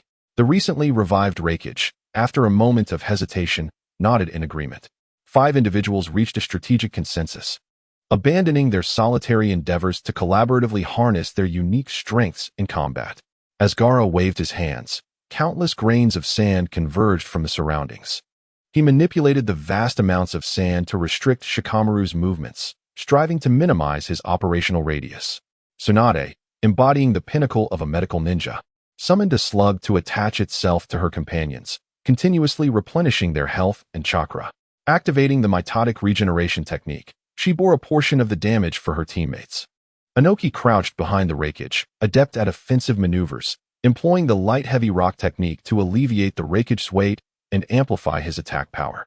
Under this multifaceted interference and enhancement, the Reikage surged with exuberance, wielding speed and strength that rivaled Shikamaru's. The 6 engaged in a fierce contest, exchanging blows with fervor. Chapter 75, Public Enemy of the Ninja World. After a brief tussle with the 5 Kage, Shikamaru ascended into the air, soaring to a height beyond their reach. Oh, you think you can keep up? I merely indulge in this moment, yet it suffices to claim your lives. Now, behold my ultimate technique, the sage art, Tailed Beast Bomb. With that, Shikamaru spread his arms before his chest, channeling the residual power of the tailed beast within him. The azure chakra representing the yang attribute, and the deep purple-black chakra symbolizing the yin attribute coalesced before him, condensing the chakra to its utmost limit. He compressed it into an immensely dense, pitch-black sphere, launching it toward the 5 Kage and the Ninja Alliance. Faced with this colossal manifestation, the 5 Kage found themselves at a loss. While they might evade annihilation, the multitude of allied ninjas behind them would likely suffer catastrophic losses. Kamui. As the tailed beast bomb neared, the fabric of space seemed to ripple like disturbed water, revealing a distortion that swallowed the massive bomb. Kakashi, with his silver hair and black mask, stepped forward at a critical moment. Your adversary is not limited to the 5 Kage. I am here as well. Though drenched in sweat from absorbing the tailed beast bomb, Kakashi spoke resolutely. Well said, Kakashi. This is youth at its finest. Count me in, exclaimed Guy, with his distinctive kappa hairstyle and thick eyebrows. Shikamaru felt uncertain about how to proceed, not due to fear of his opponents, but from the apprehension that Guy might impulsively endanger himself. If even Madara struggled to withstand the onslaught, he, as a novice, stood no chance. After contemplating, he decided retreating was the wiser choice, vowing to seize the opportunity for capturing the Nine Tails another day. As he ascended higher, the Ninja Alliance below could only perceive a diminutive black that suspended in the air, waving farewell to the bewildered crowd below. He prepared to utilize his aerial advantage to withdraw. Just as he was about to depart, the atmosphere around him suddenly thinned. A powerful gravitational force connected to his body, pulling him downward. Upon landing smoothly, he found Pain standing before him. Who are you? What do you want? Here to join the fray? Pain's gaze bore the weight of uncertainty. Your presence poses too many variables. If we do not eliminate you now, you will inevitably disrupt our plans." As Shikamaru touched down, the 5 Kage hurriedly surrounded him, their weary bodies encircling him tightly. Upon seeing the Rinnegan in Pain's eyes, they were taken aback. When they noticed he wore the same Akatsuki garb as Shikamaru, they immediately readied themselves. "Our objective aligns. We both seek Shikamaru's demise. He has betrayed the organization, attempting to gather all 9-tailed beasts, an act we cannot tolerate." Listening to Pain's grandiloquent rhetoric, Shikamaru found himself laughing uncontrollably. This individual demonstrated considerable political acumen, attempting to besmirch his character to deflect scrutiny from the Akatsuki. With the organization now embroiled in this conflict, he truly faced becoming the public enemy of the entire ninja world. Uninterested in explanations, he assumed a stance, legs together, fists raised in preparation to confront the 5 adversaries and a puppet.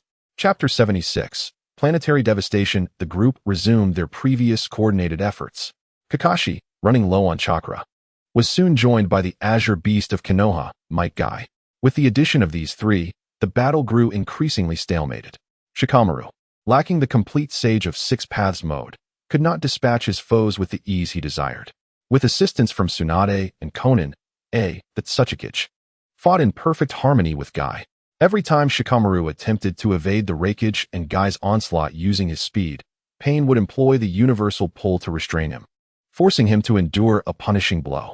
Each time he seemed poised for victory, Gaara's sand would timely obstruct his movements, granting his allies precious moments to evade. Coupled with Kakashi's watchful eye, whose Kamui posed the greatest threat, Shikamaru felt as if he were striking against cotton, unable to release his pent-up energy. After enduring a strike from Guy, Shikamaru resolved to alter his strategy, opting against a direct confrontation. He repeatedly leapt, leveraging explosive speed to break free from their encirclement. He dashed towards the observing ninja alliance. Fearing the damage he might inflict upon the elite forces of the 5 great nations, the Raikage swiftly pursued him.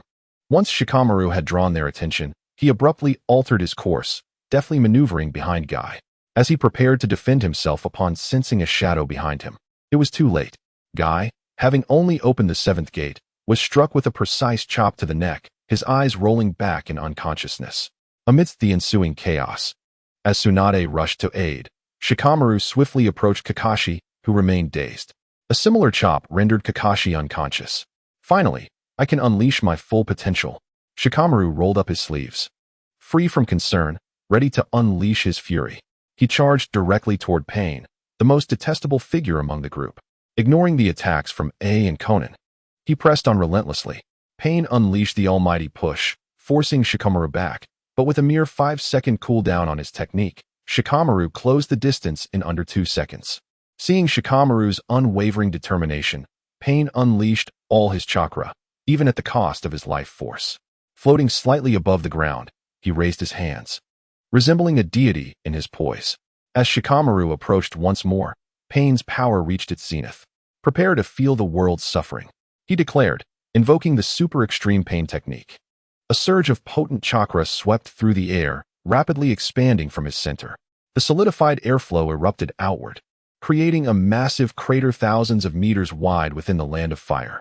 The first to recover was Tsunade, who had employed the mitotic regeneration technique. Rising to her feet, she was met with a scene of utter devastation, plunging her into profound despair.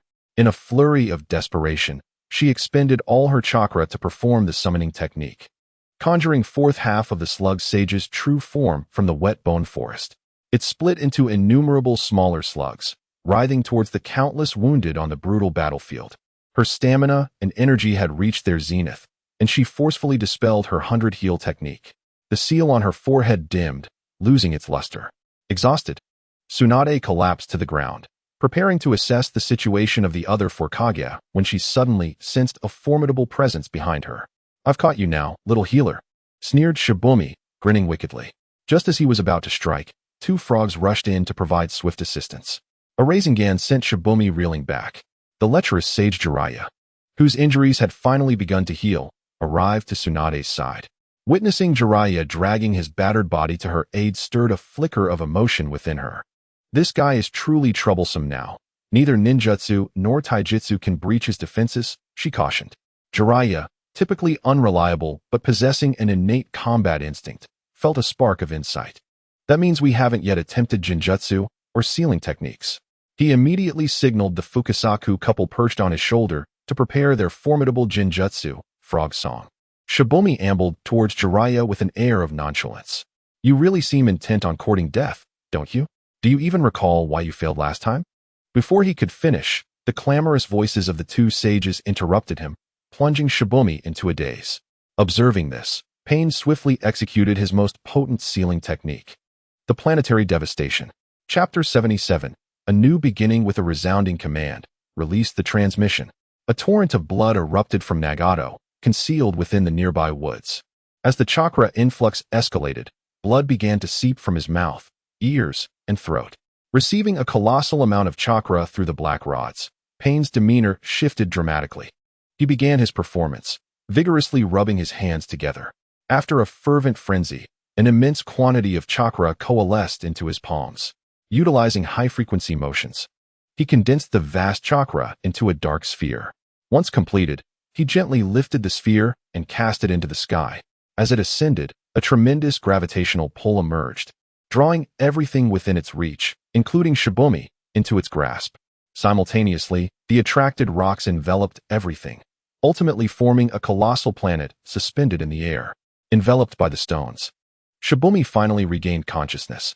He struggled against the suffocating pressure, channeling his energy to resist. With each layer of rock adhering to the sphere, his resistance waned. And ultimately, he was ensnared by overwhelming force, rendered immobile. After a protracted struggle, he surrendered to the inevitability of his fate. Just as he resolved to accept his predicament, a figure slowly emerged within the confined space, disregarding the surrounding rocks. Shibumi exerted considerable effort to produce a diminutive flashlight from his pocket. Upon activation, it illuminated the visage of the figure before him, the upper half shrouded in leaves, yet devoid of an yin-yang face, revealing an exceedingly grotesque black countenance. There was no need for inquiry. His features unmistakably identified him as Kagaya's consciousness, Kurizetsu. Unfazed by the bright beam from the flashlight, Kurizetsu silently scrutinized Shibumi, causing him to feel uneasy. Shibumi gestured towards Kurizetsu, urging him to speak freely. After an extended moment of observation, Kurizetsu finally spoke. Seeing the manifestation of the Six Paths power upon you startled me. Such strength shouldn't have emerged before the plan was realized. However, upon closer inspection, I found I was mistaken. Although I cannot fathom why, your chakra bears an uncanny familiarity. Alas, it is regrettable. Your path is misguided. You possess the form, yet lack the essence. Merely a minor path. With a wistful glance at Shibumi, Kurizetsu's form gradually dissipated into nothingness. Shibumi, feeling despondent, lamented, even in my dire state. You still choose to belittle me. Yet, upon further contemplation, he discerned the wisdom in Kurizetsu's words. Recognizing his inability to escape, he felt no need for pretense. As the embodiment of Kagaya's will, Kurizetsu undoubtedly possessed profound knowledge of the Otsutsuki clan and the Sage of Six Paths. Indeed, as Kurizetsu suggested, he appeared close to perfection, yet was merely grasping at illusions. Despite his chakra being formidable, rivaling even the peak of Uchiha Madara, he felt no sense of overwhelming dominance in battle. Was it due to the absence of Indra and Ashura's reincarnated chakra? After much reflection, Shibumi resolved to seek the ancient stone tablet passed down through the Uchiha clan to uncover the truth. Having formulated a new plan for the future, he wore a serene expression, relinquishing feudal struggles and gently closing his eyes, murmuring, I concede this time, but we shall meet again soon. Chapter 78. Obito declares war. The remaining Ninja Alliance members exhaled in relief as they witnessed Shibumi sealed within the colossal sphere above. After tending to the other four Kage, Tsunade, exhausted, collapsed to the ground. Nara Shikaku rushed to report, revealing that nearly half of the Ninja Alliance had perished.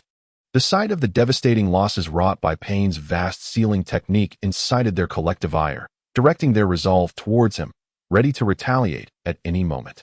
Suddenly, a gust of air swirled around them, and a figure emerged from the vortex, adorned in an orange mask and the Akatsuki's signature red cloud attire.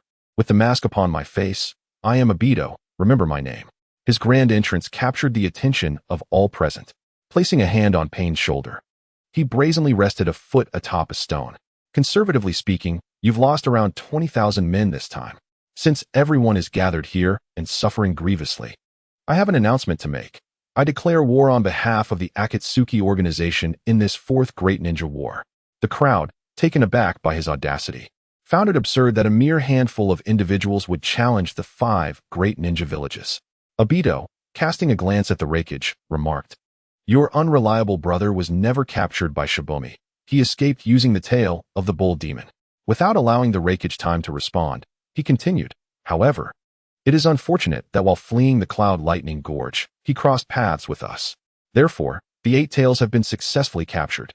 Only then did the wreckage react, launching himself toward Obito with the intent to strike. "You're quite spirited, but not now. Don't accuse me of bullying you.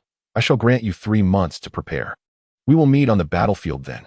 Upon finishing his statement, Obito manipulated the space around him, transporting himself and pain away. After a brief silence, the leaders of the various ninja villages returned to their respective strongholds to prepare for the impending conflict. Tsunade led the remaining personnel back to Konoha, convening a meeting. In the Hokage's office, Narashikaku recounted the situation and analyzed the circumstances. Tsunade was the first to speak. "I believe the time frame they provided is inaccurate. How could the enemy afford us sufficient time to prepare for war?" In a rare display of engagement, Uchiha Itachi, typically silent, responded, "Our clan has received messages from Shursui, who was presumed dead. The Akatsuki's relentless pursuit of tailed beasts aims to create a weapon of war to intimidate the nations. The time they allowed is likely intended for extracting the tailed beasts from their Jinchuriki." The assembly was taken aback by this unforeseen revelation. Shursui was alive, creating weapons from tailed beasts? If there were ever a time for Danzo to intervene, it would be now. He suddenly stood up and proposed, "Now that only the 9 tails remain, we should eliminate the Jinchuriki of the 9 tails to buy ourselves some time." He added, "Who is in favor and who against?" Uchiha Itachi looked at Danzo with a bewildered expression, thinking the old man must have lost his mind. With a formidable enemy before them, rather than focusing on defeating the adversary, he was preoccupied with how to deal with their own people. Undoubtedly, no one supported him. In fact, no one even acknowledged his words. Danzo, infuriated, sat back down. The clone, upon witnessing Danzo's embarrassment, laughed heartily. Indeed, due to his various contributions to the village over the years in Tsunade's favor, he had successfully infiltrated the management tier. With traits reminiscent of the first Hokage and the Wood Release, Tsunade had recognized his lineage and granted him the Senju surname. He patted his belly and earnestly addressed Tsunade. "I believe the shinobi world should unite against a common foe. I propose we send Naruto to the Hidden Cloud Village, allowing him to harness the power of the 9 tails to aid us in the forthcoming battles." This proposal received unanimous agreement. Danzo, beside them, was seething with anger. Chapter 79. Undermining Danzo. After the meeting, the clone returned to the Senju clan's estate. Resting his chin on his hand, he contemplated the insights gained from Black Zetsu's words. He resolved to follow the path designed by Uchiha Madara in the original narrative. The Uchiha Sharingan, combined with the Senju's physical prowess, would create a powerful synergy to validate the ultimate truth. But how could he acquire the Sharingan? The Uchiha clan was out of the question. He had exerted great effort to rescue them. To turn against them would be futile. Kakashi's Sharingan, paired with Obito's, meant that taking one I would not suffice for grand ambitions. Thus, only one option remained. The clone swiftly rose and headed to the Hokage building. As expected, Tsunade was still at her desk. He hurriedly approached her, seeking to borrow the sealing book.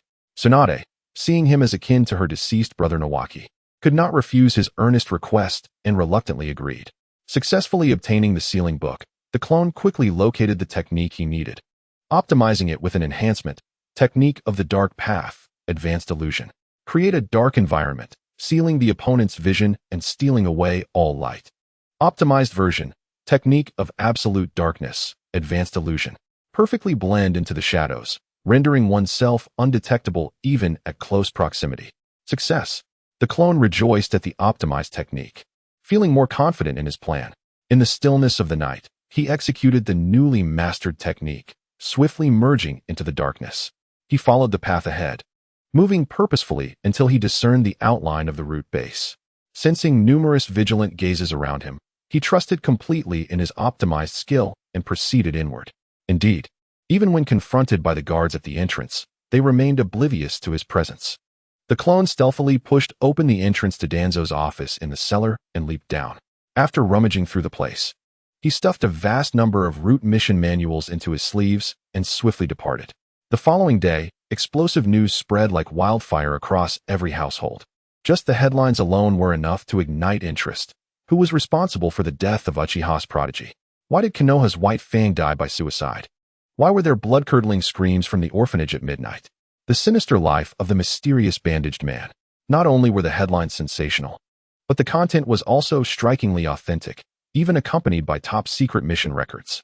In no time, discussions about Danzo filled the streets and alleys. Did you see it? Of course. You should ask who hasn't seen it. Who is Danzo? The misdeeds he committed are simply too numerous to count. I don't know, but how could such a good man as White Fang have been driven to his death? Root. Danzo. Upon learning of the rampant dissemination of information regarding Root's affairs and the mission scrolls in Konoha, slammed his fist on the table in fury, causing it to collapse. This was undoubtedly a calculated and organized act of revenge. However, since the passing of the third Hokage, he had remained in a state of concealment, having offended no one. Could it be Tsunade? Danzo began to doubt.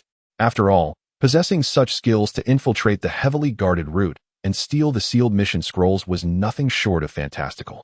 If it was the fifth Hokage seeking to reclaim her authority, it was certainly plausible. Danzo summoned back the personnel he had dispatched for investigation. Glaring intently at the Hokage building. You little girl, I had intended to ascend to power smoothly after your disappearance. It seems you are forcing my hand. Little did he know, his attempt to tarnish Danzo's reputation inadvertently directed the blame towards Tsunade, a serendipitous twist that hastened Danzo's impending downfall. Chapter 80. A dangerous gamble. As the true power broker of Konoha, Danzo could almost be regarded as the shadowy counterpart to the Hokage. However, he was seething with anger over the recent events, believing that Tsunade not only failed to assign him significant responsibilities, but also sought to undermine his authority. With the current trajectory, how could he possibly garner public support for his bid to become Hokage? If he could not attain that position, how could he fulfill his lifelong ambitions? He resolved that he could no longer remain passive. On the day Tsunade called for a pre-war mobilization meeting, where clan leaders and mid-level officials would gather to discuss battlefield assignments, Danzo bathed and dressed early before making his way to the Hokage building. Upon entering the conference room, Tsunade appeared momentarily taken aback, as she had not invited Danzo to this meeting. Nevertheless, she continued with the planned agenda, undeterred by his uninvited presence. Suddenly, with Danzo's arrival, the topic of discussion shifted dramatically. What had begun as a conversation about personnel assignments morphed into a debate over who should lead the forces of Konoha. The attendees spoke with enthusiasm, seemingly disregarding the presence of the Hokage.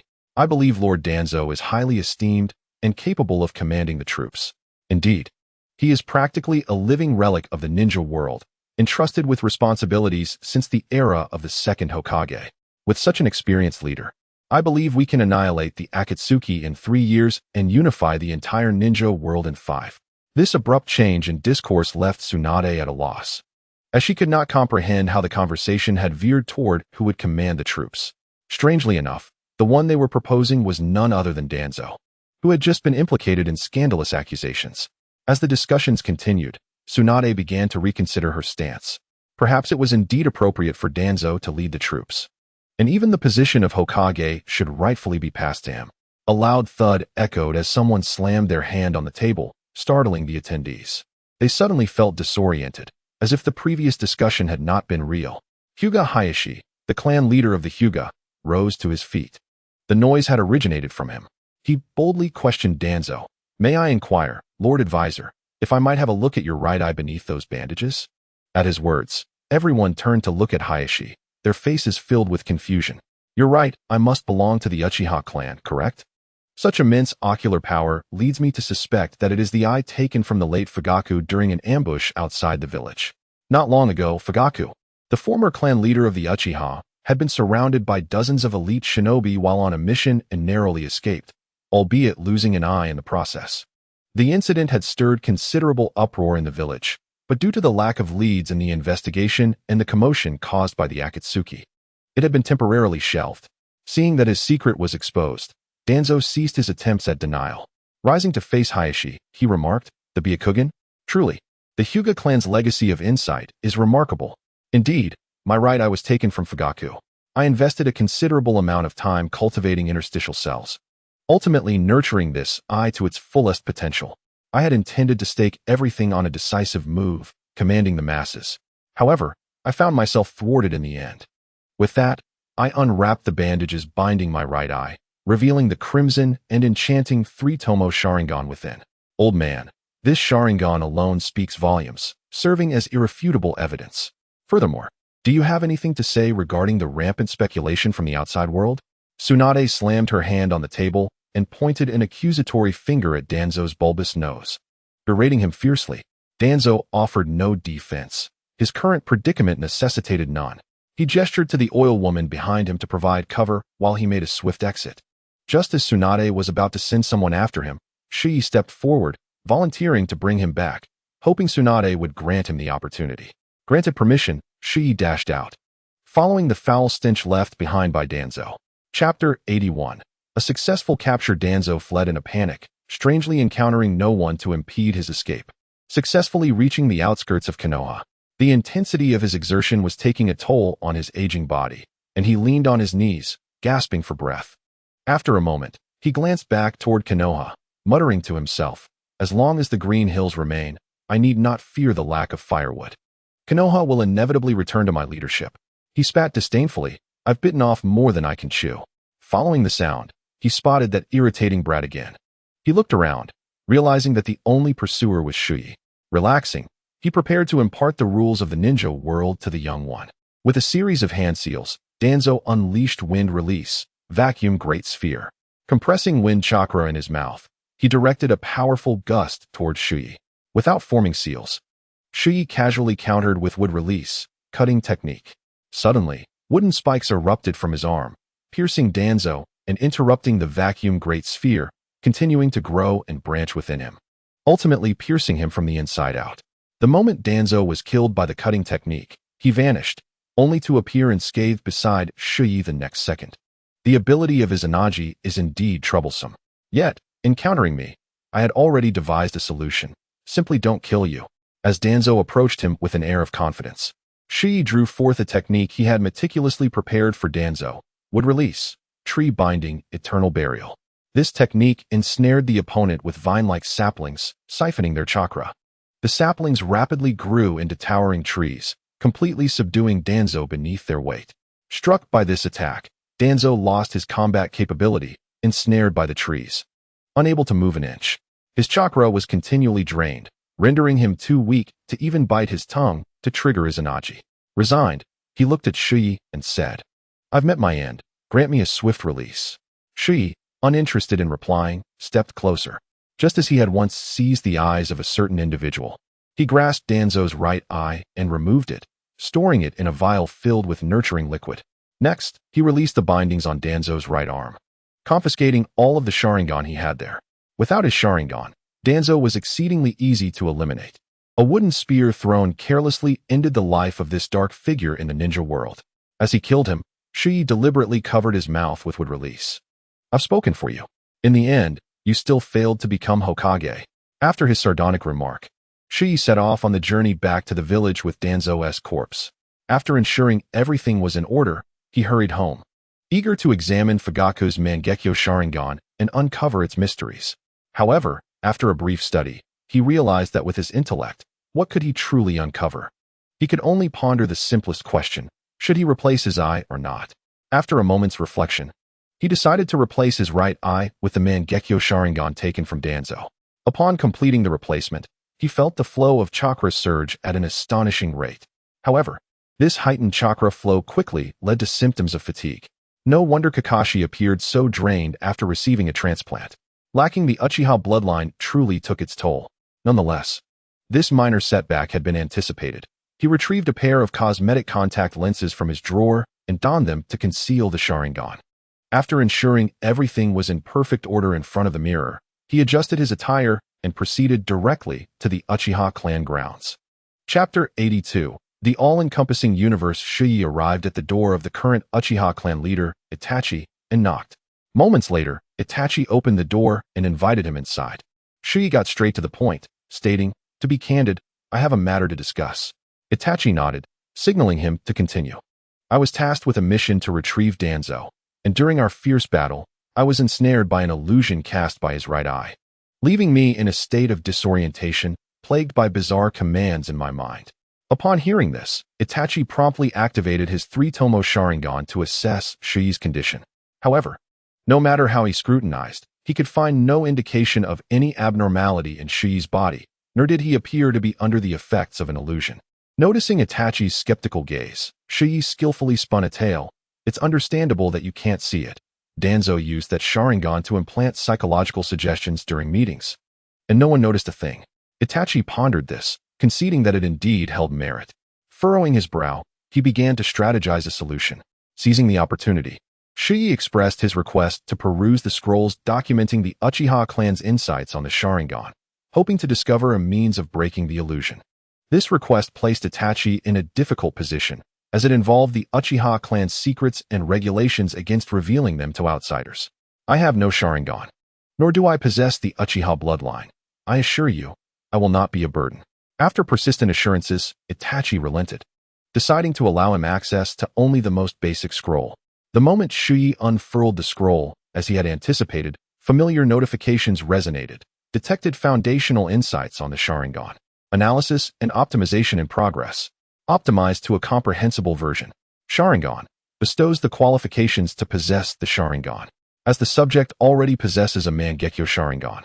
The opening process is bypassed. Additionally, due to the connection with Indra's reincarnation, a fragment of Indra's chakra is acquired. Upon grasping this knowledge, he felt a wave of relief wash over him. The burdens imposed by the Mangekyo Sharingan had vanished entirely. He sensed a chilling chakra from the Sharingan merging with the searing chakra generated by his wood release, leading to a peculiar chemical reaction. From Itachi's perspective, it appeared as though Shuyi, upon touching the scroll, entered a state of enlightenment, enveloped in tranquility. After a moment, Shuyi slowly opened his eyes, expressing gratitude to Itachi. For all his troubles had been resolved. "Thanks to you." He bowed respectfully to Uchiha Itachi before departing the Uchiha clan grounds.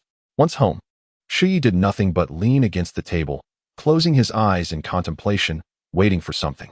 As night descended, the moon shone brightly amid sparse stars. Suddenly, he opened his eyes wide, activating the technique of darkness, and stealthily exited the Senju estate, heading straight back to the Uchiha clan. Upon reaching the clan grounds, he navigated through twists and turns until he arrived at the South Shrine. Under the watchful eyes of patrolling guards, he entered, standing before the Uchiha clan's ancestral monument. He gazed intently through his right eye's Mangekyo Sharingan. Indeed, his ocular power proved insufficient. With the power of the Mangekyo, he could only glean the simple history of the long-standing enmity between the Senju and Uchiha clans, without uncovering any other crucial information. As he prepared to leave, enveloped in disappointment, a sudden prompt echoed in his mind. Detected the Uchiha clan's legacy stone tablet, modified the origins of the Uchiha and Senju clans, forbidden techniques of the clan, and the infinite Tsukuyomi. Repairing and summarizing. True legacy stone tablet. Indra's 3, Ashura's 7. The path to divinity, a union of both, leads to the myriad of existence. Chapter 83. The Akatsuki's assault in the Rain Village. After sealing the 8 tails, Nagato collapsed wearily onto a stone bench.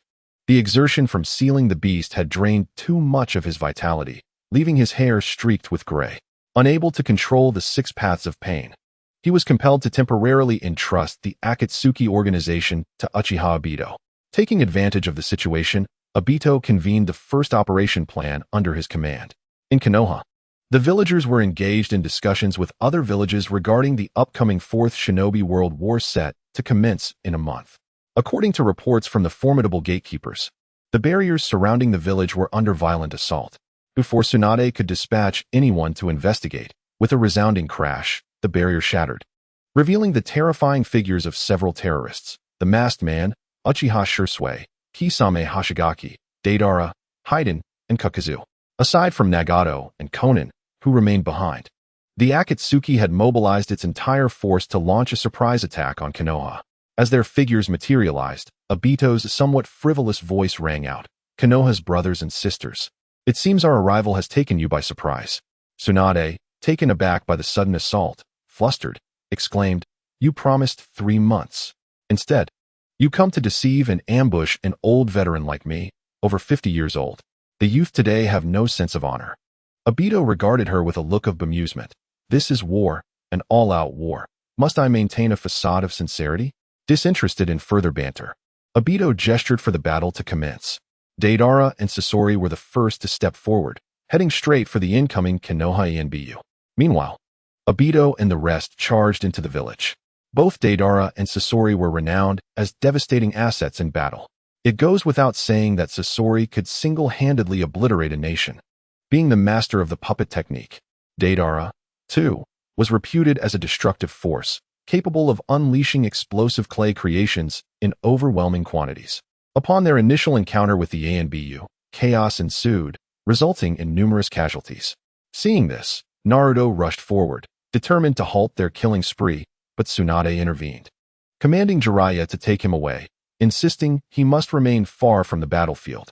Tsunade feared that the Akatsuki might have hidden contingencies. Naruto's involvement could lead to unforeseen complications. Witnessing the turmoil, Sakura stepped in to take over Naruto's intended role. Utilizing her medical ninjutsu and immense strength, she engaged Sasori in combat. As for Deidara, Shino had a devious plan, pushing Kakashi and Sasuke forward to confront him directly. Their mastery of lightning techniques was ideally suited to counter Deidara's explosive clay. As the battle officially began, the scene devolved into utter chaos. After the initial confusion, Konoha began to regain its footing, each fighter seeking their respective adversaries. Kisame unleashed a mighty water technique, only to be swiftly confronted by Might Guy, who kicked him aside. Haiden and Kakuzu faced their longtime rivals, Asuma Sarutobi and his Inoshikacho team. Shursui, having acted as a covert messenger, found himself torn, unsure whether to strike against his own village. To attack would weigh heavily on his conscience, yet refraining might draw suspicion from his organization, jeopardizing his role as a spy. Noticing Shursui's inner turmoil, Itachi appeared before him in a flash, and the two began a mock battle before the crowd. As they engaged in a childlike spar, Shino approached them. Squatting beside the two and offering unsolicited advice, Itachi-sensei, target his center. Shursui, don't be foolish. Strike at the weak point. Kick him where it hurts. Both Itachi and Shursui paused, gazing at Shino with incredulity, their eyes brimming with irritation. Shino, sensing their displeasure, sheepishly retreated, offering a contrite smile. Itachi, observing Shino's demeanor, was suddenly struck by a familiar sensation. Was this the essence of Shurfu? Chapter 84. A defeated return. Obito, witnessing the Akatsuki's near-total mobilization, felt a surge of anxiety. He utilized his abilities to move into the village, intent on locating the Jinchuriki Naruto first, and using space-time ninjutsu to extract him. Tsunade, noticing his movement, prepared to team up with Kakashi. At that moment, Shino stepped forward, pushing them aside to confront Obito alone. Tsunade, gazing at the young boy shielding her from harm, felt a wave of nostalgia. Unbeknownst to her, this young man had matured. Strangely, he appeared somewhat handsome when serious. With a hint of charm, Shino faced Obito, signaling for a pause before brushing off dust from his pants, tightening his shoelaces, and adjusting his hair with a mirror. Tsunade thought, all right, I take back what I just said. This kid is still as reckless as ever. Her head ached in frustration as she held her forehead, lamenting that Konoha's reputation was being tarnished by this boy. After a moment, Shino finished his preparations, casually forming hand seals. In, you, ma, Yuan. Upon completion, he exclaimed excitedly, you can hide in the void, right? Let us see if you can withstand this attack. Would release. Advent of the tree world. Shino expended half of his chakra, drawing upon his life force. In an instant, several trees erupted from the ground, growing rapidly to form a dense forest half the size of Konoha. This technique invigorated the spirits of Konoha's defenders, for it was this very jutsu that had earned the first Hokage his legendary status in the shinobi world. Within this forest, Shino was a deity. He commanded the trees, making them an extension of his will, a perfect blend of offense and defense, capable of binding his enemies. As he directed the myriad branches and trunks to surge toward Obito, they attacked with fervor, passing through his form as if he were merely an illusion. While others might have ceased their efforts upon realizing their attacks were futile, Shino understood Obito's abilities all too well, ignoring the apparent ineffectiveness and continuing his relentless assault. Noting the shift, Obito began to panic. He had anticipated a change in strategy upon the realization of his intangibility as ineffectiveness, yet Chuno, in his youthful impulsiveness, persisted in his reckless onslaught. Obito knew his intangibility could only last for 5 minutes. If Chuno maintained his relentless pressure, he would be forced to revert to his corporeal form. Reluctantly, he exited the state, sustaining a barrage of attacks and retreating, coughing up blood. Chuno, witnessing Obito's retreat, had no intention of pursuing him. Defeating Obito was not overly challenging, yet killing him proved to be an insurmountable task. He leisurely formed hand seals once more, expending all his chakra to execute the wood release, wood clone technique. As the smoke dissipated, several wooden clones resembling Chuno emerged. He directed them to support other battlefronts, tipping the scales of victory in their favor. Within a short span, they overwhelmed the Akatsuki members across various fronts. Particularly, the so-called immortal duo faced relentless punishment from the wooden clones, nearly reducing them to a state of disarray. Realizing the tide of battle had turned against him, Obito hastily employed his spatial abilities to extract his comrades. "I shall return." The harsh words left behind as he departed were the last vestiges of his stubbornness. Chapter 85. The Ambitions of Do. A new master of wood release has emerged in Konoha, and this news has spread like wildfire throughout the shinobi world. Ever since Chuyi single-handedly repelled the entire Akatsuki organization, public sentiment began to rapidly evolve. Following the Akatsuki's assault on Konoha, their identities were revealed, each member a rogue ninja of S rank, an astonishing revelation indeed. This incident coincided with the death of Danzo, leaving the Roots department without a leader. Tsunade wished for Chuyi to succeed him, but he declined outright. His pursuit has always been absolute power, rather than the elevation of rank. Chuyi proposed to exchange rewards for the safekeeping of the sealing scroll. It remains unclear whether Tsunade agreed to this transaction. However, from that day forth, Chuyi vanished from public view, entering a period of seclusion. During this time, the Akatsuki remained unusually subdued, deterred by their lack of effective offensive capabilities. The allied shinobi forces were also wary of the Akatsuki's potential desperate measures, which could lead to catastrophic losses. Both sides quietly amassed strength, biding their time for the perfect moment to strike decisively. The shinobi world once again settled into a deceptive calm, though beneath the surface, turbulent currents surged. In the Sound Village, Orochimaru continued his scientific experiments, determined to showcase the power of education and research. He had recently embarked on a new venture, resolutely abandoning his long-standing studies on the impure world reincarnation and the isekai'd release technique. Upon learning of Shiyu's exploits, he was astounded. Orochimaru was well aware of Shiyu's unique constitution. Without him, Shiyu's previous brilliance would have been impossible. The revelation that Shiyu single-handedly battled the entirety of the shinobi world prompted Orochimaru to shift the focus of his research. He decided to reignite his studies in genetic modification, cloning, and cell transplantation. Coincidentally, Orochimaru possessed a fragment of Shiyu's flesh. He began by cloning the cells from this tissue, producing nearly 100 samples for future use. Subsequently, he applied genetic modification techniques, injecting Shiyu's cells with the first Hokage's cells. As anticipated, Shiyu's cells seamlessly integrated with the first genetic material. Observing the successful fusion, Orochimaru swiftly proceeded to merge cells from various clans, including the Hyuga, Uchiha, and Kagaya, with equally favorable outcomes. Had Shiyu been privy to this information, he would undoubtedly have been astonished. His capacity for absorption and optimization stemmed from an external enhancement. Yet, how could his original cells also possess such capabilities? Having completed these procedures, Orochimaru resolved to undertake the most critical step, cell transplantation. Reluctant to subject himself to such perilous alterations, he consistently used prisoners from his dungeons for experimentation. However, regardless of the subject, those who underwent injection of Shiyu's cells experienced far more severe rejection reactions than those with the first cells. The test subjects rarely survived beyond 3 minutes, their bodies and residual blood evaporating without a trace. After countless attempts and failures, Orochimaru prepared to abandon this experiment and resign himself to a life of quietude. Just as despair began to set in, Du's resolute voice broke through. "Lord Orochimaru, the shinobi world is in turmoil, and the apocalypse is imminent. If we cannot achieve success in our research, we may all face obliteration. Thus, I shall take the risk. As an exceptional medical ninja, I believe I possess superior control over my body. Should anything go awry, I can manage it promptly. Most importantly, I wish to gamble on my luck. In harmony with the forces of creation, Orochimaru's despondent gaze sharpened instantly, his characteristic tongue flicking across his lips as he strode purposefully toward Du, holding a vial. Upon injection, Du emitted a piercing cry of agony. Unlike the previous failures, however, he did not explode within 3 minutes, but remained in a state of half-life, his vital signs gradually dwindling over time. Chapter 86, The Ultimate Stitching. The rhythmic thumping of a heart reverberated, rousing the weary scientist Orochimaru from slumber. Following the sound, he discovered it emanated from within Du's body, prompting him to rush forward in excitement.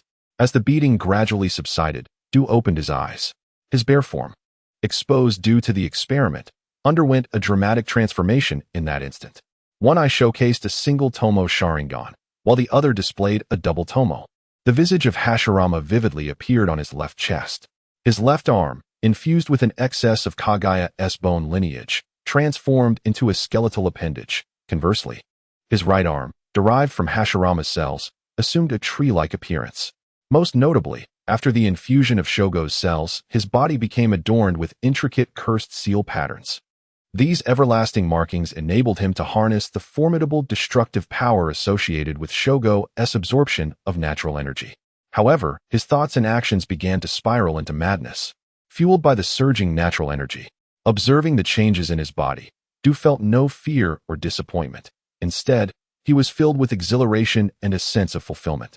He laughed maniacally, rose to his feet, and fixed a piercing gaze on Orochimaru before sprinting toward the dungeon. Moments later, anguished wails echoed from below. Du re-emerged before Orochimaru, radiant with vitality, and humbly declared, "Lord Orochimaru, after years of stagnation, I now comprehend what true power entails." Orochimaru responded, "Ah, Du, I never anticipated you could integrate all elements into yourself. It seems you are destined to become my most remarkable creation." Du replied, "To merge with you, my lord, is the epitome of excellence." In a swift motion, Du transformed his right hand into a formidable weapon, binding Orochimaru and siphoning his chakra. The more Orochimaru struggled, the tighter Du's grip became, prompting him to relent.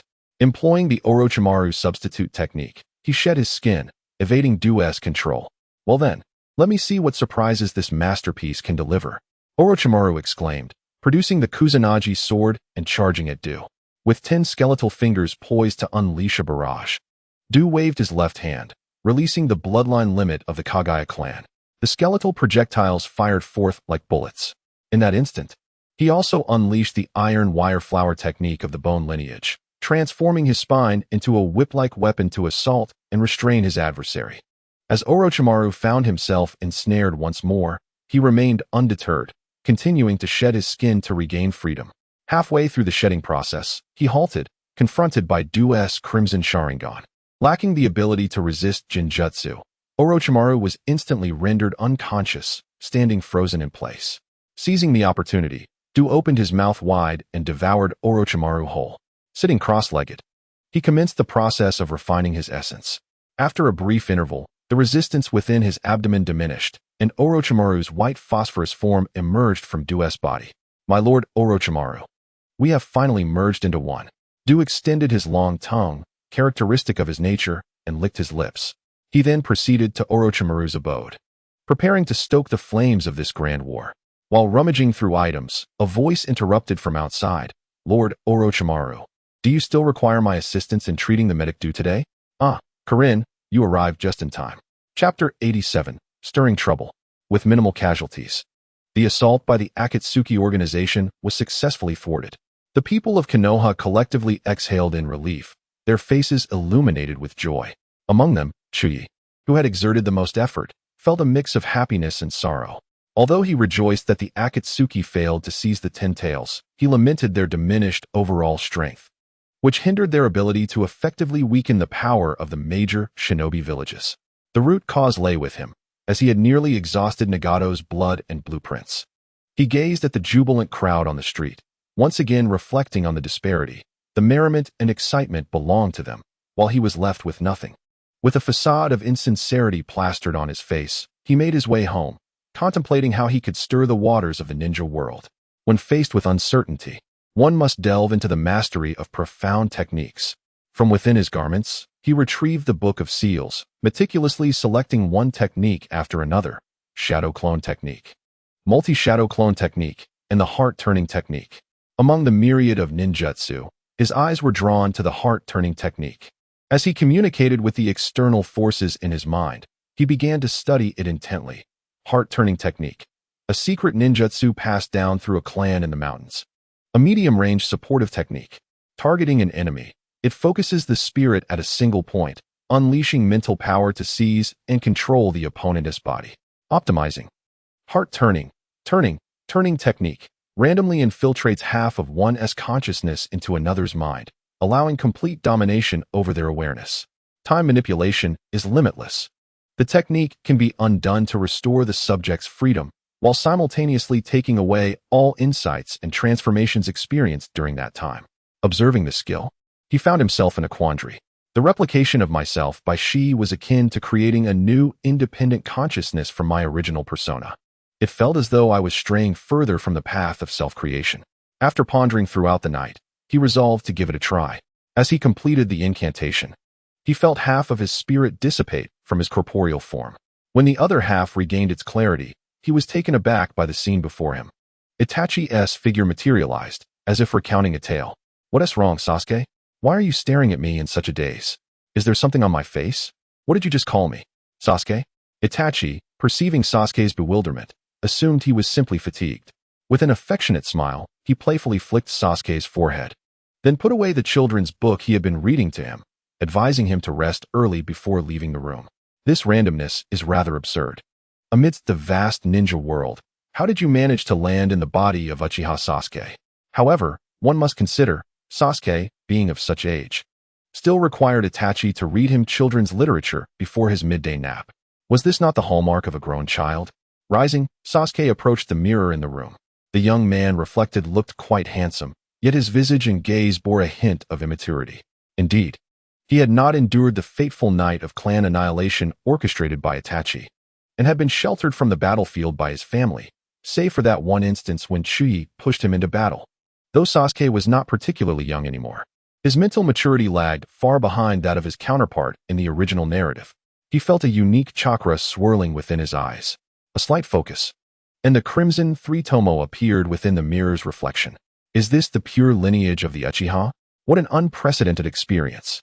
If I could evolve into the Mangekyo Sharingan, the absence of the shadow chakra from the singular Mangekyo should be compensated. Since I have turned into Sasuke, I must endeavor to strengthen him, thereby enriching myself in return. Sasuke, progress at a frenzied pace. Chapter 88. An unfortunate trust the following day, before dawn. Through hints dropped the previous afternoon, Sasuke had fully grasped all information regarding this body and the current circumstances. After meticulous analysis, he recognized that the present situation could be leveraged to his advantage, providing a legitimate guise for his aspirations to grow stronger. Rising early from bed, his first action was to visit his father, Fugaku, who was still recuperating in the Konoha hospital. It was indeed unfortunate. Fugaku was an exceptionally powerful ninja. Previously, he had been ambushed by Danzo and his cohorts, which severely diminished his strength.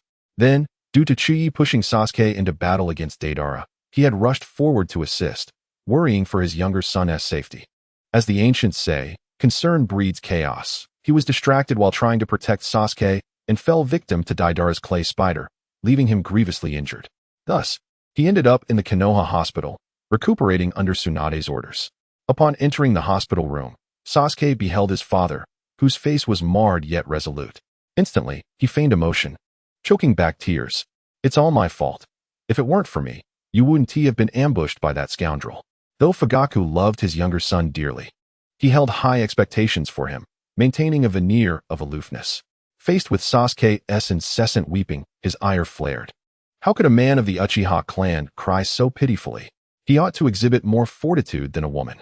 With a sharp reprimand, he dismissed Sasuke. This was precisely the reaction Sasuke sought. He hurried back home to find Itachi, who was busy reviewing documents. "It is my weakness that has led to my father's grievous injury. Itachi gently patted his head in consolation. What constitutes a grievous injury?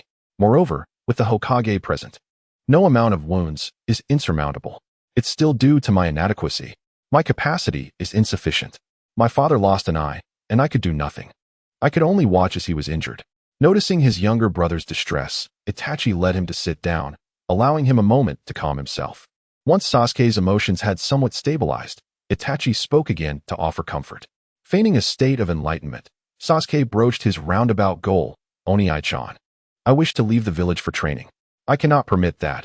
We are in tumultuous times. Who can guarantee their own safety? Itachi countered decisively. But I cannot remain a sheltered flower forever. Just look at Naruto. He has trained under Jiraiya for years. After his teacher was gravely injured, he transformed sorrow into strength and returned having mastered sage mode. Yet, I have merely executed missions, living in your shadow. Itachi understood the immense pressure Sasuke felt, especially compared to his peers, who had once been at the bottom of their ninja academy. Now he was left far behind, and the weight of his father's recent experiences must have intensified his desire to grow stronger. Itachi observed his younger brother. Unknowingly, you have grown so much. You are no longer that little boy who cried easily 5 years ago. Very well, I shall reluctantly agree. Gaining more experiences will fortify you for the turbulent times ahead in the ninja world. Ultimately, he consented to Sasuke's request.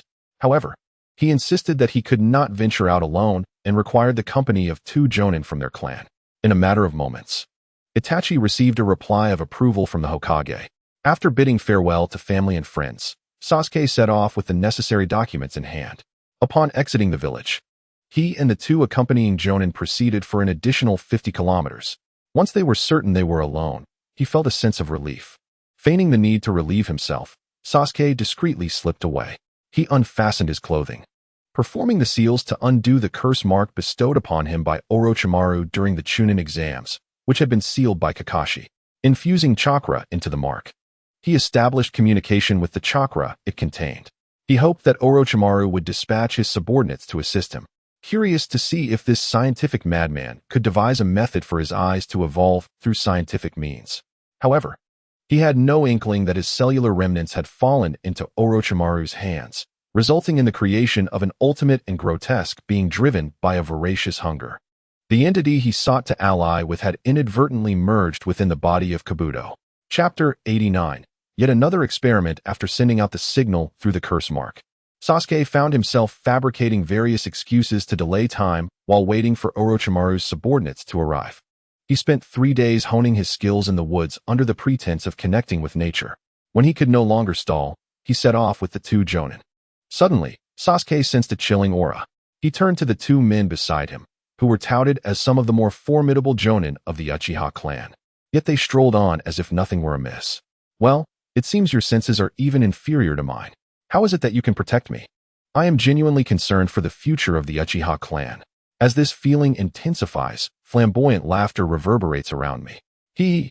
Sasuke-kun, I am here to take you home. Sasuke once again opens his eyes, the dim light exposing everything within the room. In the 2 petri dishes on either side, 2 Uchiha jonin who had accompanied him on his training are submerged. He only remembers encountering a bizarre individual resembling Orochimaru's subordinate, Kabuto. Before he could react, he lost consciousness. Without waiting for him to take action, Kabuto, clad in a white coat, suddenly appeared before him, his cold gaze piercing into Sasuke. Instinctively, Sasuke activated his Sharingan, preparing for battle. Unfortunately, the restraints binding his limbs held him firmly in place, rendering him immobile. All he could do was stare wide-eyed at Kabuto. Don't come any closer, or I'll scream. Fear not, though I am somewhat excited. It is my first time studying such an exceptional Uchiha, who has awakened the 3 Tomo at such a young age. Kabuto produced an intravenous needle, skillfully flicking it before injecting a nutrient solution into Sasuke's body. Our experiment will take a long time to sustain your life. Let us start with this. After the injection, he placed a brainwave receiver on Sasuke's head, connecting it to a computer to monitor signal frequencies. Once all experimental preparations were complete, Kabuto utilized the corpse bone technique, causing sharp bone spikes to protrude from his left hand, plunging them into Sasuke's thigh. Fearing excessive blood loss, he simultaneously twisted the bone spike while employing a healing technique to staunch the bleeding. The anguished cries echoed throughout the dark laboratory. Kabuto, consumed by madness, remained deaf to the sounds, withdrawing the spike only to thrust it into Sasuke's other thigh. He repeatedly followed the same pattern: stab, then heal, stab, then heal. After an afternoon of experimentation, Sasuke had lost the ability to scream, reduced to mere gasps. Observing this, Kabuto pried open Sasuke's mouth, forcing his arm inside to ensure his teeth made contact with his skin, invoking the ability he had previously absorbed from Shoten to rapidly heal and extend Sasuke's life. The healing efficacy of the pure Uzumaki lineage was undeniably remarkable. Moments later, all of Sasuke's wounds swiftly healed, and his heartbeat grew strong once more. You truly deserve this. Sasuke awoke, glaring with intense hatred at the frenzied Kabuto, wishing fervently to drink his blood and devour his flesh. He mentally communicated with Shonen, urging him to find a way to rescue him, for enduring such torment for long would likely lead to his demise. Kabuto, fixated on the screen displaying the data fluctuations, was astonished to discover that Sasuke's brain exhibited an extraordinarily intense stress response to the stimuli of pain. Moreover, a mysterious energy was secreted from his mind, coursing through his channels and nourishing the Sharingan in his eyes. Could this be the secret behind the continuous evolution of the Sharingan? Chapter 90. The Sage's Stone Tablet. Was this response solely due to the pain stimuli, or could it be triggered by emotional fluctuations? Kabuto stroked his chin, contemplating how to proceed with the next experiment. Pain stimuli were the easiest to administer, but how could he avoid interference from pain while provoking intense emotional responses? A thought struck him.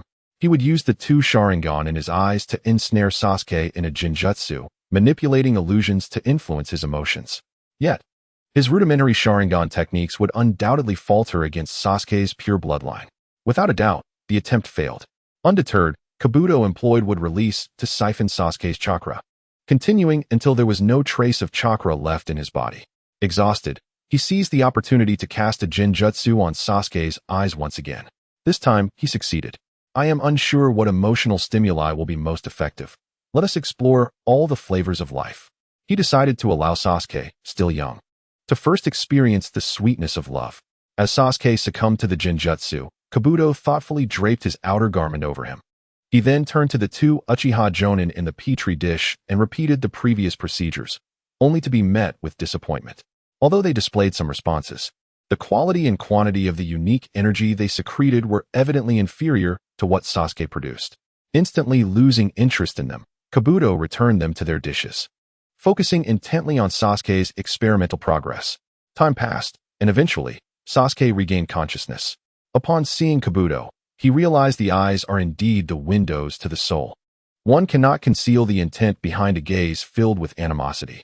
As he glared at Kabuto, the latter appeared as if he had discovered a rare treasure, his excitement causing him to dance exuberantly.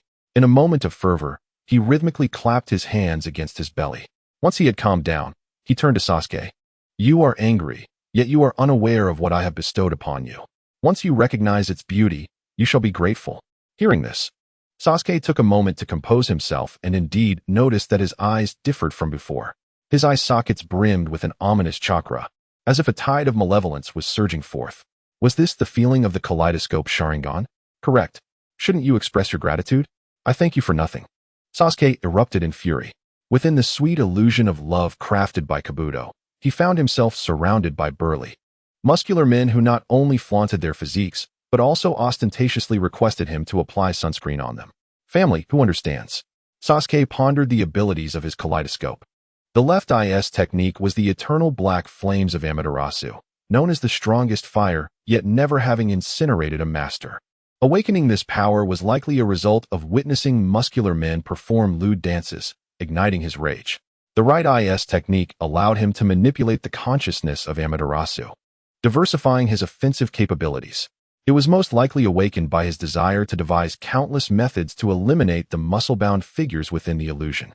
Fearing that Kabuto would continue with such base tactics for evolution, he decided to reveal a clue about the divine power he sought.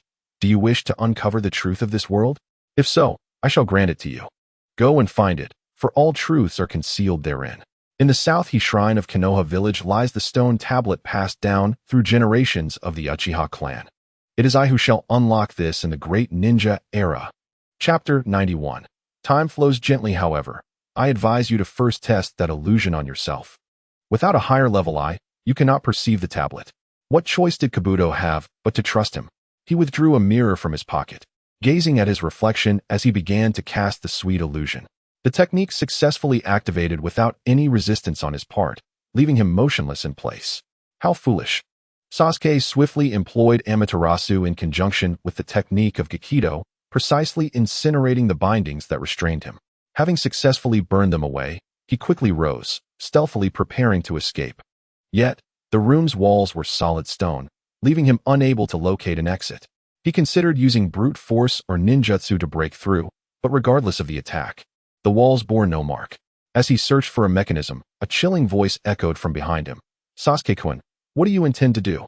Sasuke was startled not only by the sudden awakening of Kabuto, but also by the strange eyes that glimmered in his sockets. The left eye, adorned with a hook-like Sharingan, transformed directly into a 3-tomo design. The right eye, bearing a 2-tomo Sharingan, awakened the kaleidoscopic Sharingan. The patterns within the pupils were remarkably simplistic, featuring an unsightly black isosceles triangle. Truly, Kabuto was the favored child of fortune. In the original narrative, Orochimaru was unable to master the sage art of the Dragon Cave. Yet Kabuto had mastered it entirely. His own self-deceiving Jinjutsu even enabled him to unlock the kaleidoscopic Sharingan. Who, one might wonder, is the true protagonist here? However, flattery would serve no purpose, for Kabuto was not swayed by such notions. With swift efficiency, he subdued Sasuke, who had just freed himself. After administering a massive dose of tranquilizer into Sasuke's body, he enveloped him like a zongzi. Only then did Kabuto feel a sense of relief. After completing this task, Kabuto dragged a prisoner from the dungeon, preparing for a sacrificial ritual using the forbidden technique of impure world reincarnation. As the coffin lid was kicked open from within, the figure of the second Tsuchikage, Mu, emerged. Kabuto gazed at the veteran powerhouse before him, reflecting. Legend has it that Mu possesses unparalleled invisibility and perception abilities within the ninja world. I wonder if he could assist me in infiltrating Konoha seamlessly? As Sasuke was freed from his zongzi-like state, the identity of his rescuer was none other than Kabuto, who had returned successfully. Though he had managed to infiltrate the Nanga shrine with the assistance of Mu's invisibility, the fog of uncertainty grew thicker in his mind. Merely possessing the power of the kaleidoscopic Sharingan was insufficient to glean extensive information, especially with only one eye awakened. Upon viewing half of the information, the remainder could only be unlocked with a more advanced ocular ability. It appeared that the kaleidoscopic Sharingan was not the ultimate destination after all. Kabuto fell into a frenzy of excitement.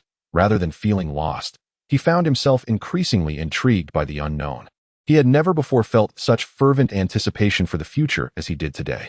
He slowly approached the recently liberated Sasuke, widening his merciless maw, ready to devour him for the sake of upgrading his ocular power. You wouldn't want to eat me, would you? I'm not particularly appetizing. Evidently, humorous remarks would not extricate him from peril. Sasuke began to shift his perspective, reclaiming the title of the great deceiver in the ninja world. In truth, consuming me would be futile. Your chakra is too chaotic, lacking the qualifications to glimpse the path to divinity. Upon hearing the phrase path to divinity, Kabuto halted his advance, his expression one of eager anticipation, signaling Sasuke to elaborate further. The Sharingan you currently possess, like the miscellaneous fish in a petri dish, is of the lowest tier.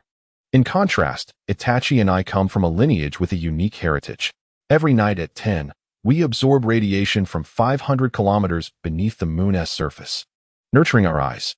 After countless years, this has led to a transformation, known as the hydrogen helium lithium beryllium boron carbon nitrogen oxygen fluorine neon Sharingan. Sasuke struggled to suppress his amusement while articulating this absurdity. However, observing Kabuto in deep contemplation suggested that perhaps he had indeed captivated his interest. After a moment of silence, Kabuto raised his head and inquired, "What precisely is this Sharingan you speak of?" "The hydrogen helium lithium beryllium boron carbon nitrogen oxygen fluorine neon Sharingan." "Well then, I would like to hear more about this hydrogen helium lithium beryllium boron carbon nitrogen oxygen fluorine neon Sharingan." Chapter 92. The gathering of Team Hawk. Sasuke suspected that Kabuto might be conducting human experiments, driving himself to madness.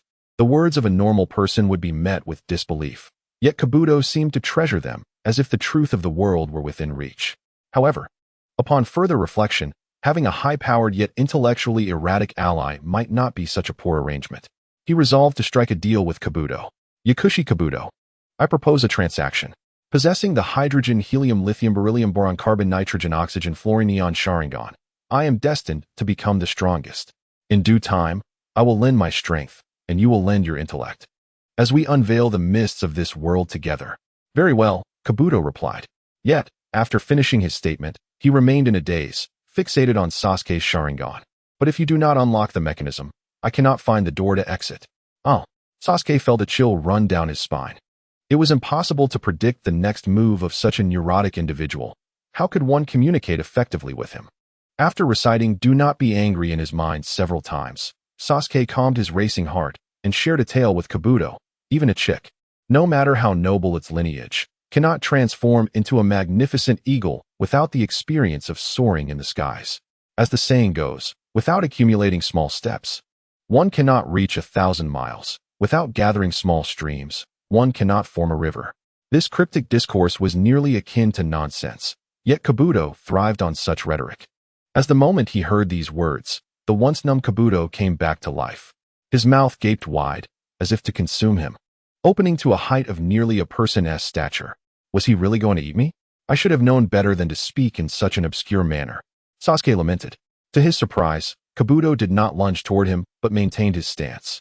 Moments later, 3 slumbering figures were expelled from his mouth. The first was a girl with striking red hair and eyes, adorned with narrow brown-framed glasses and marked with bite marks all over her body. The second was a boy with white hair and purple eyes, whose slightly parted lips revealed a row of sharp teeth. The last was also a boy, boasting orange hair and eyes, with a notably robust physique. Sasuke matched their appearances, recognizing them as Karen, Suigetsu, and Yugo. After laboriously expelling them, Kabuto smiled at Sasuke, saying, "Their abilities are quite formidable, yet consuming such support would be a waste. It is better suited for you to aid in your ascent to greatness. Together, with my intellect and your strength, we could even venture 500 kilometers beneath the moon's surface to witness the intensity of that radiation." Sasuke was at a loss for a response, merely offering an awkward smile in return. Kabuto awakened the 3 slumbering individuals, introducing them to Sasuke and instructing them to heed his commands from now on. The newly awakened trio readily agreed, eager to avoid the experience of being devoured and cast into darkness once more. Lord Sasuke, your story about the eagle was incredibly moving.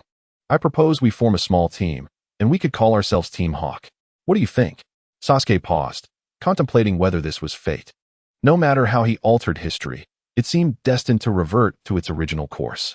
Under Kabuto's gentle gaze, Sasuke embarked on an unknown journey with his Team Hawk members. Chapter 93. Human or Demon. Sasuke initially intended to ally with Orochimaru, hoping to refine his ocular powers through his scientific advancements. Instead, he encountered the madman Kabuto. Adrift without a goal, Sasuke led Team Hawk aimlessly onward. Perhaps they should simply impersonate members of the Akatsuki, causing chaos along the way and igniting a full-scale war. Taking action without hesitation, he procured 4 black cloaks from the black market, using a red watercolor pen to inscribe the Akatsuki's crimson cloud symbols upon them. Dressed in imitation Akatsuki attire, the 4 began to strut about, deceiving those around them. Unbeknownst to them, they wandered into a fog-laden canyon. The further they ventured, the denser the mist became, revealing glimpses of a few houses and several goats. Sasuke instructed the others to wait while he stealthily approached the flock, utilizing his ninja agility to snatch a goat and sprint away. After a brief moment, he tossed aside the bone, patting his belly in satisfaction. Realizing he had lost a goat, he swiftly navigated through the mist in search of the frantic farmer, inspiration striking him. Mimicking the farmer, he bowed and proclaimed in a resonant voice, "Misty mountains and hazy skies, the heavens are obscured from our eyes. But behold, a flock of sheep. Ba ba ba ba ba." Xianglin, Shuiwe, and Chongwu. Upon the emergence of this poem, not only did the 3 of them halt in admiration, but even the farmers searching for sheep paused in their endeavors. One of them, with a face full of respect, clasped his fists towards him, leaving behind 2 characters. Hee. Sasuke's expression instantly darkened, rolling up his sleeves, ready to confront him in battle.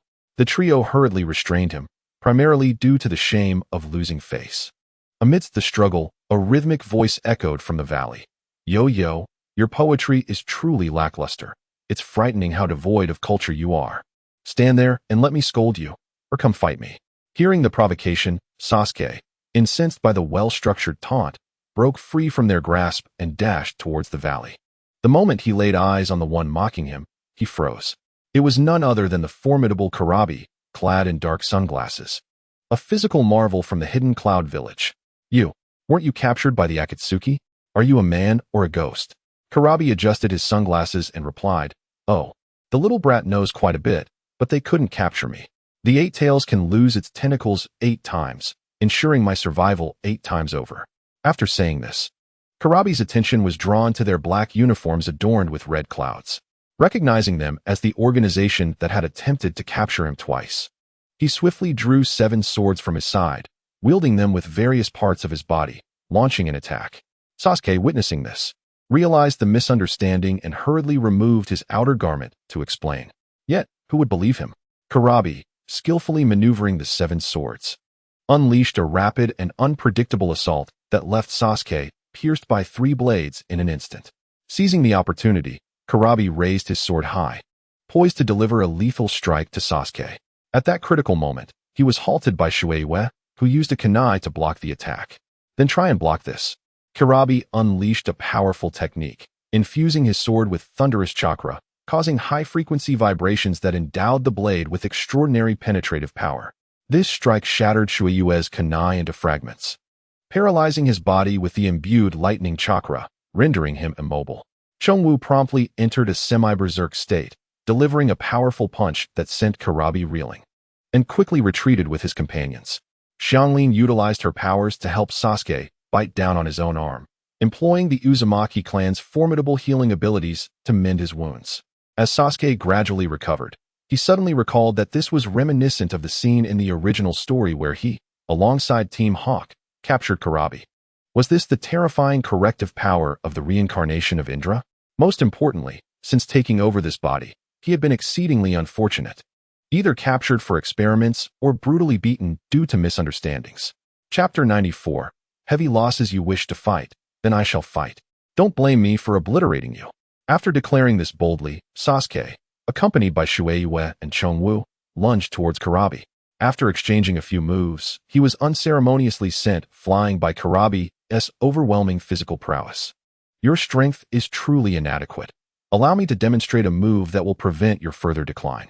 With that, Kurabi struck a flamboyant pose, and a crimson chakra began to envelop his body. Sasuke, acutely aware of the devastating power of this technique, dared not allow him to gather strength any longer.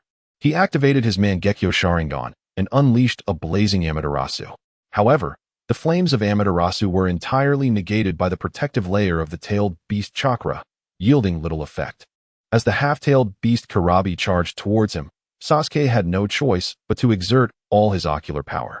Massive layers of purple skeletal structures materialized around him, culminating in the complete form of Susanoo.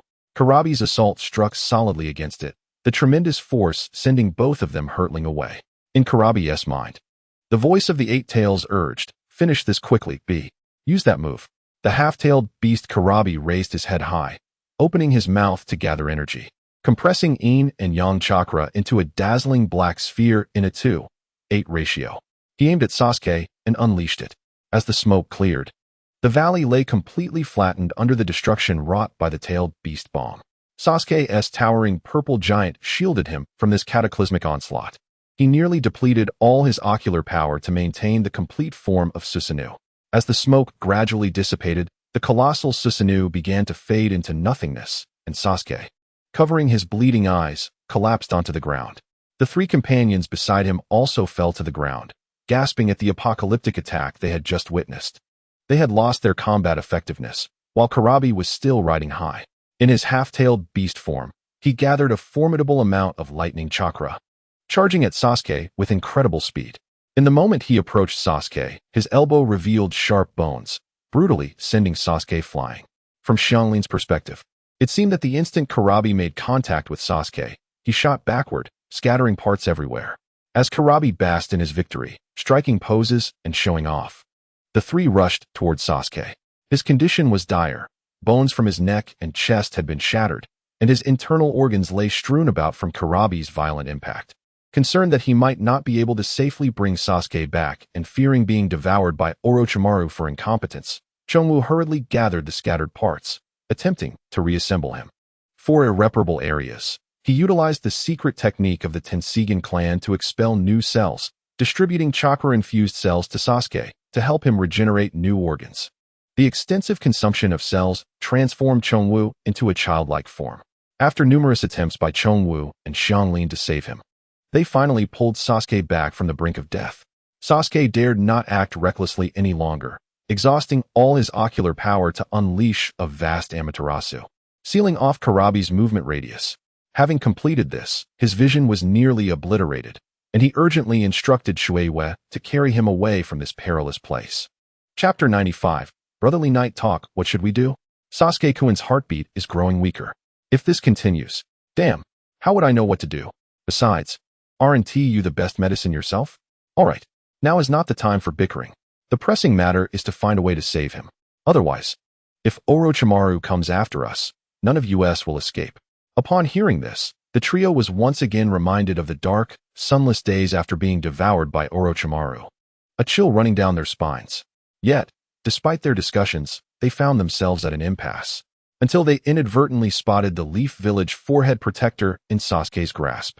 After deliberation, they resolved to take him back to Konoha, where Tsunade, the medical sage, would undoubtedly save him.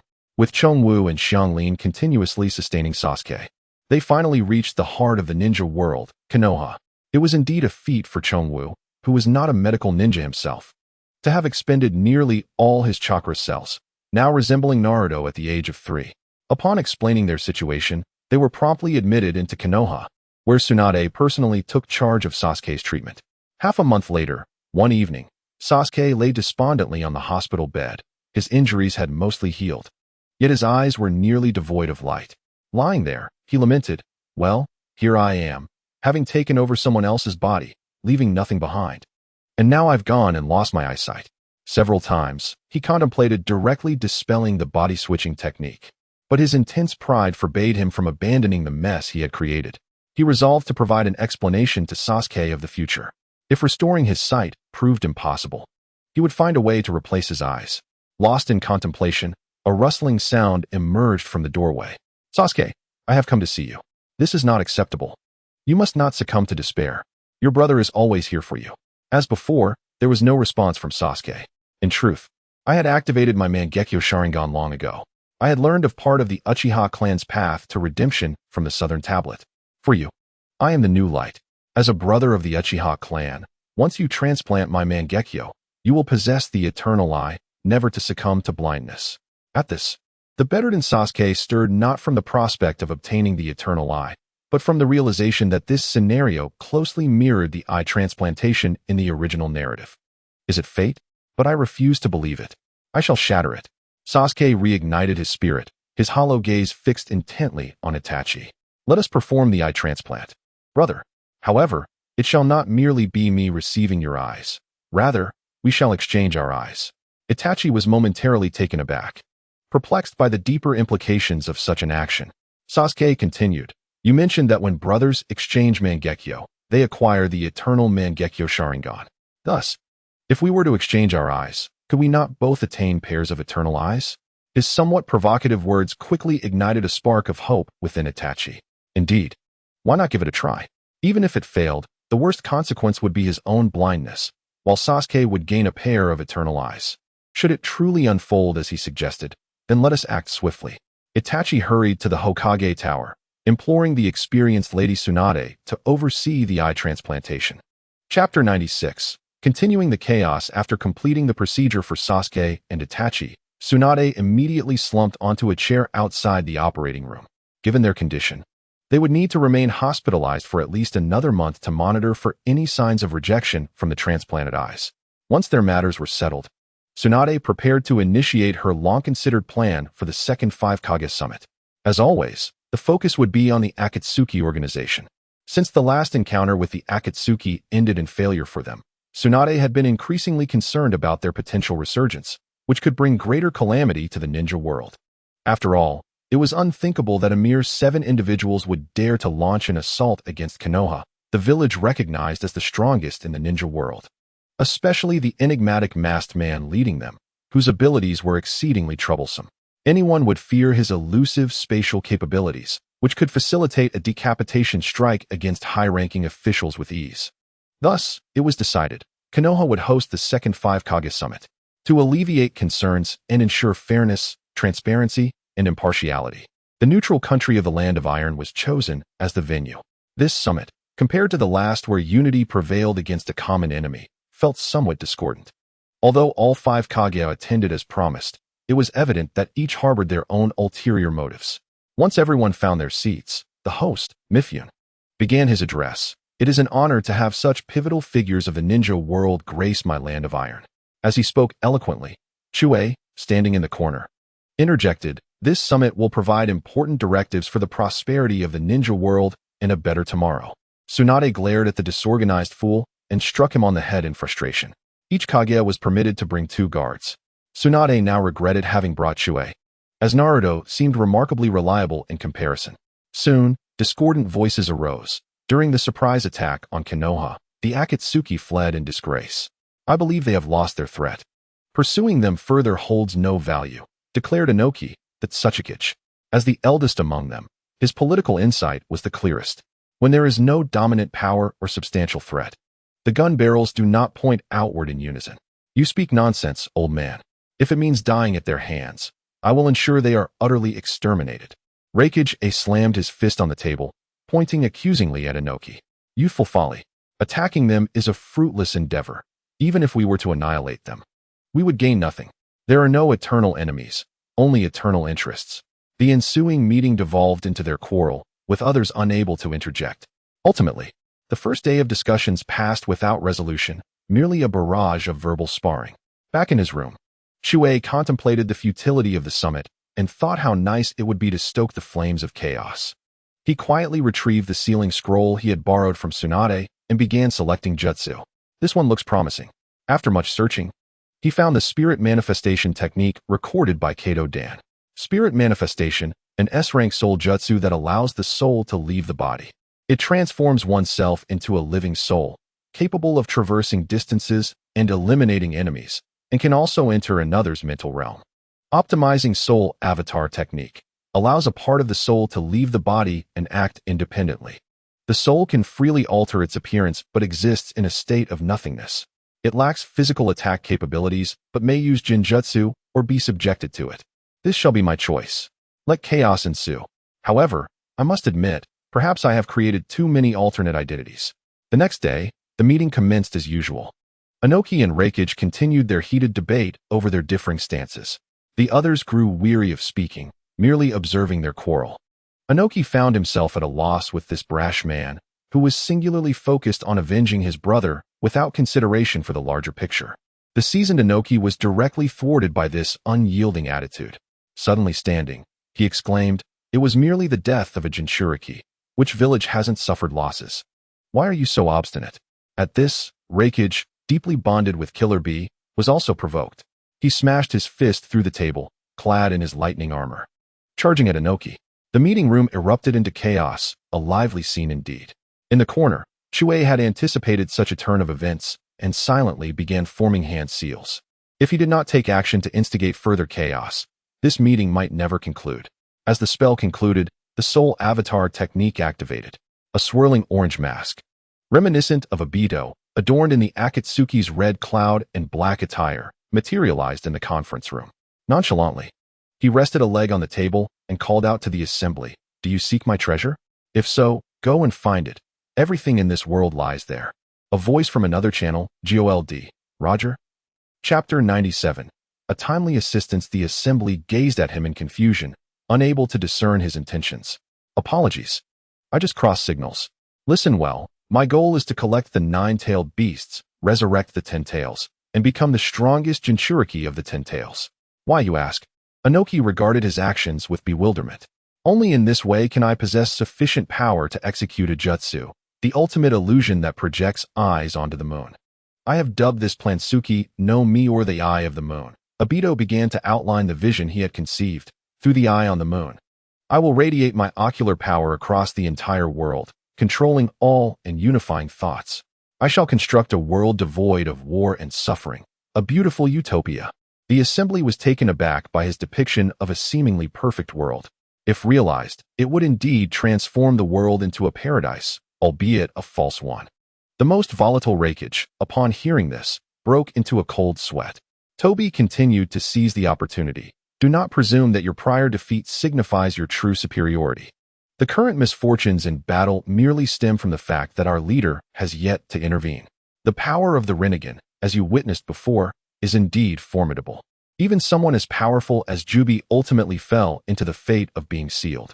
His words once again transported everyone back to that day, the cold, indifferent gaze that sealed Jubi, heralding an apocalypse.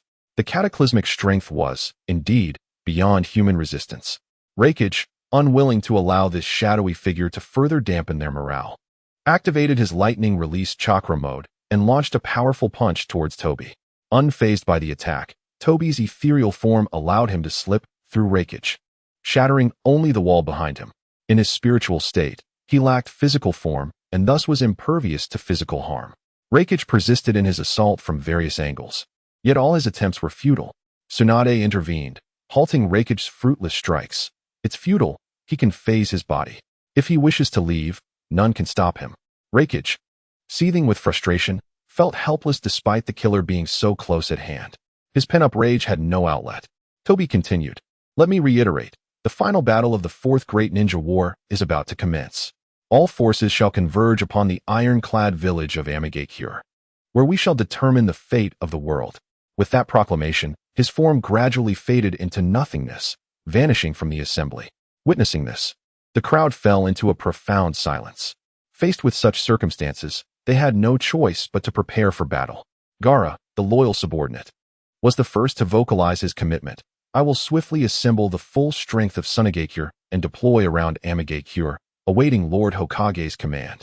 With the first voice raised, Mei Terumi and Tsunade exchanged glances and also expressed their support.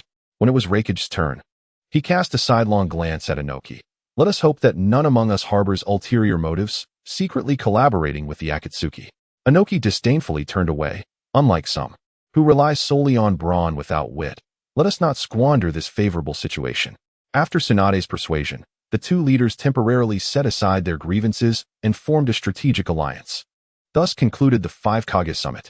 To preempt any unforeseen events in the forthcoming war, Tsunade and Raikage conferred, deciding to send Naruto to a remote island, akin to Killer Bee, to grapple with his inner darkness and master the Nine Tails.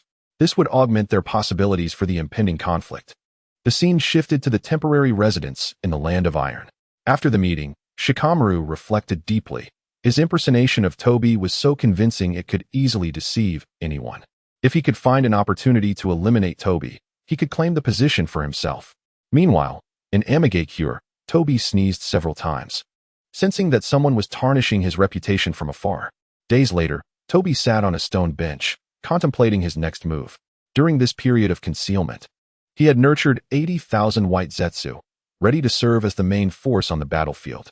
Yet, the overwhelming might of Konoha and Wood Release left him at a loss, uncertain how to capture the Nine Tails Jinchuriki. Just as he was deep in thought, a panicked voice broke through. It's bad. The 5 great ninja villages have surrounded us with approximately 50,000 troops. It seems they are preparing for a full-scale assault. Toby frowned at this news. Impossible. We have been exceedingly cautious, not even stepping outside Amegaekure. How could this happen? Yet, with the arrows already drawn, there was no choice but to release them. Surrounded, there was no time for reasoning. He hastily ordered Zetsu to summon all Akatsuki members for a discussion. During the meeting, the members became increasingly bewildered by the situation. They were indeed arrogant, yet not to the extent of believing they could confront 50,000 ninjas and several Kage-level foes with only a handful of them present. As they pondered their escape, a sinister voice emerged from the doorway. I believe you are facing difficulties. However, if we cooperate, we can turn the tide in an instant. Toby scrutinized the approaching figure, whose patchwork body exuded an unsettling aura. After a prolonged gaze, he inquired, You are so confident that you believe you alone can change the situation? Of course. Edo Tensei. The figure clapped his hands to the ground, causing countless coffins to rise from the earth. This is the asset I have painstakingly sought for this war. So, do you think I am qualified to collaborate with you now? Chapter 98. The Art of Disguise under Raikij's fervent insistence. He led the first wave of vanguard troops to assault Isekai'd. The initial battles unfolded under his overwhelming might, yielding a series of victories. A, leading the charge, pushed directly to the heart of Isekai'd, excitedly pumping his fists. Haha, this is going smoothly. It seems I alone am sufficient for this battle. Brothers, quicken your pace. Let us feast on hot pot in their leader's office before the sun rises. On the outskirts of Isekai'd, at the Ninja Alliance's base, Shikaku, the strategist, was formulating tactics for everyone when a commotion erupted from the forward base. Moments later, a disheveled fourth Raikij entered, accompanied by several defeated ninjas, looking dejected. The initial battles went well, but upon reaching the central area, we encountered unexpected changes. My team barely survived. What? Over 5,000 ninjas, and this is all that remains? What on earth happened? Shikaku stared incredulously at the remnants before him, unable to fathom how Isekai'd, despite the Akatsuki's presence, could so swiftly decimate 5,000 ninjas. Just as the fourth Raikij was about to respond, one of the ninjas stepped forward, smiling at Shikaku, the dog-headed strategist. As confusion swept through the crowd, he drew a kunai and lunged at Shikaku. Caught off guard, Shikaku could only watch as the kunai approached his head. Fortunately, Raikij, with unmatched speed, delivered a punch that sent the assailant crashing to the ground.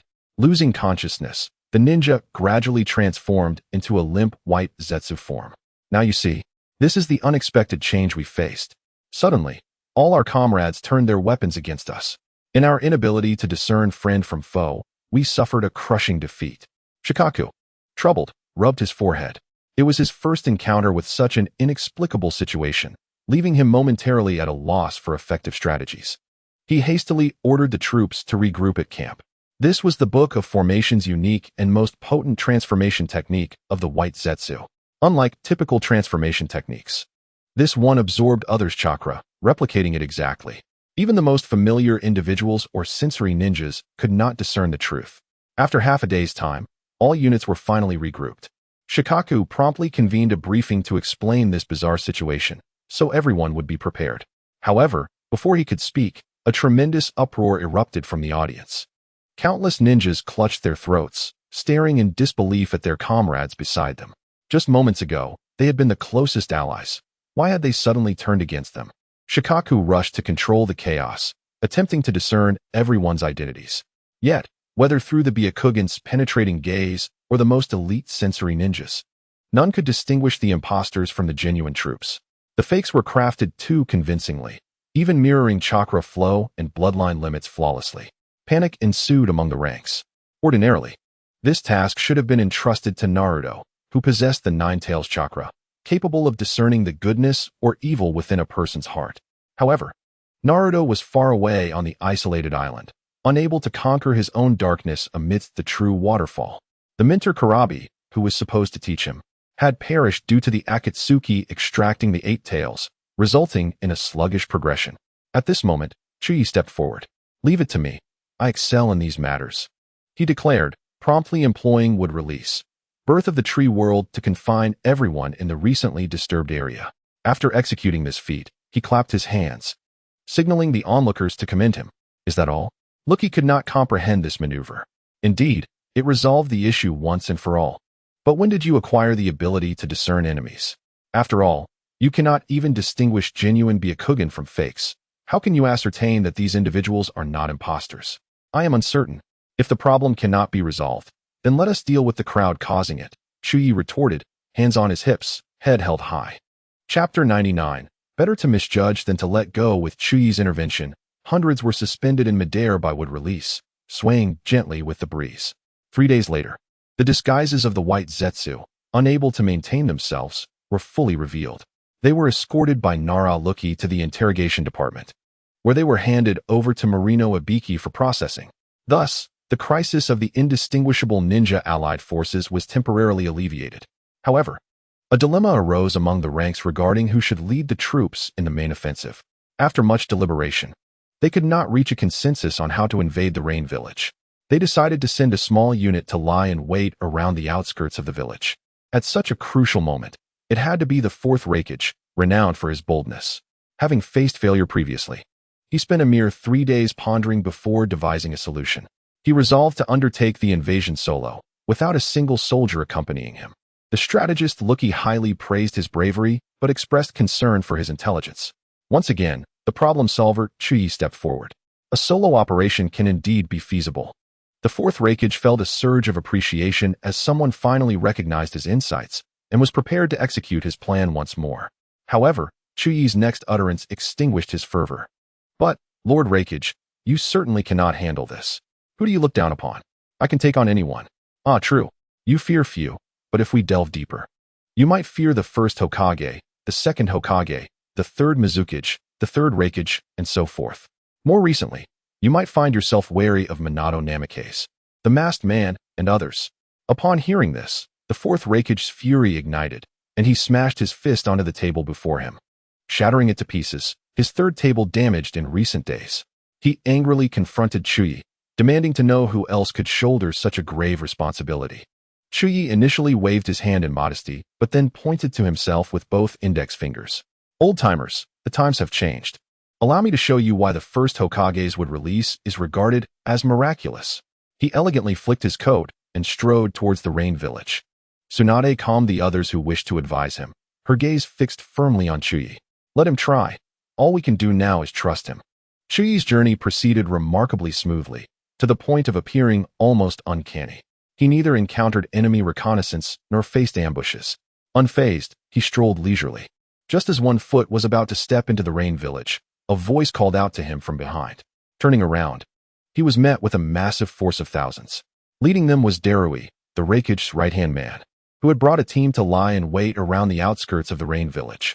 With a broad smile, Darui approached Chuyi to unite forces.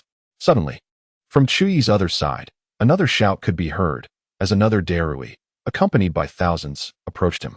The scene became surreal, with both groups vehemently claiming to be the true ones while branding the other as imposters. Observing this spectacle, Chuyi stroked his chin, thinking, "You think this is some kind of game, like the true and false Monkey King?" A sinister smile crept across his face as his gaze swept over the crowd.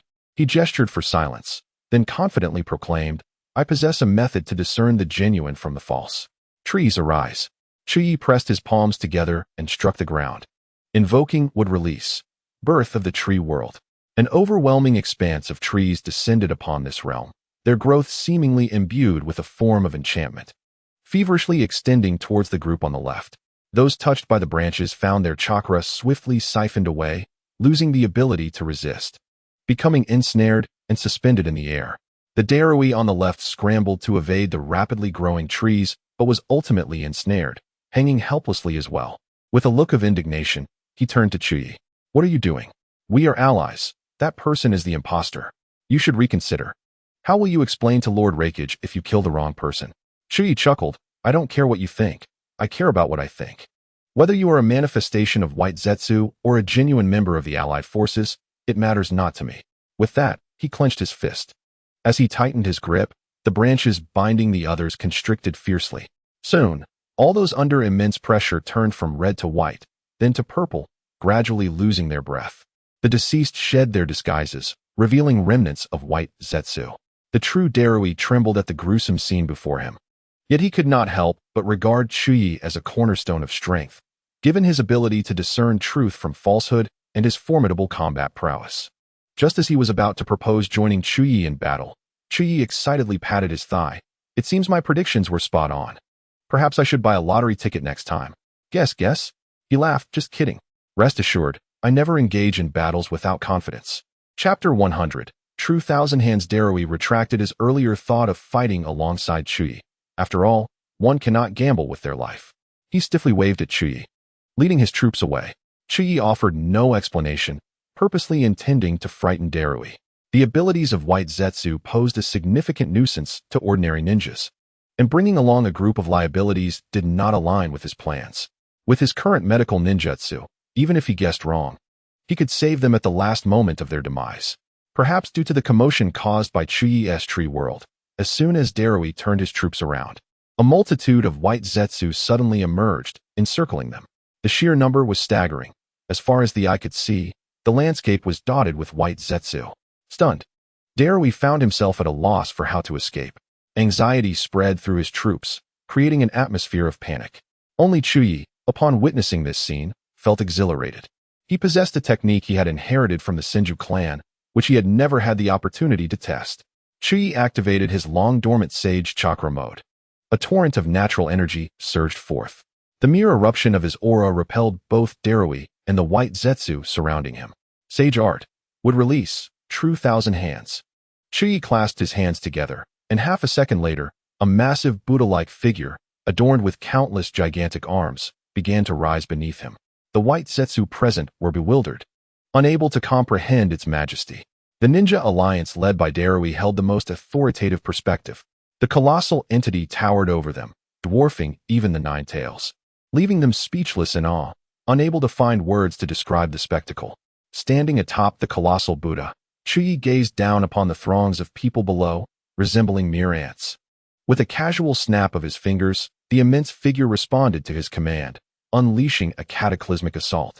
Thousands of enormous fists descended upon the ground like a torrential downpour, their tremendous force shattering the earth and sending wide fissures radiating outward. After a moment, the thick smoke dissipated, revealing a landscape utterly transformed, resembling the surface of the moon. Under his deliberate control, the land beneath Darui and his companions was spared, as they stood in a daze, witnessing a scene akin to a natural disaster. The radius of the technique was vast. The attack that originated at the borders of the range shinobi village engulfed half of it. A glance revealed that not a single corpse remained, all reduced to mere powder. Chuyi lifted the technique, descending back to the ground. He patted Darui, who appeared bewildered and battered, on the shoulder, employing medical ninjutsu to heal him. Although the onslaught had spared them, the residual tremors had left them with numerous injuries. The aftermath is in your hands. I shall explore the interior. Do not forget to send the wounded for treatment. With that, Chuyi strode toward the center of the Rain Shinobi village. The colossal commotion had drawn the attention of all members of the ninja coalition. When they beheld the massive Buddha rising, many thought they were hallucinating. The attack it unleashed was nothing short of a dimensional strike in the current world. That Tsuchikage Inoki, a veteran from the era of the first Hokage, recognized the signature technique of his predecessor at a glance. It was the same technique that had once led to the overwhelming defeat of Uchiha Madara, who had manipulated the Nine Tails. Inoki found himself lost in memories, recalling the terror he had experienced under the control of the first Hokage and his steadfast ally. To be honest, were it not for these extraordinary times, I would have sought every means to eliminate him. Before he could delve further into his thoughts, personnel from the intelligence division rushed forward, reporting the upheaval at the base. Upon inquiry, it was revealed that all outposts had been attacked simultaneously. According to the Byakugan reconnaissance from the Hyuga clan, it was determined that the assault was launched by the deceased heroes of various ninja villages. However, their state was peculiar. They could recover almost instantaneously from injuries and were seemingly immortal. How are we to wage this war? Is it the second Hokage's forbidden technique, the impure world reincarnation? Shikaku, who had the fortune of witnessing Orochimaru's tactics against the third Hokage, immediately reacted to the report and hastily dispatched the sealing team to various locations. Chapter 101. Substitution. Chuyi remained oblivious to the plight of the ninja coalition. Or rather, even if he were aware, it was unlikely he would offer his assistance. He ambled along, humming a carefree tune as he made his way toward the high tower. His original intention was to incite conflict between the two factions, thereby reaping the benefits of their discord and seeking an opportunity to rescue the entity sealed within the God Tree. However, after comprehending the technique of soul incarnation, his mindset shifted. He realized he could eliminate the true Abido and impersonate him with his own soul. Just imagine, amidst the chaos of battle, when both sides are locked in fierce combat, the main forces suddenly reveal themselves as allies. The astonishment on their faces would be remarkable. With the strength of a single individual, he could manipulate the entire landscape of the ninja world. How intriguing would that spectacle be?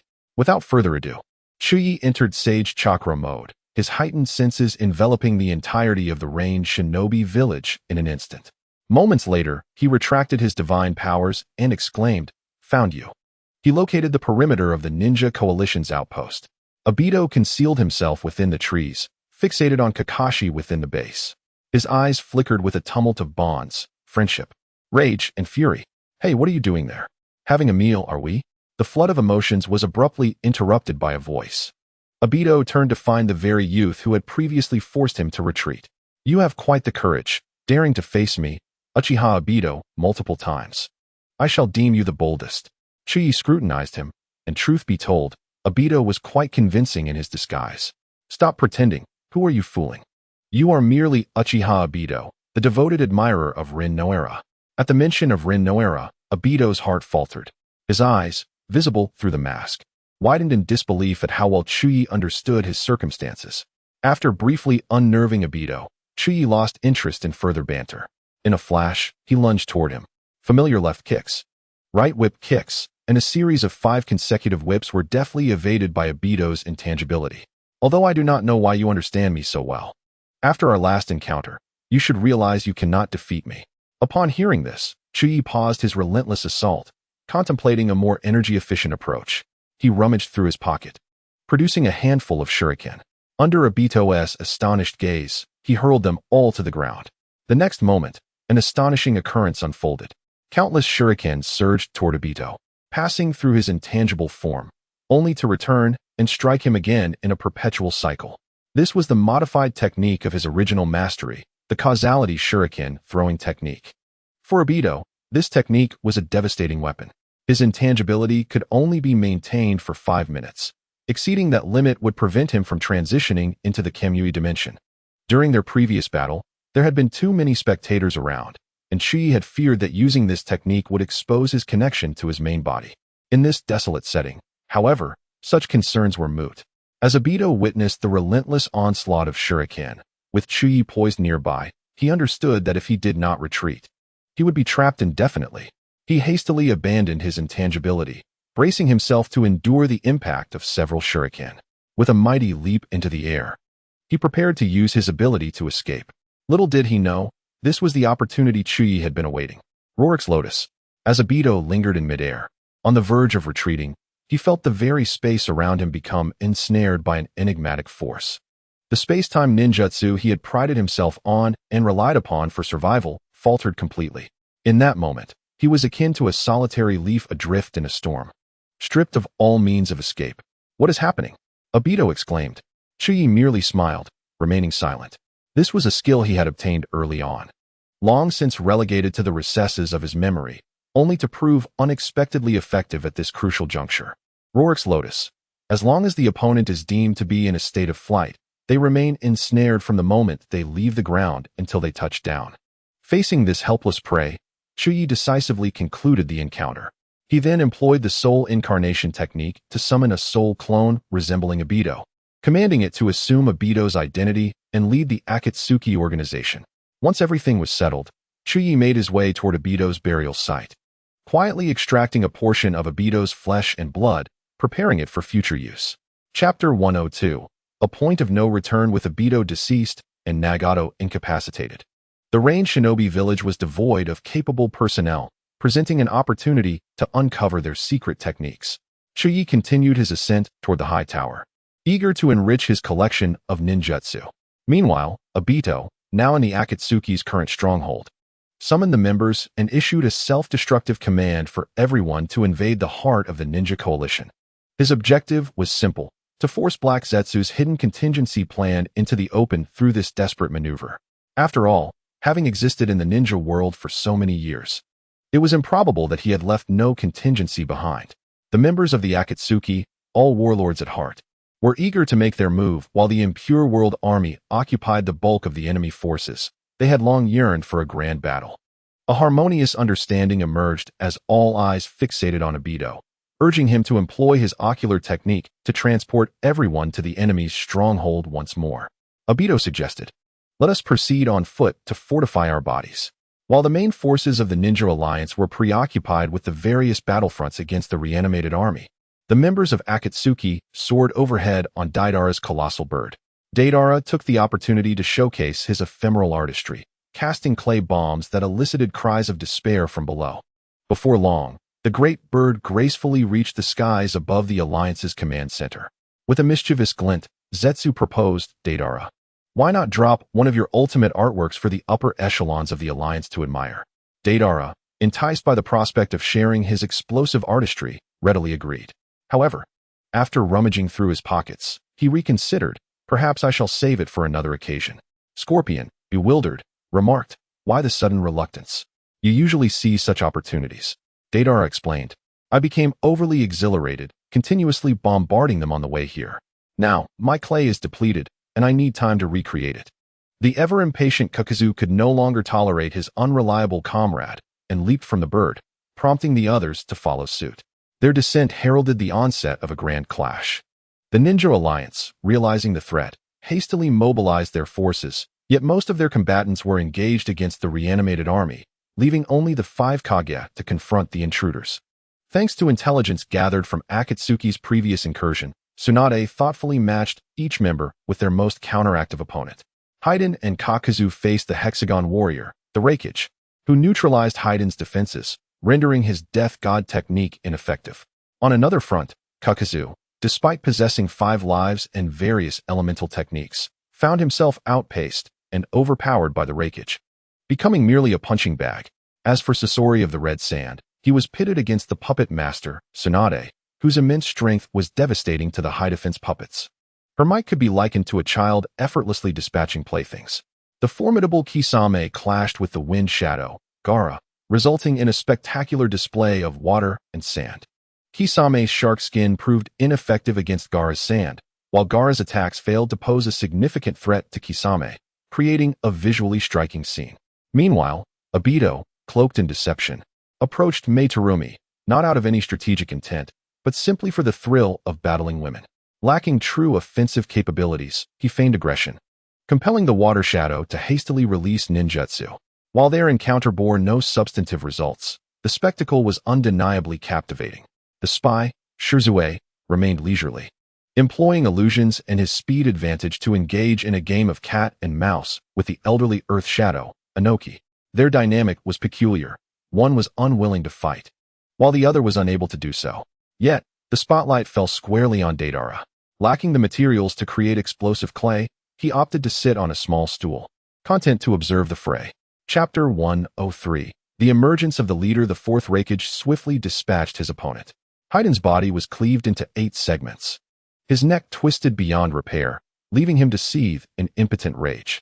Kakuzu's 5 hearts were extinguished, but fortune smiled upon him on the battlefield, where fresh hearts were readily available to prolong his existence. Unfazed by the struggling duo, the Reikage rushed to assist his comrades. His entry into the fray instantly shifted the tides of battle, leading to the swift conclusion of many encounters. With the exception of the elusive Obito and the still-seated Deidara, all members of Akatsuki were decisively defeated. As the Alliance prepared to deliver judgment, an unforeseen turn of events unfolded. A rain of paper descended from the heavens, separating the 5 Kage from the remnants of Akatsuki. Accompanied by the sound of high heels clicking against the ground, Conan appeared, pushing Nagato, now frail and emaciated, in a wheelchair. His once vibrant red hair, emblematic of the pure Uchiha lineage, had turned gray, rendering him unrecognizable. The 5 Kage, taken aback by this peculiar sight, hesitated to act. After all, bringing a disabled individual into battle was an unusual move. Nagato, with great effort, lifted an arm toward a nearby ninja engaged with the reanimated army, whispering, Shinra Tensei. A dreadful force emanated from his palm, drawing an unsuspecting ninja toward him. Activating the hungry ghost path, Nagato siphoned the chakra and life force from the unfortunate victim, who could only gasp in agony as he succumbed to the process. In mere moments, the unfortunate soul lay lifeless at Nagato's feet. However, the energy harvested was insufficient to satiate his profound deficits. As Nagato reached out for another target, the 5 Kage could not idly stand by and allowed him to continue unopposed, rushing forward to engage him. The remaining Akatsuki members lay incapacitated on the ground, devoid of the strength to resist.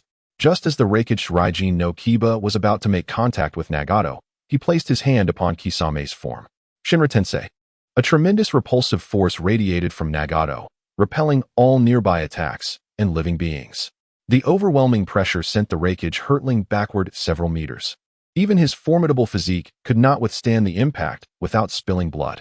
As the shockwave surged forth, not only did it injure the opponents, but it also wreaked havoc on Nagato's allies, sending them crashing against the stone walls, with the exception of Shirzue, who, ever the opportunist, utilized his body flicker technique to evade the chaos.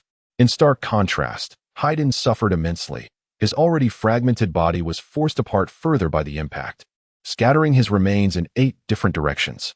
To provoke and engage Nagato in combat was undeniably foolish. Rising from his wheelchair, Nagato's once emaciated form now appeared robust, revealing compact muscles brimming with latent power. His hair, having regained its vibrant red hue, signified his resurgence. Undoubtedly, he embodied the essence of a tailed beast. Merely siphoning Kisame's chakra had replenished a fraction of his own. Rejuvenated, Nagato's presence radiated an aura of authority as he gazed down upon the 5 Kage, preparing to showcase the true extent of his 6 paths power. Just as he readied for another assault, he noticed the resentful stares of his teammates and opted against unleashing a widespread attack. Instead, he resolved to exhibit the abilities of the remaining 5 paths. With a single hand seal, he slammed his palm against the ground. A 3-headed hellhound, adorned with wings, materialized upon the battlefield, one of the most troublesome summoning beasts from the animal path. Its true menace lay not in its offensive or defensive capabilities, but in its almost insurmountable annoyance. Any attack directed at it would only lead to its multiplication until the summoner was vanquished. Nagato gestured for the hellhound to engage with the 5 Kage while he prepared his assault of the Azura. His right arm transformed into a mechanical appendage, splitting at the wrist to reveal multiple missile launchers. The missiles, equipped with tracking capabilities, were aimed directly at the beleaguered 5 Kage. Chapter 104. A dimensional disparity. The infinitely multiplying hellhounds, coupled with Nagato's relentless missile barrage, left the 5 Kage in disarray. With the hellhounds wreaking havoc, they found themselves unable to confront Nagato directly, their movements severely hampered. It is not that Nagato is truly formidable to such an extent.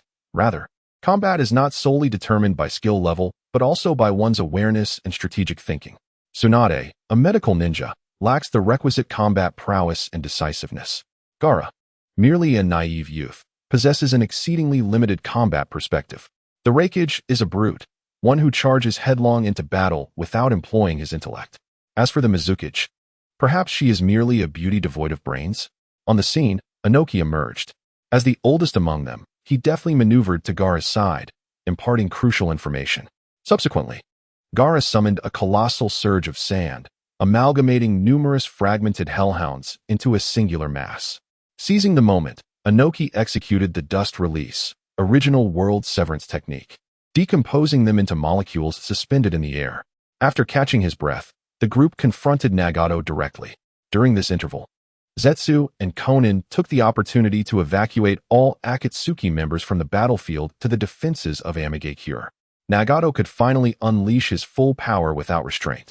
He first formed a similar hand seal and struck the ground, yet to the astonishment of all, nothing materialized. The Raikage, uninterested in Nagato's theatrics, disregarded Inoki's warnings and, in an instant, appeared before Nagato to deliver a powerful punch. Just as he was about to make contact, he found himself ensnared by an unseen force. Although Nagato was within arm's reach, he could not touch him. In the transparent air, a colossal chameleon suddenly emerged, having ensnared the Raikage with its tongue. Nagato placed his palm against the Raikage's abdomen and yanked forcefully. The human path's soul extraction technique activated, and with his pull, the Raikage soul was slowly drawn out. Tsunade, Inoki, and Gaara swiftly initiated their ninja techniques in support. However, upon striking Nagato, his body shimmered with an eye-catching purple light, activating the Hungry Ghost Path's ability. The sealing technique transformed into a shield, absorbing the torrent of incoming ninjutsu. Observing that their attacks bore no fruit, the Raikage found himself in dire peril. Tsunade leaped into the air, raising her leg to deliver a strike. Yet her efforts proved futile as 2 mechanical arms sprouted from Nagato's neck. One arm restrained Tsunade's neck, suspending her in midair, while the other transformed into numerous laser cannons, all aimed at her. The 5 Kage, it seemed, were but trifles.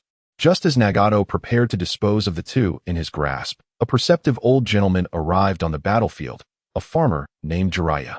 In Sage Mode, Jiraiya, accompanied by Naruto in his tailed beast form, united their powers to repel Nagato, rescuing the beleaguered Raikage and Tsunade. Although Naruto's trial of the heart had initially progressed poorly, with Jiraiya's guidance, he ultimately reconciled with his darker side and completed the trial successfully. Subsequently, he tapped into the chakra of the Nine Tails, beginning to master the power of the tailed beasts. Nagato, witnessing the sudden increase in his adversaries from 5 to 7, with the two newcomers proving particularly challenging, understood that further exhausting his life force would render him incapable of resolving the battle. Taking a deep breath, he positioned his hands at his sides and initiated a technique, one that had once obliterated Konoha, the Almighty Push. The seven sensed a tremendous threat and rushed forward, intent on interrupting his casting. A deafening roar erupted, and within a radius of several miles, only Nagato's figure remained.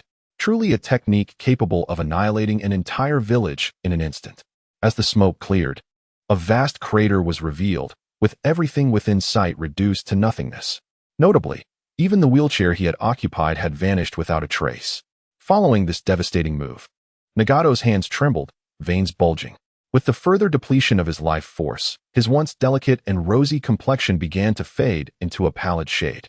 Just as Nagato believed the battle had concluded and searched for his wheelchair to rest, a hand enveloped in crimson chakra emerged from the ground, tossing aside the debris and pulling the others from below. Nagato, do you have any idea how much effort I put into this strike? It turned out that at the moment the technique was unleashed, Naruto had shared the Nine Tails chakra with everyone, supplemented by Tsunade's summoning of a slug for healing, minimizing the damage sustained. However, the allied ninja forces nearby were not so fortunate, suffering severe casualties. The reanimated army, similarly affected by the shockwave, remained resilient, relying on their infinite regeneration. Under Orochimaru's control, they maneuvered past the scattered limbs and rushed toward the main battlefield. One could only imagine the energy Sasuke would unleash upon witnessing this scene, thought Orochimaru in the shadows, licking his lips in anticipation. Chapter 105. Protecting Konoha. The reanimated army converged, charging toward the seven. As the two sides were about to clash, a colossal Susanoo emerged, showering the reanimated army with a flurry of piercing green projectiles, shattering them into countless fragments. The group turned to see a half-formed green Susanoo standing behind them. Shursui, what are you doing? Conan urged. While you were retreating, I witnessed the battlefield transform into a basin. Unable to ignore it, I used the body flicker technique to return. In this critical moment, Shursui chose to reveal himself. As a descendant of Uchiha Kagami, his love for the village was unparalleled. As the reanimated army began to restore their forms, the five Kage collaborated with Jiraiya to engage them in battle. Yet the conflict remained tense. The familiar issue arose. Aside from Gaara, none of the five Kage possessed effective sealing techniques. They could only serve as distractions while Jiraiya took charge of the sealing responsibilities. Naruto, gazing at Nagato, felt an unexpected surge of emotion compelling him to approach the fatigued Nagato. Just as he was about to speak, Shursui's technique intervened.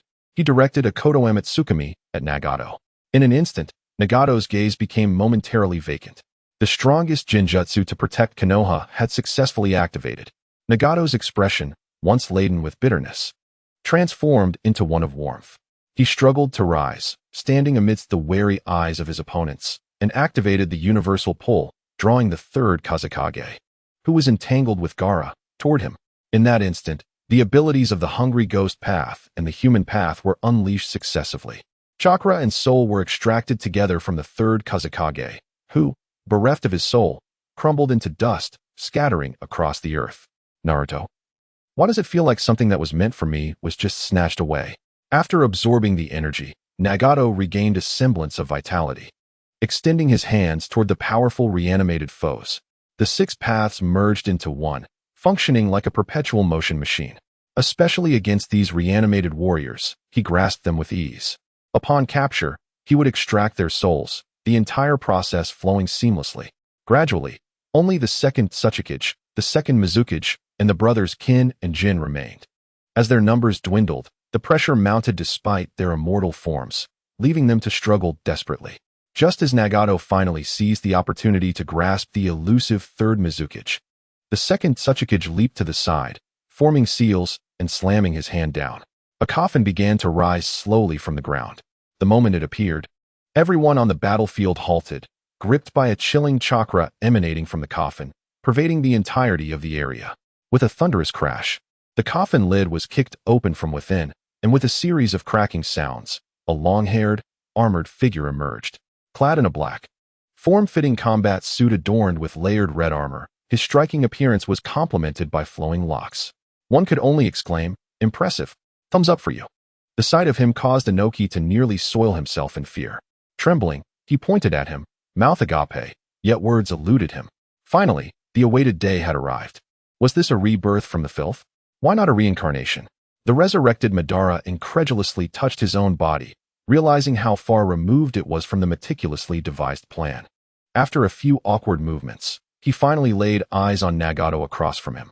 Through the explanation of Kabuto, who had taken control of the consciousness of the second Tsuchikage, Madara temporarily grasped the situation.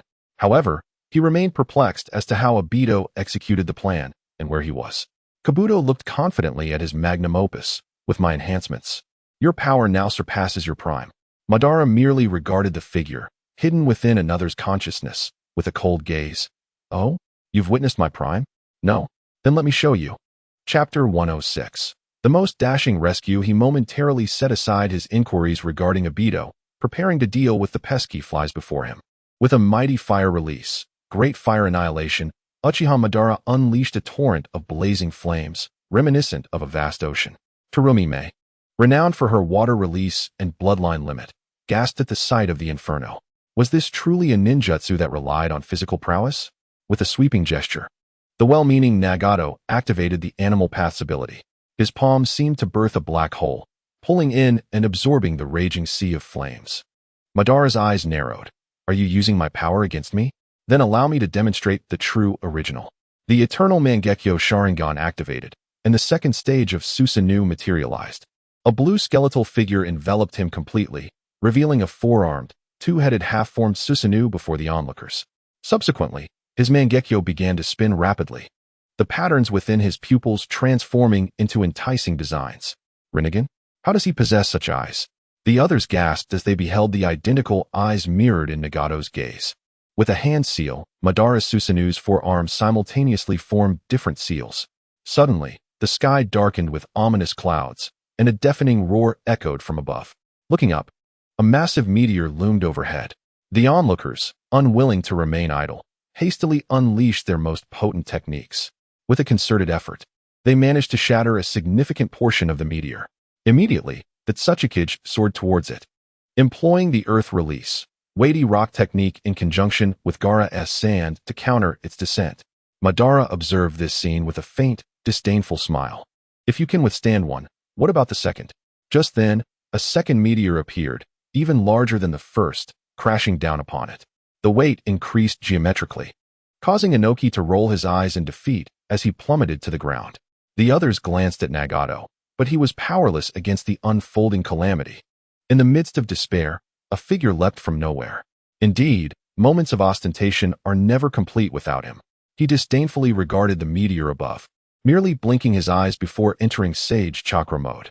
With a swift motion, he summoned the wood release, true thousand-armed Buddha, a colossal Buddha, adorned with countless giant arms, ascended from beneath him. It was no exaggeration to say that this giant was far more intimidating than the meteor above. Strike, strike, strike. Thousands of arms launched forth, delivering a relentless barrage upon the descending meteor. Moments later, he retracted the Buddha, revealing nothing but a shower of debris where the meteor had once been. This display not only astonished his allies, but also left the opponents in awe.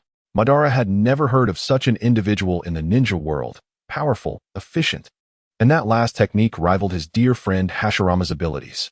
Madara felt a surge of intrigue. Could he be Hashirama's illegitimate child? "Boy, reveal your name." "I am Zhao Zilong of Changshan." "Madara? Tsunade?" Madara regarded the quirky young man before him, stirred by a long-buried competitive spirit. It had been ages since he felt such a sensation after Hashirama's demise. "You have many allies. Would you mind if I summoned a few of my own?" With that, he activated with clone technique. 8 Uchiha Madaras emerged sequentially from his body. The 8 were in perfect harmony, simultaneously activating their Mangekyo Sharingan. A dark blue chakra enveloped them, and Susanoo was summoned en masse. Not to be outdone, the young man retorted, "Is this all? My little brother can summon more than you, and by a substantial margin." He formed the same hand seal as Madara, and one after another, wood clones emerged from him.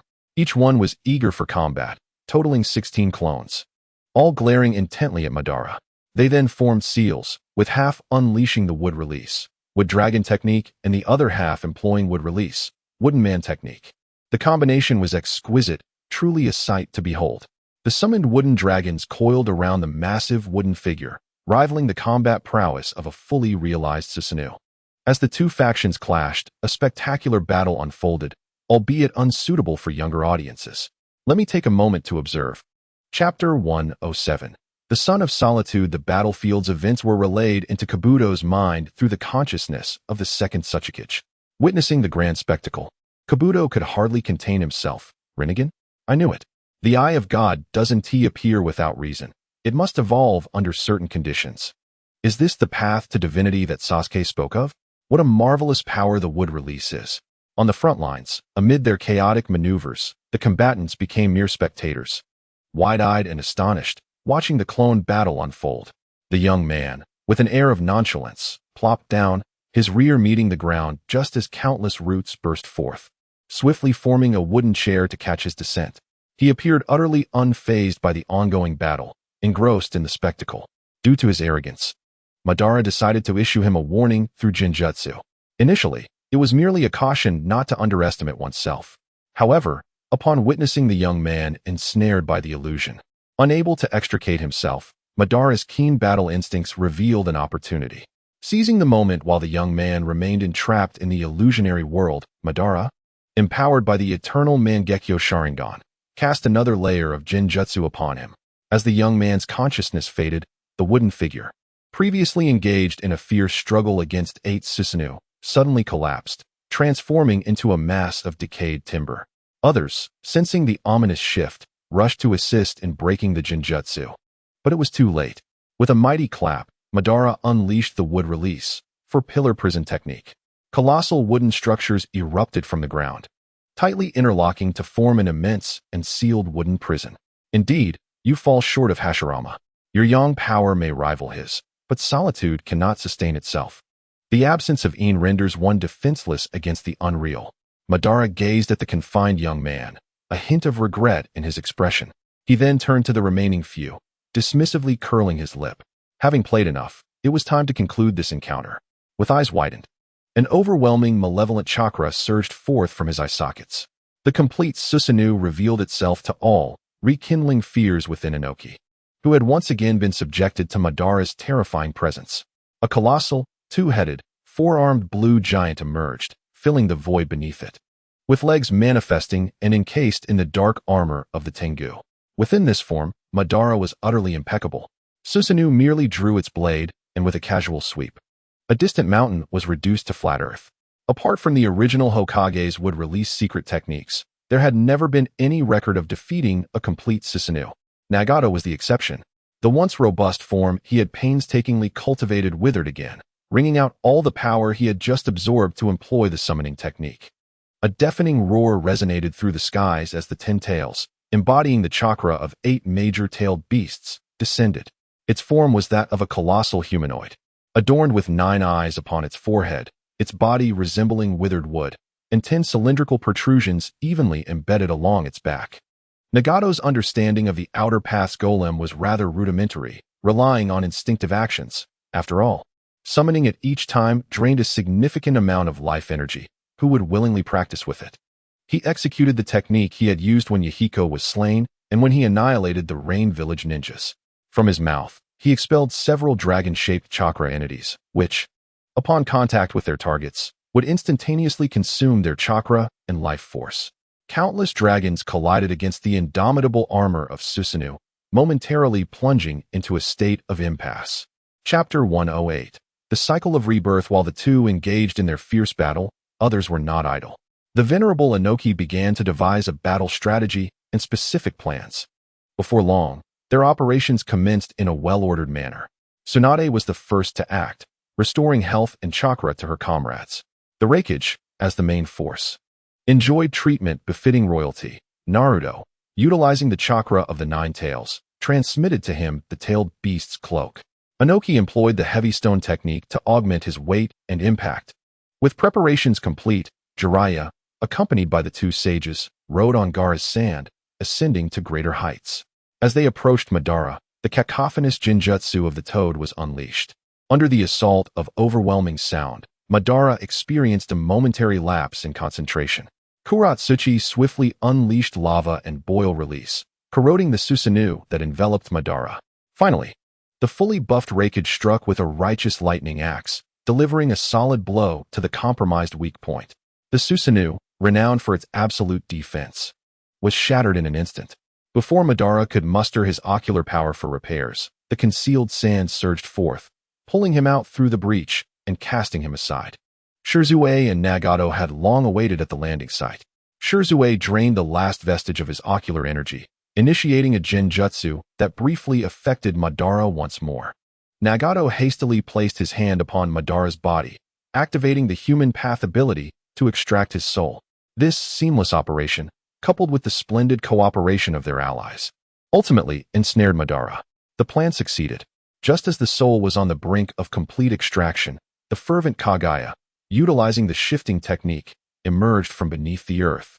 She possessed Nagato, halting the soul extraction process, and manipulated him to employ the cycle of rebirth technique. A thick smoke veiled the vision of the group, and as the mist dissipated, they beheld Madara, restored to his physical form, erupting in maniacal laughter. With his eyes closed, he reveled in the sensation of his long-lost corporeal body. He effortlessly executed a two-finger Zen strike against the immobilized Nagato, successfully reclaiming one of his Rinnegan. As he prepared to retrieve the second eye, the contingency left by Izuna began to unfold. When he had slain Obito, he had recovered a portion of his flesh. In his leisure, he perused the Book of Seals, discovering the impure world reincarnation technique. He had previously refrained from practicing it, primarily because the technique seemed rather unremarkable. Summoning ordinary strong individuals had little use for him. Those of the caliber of the first Hokage and Madara could easily free themselves from control. However, using it on Obito posed no such concerns. Though not particularly strong, his abilities were highly beneficial. Impure world reincarnation, an S-rank forbidden technique of interdimensional summoning invented by Senju Tobarama. This technique can summon the souls of deceased ninjas back to the world of the living, reviving them in physical form. In optimization, impure world rebirth, summoning the souls of deceased individuals back to the world of the living, reviving them in a vessel, consumes yang energy to execute a perfect resurrection technique.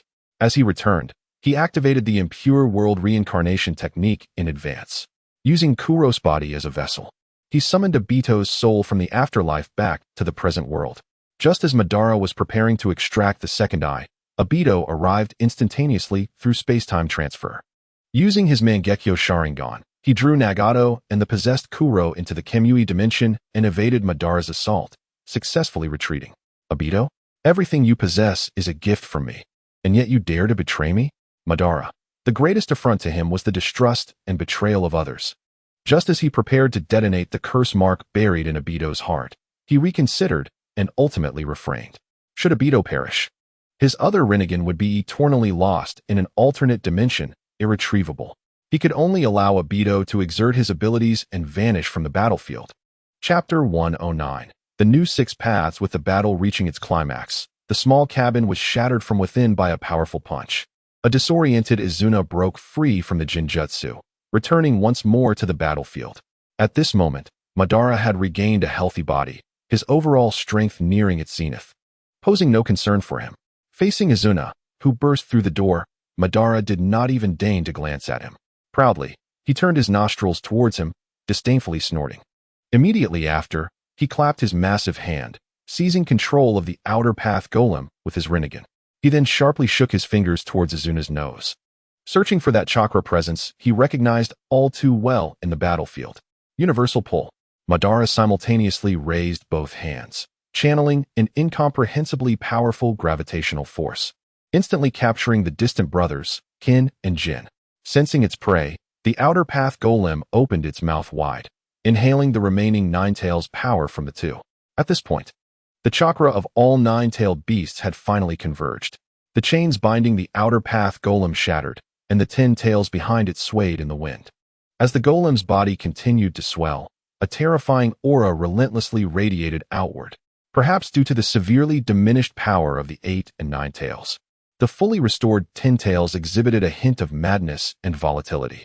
Gathering overwhelming energy in its maw, it began to indiscriminately unleash devastating blasts in all directions. Little one, do not lose control. Izuna invoked the true Thousand Hands to summon an equally towering Buddha statue.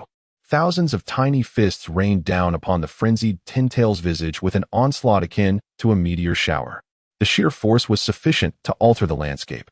Yet the relentless barrage merely forced the 10 tails back, eliciting agonizing howls. However, this proved ineffectual. The thunderous assault failed to breach the 10 tails' defenses, only serving to enrage it further. Feeling its fury, the 10 tails unleashed a chilling pressure, then opened its mouth wide, forming a massive conical-tailed beast ball aimed directly at the colossal Buddha.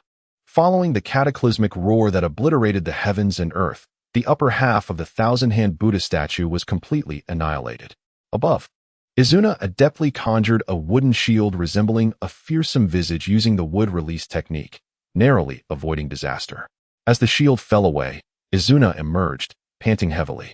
Exhausting all his strength, he unleashed his final technique against the tailed beasts, the sage art, Myojinmen. Descending from the heavens were several red torii gates, heavily pressing down upon the 10-tail segmented body. This technique was employed by the first Hokage to suppress the 10 tails and temporarily seal its chakra. A futile struggle. Madara scoffed at him, muttering a low phrase. The instant the words left his lips, they were carried away by the wind. It was unclear whether he directed it at Izuna or the departed Hashirama. Now, I am capable of crossing to the other side. Madara took a deep breath and leaped onto the restrained body of the 10 tails. Forming seals, he executed the 6 paths, 10 tails coffin seal. Exhausted, Izuna could only watch helplessly as this scene unfolded. As the technique activated, the 10 tails-bound body segments instantaneously detached from the Myojinmen, converging towards the center where Madara stood.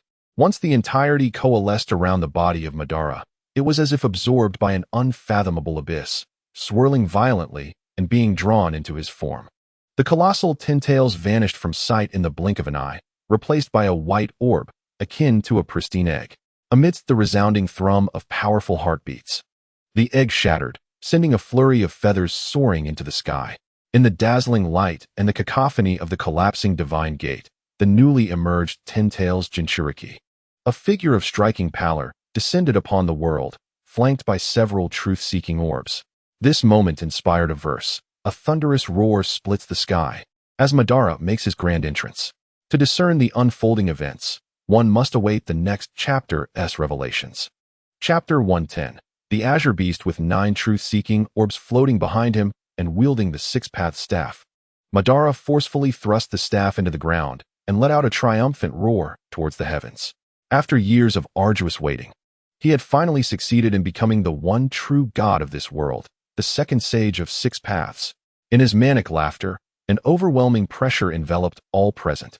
Even the typically proud 9 tails cowered in a corner within Naruto's being, too intimidated to utter a sound.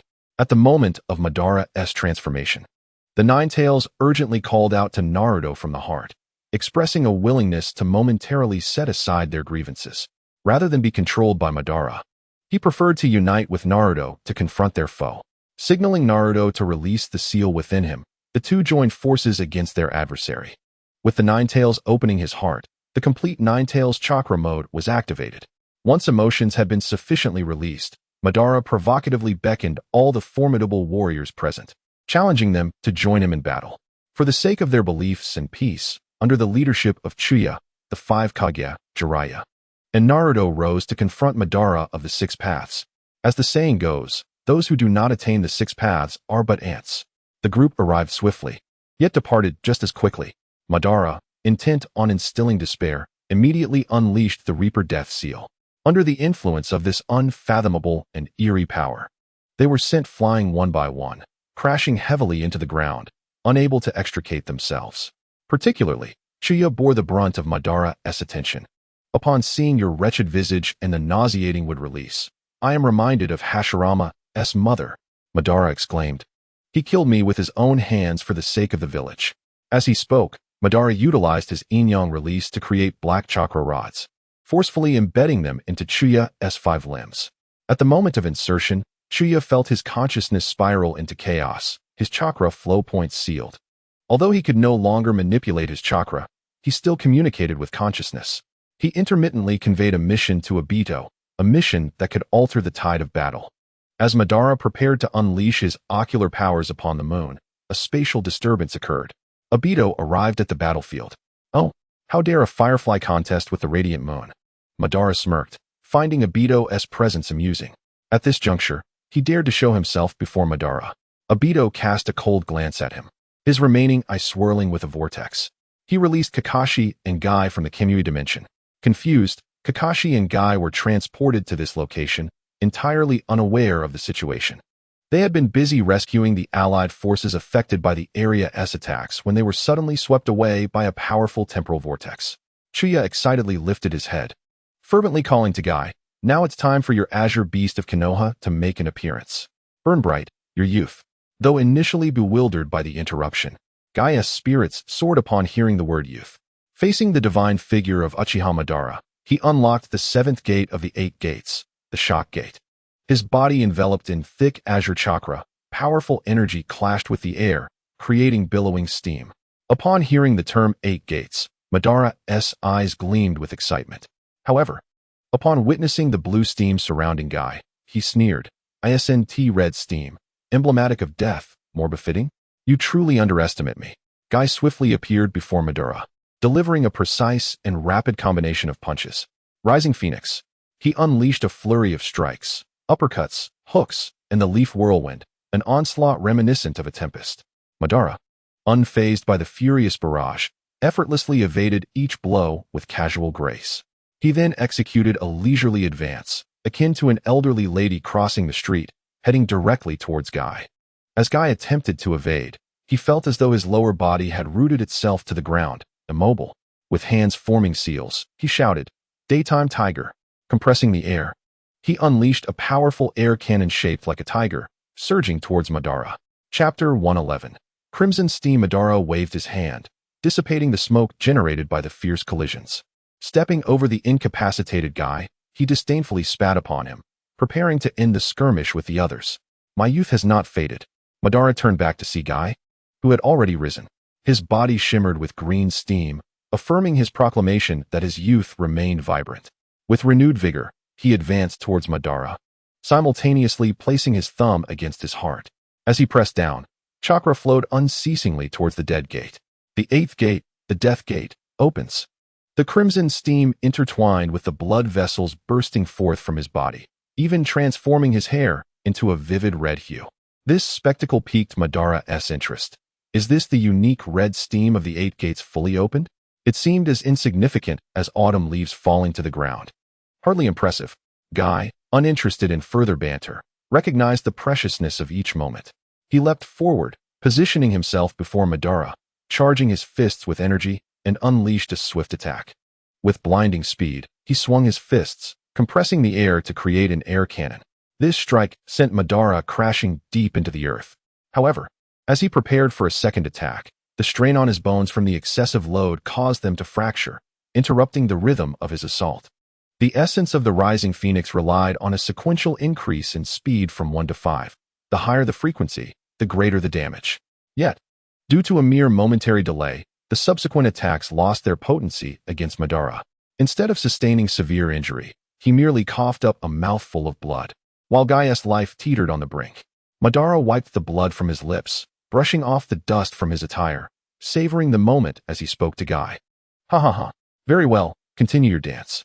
Guy wiped the sweat from his brow, adjusting his stance. He lowered his body, gripping the ground tightly with his 10 fingers. As he prepared, a torrent of energy erupted, causing the earth beneath him to sink. Reaching the pinnacle of his momentum, his body began to crack. Blood floated in the air, tinted by the crimson waves, ultimately coalescing into the form of a dragon. "This is my final strike." Madara, swept back by the force of the air, felt excitement and madness nearly spilling from his eyes. He yearned to witness this final strike, one that burned with the essence of life itself. "This chakra, I acknowledge you." Among those who have faced me in martial arts, none can rival you." Just as Madara was about to deliver a profound proclamation, Chuya seized the moment and declared, "I, Chuya, shall deem you the strongest." Madara turned to Chuya, who remained firmly planted in the ground, feeling an inexplicable sense of frustration at having his moment stolen. It was akin to preparing for a night of passion only to have Tobirama burst in, whisking Hashirama away to their own romantic retreat. Indeed, it was that precise feeling. In this fleeting moment of distraction, Madara's shield, the truth-seeking orb, failed to defend in time. With a kick that surpassed the speed of light, Guy struck him fiercely in the lower back. The power of this blow was so immense that it warped the surrounding space. Madara, having taken the full brunt of this devastating strike, was instantly engulfed in a torrent of crimson blood. He felt as though his very organs had been displaced, particularly in his lower back. Like a kite severed from its string, he was propelled hundreds of meters away, carving a deep trench in the ground, with half of his body obliterated by the force of the kick. Meanwhile, Guy's life reached its conclusion. He collapsed onto the ground, his body scorched by the friction of his high-speed movement. As the red steam dissipated from his form, his body began to shatter from the legs upward, turning to ash. Chapter 112. The protagonist emerges, he muttered to himself, firmly rooted in the ground, wishing fervently for a miracle. However, he was unable to pray. As his limbs were anchored in place, Madara let out a ragged breath, grinning wickedly. "You nearly succeeded in killing me, didn't you?" Shortly thereafter, the Six Paths chakra enabled Madara to swiftly regenerate the half of his body that had been lost. With a flick of his remaining right hand, a pitch-black truth-seeking orb hurtled toward Guy, whose leg had just vanished. Just as it was about to make contact, a blinding light enveloped him. Naruto had kicked the truth-seeking orb away, sending it whistling past Madara. Moments before, he had been ruthlessly knocked down by Madara. In his dazed state, he seemed to see an old man claiming to be the sage of Six Paths. After clenching his hand, he urged himself to awaken. Upon regaining consciousness, he felt an extraordinary potential in his right hand. "You can actually touch the truth-seeking orb? Have you somehow gained an advantage?" Madara exclaimed incredulously. Naruto offered no explanation. He simply pressed his hand against Guy's chest. In that instant, the dying flame in Guy's heart reignited, and a faint heartbeat resonated. After this act, Naruto seemed to sense something, his gaze fixated on the distance. Madara's interest was piqued once more. Confident in his victory, he sat down, joining Naruto in gazing toward the horizon. After a moment, just as Madara's patience was wearing thin, a purple Susanoo soared in from afar, landing gracefully where Naruto stood. Sasuke had finally arrived on the battlefield. Turning, he couldn't help but reflect on the threads of fate. Having undergone a surgical procedure for his eyes, he was supposed to observe for 3 months. Yet, in his unconscious state, a mysterious force had drawn him to the realm of the dead. There, another self-proclaimed sage of Six Paths had touched him and urged him to hurry to the battlefield in the village hidden in the rain. Upon awakening, he found Itachi still lying beside him, oblivious to the world, while he felt a power within his eyes capable of reshaping reality. It seemed that no matter how the course of events might change, fate remained immutable. Setting aside his thoughts, Sasuke looked at Naruto and said, "Hey, the underdog. Shall we engage in a long-awaited duet battle?" "Absolutely." With that, Naruto charged forward, throwing a punch at Madara's handsome face, while Sasuke drew his sword, launching an acrobatic assault. Madara deflected their attacks, taunting, "One has gained sage powers, and the other has awakened the Rinnegan. Is this all you possess to challenge me? I embody both of these powers, and at their pinnacle." With that, he unleashed a technique of sage art, summoning radiant purple lightning that struck like branches, relentlessly assaulting the duo. After Naruto and Sasuke narrowly evaded the attack, Madara employed the same strategy again, activating the limbo technique. Due to having only one Rinnegan, he could only produce a single shadow. The initial speed with which he concluded battles stemmed from the fact that ordinary foes could neither perceive nor sense these shadows. However, Sasuke, with his Rinnegan, and Naruto, who had just begun to master the Sage of Six Paths mode, were exceptions. One could see clearly, while the other could sense acutely. Furthermore, whenever Madara attempted to use the Rinnegan's abilities, Sasuke could instantly counter with his own Rinnegan. Coupled with his unique skill, the Heavenly Hand power, the two relentlessly pressured Madara. After a prolonged engagement, Naruto and Sasuke had nearly deciphered Madara's strengths and weaknesses. They exchanged knowing glances. a silent battle plan forming seamlessly in their minds. Sage art, magnetic release, spiraling sphere, invincible ultimate infinite thousand birds. Employing their signature techniques in tandem, they launched their assaults at each other. As their powers collided, Sasuke immediately utilized the thousand hands technique to switch Madara to the center of their confrontation. As the intensity of their attacks escalated, they clasped their hands together, invoking Six Paths, Planetary Devastation. Chapter 113. Infinite Tsukuyomi. What had initially seemed like a guaranteed strike ultimately fell short. At the last moment, Madara sacrificed the shadow created by Limbo, using it as a decoy to escape. Clapping his hands in admiration, Madara praised their abilities and coordination. Meanwhile, he contemplated his next moves, having just expended his only shadow. He knew it would take time to recover. Thus, he was reluctant to engage them directly, as even as the Jinchuriki of the Ten Tails, he felt somewhat lacking without both Rinnegan. Most importantly, he could not compete with those who could seemingly defy the odds. However, Naruto and Sasuke would not relent, and the three began a turn-based skirmish. Just as he was about to succumb, Madara suddenly felt the God Tree calling to him, as if it were whispering, absorb me, and you shall possess new power." Eluding their pursuit, he reached the God Tree.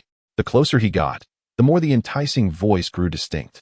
Instinctively, Madara placed his hand upon the tree, and at the moment of contact, it seemed to liquefy, rushing into his body. Upon fully absorbing this energy, he felt as though he had been reborn for the third time that day. The air around him became noticeably fresher, as the energy coursed through him. The perfect chakra of the Ten Tails surged within. He lifted his gaze to the moon hanging above, and in the pure light of its glow, a fissure opened on his forehead, revealing the terrifying crimson Rinnegan with its 9 tomo.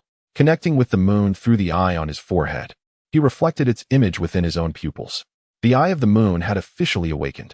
Once infinite Tsukuyomi was activated, the sky poured warm white light onto the earth, transforming night into day. All those bathed in this radiance turned their eyes to the moon, gazing upon it reverently. As the brilliance intensified, their pupils shifted from confusion and stupor to the pattern of the Rinnegan. A magnificent God Tree rose from the ground, its foliage dense and overshadowing the sun. From countless branches, white strips of fabric extended downward, binding all those ensnared by the infinite Tsukuyomi in a manner akin to mummies. Once tightly wrapped, they were suspended in the branches of the God Tree. Sasuke, acting swiftly, activated his complete Susanoo to shield himself, Naruto, Obito, and Kakashi from the light. Outside, the situation for Naruto was dire. He was left to navigate a surreal existence, blissfully unaware, a foolish smile plastered on his face as he drooled. He too was ensnared by the God Tree, hanging above. In the moment Naruto lost consciousness, Obito finally broke free from his manipulation, returning to his original awareness. Observing the unfolding spectacle, he realized he had missed the perfect opportunity to act against Madara. Yet, he was unwilling to accept this fate. He refused to allow Madara to create a world of true peace. He conjured his own world, one where Lin exists. Utilizing the kaleidoscope eye technique, he unleashed the entity known as Zetsu from Nagato and the Possessed. Remarkably, Zetsu not only has the ability to inhabit and manipulate others' bodies, but also assists the host in sustaining their life. Despite Nagato's vitality being utterly depleted, Zetsu still managed to help him cling to life, preventing an immediate demise. Nagato, this outcome is not what either of us wish to witness. You resurrected me with the power of reincarnation, and I shall aid you in fulfilling your desires. Obito began to indoctrinate Nagato, unaware that Black Zetsu was stirring nearby. Seizing the distraction, he activated the fleeting technique and sank into the earth, vanishing from sight. Chapter 114. Kagaya's Descent. Everything was successfully accomplished. Do you see it, Hashirama? The mistakes you once made have been rectified by me. I have created a new world. I am the savior. Madara gazed at the throngs ensnared within the infinite illusion of Tsukuyomi, with only a few escaping the calamity below, and could not help but feel a sense of satisfaction. He was oblivious to the visage of Kagaya, which had quietly manifested around the moon, casting the infinite illusion. What he cared about now was to definitively conclude the perfect world he had crafted. As Madara descended from the heights, poised to eradicate all obstacles with the demeanor of a victor, suddenly, thud, Black Zetsu utilized the fleeting technique to appear behind Madara, enveloping half of his body in darkness. What kind of savior are you? You are merely a pawn in my game. It seemed this ephemeral dream was where you first succumbed. Madara struggled to free himself. But despite his six paths form, he found himself utterly immobilized. Zetsu, have you lost your mind? You were created by me, a manifestation of my will. I am not your will, Madara. If anything, I embody Kagaya's will. Everything you believe, including the stone tablet passed down through the Uchiha generations, is false or has been altered by me. With that, a black hand emerged from Madara's chest, this seemingly unremarkable strike sealing his chakra within, accompanied by Madara's agonized wails. A torrent of chakra surged violently from the god tree and the earth into Madara's body. Ultimately, he could not evade the fate of defeat, merging with Black Zetsu. Their bodies swelled grotesquely from the excessive absorption of chakra before they exploded, sending clouds of smoke into the air. Naruto watched the lifeless battlefield shrouded in smoke, perplexed. Is it over? Did the big boss die just like that? Sasuke tapped his forehead, regarding him with an expression of exasperation. You'll know the final outcome soon enough. Obito, understanding the situation, quickly drew Nagato into the Kimui space, remaining vigilant, prepared for spatial transfer. As the smoke dissipated, neither Madara nor Zetsu was visible, their presence seemingly erased from existence. In their stead stood a beautiful woman with long hair, cascading down to her feet. She possessed pale skin and blue-white hair, adorned with playful horns atop her head. Clad in white garments embellished with a unique Magatama pattern, her icy gaze fixated ahead, the most striking feature being the Rinnegan on her forehead. Newly descended, Kagaya appeared somewhat dazed, yet her Byakugan keenly detected the yin-yang power emanating from Naruto and Sasuke. Her eyes were fixated on Sasuke and Naruto within their Susanoo, filled with a mixture of longing and hatred, two extreme emotions intertwining in a paradoxical display. Kagaya gazed at the two, a single tear escaping her eye. Just as Naruto, the impetuous youth, prepared to inquire about her origins, Sasuke yanked him back, gesturing to his own Rinnegan, cautioning, in my view, her chakra is terrifying, far more so than the Ten Tails or even Madara, at least 10 levels beyond. After observing the two for a moment, Kagaya suddenly became agitated. She would never forget that fateful night marked by tragedy. Murmuring, "Why must you treat me this way?" She flicked her hair, unleashing the rabbit hair needle technique. Her white locks transformed into sharp thorns raining down from above. With her superior Byakugan, Naruto and Sasuke were unable to evade the onslaught, and upon impact, their bodies lost all ability to move as chakra surged violently through their meridians. Subsequently, she gathered chakra in her palm, swinging it through the air to unleash a massive punch. 80 God Airstrike. Chapter 115. Terrifyingly powerful as the monumental strike was about to collide with them, Sasuke blinked rapidly, activating the heavenly hand power. He swapped positions with a nearby boulder, narrowly escaping disaster. Kagaya swung her hair again, elongating it and directing it towards Naruto and Sasuke. The two exerted themselves to defend, yet were still forcefully propelled into the remnants of a shattered wall, landing in a disheveled state. Isn't that the scent of Ashura and Indra? Kagaya inquired, leaning closer to the two, inhaling deeply to discern their essence. Having been detached from the world for so long, encountering her descendants stirred her emotions, prompting her to retract her hair from their direction.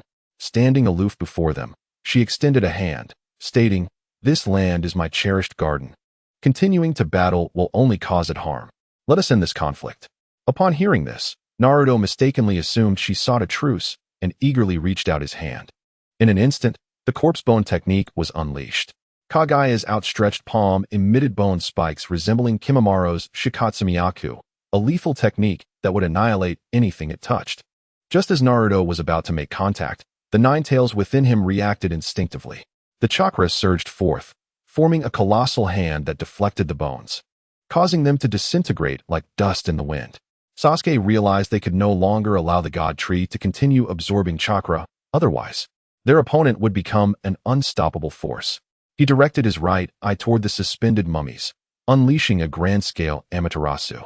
The unquenchable black flames ignited the bandages coiling around the god tree's branches, spreading relentlessly toward the trunk. Kagaya observed coldly, merely raising her hand to extinguish the inferno. Yet the flames had still damaged some of the powerful mummies, causing their bandages to fall away, including that of our comrade, the initial one. With his objective achieved, Sasuke aimed to further utilize Amaterasu to damage the god tree, impeding the growth and maturation of the chakra fruit. Noticing his unwavering focus on her garden, Kaguya swiftly waved her sleeve, invoking the heavenly sovereign. Suddenly, a sensation of weightlessness enveloped them, and the scene transformed dramatically. Before they could comprehend what was happening, they found themselves hovering above a sea of lava. The searing heat and the Nine-Tails warning made Naruto realize this was no illusion, but a tangible reality. Kaguya floated effortlessly above them as they plummeted toward the molten abyss. In a moment of desperation, Naruto flailed his arms, discovering he could indeed levitate. Having unlocked the power of the six paths, he possessed the ability to fly, much like Madara. Extending several Nine-Tails chakra arms, he grasped his companions, halting their descent. Kaguya, observing their miraculous escape, raised her hand to deliver another 80 God Air strike, a blinding white light propelling Naruto away. Sasuke activated his complete Susanoo, using its wings to soar above Kaguya, drawing back his bow to unleash an arrow aimed directly at her. Kaguya remained as composed as ever, utilizing her sealing technique to absorb the entirety of the chakra arrows. Just as they were about to strike her, Sasuke widened his eyes at the arrows and activated his heavenly hand power, swapping places with them. Armed with dual blades, he launched an assault on Kaguya. As he swung his second blade, Kaguya extended her arms towards him. In that moment, the seemingly impenetrable Susanoo crumbled. Sasuke was sent flying by the force, executing a 360-degree spin in midair. One must admit, the lady certainly had a formidable presence. Chapter 116. The performance begins despite entertaining thoughts of ending their lives. Kaguya's tears fell uncontrollably as she watched Sasuke crash against the stone wall, emitting a pained cry. In her desperation, Kaguya invoked the ultimate space-time ninjutsu, using her bloodline limit. A black portal materialized beside her, and she stepped inside. Naruto freed Sasuke from the wall, both of them bewildered by the sudden disappearance of the frenzied woman. As they surveyed their surroundings, they failed to notice the space behind them widening, allowing Kaguya's figure to materialize like a specter. By the time Naruto and Sasuke sensed her presence, Kaguya had already grasped Sasuke's chin. A mere touch stripped them of their ability to act. Kaguya, with tear-filled eyes, lamented, "My children, who have taken away your chakra, come back to mother." In that poignant moment, the restriction on their chakra faltered briefly. Sasuke whispered to Naruto, "All techniques are rendered null in her gaze. We must alter our approach. Perhaps we should employ that technique you are most adept at, your harem jutsu." Naruto, now a grown man, felt a flush of embarrassment at the revelation. Trusting his partner completely, he modified his harem jutsu to target a female audience. Initially indifferent, Kaguya deemed any technique meaningless. However, as smoke billowed forth, a group of muscular men appeared, striking poses reminiscent of Arnold Schwarzenegger, exuding an air of seduction. The mother of chakra had never encountered such vulgarity. This scene astonished not only Kaguya, but nearly caused Sasuke to retch. Seeing this tactic take effect, Naruto landed a heavy punch squarely on Kaguya's attractive face, exploiting the vulnerability born from her flustered state. This marked the first time she had suffered such a setback. As Kaguya was sent flying, Naruto and Sasuke lunged towards her, preparing to combine their powers to initiate the six paths, heavenly obelisk, intending to seal her once more. Just as they were about to grasp the hem of her garment, the space shifted unexpectedly, transporting them to a world engulfed in icy winds. The sudden chill delayed their movements, allowing Kaguya to escape unscathed. With a simple blink, she transformed the snow-laden landscape into her domain. Snowflakes swirled, and icebergs collapsed, as a tempest of blizzards mixed with hail assaulted them. Every shard of ice became her weapon, morphing into blades and spears as she engaged in a fierce battle with Naruto and Sasuke. Obito, watching calmly from a distance, finally discerned some clues after this encounter in the underworld. He realized that his Mangekyo Sharingan abilities could resonate with Kaguya's powers. Pondering this, he contemplated how he might leverage this newfound insight to escape his current dire predicament. However, a voice interrupted his thoughts, echoing from the depths of his consciousness. It was Shuichi, awakening from his slumber, disrupted by the cacophony of battle surrounding him. Chapter 117. The revelation upon taking over Obito's consciousness. Shuichi's first act was to release Nagato from the Kimui dimension.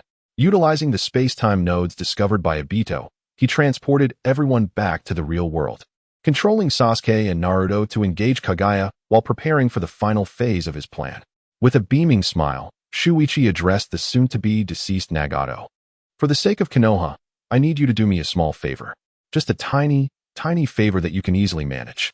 Although Nagato, influenced by the infinite Tsukuyomi, was consumed by the notion of protecting Konoha, he only trusted his own judgment. He closed his eyes, hoping to cling to his last breath, ignoring Shuichi entirely. Seeing Nagato's indifference, Shuichi felt amused rather than angry. With a mischievous grin, he announced to everyone, I once inadvertently acquired a rather interesting technique during the destruction of Sunagakure, and I believe it can now come in handy. Sasuke paid no heed to his words, focused solely on restraining Kagaya. Meanwhile, a bewildered Naruto, having dodged yet another attack, stared at his big brother, utterly confused. When had he ever destroyed Sunagakure? Wasn't that the work of the sealed Jubi? Shuichi chuckled, almost petting Naruto's head, but withdrew his hand halfway. Indeed, repeating a lie 1,000 times can make it a reality. After acting for so long, genuine feelings can inadvertently arise. Yet, the prerequisites of his plan were all met. Only the final step remained, and he could not afford to be swayed by emotion. He recalled the details of the technique used by Chiyo, the needle control technique, a ninjutsu that inserts a minuscule needle into the brain's memory center, sealing the target's memories. Once the technique is released, the needle vanishes and memories can be restored. Optimizing the needle control technique. Look, not only can you gain his body, but you can also capture his heart. Shuichi thought, this absurdly named skill and its descriptions sound like the thoughts of a lovesick fool. Is this for real? Despite his overt reluctance toward the skill, his eager hands and glimmering eyes betrayed him. After rummaging through his bag for what felt like an eternity, he found no needle. Had he known, he would have rescued the man known as Shiranui Gunma, who always had a toothpick in his mouth. Alas, he could not find a needle. But that toothpick would have been quite useful. Never mind, he thought, let us try this instead. He reluctantly withdrew a kunai and swiftly plunged it into Nagato's skull.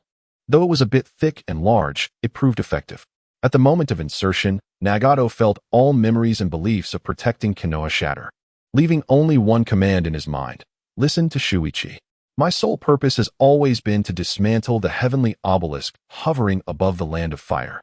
In the real world, aside from Kagaya, all those still conscious gazed at Shuichi in surprise, unsure of his intentions.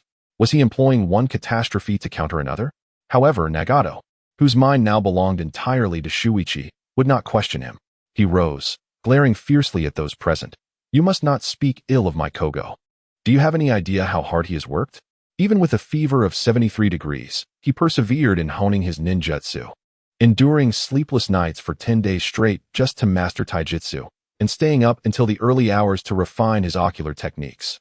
Chapter 118. The ceiling is lifted. Nagato delivered a heartfelt tirade, silencing even Kagaya, who was typically imposing, momentarily forgetting to launch an attack. He pursed his lips, ceasing his incessant chatter. He placed his hand on the fallen coalition soldier, who had been affected by Amaterasu.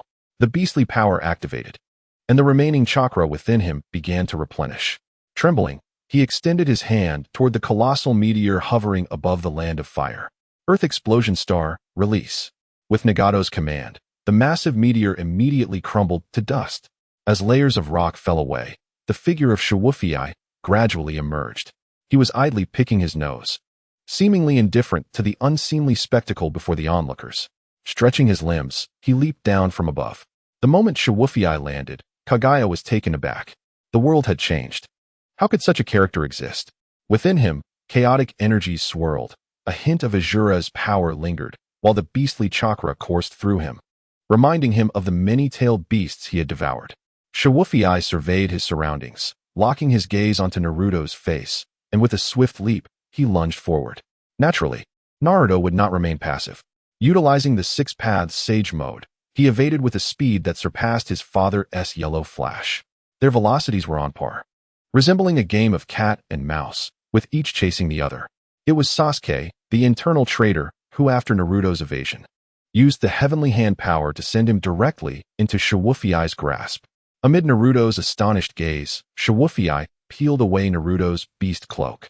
However, he was met with a solid punch from Naruto, who had reformed his Six Paths chakra cloak, striking him squarely in the face and sending him flying. Wiping the blood from the corner of his mouth, Shiwufei lamented, despite the hard work to gain points, it still pales in comparison to simply activating cheats. Then, before the gathered crowd, he utilized the sealing technique, the Phantom Dragon's 10 seals, to seal it within himself. After completing the process, he took a deep breath of satisfaction. Pointing defiantly at Kaguya, he declared, "Now, I wish to test the disparity between my 6 paths and yours." Shiwufi gestured for everyone to cease hostilities, desiring a duel with the elder Kaguya. Instantly entering the 6 paths sage mode, having completed the final link of the 9-tailed chakra, he felt an overwhelming surge of strength. Without forming seals, he simply extended his hand forward, unleashing his lightning release. Countless dark golden bolts surged toward Kaguya. Kaguya exhibited little patience for this hybrid being, lacking the same regard she held for her descendants. With a flick of her flowing sleeve, she effortlessly extinguished the lightning assault. The 80-god air strike swiftly followed. This strike, imbued with sage power, mercilessly struck Shiwufi, creating a massive dent in his chest. Subsequently, she appeared behind Shiwufi using the yellow springs Bilasaka, extending gray bone spikes from her palms toward him. The technique, Bone of the Dead, represented the pinnacle of bloodline limit techniques. Any contact with the created bones would lead to a slow but complete annihilation of both body and soul. Unfortunately, this strike accurately pierced Shiwufi's heart. Outside, the live commentator, Shui, was astonished, exclaiming, "Hey, when you were fighting Naruto and Sasuke, it wasn't he like this. Why the sudden ferocity?" Shiwufi gazed in disbelief at the gray bone spike protruding from his chest, looking at Kaguya with incredulity. So this is what was meant by being hollow in form, yet devoid of essence. Even collecting the powers of the 9-tailed beasts ultimately amounted to nothing but an illusion. As time passed, half of his body turned to ash, drifting away into the ether. Chapter 119. The Complete Me. Naruto and Sasuke watched as Shiwufi gradually faded away. Sasuke remained unmoved, while Naruto felt a curious sensation. Why did Shiwufi seem stronger than him, yet was so easily defeated? Shiwufi began to dissolve from the bone spike at his chest, gradually losing even half his face to ash. Yet, his expression grew increasingly joyful. Narrowing his singular eye, he formed a hand seal with his remaining right arm. As the seal was completed, a shift occurred among those present. Shui, standing alongside Obito, transformed into a mere mirage at the instant the seal was formed, drifting into Shiwufi's fragmented body. Within the Akatsuki organization, the imposter Obito, taken away by Konan, also returned to his original form through the hand seal. Simultaneously, Sasuke felt a jolt. The body that had been occupied for so long returned to its rightful owner. As his consciousness departed, it took with it the shadowy power that had lingered. At the moment Sasuke's self-awareness returned, his left eye's Sharingan devolved from the eternal Mangekyo Sharingan to the regular Sharingan. Who am I? Where am I? Where's my brother? Oni-chan, where are you? Naruto, perplexed by the sudden change in his longtime companion, found himself at a loss. The 9 tails within him conveyed that while it could only sense the malice in people's hearts, it was evident that the moment Shiwufi formed the seal, Sasuke seemed to transform into an entirely different person. The air hung still for a moment, and as each clone returned to its original form, Shiwufi's fragmented body reassembled. His complete form stood once more. Shiwufi slowly opened his tightly shut eyes, intricate patterns emerging within his pupils. This sensation, was this the ultimate ocular technique derived from the chakra fruit of the god tree, the eye that governs life and death? It left me utterly astonished. The union of the two, thus giving birth to all existence. Truly a name that lives up to its reputation. Kaguya, witnessing Shiwufi at this moment, was taken aback. This young man, lacking the bloodline of Asura and devoid of Indra's lineage, stood shoulder to shoulder with divinity in his mortal form. The chaotic bloodlines within him harmonized through the balance of yin and yang, becoming serene, yet secretly surging with power. What captured her attention most was the chakra source that mirrored her own. Although the 10 tails resided within her, she could sense that he possessed a similar forbidden power. Kaguya grew impatient, her expression shifting from indifference. She was the first to strike, unleashing the 80-god air strike and the divine heavenly push. This effortless, sage-infused strike was effortlessly neutralized by the divine heavenly push. Kaguya's combat instincts were quite feeble. She possessed untold power, yet lacked the finesse to wield it. Her fighting style resembled a turn-based game, mindlessly unleashing skills. As she cast the 2 Bone of the Dead, The experience of her own slow dissipation lingered vividly in her memory. Shiwufi threw a kunai toward the direction of the bone of the dead, then turned his gaze toward the seemingly aloof Kaguya, activating the heavenly hand power he had acquired from Sasuke. He instantly swapped positions with Kaguya and the kunai he had thrown. Kaguya, unable to activate the heavenly divine punishment or the yellow springs Bilasaka in time, was thoroughly pierced through the left chest by the bone of the dead, meeting the same fate as Shiwufi moments before. As Kaguya suffered a severe blow, her body swelled rapidly, entering a berserk state. She transformed into an eerie form resembling a rabbit, displaying the faces of the 9-tailed beasts upon her vast body. 10 beams of tailed beast chakra erupted from her 10 faces, instantly dissolving anything and anyone caught in their path. The terrifying rays surged forth, forcing Shiwufi to retreat. In an instant, the tide of battle shifted once more. Chapter 120. The dust settles. Shiwufi allowed her to rampage, choosing to withdraw. In the blink of an eye, he relocated hundreds of kilometers away from the battlefield. I am not fleeing in panic.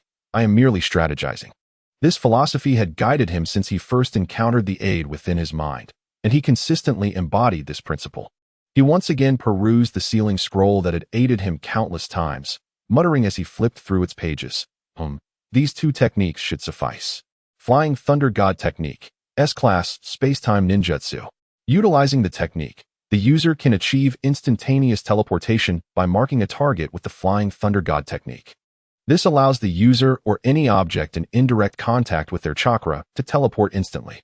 In the midst of the optimization process, the technique known as Swift as Lightning. Utilizing a technique for instantaneous movement renders everyone incapable of reacting in time, leaving them helpless to endure the encounter. Is the first technique truly this exhilarating? Pondered Shiwufi. Is this not a means to exploit a bug? The 4-symbol seal. This is employed to confine formidable adversaries or malevolent spirits, utilizing the cyclical nature of the 4 symbols to seal away evil. Still optimizing, he mused. The unmatched seal.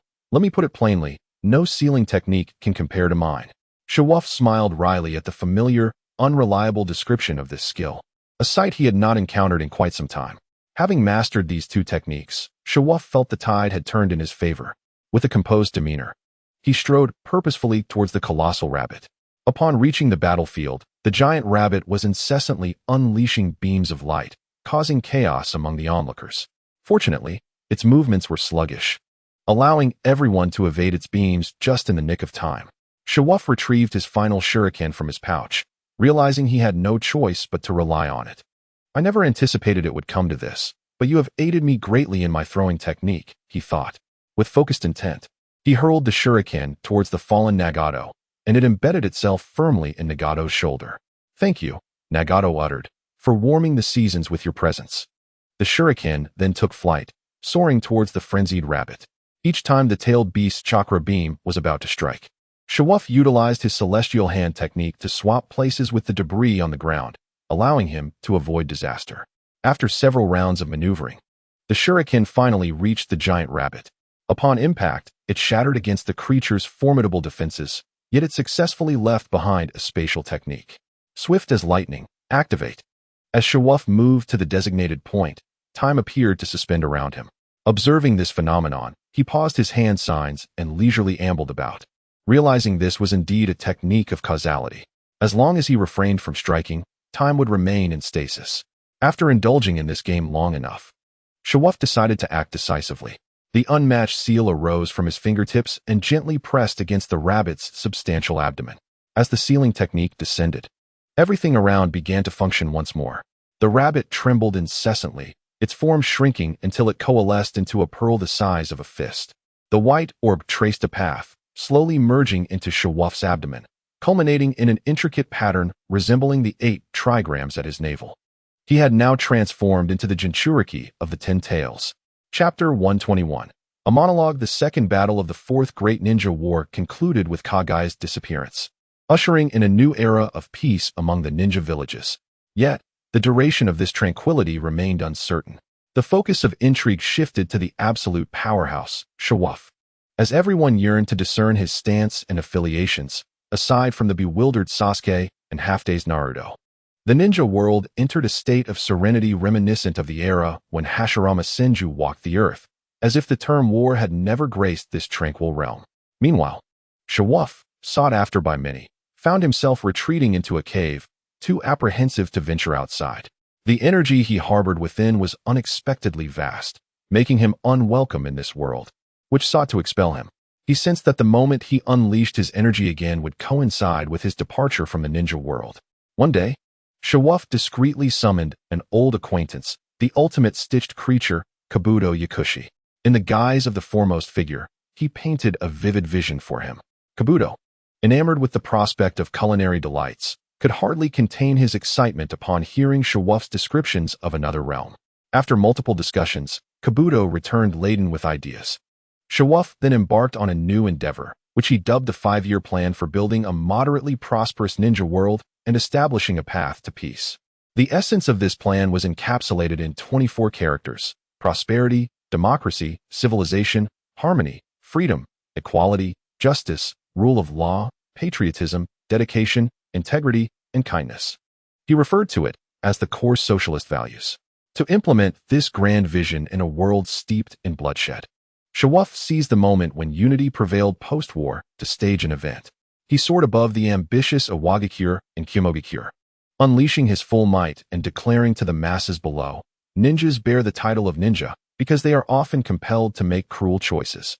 Today, I bestow upon you the right to make such choices. Too many lives have been lost in this conflict, and their suffering has forged who I am today. From the depths of infinite anguish, I have transcended to become the singular deity. In the moment of divinity, I realized that humanity is inherently incapable of mutual understanding. Absolute peace is a fallacy. Only relative peace exists. Thus, I have made a bold decision. Rather than allow you to perish in endless battles in the years to come, I shall initiate the grand conflict myself. I will traverse the cosmos to seek and reclaim the power of annihilation, utterly obliterating this realm. Whether to submit, await demise, or to understand and unite, this choice lies with you." Having uttered these words, even Shawuf found his tongue somewhat tangled. As his powers fully manifested, the world's rejection of him intensified. He swept his hand through the air, tearing apart the void, and stepped into the pitch-black, turbulent passageway. As he departed, he flashed a grin, revealing 12 pristine teeth, leaving a lasting impression on the crowd below.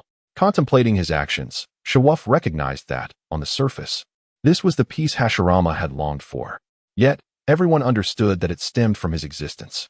The 5 great ninja villages shared a common apprehension, a potential adversary, which allowed them to coexist without conflict.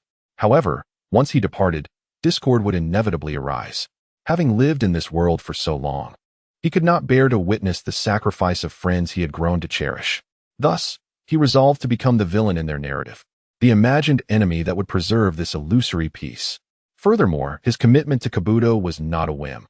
His prolonged absence would eventually diminish his deterrent effect. Kabuto could perfectly fill this void, emerging as a new common enemy in the future. Suppressing his fanciful musings, Shawuf advanced steadily through the ink-black space-time tunnel, scanning for the coordinates of his true homeland. Suddenly, a tumultuous ripple in time and space disrupted his stride, causing him to plunge deeper into the abyss than before. Chapter 1. The delivery underneath the azure sky. On a solitary island unknown to many, a strikingly alluring mature woman sat in a tavern, sipping her drink. Her tantalizing tongue playfully licked the droplets that escaped the corner of her mouth, captivating the attention of all present. Yet, her gaze was solely fixed on the man before her. "Sir, your sudden arrival on our island this morning, followed by your continuous indulgence in drink. Can it be that you wish to spend more time in my company?" She teased boldly, yet her companion seemed disinterested in engaging with her overt flirtation. Still staring blankly at the wine glass before him, he was oblivious to everything around him. The cyclopean figure behind the woman, unable to endure the sight of his unattainable goddess being ignored by another, rose in indignation, intent on defending her honor. As he stormed toward the silent man, a primal fear took hold of him, driven by the malice swelling in his heart. Under the scrutiny of all present, he lost control, and the scent of urine filled the air. Only then did the man known as Shiwu lift his gaze, casting a silent, bemused glance at the cyclopean figure, gesturing for the bartender to clean up the mess. After departing from the world of ninjas, Shiwu inexplicably found himself on this island through a rift in space. The simplest way to grasp the nuances of this world, or rather, the best place to gather intelligence, was undoubtedly the tavern. Through the discussions of the fearsome individuals throughout the morning, he learned that he had entered the world of the Pirate King and acquired some vital information. The island, with its rather lengthy name, was called Kaobali Island. If the name seemed unfamiliar, the subjects of local discussions were undoubtedly memorable. The inhabitants of this island were largely preoccupied with extolling the virtues of one man, the newly appointed warlord, Buggy. It appeared that the battle at Marine Ford had long since concluded, and the main storyline was already well underway. Shiwu finally lifted his head, gazing at the beautiful woman before him, and with a hint of frivolity, inquired, "Fair maiden, I am known as Shiwu. Might I be privileged to learn your name?" "Your Lita," she replied. Upon hearing this name, Shiwu lost all desire to converse further. After downing the contents of his glass in one gulp, he turned and left without a backward glance. Yarlita was left bewildered. Upon exiting the tavern, Shiwu made his way toward the island's center. He wondered how far the Clown Emperor had progressed. Upon reaching the center, he beheld the newly constructed Buggy Street, marked by a massive sign proclaiming Buggy Express. Buggy had utilized the legions of prisoners from the undersea prison to establish a war business akin to Doflamingo's, specializing in the delivery of mercenaries to places in need across the world. Gazing at the sign, an intriguing idea took root in his mind: to join the freshly established Buggy Express, leveraging its strategic attributes to incite war. This could serve as a springboard to observe the true capabilities of the celestial dragons at the pinnacle of the world government, particularly him, who lurked behind them. If circumstances permitted, he might even unveil a few spokespersons to once again deceive the entire world. Before he could draw closer, a man with hair obscuring his left eye, riding a unicycle and performing acrobatic swordplay, blocked his path. "Are you Kabaji, the strategist of the Buggy Pirates?" Kabaji, glaring at the young man, asked, "Kid, do you think someone your age can engage in our war business?" Shiwu humbly responded, "I am but a humble man seeking employment, preferably in a role closely tied to warfare." Chapter 2. A Web of Lies. Kabaji regarded him with a puzzled expression, scrutinizing him for a moment before leading him inside to complete the registration process. This unexpected friendliness left Shiwu feeling uncomfortable. Where were the typical moments of bravado and face-slapping he had anticipated? Once the registration was complete, Shiwu officially became a member of Buggy Express, a mercenary soldier. He was then escorted by Kabaji to the grand conference room, where Buggy was passionately delivering a speech. After listening for a considerable time, Shiwu began to grasp the current world order. Luffy and Trafalgar Law's alliance had defeated Doflamingo, effectively dismantling the Don Quixote family. With the fall of Doflamingo, a cornerstone of the war market, there was an overwhelming void. The market's reliance on mercenaries was increasing, with orders pouring in from all corners. However, as Buggy gained a substantial share of the war market, his strongest mercenaries, including the formidable Helding and his 4 giant companions, had been swayed by Luffy. The theme of this meeting centered on the giant's departure, which had evidently impacted the company's operations, resulting in a sharp decline in reputation. Buggy, animated and fervently slapping the table before him, was interrupted by Shiwu, who raised his hand to deliver his own introductory speech. "Lord Buggy, I can help elevate the company's profile.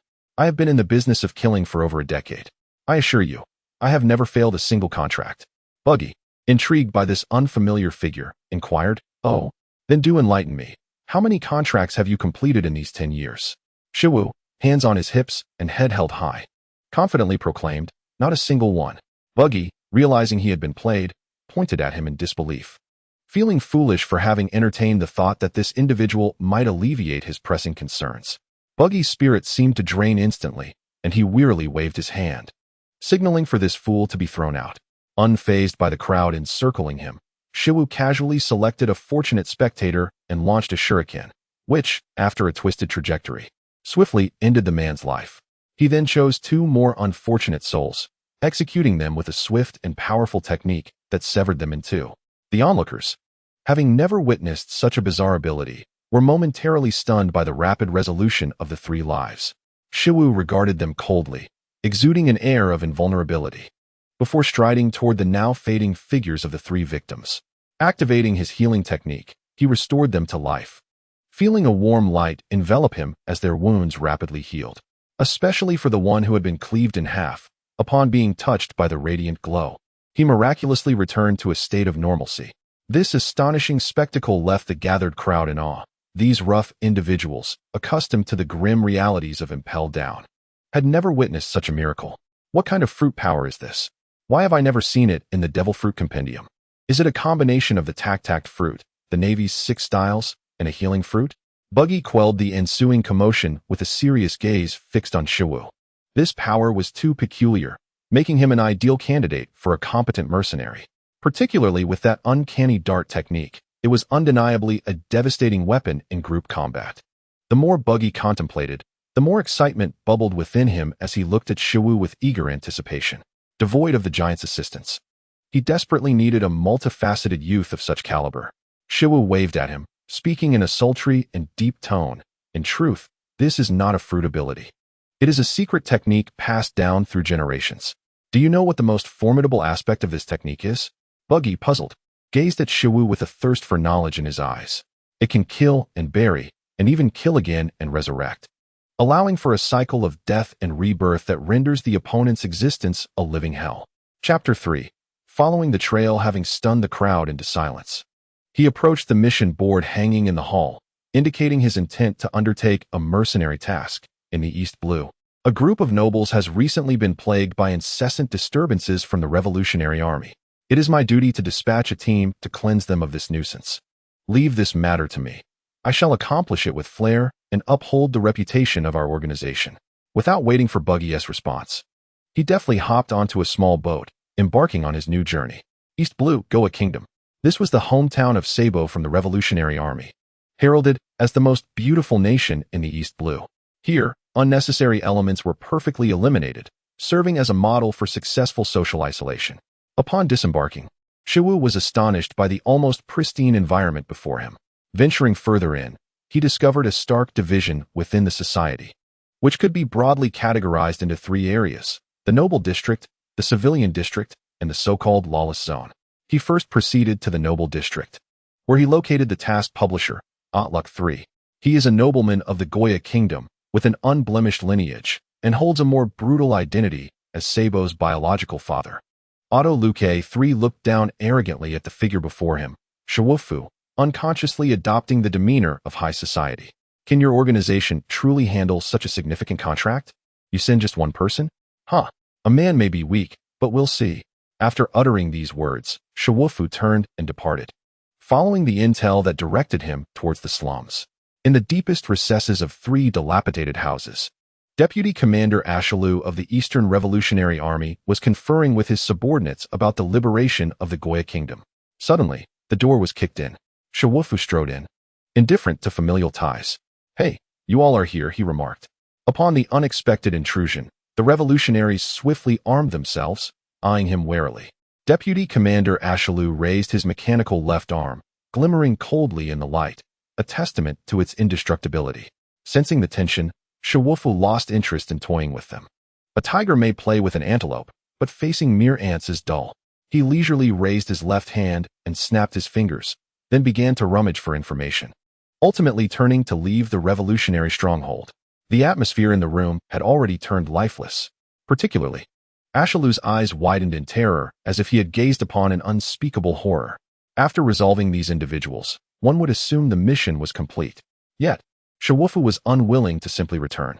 He had yet to elevate Lord Buggy's reputation. How could he leave so easily? He longed to witness the moment Lord Buggy ascended to the throne of the 4 emperors. If that day truly came, he would serve as the catalyst to disrupt the entire world. Without hesitation, Shiwufu reported back to the arrogant Sabo's father, earnestly assuring him that he would resolve all issues, not just in the Goya Kingdom, but encompassing the entire East Sea. Shellstown holds a significant historical status in the East Sea. It was once occupied by the formidable Colonel Monka, later liberated by Monkey D. Luffy. Intelligence acquired upon defeating the deputy commander revealed that the East Sea revolutionary, Commander Belabedi, was hiding in this very place. Chapter 4. A mark of presence. Belabedi's role within the Revolutionary Army is paramount. She has consumed the Inspire fruit, enabling her to incite the common folk to battle and awaken their latent powers. This is far more effective than the Navy's charge call. Hence her bounty has soared to 457 million berries. At this moment, she is meticulously planning strategies against the World Conference in a specially designed subterranean chamber of the Revolutionary Army. Suddenly, a shadow passed through the stone wall and appeared before her. What a filthy trick! What ability is this? And you found me in such a concealed hideout? Belabedi inquired, her observation haki sensing an unusual presence. I'm not boasting. My perception can see through 4 islands in an instant, Shiwufu replied, scrutinizing the alluring figure before him. A woman with a blunt fringe paired with a purple bob, a striking red top hat, and enticing burgundy sunglasses. Most notably, her upper body was exposed, clad without a bra and leaving little to the imagination. Hastily, Belabedi grabbed a large flag from the corner, and with no one around to rally, she began waving it for encouragement. After rallying herself, her pitch-black fist, now shrouded in armament haki, grew deeper and darker. She launched a punch at Shiwufu, and then nothing followed. The next day, the news reported a shocking bulletin. The commander of the Eastern Revolutionary Army was slain by an ordinary employee of Buggy's delivery. Along with all of his subordinates, the entire army obliterated. This news sent shockwaves throughout the world. The revolutionaries' leaders are invaluable, each regarded as treasures by Monkey D. Dragon. Yet, one of the 4 army commanders, along with all his men, had perished, an outrageous occurrence. The name Buggy's delivery stirred fervent discussions among the masses. Finally, it reached the level of notoriety Buggy had aspired to, becoming widely recognized. As this incident continued to unfold, it was evident that the Revolutionary Army would not let it rest. Within just 3 days, mercenaries associated with Buggy's delivery were uprooted globally, without a ripple to show for it. The protagonist, Shiwufu, found this far from satisfying. Lord Buggy's reputation had not skyrocketed. He envisioned another prime opportunity for chaos and hurried back to the Goya Kingdom, for his next target was indeed part of it and well known. Windmill Village. Upon entering, one experiences an unparalleled ambience, where everything feels so natural that any troubles vanish like the windmill atop a roof. Shiwufu's first stop was the iconic establishment of the village, Party's Bar, owned by Makino, who had once cared for a young Luffy and had cordial ties with Shanks, even intervening to prevent Kalita from brutally attacking Garp due to Ace's death. One could say, should anything happen to this woman, it would likely have far-reaching implications. Thus, he resolved that each time he visited a new place, he would commemorate it. Shiwufu established a new rule for himself, swiftly unleashing a destructive blow that obliterated the bar. This was no mere boast. His strike showcased his control over his own strength. The bar was reduced to ruins, yet the patrons remained unharmed. Chapter 5. The first appearance. Makino screamed as she rushed out, and upon spotting Shiwufu, her astonishment was palpable. I never expected that such a weak East Sea could attract the attention of the Revolutionary Army. To prevent this phenomenon, I declare, the East Sea is now under the stewardship of our Lord Buggy. Who is in favor? Who is against? Just as she finished speaking, the village chief, donned in a striped hat, arrived breathlessly, apologizing. I'm sorry, Makino. I rushed here the moment I saw the explosion, but I was caught in traffic. Shiwufu smiled at the village chief, though his expression bore a sinister edge beneath the grin. Oh, traffic? What vehicle were you in that caused a delay? The chief, trembling, stepped forward. A bicycle. Ah, we travel in luxury, Mercedes, Rolls-Royce. You riding a bicycle? No wonder you were delayed. Shiwufu retorted, flicking off the chief's hat with a casual gesture. The wind from his fist surged toward the lair of the mountain bandit, Dayton, precisely targeting only the structure while sparing the innocent. With a leap, he ascended to the rooftop, once more proclaiming that Windmill Village, and indeed the entire East Sea, would be claimed by the future king of the world, Lord Buggy. After planting Buggy's pirate flag upon the most prominent eve of the village, he departed. Having concluded his business in Shell's Town and Windmill Village, Shiwufu pressed onward to the remaining destination, Orange Town, where Luffy and Nami first crossed paths. Upon arriving, Shiwufu's first action was to coerce the townsfolk into planting oranges, threatening annihilation otherwise. He justified this decree with the claim that when Buggy sees colorful orbs, it reminds him of his big red nose. You must cultivate oranges to win Lord Buggy's favor. Thus, one must truly live up to the name of Orange Town. Cocoa West Village is the hometown of Nami. Upon arrival, Shiwufu commanded all villagers to consume every ripe orange from the trees. Failure to comply would result in a hefty fine of 100 million berries per orange. He admonished the crowd, stating that when Lord Buggy sees colorful spherical objects, he is reminded of his big red nose. How dare you cultivate such things? What audacity allows you to desecrate such a magnificent existence? As he continued to propagate the name of Lord Buggy along the way, this heinous act quickly attracted the attention of the colossal world government. Shiwufu soon reached the final stop in the East Sea, Lobetown. This renowned landmark is known as the Town of Beginnings and Endings. Located near the entrance of the Grand Line, it was here that the former pirate king, Gold Roger, was born and executed, leaving a profound impact on an entire generation. Upon his arrival, the first task Shiwufu undertook was to throw the captured pirates to the ground. He formed hand seals and unleashed a forbidden technique from Naruto, the impure world reincarnation, reviving Ashuru, the vice-captain of the Revolutionary Army's East Division, and manipulating her will. He then employed the elephant's reincarnation technique to summon his own duplicate, Chuyi, instructing her to lead Ashuru towards the bustling square. Indeed, the square was the most crowded area in Lobetown, situated in front of a town hall. The execution platform that once condemned Pirate King Roger was also located there. Chuyi, accompanied by Ashuru, leaped over the crowd and onto the execution platform. Taking out a long and used loudspeaker, she began a repetitive announcement. Important notice. Lord Buggy has decided to occupy Lobetown, and I, along with the subdued Vice-Captain Ashuru, will be responsible for its management. Please respond with a 1 if you acknowledge. Chapter 6. Abolishing privileges. Observing the bustling atmosphere of Lobetown, Shiwufu departed with a sense of triumph. Surely, Lord Buggy's name would finally gain true recognition across the world. Soon after, Shiwufu returned to Karabari Island. However, the anticipated cheers and welcoming crowds were absent. Instead, an air of tension permeated the atmosphere. Could it be that the red-nosed one was aware of my spreading of his infamous reputation and was angered?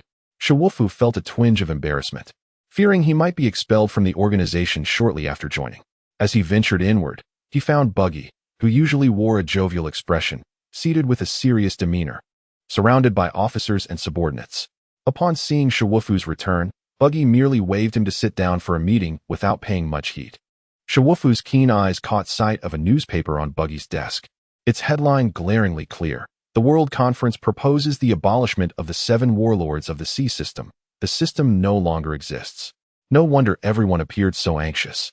With Buggy's combat prowess, being stripped of the warlord title would force him to live a life constantly pursued by the Navy, a truly pitiable fate. Shiwufu understood that the warlords, legal pirates, had once been the Navy's sword, as evidenced during the Paramount War. Their abrupt abandonment now had nothing to do with justice. They must have found or seized a more formidable weapon. Just as the crowd passionately discussed this matter, cannon fire erupted from outside. A subordinate reported, "The Navy has surrounded Karabari Island, commencing bombardment, and is preparing for a landing operation." Upon hearing this news, Buggy realized he had no choice but to fight back. There was no possibility of further evasion. Unless, with a glimmer of cunning in his eyes, Buggy feigned outrage at the Navy's actions, rallying his subordinates to prepare for a counterattack against their pursuers. Witnessing the fervor of his men, ready to fight tooth and nail, Buggy sighed in relief and retreated to a back room to gather his belongings for a hasty escape. After the cannon fire cleared a path, a burly figure leaped from a warship. This man was Admiral Dalmesia of the Navy headquarters, assigned to capture the former warlord, Buggy the Clown, and his crew. As he landed, his voice boomed like thunder. "The warlords of the sea are nothing but parasites of the Navy, indulging in privileges while committing heinous acts. It is time to put an end to this farce. I hereby announce that the world government's decree is now in effect. The title and privileges of Buggy the Clown as a warlord of the sea are hereby revoked." With that, he strode forward, leading the charge into the crowd. The direct confrontation sent Kabaji and the beast tamer, Machi, trembling in fear. After all, they were merely small pirates, unaccustomed to such scenes. As the situation turned increasingly dire, Buggy's trembling voice echoed through the chaos. "Is this all you have, my minions? Rise up and get excited. Let us make a grand stand." His subordinates turned to witness the arrival of Shiwufu, who was dragging Buggy into the battlefield. The sight of their eternal idol invigorated them, igniting a fervor to counterattack. Buggy, helplessly being pulled along, was filled with regret and lamentation. Why did I ever recruit such a reckless fool? Chapter 7. the Cross Guild just as the others rushed out to confront the enemy. Buggy was packing up to flee, but unexpectedly, Shiwufu returned, dragging MR3 along with him. They caught Buggy in the act of hastily gathering his belongings. MR3's composure shattered upon witnessing this, exclaiming, "So we charge into battle while you prepare to flee?" Buggy, startled, turned around and felt a sudden tightness. Seeing only the two of them, he hurriedly urged them to escape with him. Shiwufu, however, dismissed the notion of retreat, exclaiming, "If you run, who will take the blame for this mess?" With one hand gripping Buggy and the other pulling MR3, he made his way outside. Thus, the earlier scene unfolded. Although morale had been bolstered, sheer fighting power could not simply be compensated by enthusiasm, particularly against Admiral Dalmesia, who barged into the crowd like a bulldozer. The prisoners Buggy had freed from the great prison were no match for him. Witnessing the unbalanced conflict, Buggy, being dragged, felt his legs quiver. He commanded Shiwufu to let him down, insisting on joining the fray. "Do not fret, Lord Buggy. The tide of battle will soon turn, trust me." After calming the ever-fleeing Buggy, Shiwufu took a deep breath and shouted, "Lord Buggy has declared that this role is not worth his personal involvement. The reinforcements he summoned will arrive shortly." Buggy remarked. As time wore on, the fervor of Buggy's loyal fans began to wane. The so-called reinforcements had yet to appear, and doubts about Buggy's abilities began to surface. Just as the front line seemed on the verge of collapse, a sand-made sword flew in from afar, slicing through the vessels on the sea. Following this, a gust of wind swept through, revealing Crocodile, accompanied by his loyal MR1, emerging from the sandstorm. After the World Conference, with the abolishment of the warlords of the sea system, Crocodile swiftly contacted the world's foremost swordsman, Dracul Mihawk, proposing a collaboration. Such a partnership required organization, funding, and territory. However, Crocodile's savings had long been lent to Buggy for establishing Buggy's delivery, which prompted Crocodile and MR1 to come to Karbari Island to collect their dues. The middle-aged man remained strikingly handsome, with a slicked-back hairstyle akin to a gambler, a prominent scar across his face exuding masculinity, a golden earring in his right ear, and a cigar held casually in his mouth. "Buggy, you scoundrel, when will you repay the money you borrowed from me?" Baki's hesitant reply was that all his money had been invested in Baki Express, and he promised to repay once he earned back his capital. Upon hearing this, Crocodile furrowed his brow, ready to retaliate, but the incessant harassment from the naval lackeys in front of him was exasperating. He swiftly unleashed a sandstorm, sending them all back home. Simultaneously, his right arm transformed into a formidable sand blade, striking towards Rear Admiral Dalmesia with overwhelming force, nearly severing his shoulder. Realizing the precariousness of his situation, Dalmesia had no choice but to retreat with his troops in disgrace. Once the chaos subsided, Baki, with a sycophantic demeanor, invited Crocodile into his office. He expressed that although he was temporarily unable to repay his debts, he could offer Baki Express's support in exchange. Crocodile stroked his chin and agreed to this proposal, albeit not as mere support, but as a means of annexation. After intimidating Baki, he contacted Mihawk, planning to establish a new organization based on Baki Express. Chapter 8. A shift in dynamics. Upon Baki's suggestion, Crocodile and Mihawk co-founded the Cross Guild. With the agreement settled, Mihawk soon arrived on the island aboard his coffin ship. Following discussions, they decided to vigorously promote this venture to recruit members and carve out their share in the new world order, delegating the preparations to Baki's subordinates. However, they did not anticipate that Baki's fervent followers would mistakenly elevate him to the forefront of the promotional posters, branding him as the leader. With the former pirate king, the clown Baki, alongside the former warlord Crocodile and the world's greatest swordsman Mihawk, this lineup was nothing short of extravagant, leading to a flood of recruits eager to join. Initially, Crocodile was pleased with the booming business. Yet, as the information about the Cross Guild spread through various newspapers, he realized he had inadvertently crafted a platform for others. It was akin to toiling tirelessly for years, only to find the fruits of his labor resembling a neighbor's child. Overwhelmed with frustration, Crocodile stormed to Baki's residence, intent on eliminating him. However, Mihawk calmly intervened, suggesting they utilize Baki as a distraction while they maneuvered behind the scenes. After another night of strategizing, Baki announced the official establishment of the great organization, the Cross Guild, and introduced Mihawk and Crocodile as its two chief officers. That night, The three convened in Baki's office to deliberate the guild's future direction. Of course, Baki was merely a figurehead, currently sporting a bruised face from being hung on the blackboard. Observing Baki's battered visage, Crocodile's anger surged, recalling how his plans had inadvertently benefited Baki, leading him to strike Baki again with his iron fist. As they were planning, the door swung open, and Shiwu entered with a smile. Without waiting for anyone to speak, he introduced himself as Baki's chief advisor, known as the Little Juga of the New World, and requested a moment to express his thoughts. The only dissent came from the mumbling Baki, who was evidently the first victim of brainwashing. Shiwu continued, stating that the world government's abolition of the warlord system might spell disaster for the other former warlords. But for them, it presented an opportunity. Intrigued by his words, Crocodile and Mihawk nodded for him to elaborate. He proposed they recruit the other former warlords to join their ranks and achieve greatness together. Additionally, they could shift their focus, as Monkey D. Luffy was currently causing a stir at sea, and Admiral Akainu was concentrating all his efforts on the New World. They could capitalize on the temporary military void to seize control of the four seas, surrounding cities with rural might to wrest power. Shiwu, in his element, began to persuade the trio, aiming for rapid territorial expansion to challenge the Navy. He claimed to have previously recruited a formidable ally who had already seized control of the East Blue while the Navy was unprepared, providing a launch pad to extend their influence in surrounding waters. Ultimately, with his persuasive rhetoric, he painted a tantalizing vision that was irresistible. Even if one thrives in the New World, it merely leads to the title of Pirate King, a mere ruler of the seas. Why not aim to become the king of the world? Chapter 9. A shocking declaration. The group was evidently stirred by his impassioned rhetoric, realizing their previous understanding had been too narrow. Indeed, the title of King of the World carried far more weight than that of Pirate King. Baki, with his swollen face, opened and closed his mouth, clearly the first to fall under Shiwu's spell. Mihawk quickly regained his composure, his sharp gaze fixed on Shiwu as he queried. The Navy's attention is merely temporarily focused on the New World. How can you guarantee that once you capture the four seas, they won't turn their guns on you? Moreover, the world government remains an unpredictable factor.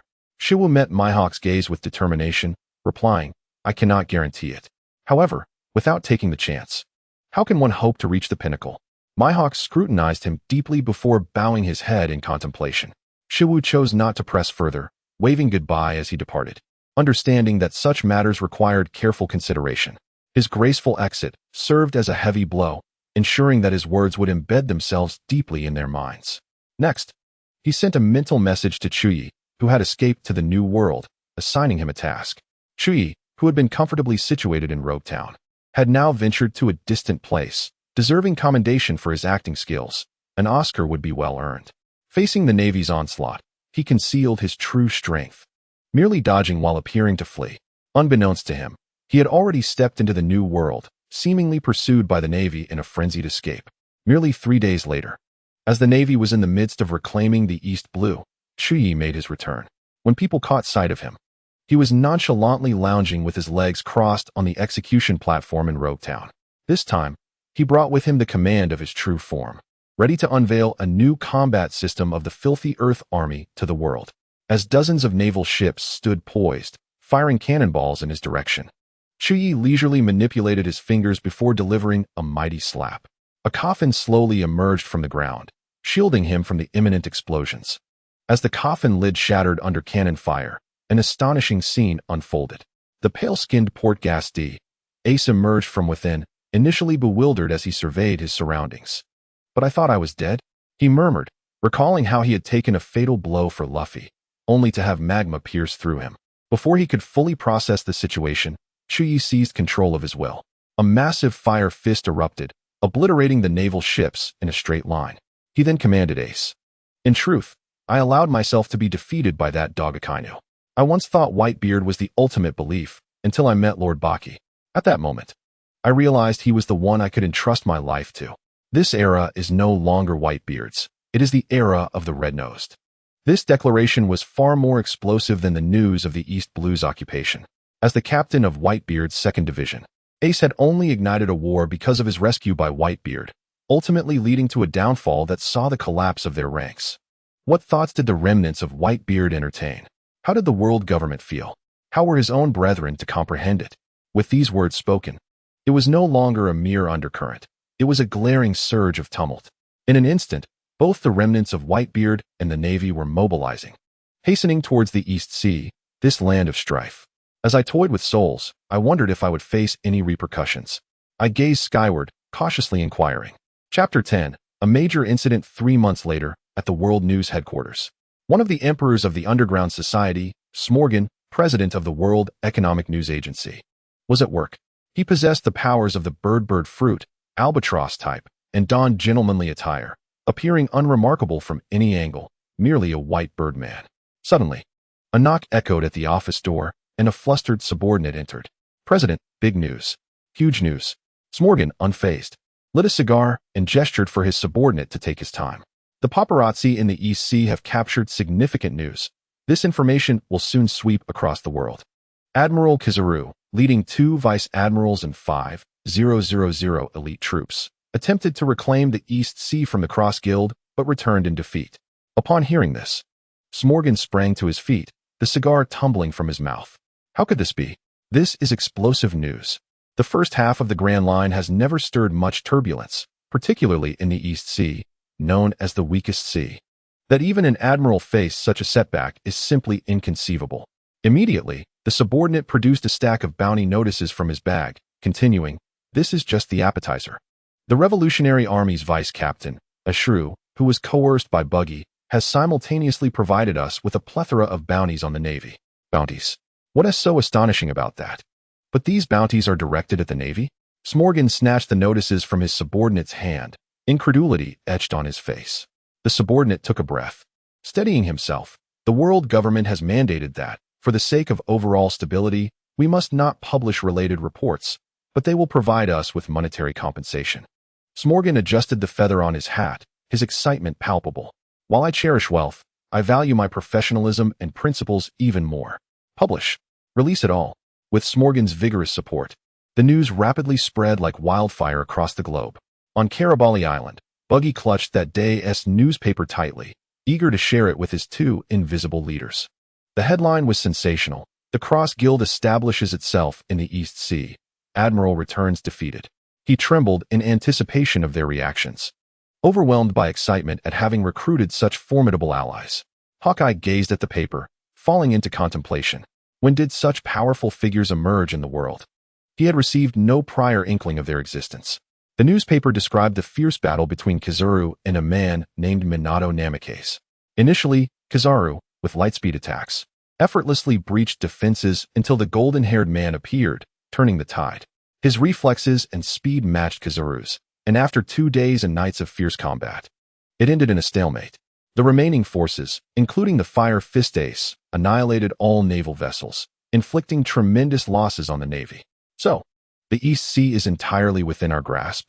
Crocodile observed Buggy with a sinister gaze, never expecting the slippery red-nosed man could recruit such caliber of warriors. I underestimated you. Buggy, now, you possess the qualification to collaborate with us. He exhaled a cloud of smoke, formally accepting the comical red-nosed figure. Chapter 11. The Navy's objective. The battle in the East Sea had profound implications for the Navy. No one anticipated that as pirates swarmed towards the New World to stake their claim, a force would swiftly seize their previously secure rear. The Navy's Fleet Admiral Akainu, in a fit of rage, melted his rosewood desk into molten lava. He resolved to swiftly deploy the Navy's sharp blade into the New World before returning to deal with the scoundrels of the East Sea. It was unwise to redirect efforts toward the East Sea. Such a move could undo years of labor. In truth, the East Sea and the other 3 seas had never been taken seriously. How could they dare to rise? Due to the Cross Guild's audacity, Akainu chose to establish a foothold at their headquarters on Karabali Island. While Buggy was dreaming of treasure, he was jolted awake by the sound of cannon fire. He vented his morning irritation at the subordinate guarding the door. Just as he was about to unleash a tirade, the door swung open, and Crocodile entered alongside Hawkeye Mihawk. Without allowing Buggy to don a sycophantic demeanor, Crocodile seized him by his jester-like pajamas and marched towards the exit, pointing into the distance. Buggy, stunned, shifted to a serious expression as he noticed numerous warships approaching from afar, unleashing a barrage of cannon fire. The earlier explosions were caused by cannonballs striking the coast. What is going on? Has the Navy lost its mind? So many ships are heading towards our island. It's not that the Navy has gone mad. It's that your subordinates have made too much noise. They refuse to retreat and abandon the hard-fought defenses established in the New World. Opting instead to vent their frustrations on the headquarters of the Cross Guild, Hawkeye replied, not even sparing a glance at the clown buggy. It was quite a feat for such a stoic man to articulate so much at once. As the warships drew closer, a series of purple rings ascended from the central ship, soaring into the sky. Seeing this, Hawkeye's mouth twitched. Is this how the Navy greets us now? They're coming. No sooner had he spoken than a massive meteor, ignited with sparks, plummeted from the heavens, heading straight for Karabali Island. The overwhelming spectacle nearly caused Buggy's eyes to bulge. Had Crocodile not been holding him, he might have fled in terror. Hawkeye calmly unsheathed the world's strongest black sword, Yoru, and with a casual swing, he executed a horizontal slash at the approaching flaming meteor. What seemed like an unremarkable strike unleashed a stunning dark slash, cleaving the meteor in two, which then splashed into the surrounding seas. As the waters erupted, the Navy Admiral Fujitora finally made his appearance, standing on a rock and swiftly floating above the group. It appears the intel was erroneous. According to reports from the retreating forces, the strongest combatant here should only be the former warlord Crocodile. Why has the world's greatest swordsman Hawkeye suddenly appeared? It truly baffles me.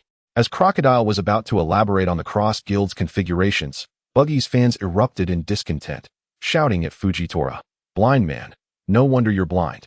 The true strength is clearly my former Pirate King's member, the great clown Buggy. Don't babble if you don't understand." Crocodile, Fujitora, Buggy, Chapter 12, Sudden Internal Strife. After a brief skirmish, it ended with Fujitora's retreat. As an admiral with a heart for justice and compassion, he knew that pursuing a futile endeavor would only lead to increased casualties on his side. Following Fujitora's withdrawal, the crowd began to sing praises of the great Buggy, celebrating how yet again, under Buggy's leadership, they had successfully averted a significant assault from an admiral. Clockter wore a grave expression, acutely aware that the Navy's offensive would only intensify from this point onward. Subsequently, he coerced the clown Buggy to issue orders, commanding the Cross Guild to relocate to a new stronghold in the East Sea. Upon the grand arrival of the Cross Guild in Logtown, they discovered that the entire entrance to the East Sea was obstructed by towering wooden barriers that had risen from the ocean floor, including those at Logtown itself. When Clockter attempted to sever it with his desert blade, it proved utterly ineffective. Seeing this, Dracul Mihawk eagerly unleashed a slash, but upon contact with the wooden barrier, it dissipated into nothingness. Mihawk's gaze darkened as he focused on the obstruction, swinging his blade once more, only to realize that the energy of his strike was swiftly absorbed, nourishing the barrier and enhancing its vibrant hue. Frustrated, Clockter transformed into a swirling sandstorm and called out, "Hey, we are the headquarters of the Cross Guild. Create an entrance for us." Before long, the figure of the enigmatic Chu emerged above the barrier. "Who are you to invoke the name of the Cross Guild? We only recognize the great leader, Lord Buggy. All others are superfluous." Clockter gritted his teeth in anger, but wary of the peculiar barrier, he shoved Buggy forward. Is this truly one of the Pirate King's crew, possessing the power to fracture the world? The legendary pirate, Lord Buggy? Chu's eyes sparkled with admiration upon seeing Buggy, a stark contrast to his previous sharp tongue. With a gentle wave of his hand, the wooden barrier parted, creating a navigable passage for both ships. Once within the heart of Logtown, Chu's demeanor shifted. He instructed everyone in Logtown to retreat 5 kilometers, allowing ample space for discussion. Once the area was cleared, he declared that since Lord Buggy had arrived, he would relinquish all authority and venture forth into the Grand Line to expand their territory. Clockter, exasperated by the man's presumptuousness, wondered why no one ever heeded his opinions when he was clearly the boss. Waxing crescent sand dune, he enlarged his arm, forming a crescent-shaped sand blade to strike at Chu. Although it appeared blunt, any target struck would be drained of moisture, ultimately collapsing into a desiccated mummy. Chu raised 2 fingers, summoning a tall wooden shield that effortlessly absorbed the attack. "You're not even worthy to spar with me." He provocatively beckoned Mihawk to join the fray. The proud swordsman could hardly tolerate such disdain. He drew his black blade and charged at Chu. Wood release, birth of the forest. Chu clapped his hands, and numerous trees erupted from the ground as if uprooted, creating a vast forest in an instant. Under Chu's command, the trees extended like limbs, ensnaring Clockter and Mihawk. Mihawk's slashes posed little threat to the trees. They regrew immediately after being severed, relentlessly advancing toward him. Having never encountered such an unusual technique, Mihawk took the situation seriously. Gripping his black blade, he delivered a powerful downward strike, cleaving through all the trees in his path and advancing toward Chu. Just as he was about to attack, Chu raised his hands, signaling for a ceasefire. "We are part of the same organization. A mere test is sufficient. We must not jeopardize our camaraderie." The two men sat casually, observing Clockter's predicament with amusement. Chapter 13. Preordained under the relentless assault of the wood release, Clockter appeared increasingly beleaguered. Trees inherently countered sand, and their energy-absorbing nature was particularly vexing for the sand crocodile. Had it not been for the lack of a definitive effect against the elemental nature of Clockter's powers, the battle would have likely concluded long ago. "Hey kid, if you can't resolve this dense offensive, do you lack hockey?" Chu merely smiled, ignoring the remark. After a sufficient display of prowess, he waved his hand, relinquishing control of the forest. The once menacing trees returned to tranquility. Clockter, drenched in sweat, felt beads trickle down his golden hook. Chu smirked slightly, turning to Clockter with a taunting question. "I choose to expand my territory, while you can lead the charge under Lord Buggy's command to invade the other 3 seas. Who supports my decision? Who opposes it?" Mihawk, now aware of Chu's strength, naturally voiced no dissent. The decisions of the powerful were always worthy of respect. Clockter, feeling obstinate, turned his head away, refusing to acknowledge Chu. With his objectives achieved, Chu bowed deeply to Lord Buggy, leaving the 3 resurrected individuals in his care before departing with satisfaction. Buggy lamented, "Finally, I need not fear you 2 anymore." Once Chu exited, Isekai'd emerged from the audience, suggesting to Buggy and the 2 behind-the-scenes leaders, "With everything in place, we can now act based on the East Sea."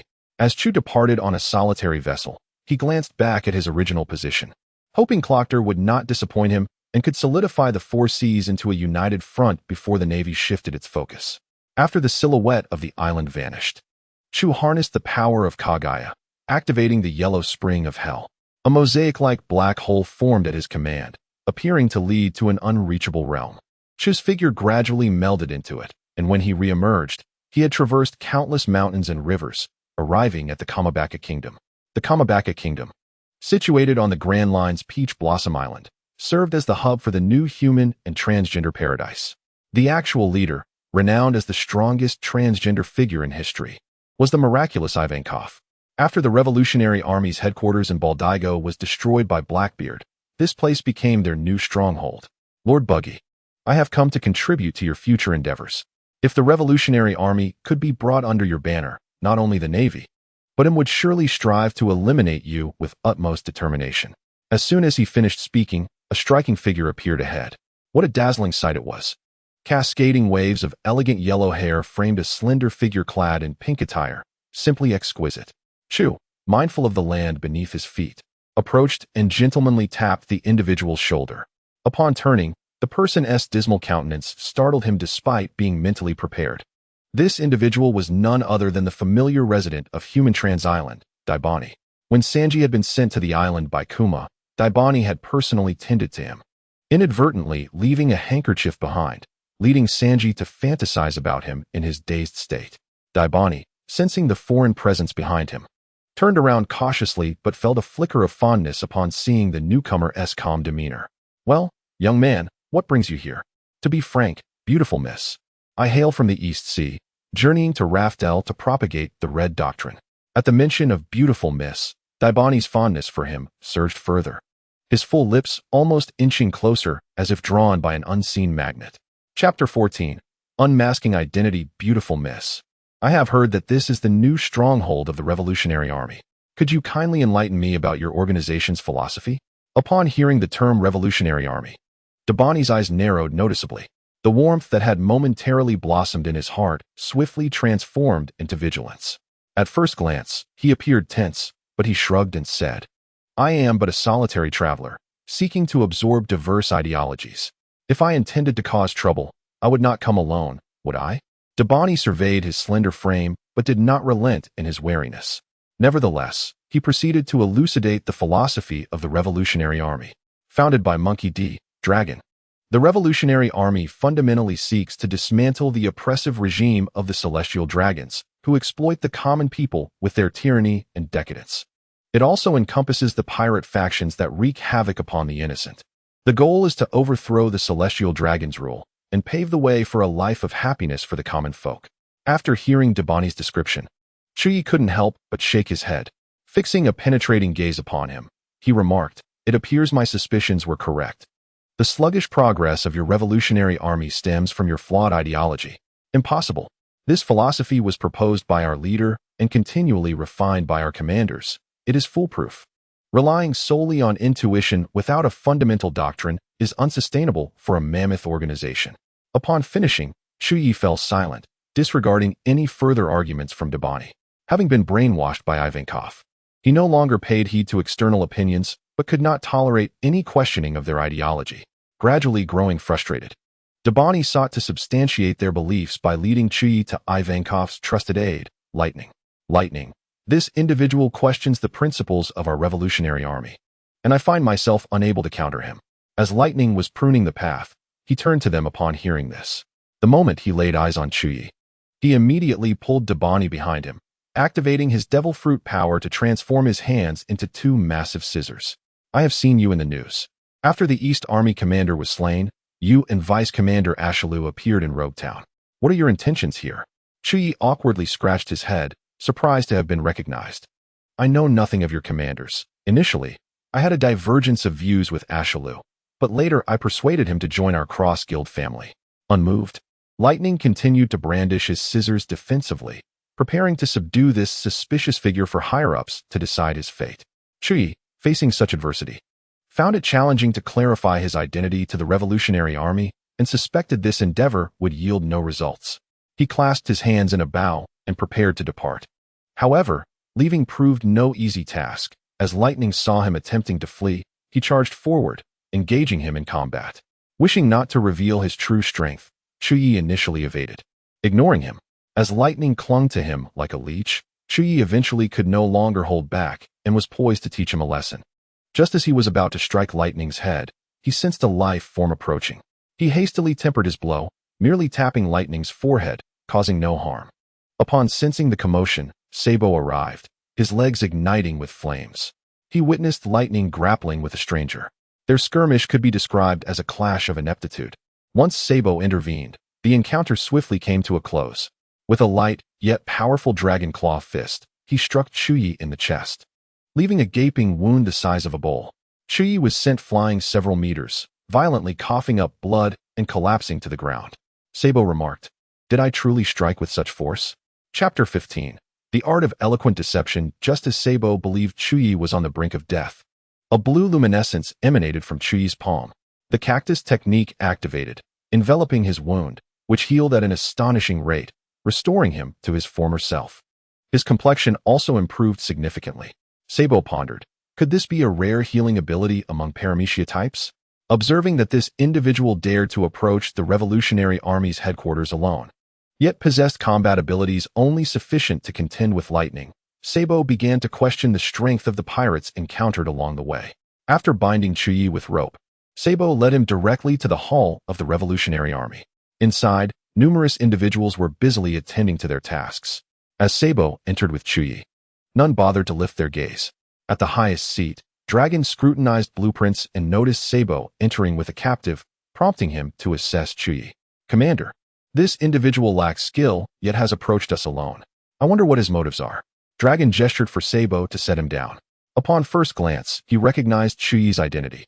Realizing it was a rare case of capturing a Revolutionary Army officer, Dragon inclined his head toward Chuyi, genuinely curious about the latter's intentions.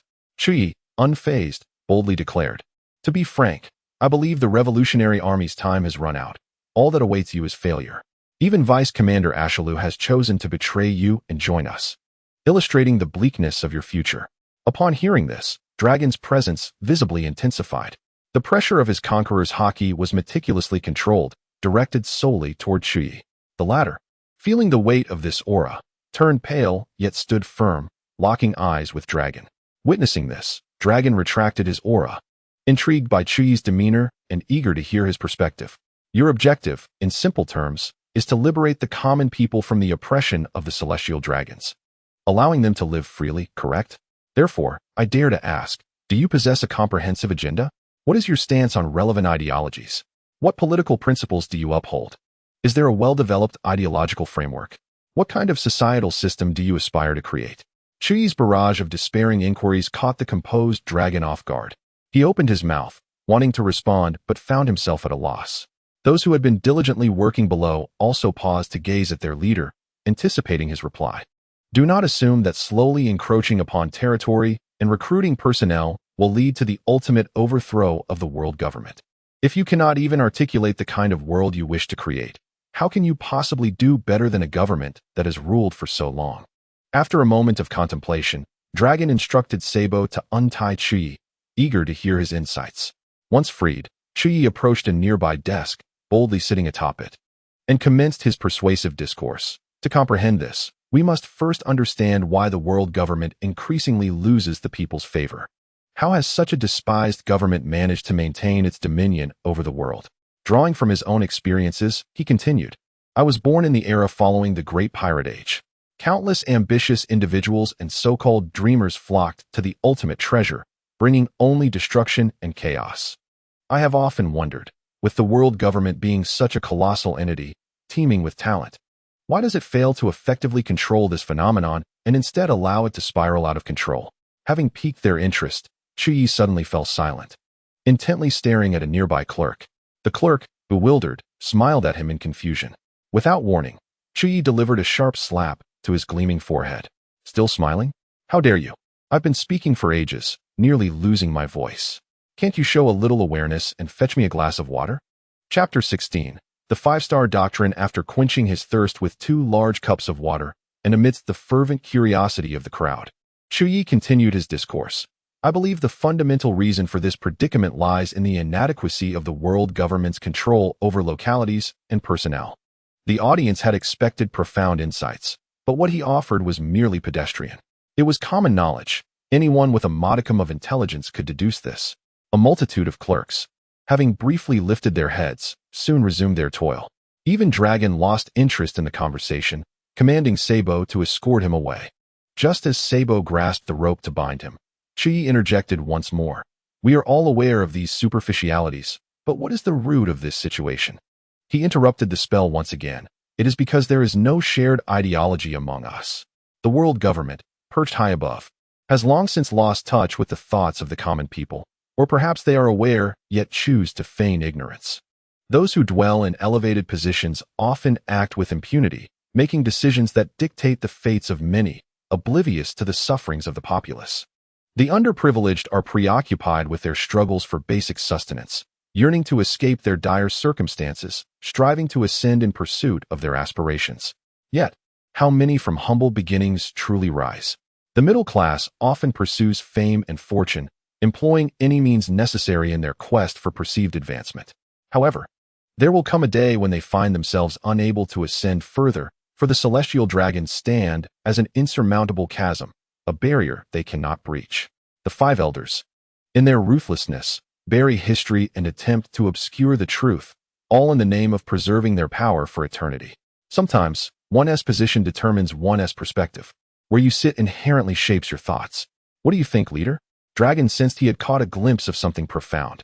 Yet, this insight felt elusive and tangible. He struggled to categorize and grasp it properly. Frowning, he looked toward Chuyi, eager for more substantial revelations. Chuyi posed another question. Let us return to the Revolutionary Army. Undertaking significant endeavors based solely on instinct, devoid of a foundational program, cannot sustain a vast organization for long. What kind of world do you, or rather, do you all aspire to build? In that moment, the collective breath of the assembly came to a halt. Their leader, too, had never contemplated such concrete matters. They merely wished to overthrow the thoroughly corrupt world government and drag the self-proclaimed noble celestial dragons down from their pedestals, allowing everyone to live better lives. Finally rising from his seat, Dragon approached Chuyi with humility, seeking his counsel. What kind of world do you envision? Chuyi, unperturbed, adjusted his attire and articulated a vision that felt like a dimensional assault on the current world. Of course, it entails the abolition of all private property. The establishment of a society devoid of class systems, exploitation, and oppression, a realm where humanity achieves self-liberation. Dragon was taken aback. This notion resonated with his own beliefs. Yet it was at least 3 million times more advanced. The phrase "without a class system" nearly shattered his worldview. In disbelief, he inquired, is a classless society truly attainable? Can we know without attempting it? We must propose a goal, offering everyone a shared aspiration and a direction to strive toward. This is the very essence of revolution, is it not? Human endeavors are contingent upon divine providence. What we cannot accomplish, future generations will. Could the successors truly be any less capable than you and I today? Dragon was invigorated by the overwhelming confidence radiating from Chuyi and immediately clasped his hands. Please, ascend with me. Chapter 17. The Battle of Public Opinion in the Ensuing Days.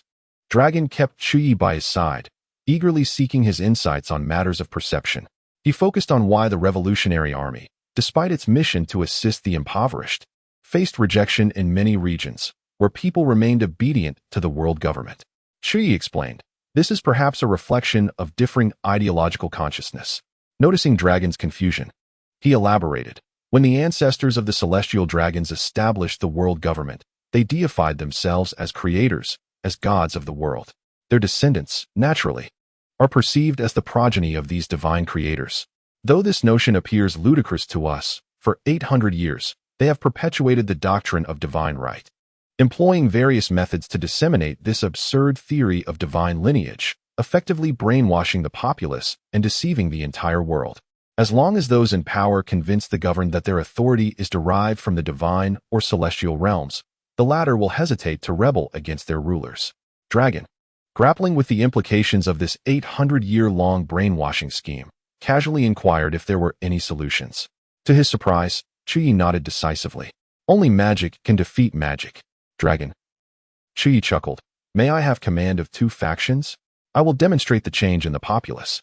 For a moment, Dragon hesitated, uncertain about granting authority to this enigmatic figure. After much contemplation, he acquiesced, recognizing this as the closest opportunity to shatter the feudal mindset of the people.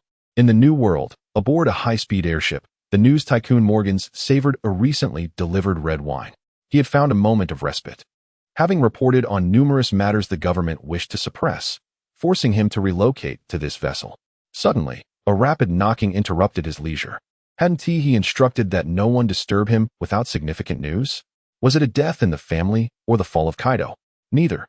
It was a warning of impending disaster. As Morgans registered the surprise, the heavily bolted door was easily turned open from the outside. Chuyi entered with buoyant steps. Morgans, it is a pleasure to finally meet you. Rather than the Revolutionary Army posing the greatest threat, it was you who stands as the most formidable force in the world. Morgans narrowed his avian eyes, perplexed by the stranger's implications. Truly, in my estimation, this world is worthy of a king, and aside from him, it is you. Observing Morgans' silence, Chuyi continued, as the absolute controller of public opinion, you possess the power to disseminate information through your newspapers and news channels, shaping people's thoughts and behaviors. This approach is far more efficient and humane than deploying troops to wage war. By reporting on genuine news events, you can earn the understanding and attention of the global populace. Conversely, by fabricating news or exaggerating reports, one could achieve ulterior motives. At this juncture, Morgans finally seemed intrigued. What exactly do you intend to accomplish? Let us collaborate. My abilities combined with your promotional prowess will yield spectacular results. Morgans regarded the mysterious man before him with a sidelong glance. Curiosity piqued regarding the plan he had proposed. Chapter 18. The Manipulation of Minds. What do I stand to gain? Morgans pondered, tapping his fingertips rhythmically upon the table, contemplating the sincerity of Chuyi's offer. Chuyi did not directly respond to the query, but instead began to search his person, as if seeking something. After a prolonged moment, just as Morgans was about to interject, Chuyi produced a scroll from his pocket. Morgans caught a glimpse of the words mind manipulation, but could not discern the rest. As a part of my collection, this will prove useful. It was the secret technique of mind manipulation, derived from the enigmatic scorpion. Chuyi felt a long-forgotten prompt echo in his mind as he scanned the scroll. The art of subconscious manipulation, a technique that utilizes an exceedingly small needle to penetrate the brain's memory center, thereby sealing the subject's memories. Once the technique is lifted, the needle vanishes, and the memories are restored. Optimized version, the art of subconscious control, a technique that employs an oversized rod to invade the brain's memory center, thus controlling the subject's every movement. The individual becomes akin to a marionette, manipulated at will, transforming into a lost soul adrift in life's currents. When the true essence of the individual inhabits this body, it can wield some of its inherent abilities. As the first light of dawn broke, the practitioner quietly enacted this technique, summoning countless grains of sand from the surrounding isles. They converged in his grasp, taking the form of a staff. Holding the staff aloft, he regarded the increasingly frantic Smogon with piercing intent. Cry out all you wish, no one shall come to your aid. Before his torment, Smogon, with a sense of reluctance, questioned, I am already inclined to comply. Why subject me to this? Perhaps it was the knowledge that he was soon to become a puppet, or the burden of unshared thoughts that prompted the practitioner, for the first time, to speak earnestly. Initially, my intent was merely to plunge this chaotic world into further disarray, to elevate a jester to the throne. After all, I planned to depart soon.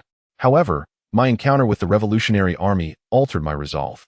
I now aspire to spread enlightened social ideals under the guise of a red-nosed clown, leaving a mark upon this world.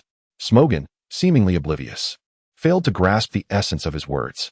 Recognizing the futility of his sincerity, the practitioner, incensed, pressed him down upon the table and forcefully inserted the freshly conjured staff into his skull. The resulting cacophony of sound and cries echoed as he emerged, invigorated. With a subtle gesture of his right hand, he activated the yellow springs of Biryosaka and leaped into a mosaic-like void, initiating a spatial transition. Once his figure vanished, the crew aboard the airship continued their prior activities, oblivious to the events that transpired. Only Smogon remained, slumped on his chair, gasping for breath, lingering in the aftershocks of an overwhelming experience. From that day forth, peculiar news began to permeate the newspapers, recounting tales of divinity, the experiences of gods among mortals, and melodramatic narratives entwined with humanity. These stories, laced with humor and melodrama, gradually became the talk of the town, a favored topic of gossip among neighbors. Their popularity soared, even within the corridors of the world government. Unbeknownst to all, a subtle shift occurred. Discussions surrounding deities began to proliferate, no longer regarded as untouchable and sacrosanct. Only when the elders of the Five Stars perceived a decline in reverence and awe in the populace did they awaken to the reality, swiftly commanding CP0 to halt the circulation of such publications. Just as this order was issued, an even greater event unfolded. Chapter 19. Frivance, the Kingdom of Frivance. The birthplace of the notorious supernova Trafalgar Law during the Age of Despair was once celebrated as the White Town. The citizens thrived in wealth, their land and trees pristine, reminiscent of a fairy tale realm. Its prosperity stemmed from the discovery of a lead or known as cobalt, which was used to produce cutlery, paint, sweeteners, cosmetics, and even weaponry. Yet, prosperity bore its own curse. Contact with cobalt was discovered to generate a toxic substance, leading to a contagious disease that spread through generations.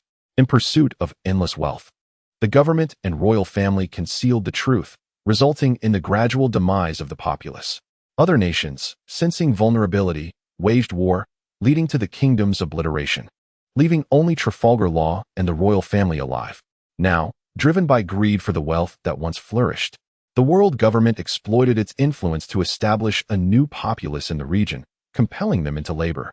They indoctrinated the doctrine of the celestial dragons, proclaiming that lack of devotion to the divine would incur a curse, leading to suffering and death. Under this immense ideological constraint, the people, even facing a fleeting existence, believed it a consequence of their insufficient piety, remaining submissive even amidst revolutionary fervor. The new rulers of this land forged an unspoken pact with the world government, allowing life or death to be at their discretion for mutual benefit.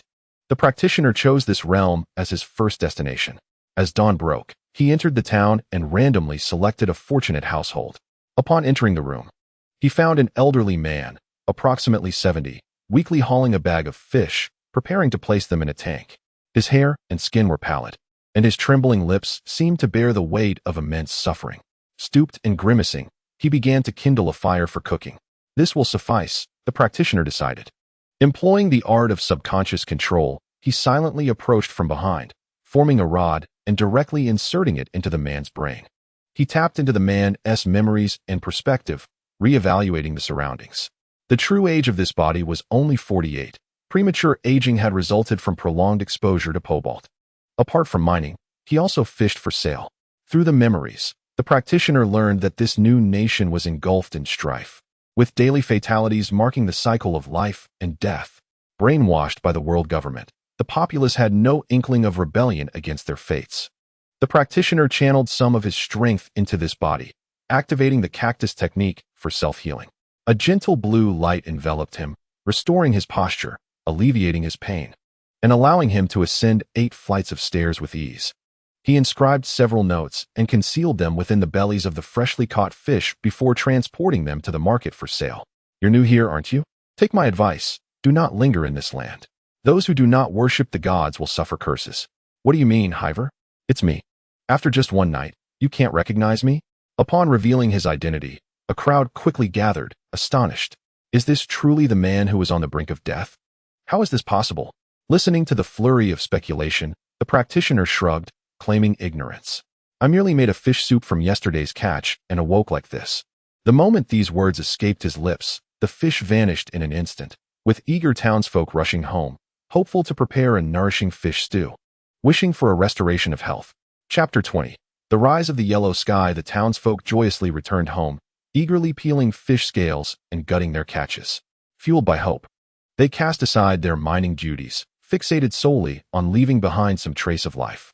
As they cut open the fish bellies, many discovered unsoaked notes within, inscribed with the words, "The heavens have perished, the yellow sky shall rise. In the year of the rat, fortune shall reign." This revelation left them all in shock. Even the fish they had been cleaning fell forgotten at their feet. Suddenly, they were at a loss as to whether to eat or not. In a frenzy, they dashed out of their homes, converging upon the town's oldest resident, Reizu, who remained among the living aside from the royal family. Before being exiled here, Reizu was undeniably a charlatan. Due to differing beliefs, he was cast away by the world government to fend for himself. His profound research into matters of faith led many to seek his counsel on mystical occurrences. Reizu began to analyze. The heavens likely refer to the government or the king. The term jiazi can be simply interpreted as a span of 60 years. However, what does yellow sky symbolize? I have not the slightest clue. As the crowd engaged in fervent discussion, more and more individuals drawn by this supernatural spectacle joined in. Just as the debate reached a fever pitch, the king's guard arrived. Are you all intent on blaspheming the divine? The sun is setting, and you still have not resumed your work, affecting the morale of others. Following this, the guards relentlessly lashed their whips, the sharp tails striking the laborers' bodies. Each crack of the whip elicited cries of anguish and the tearing of flesh. A hunchback, already in frail health, collapsed under the incessant blows, his body convulsing as he neared death. At that moment, Shuyi, controlling this body, approached and cradled the convulsing man, casting a gaze of unwavering determination toward the overbearing guards. Every day, many perish for unknown reasons. If you continue to beat him to death, who will serve you in the future? In response, he was met only with derisive laughter from the guards, the leader even swinging his whip towards him. Suddenly, an extraordinary scene unfolded before the crowd. As the whip was about to strike Chuyi, a brilliant flash of red light appeared, and the whip was torn asunder by a mysterious force.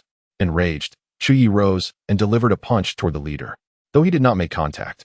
The entire guard was sent reeling, spewing blood, their fates uncertain. Chuyi then lifted the still twitching man.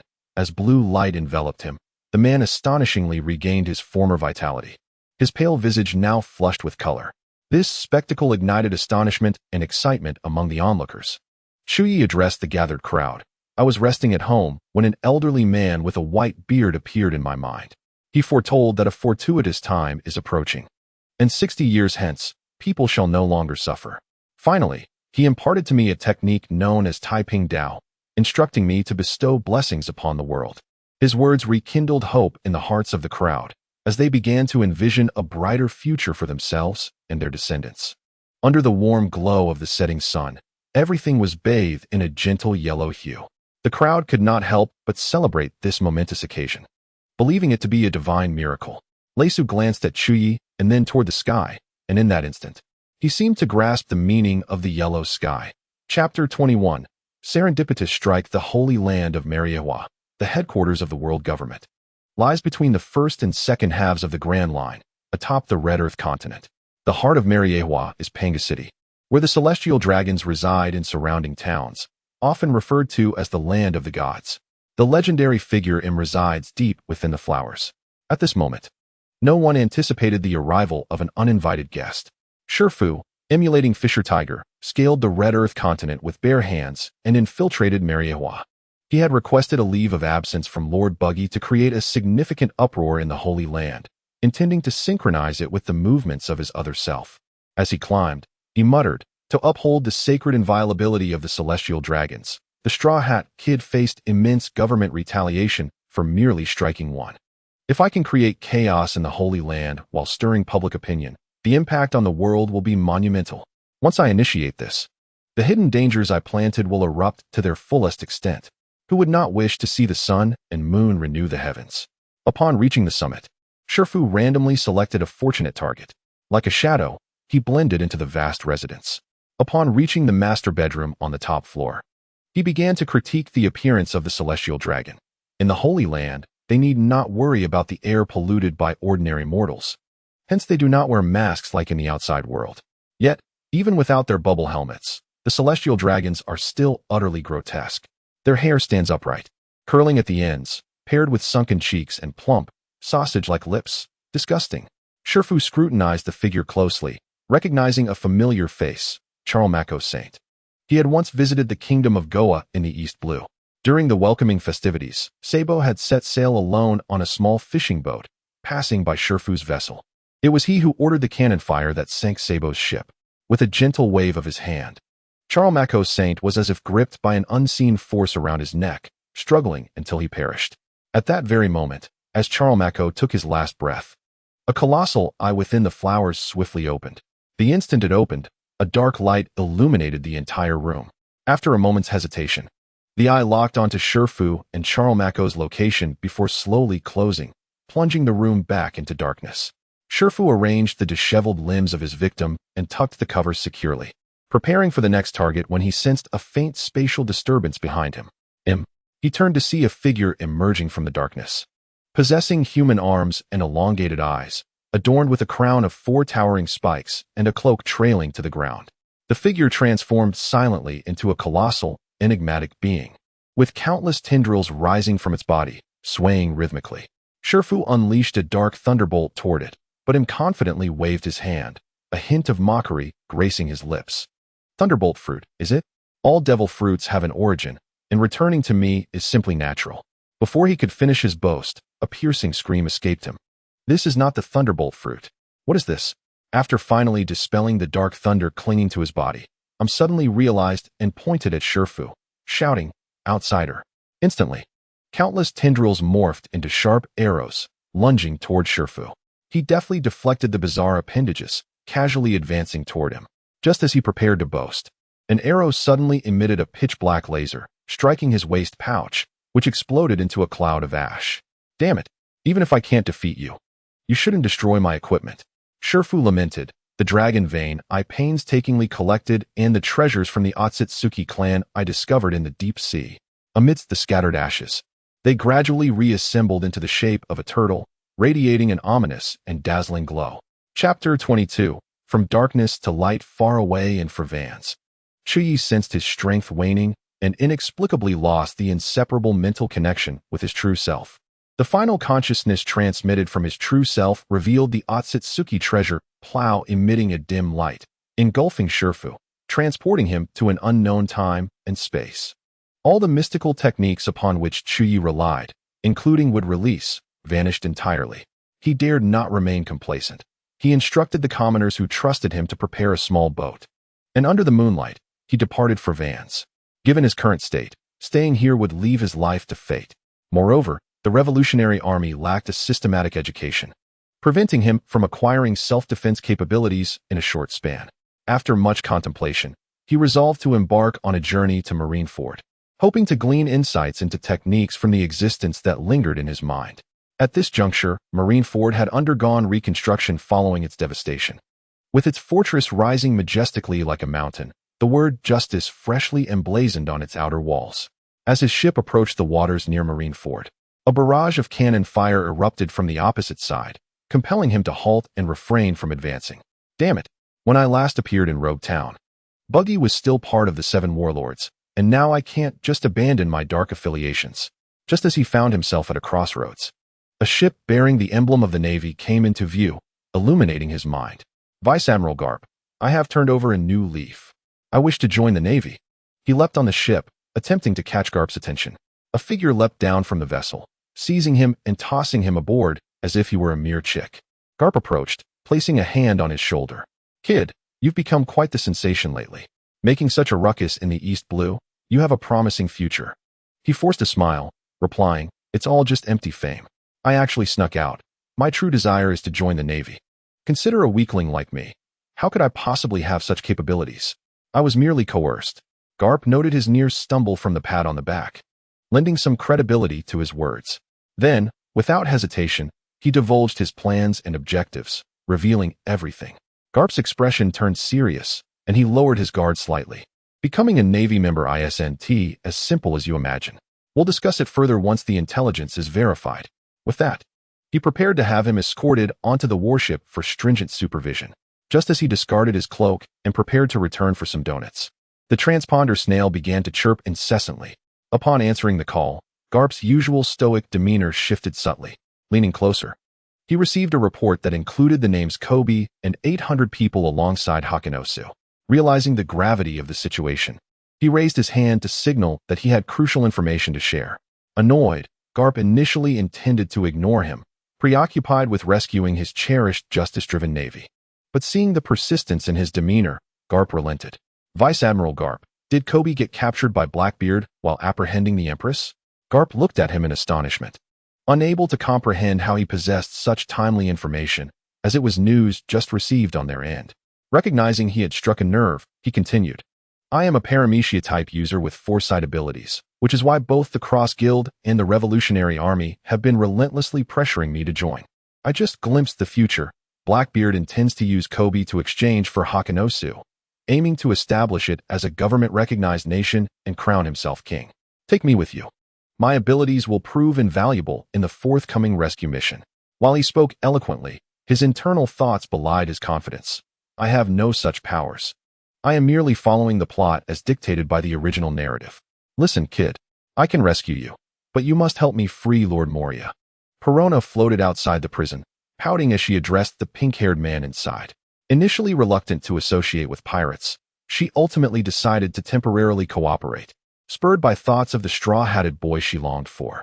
Upon their escape, she freed all the imprisoned individuals, leading them in a direct dash away from the repugnant confinement. Soon enough, news of the jailbreak spread like wildfire, with crowds discussing the audacious escape of Kobe. Hey, isn't this fortuitous? He has a massive bounty. Indeed, a 5-star bounty.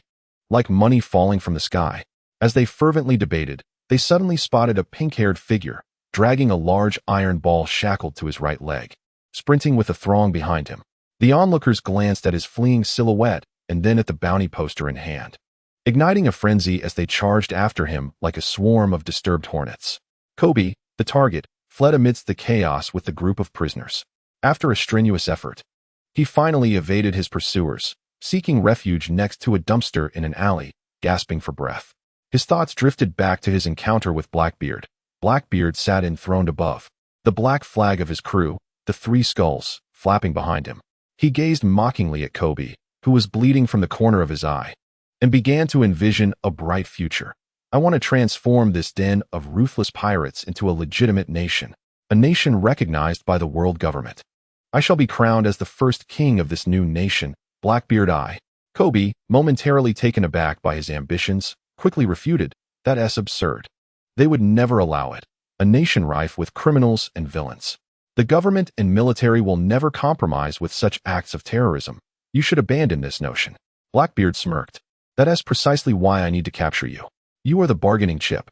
Kobe gazed at the naive Blackbeard above him, helplessly clarifying that he was not a conventional Navy member, but a part of the secret special unit sword. Blackbeard tilted his head, puzzled, as he inquired about the meaning behind this codename. A newly joined member of the Blackbeard Pirates, Akiji, stepped forward to provide the definitive explanation. Sword is composed of a group of naval officers who have submitted their resignations. This is why he can engage with the Yonko without upper command's permission. It's a special team unbound by conventional norms and public opinion, capable of disregarding all other orders. Upon hearing this, the crew felt their meticulously laid plans crumbling, expressing their doubts about the feasibility of the endeavor and suggesting a retreat. Blackbeard silenced them, resolutely dismissing their concerns. I don't understand all this talk. I only know that you are currently regarded as a naval hero. Since you carry the title of a hero, the Navy will undoubtedly come for you. Van Augur, contact the live transponder snail. I must ensure the public is aware of this matter. The Navy must not be allowed to conceal it or sweep it under the rug. Realizing this, Kobe stifled all his energy and focused on healing his wounds. He would rather die than allow the Navy to be ensnared by evil.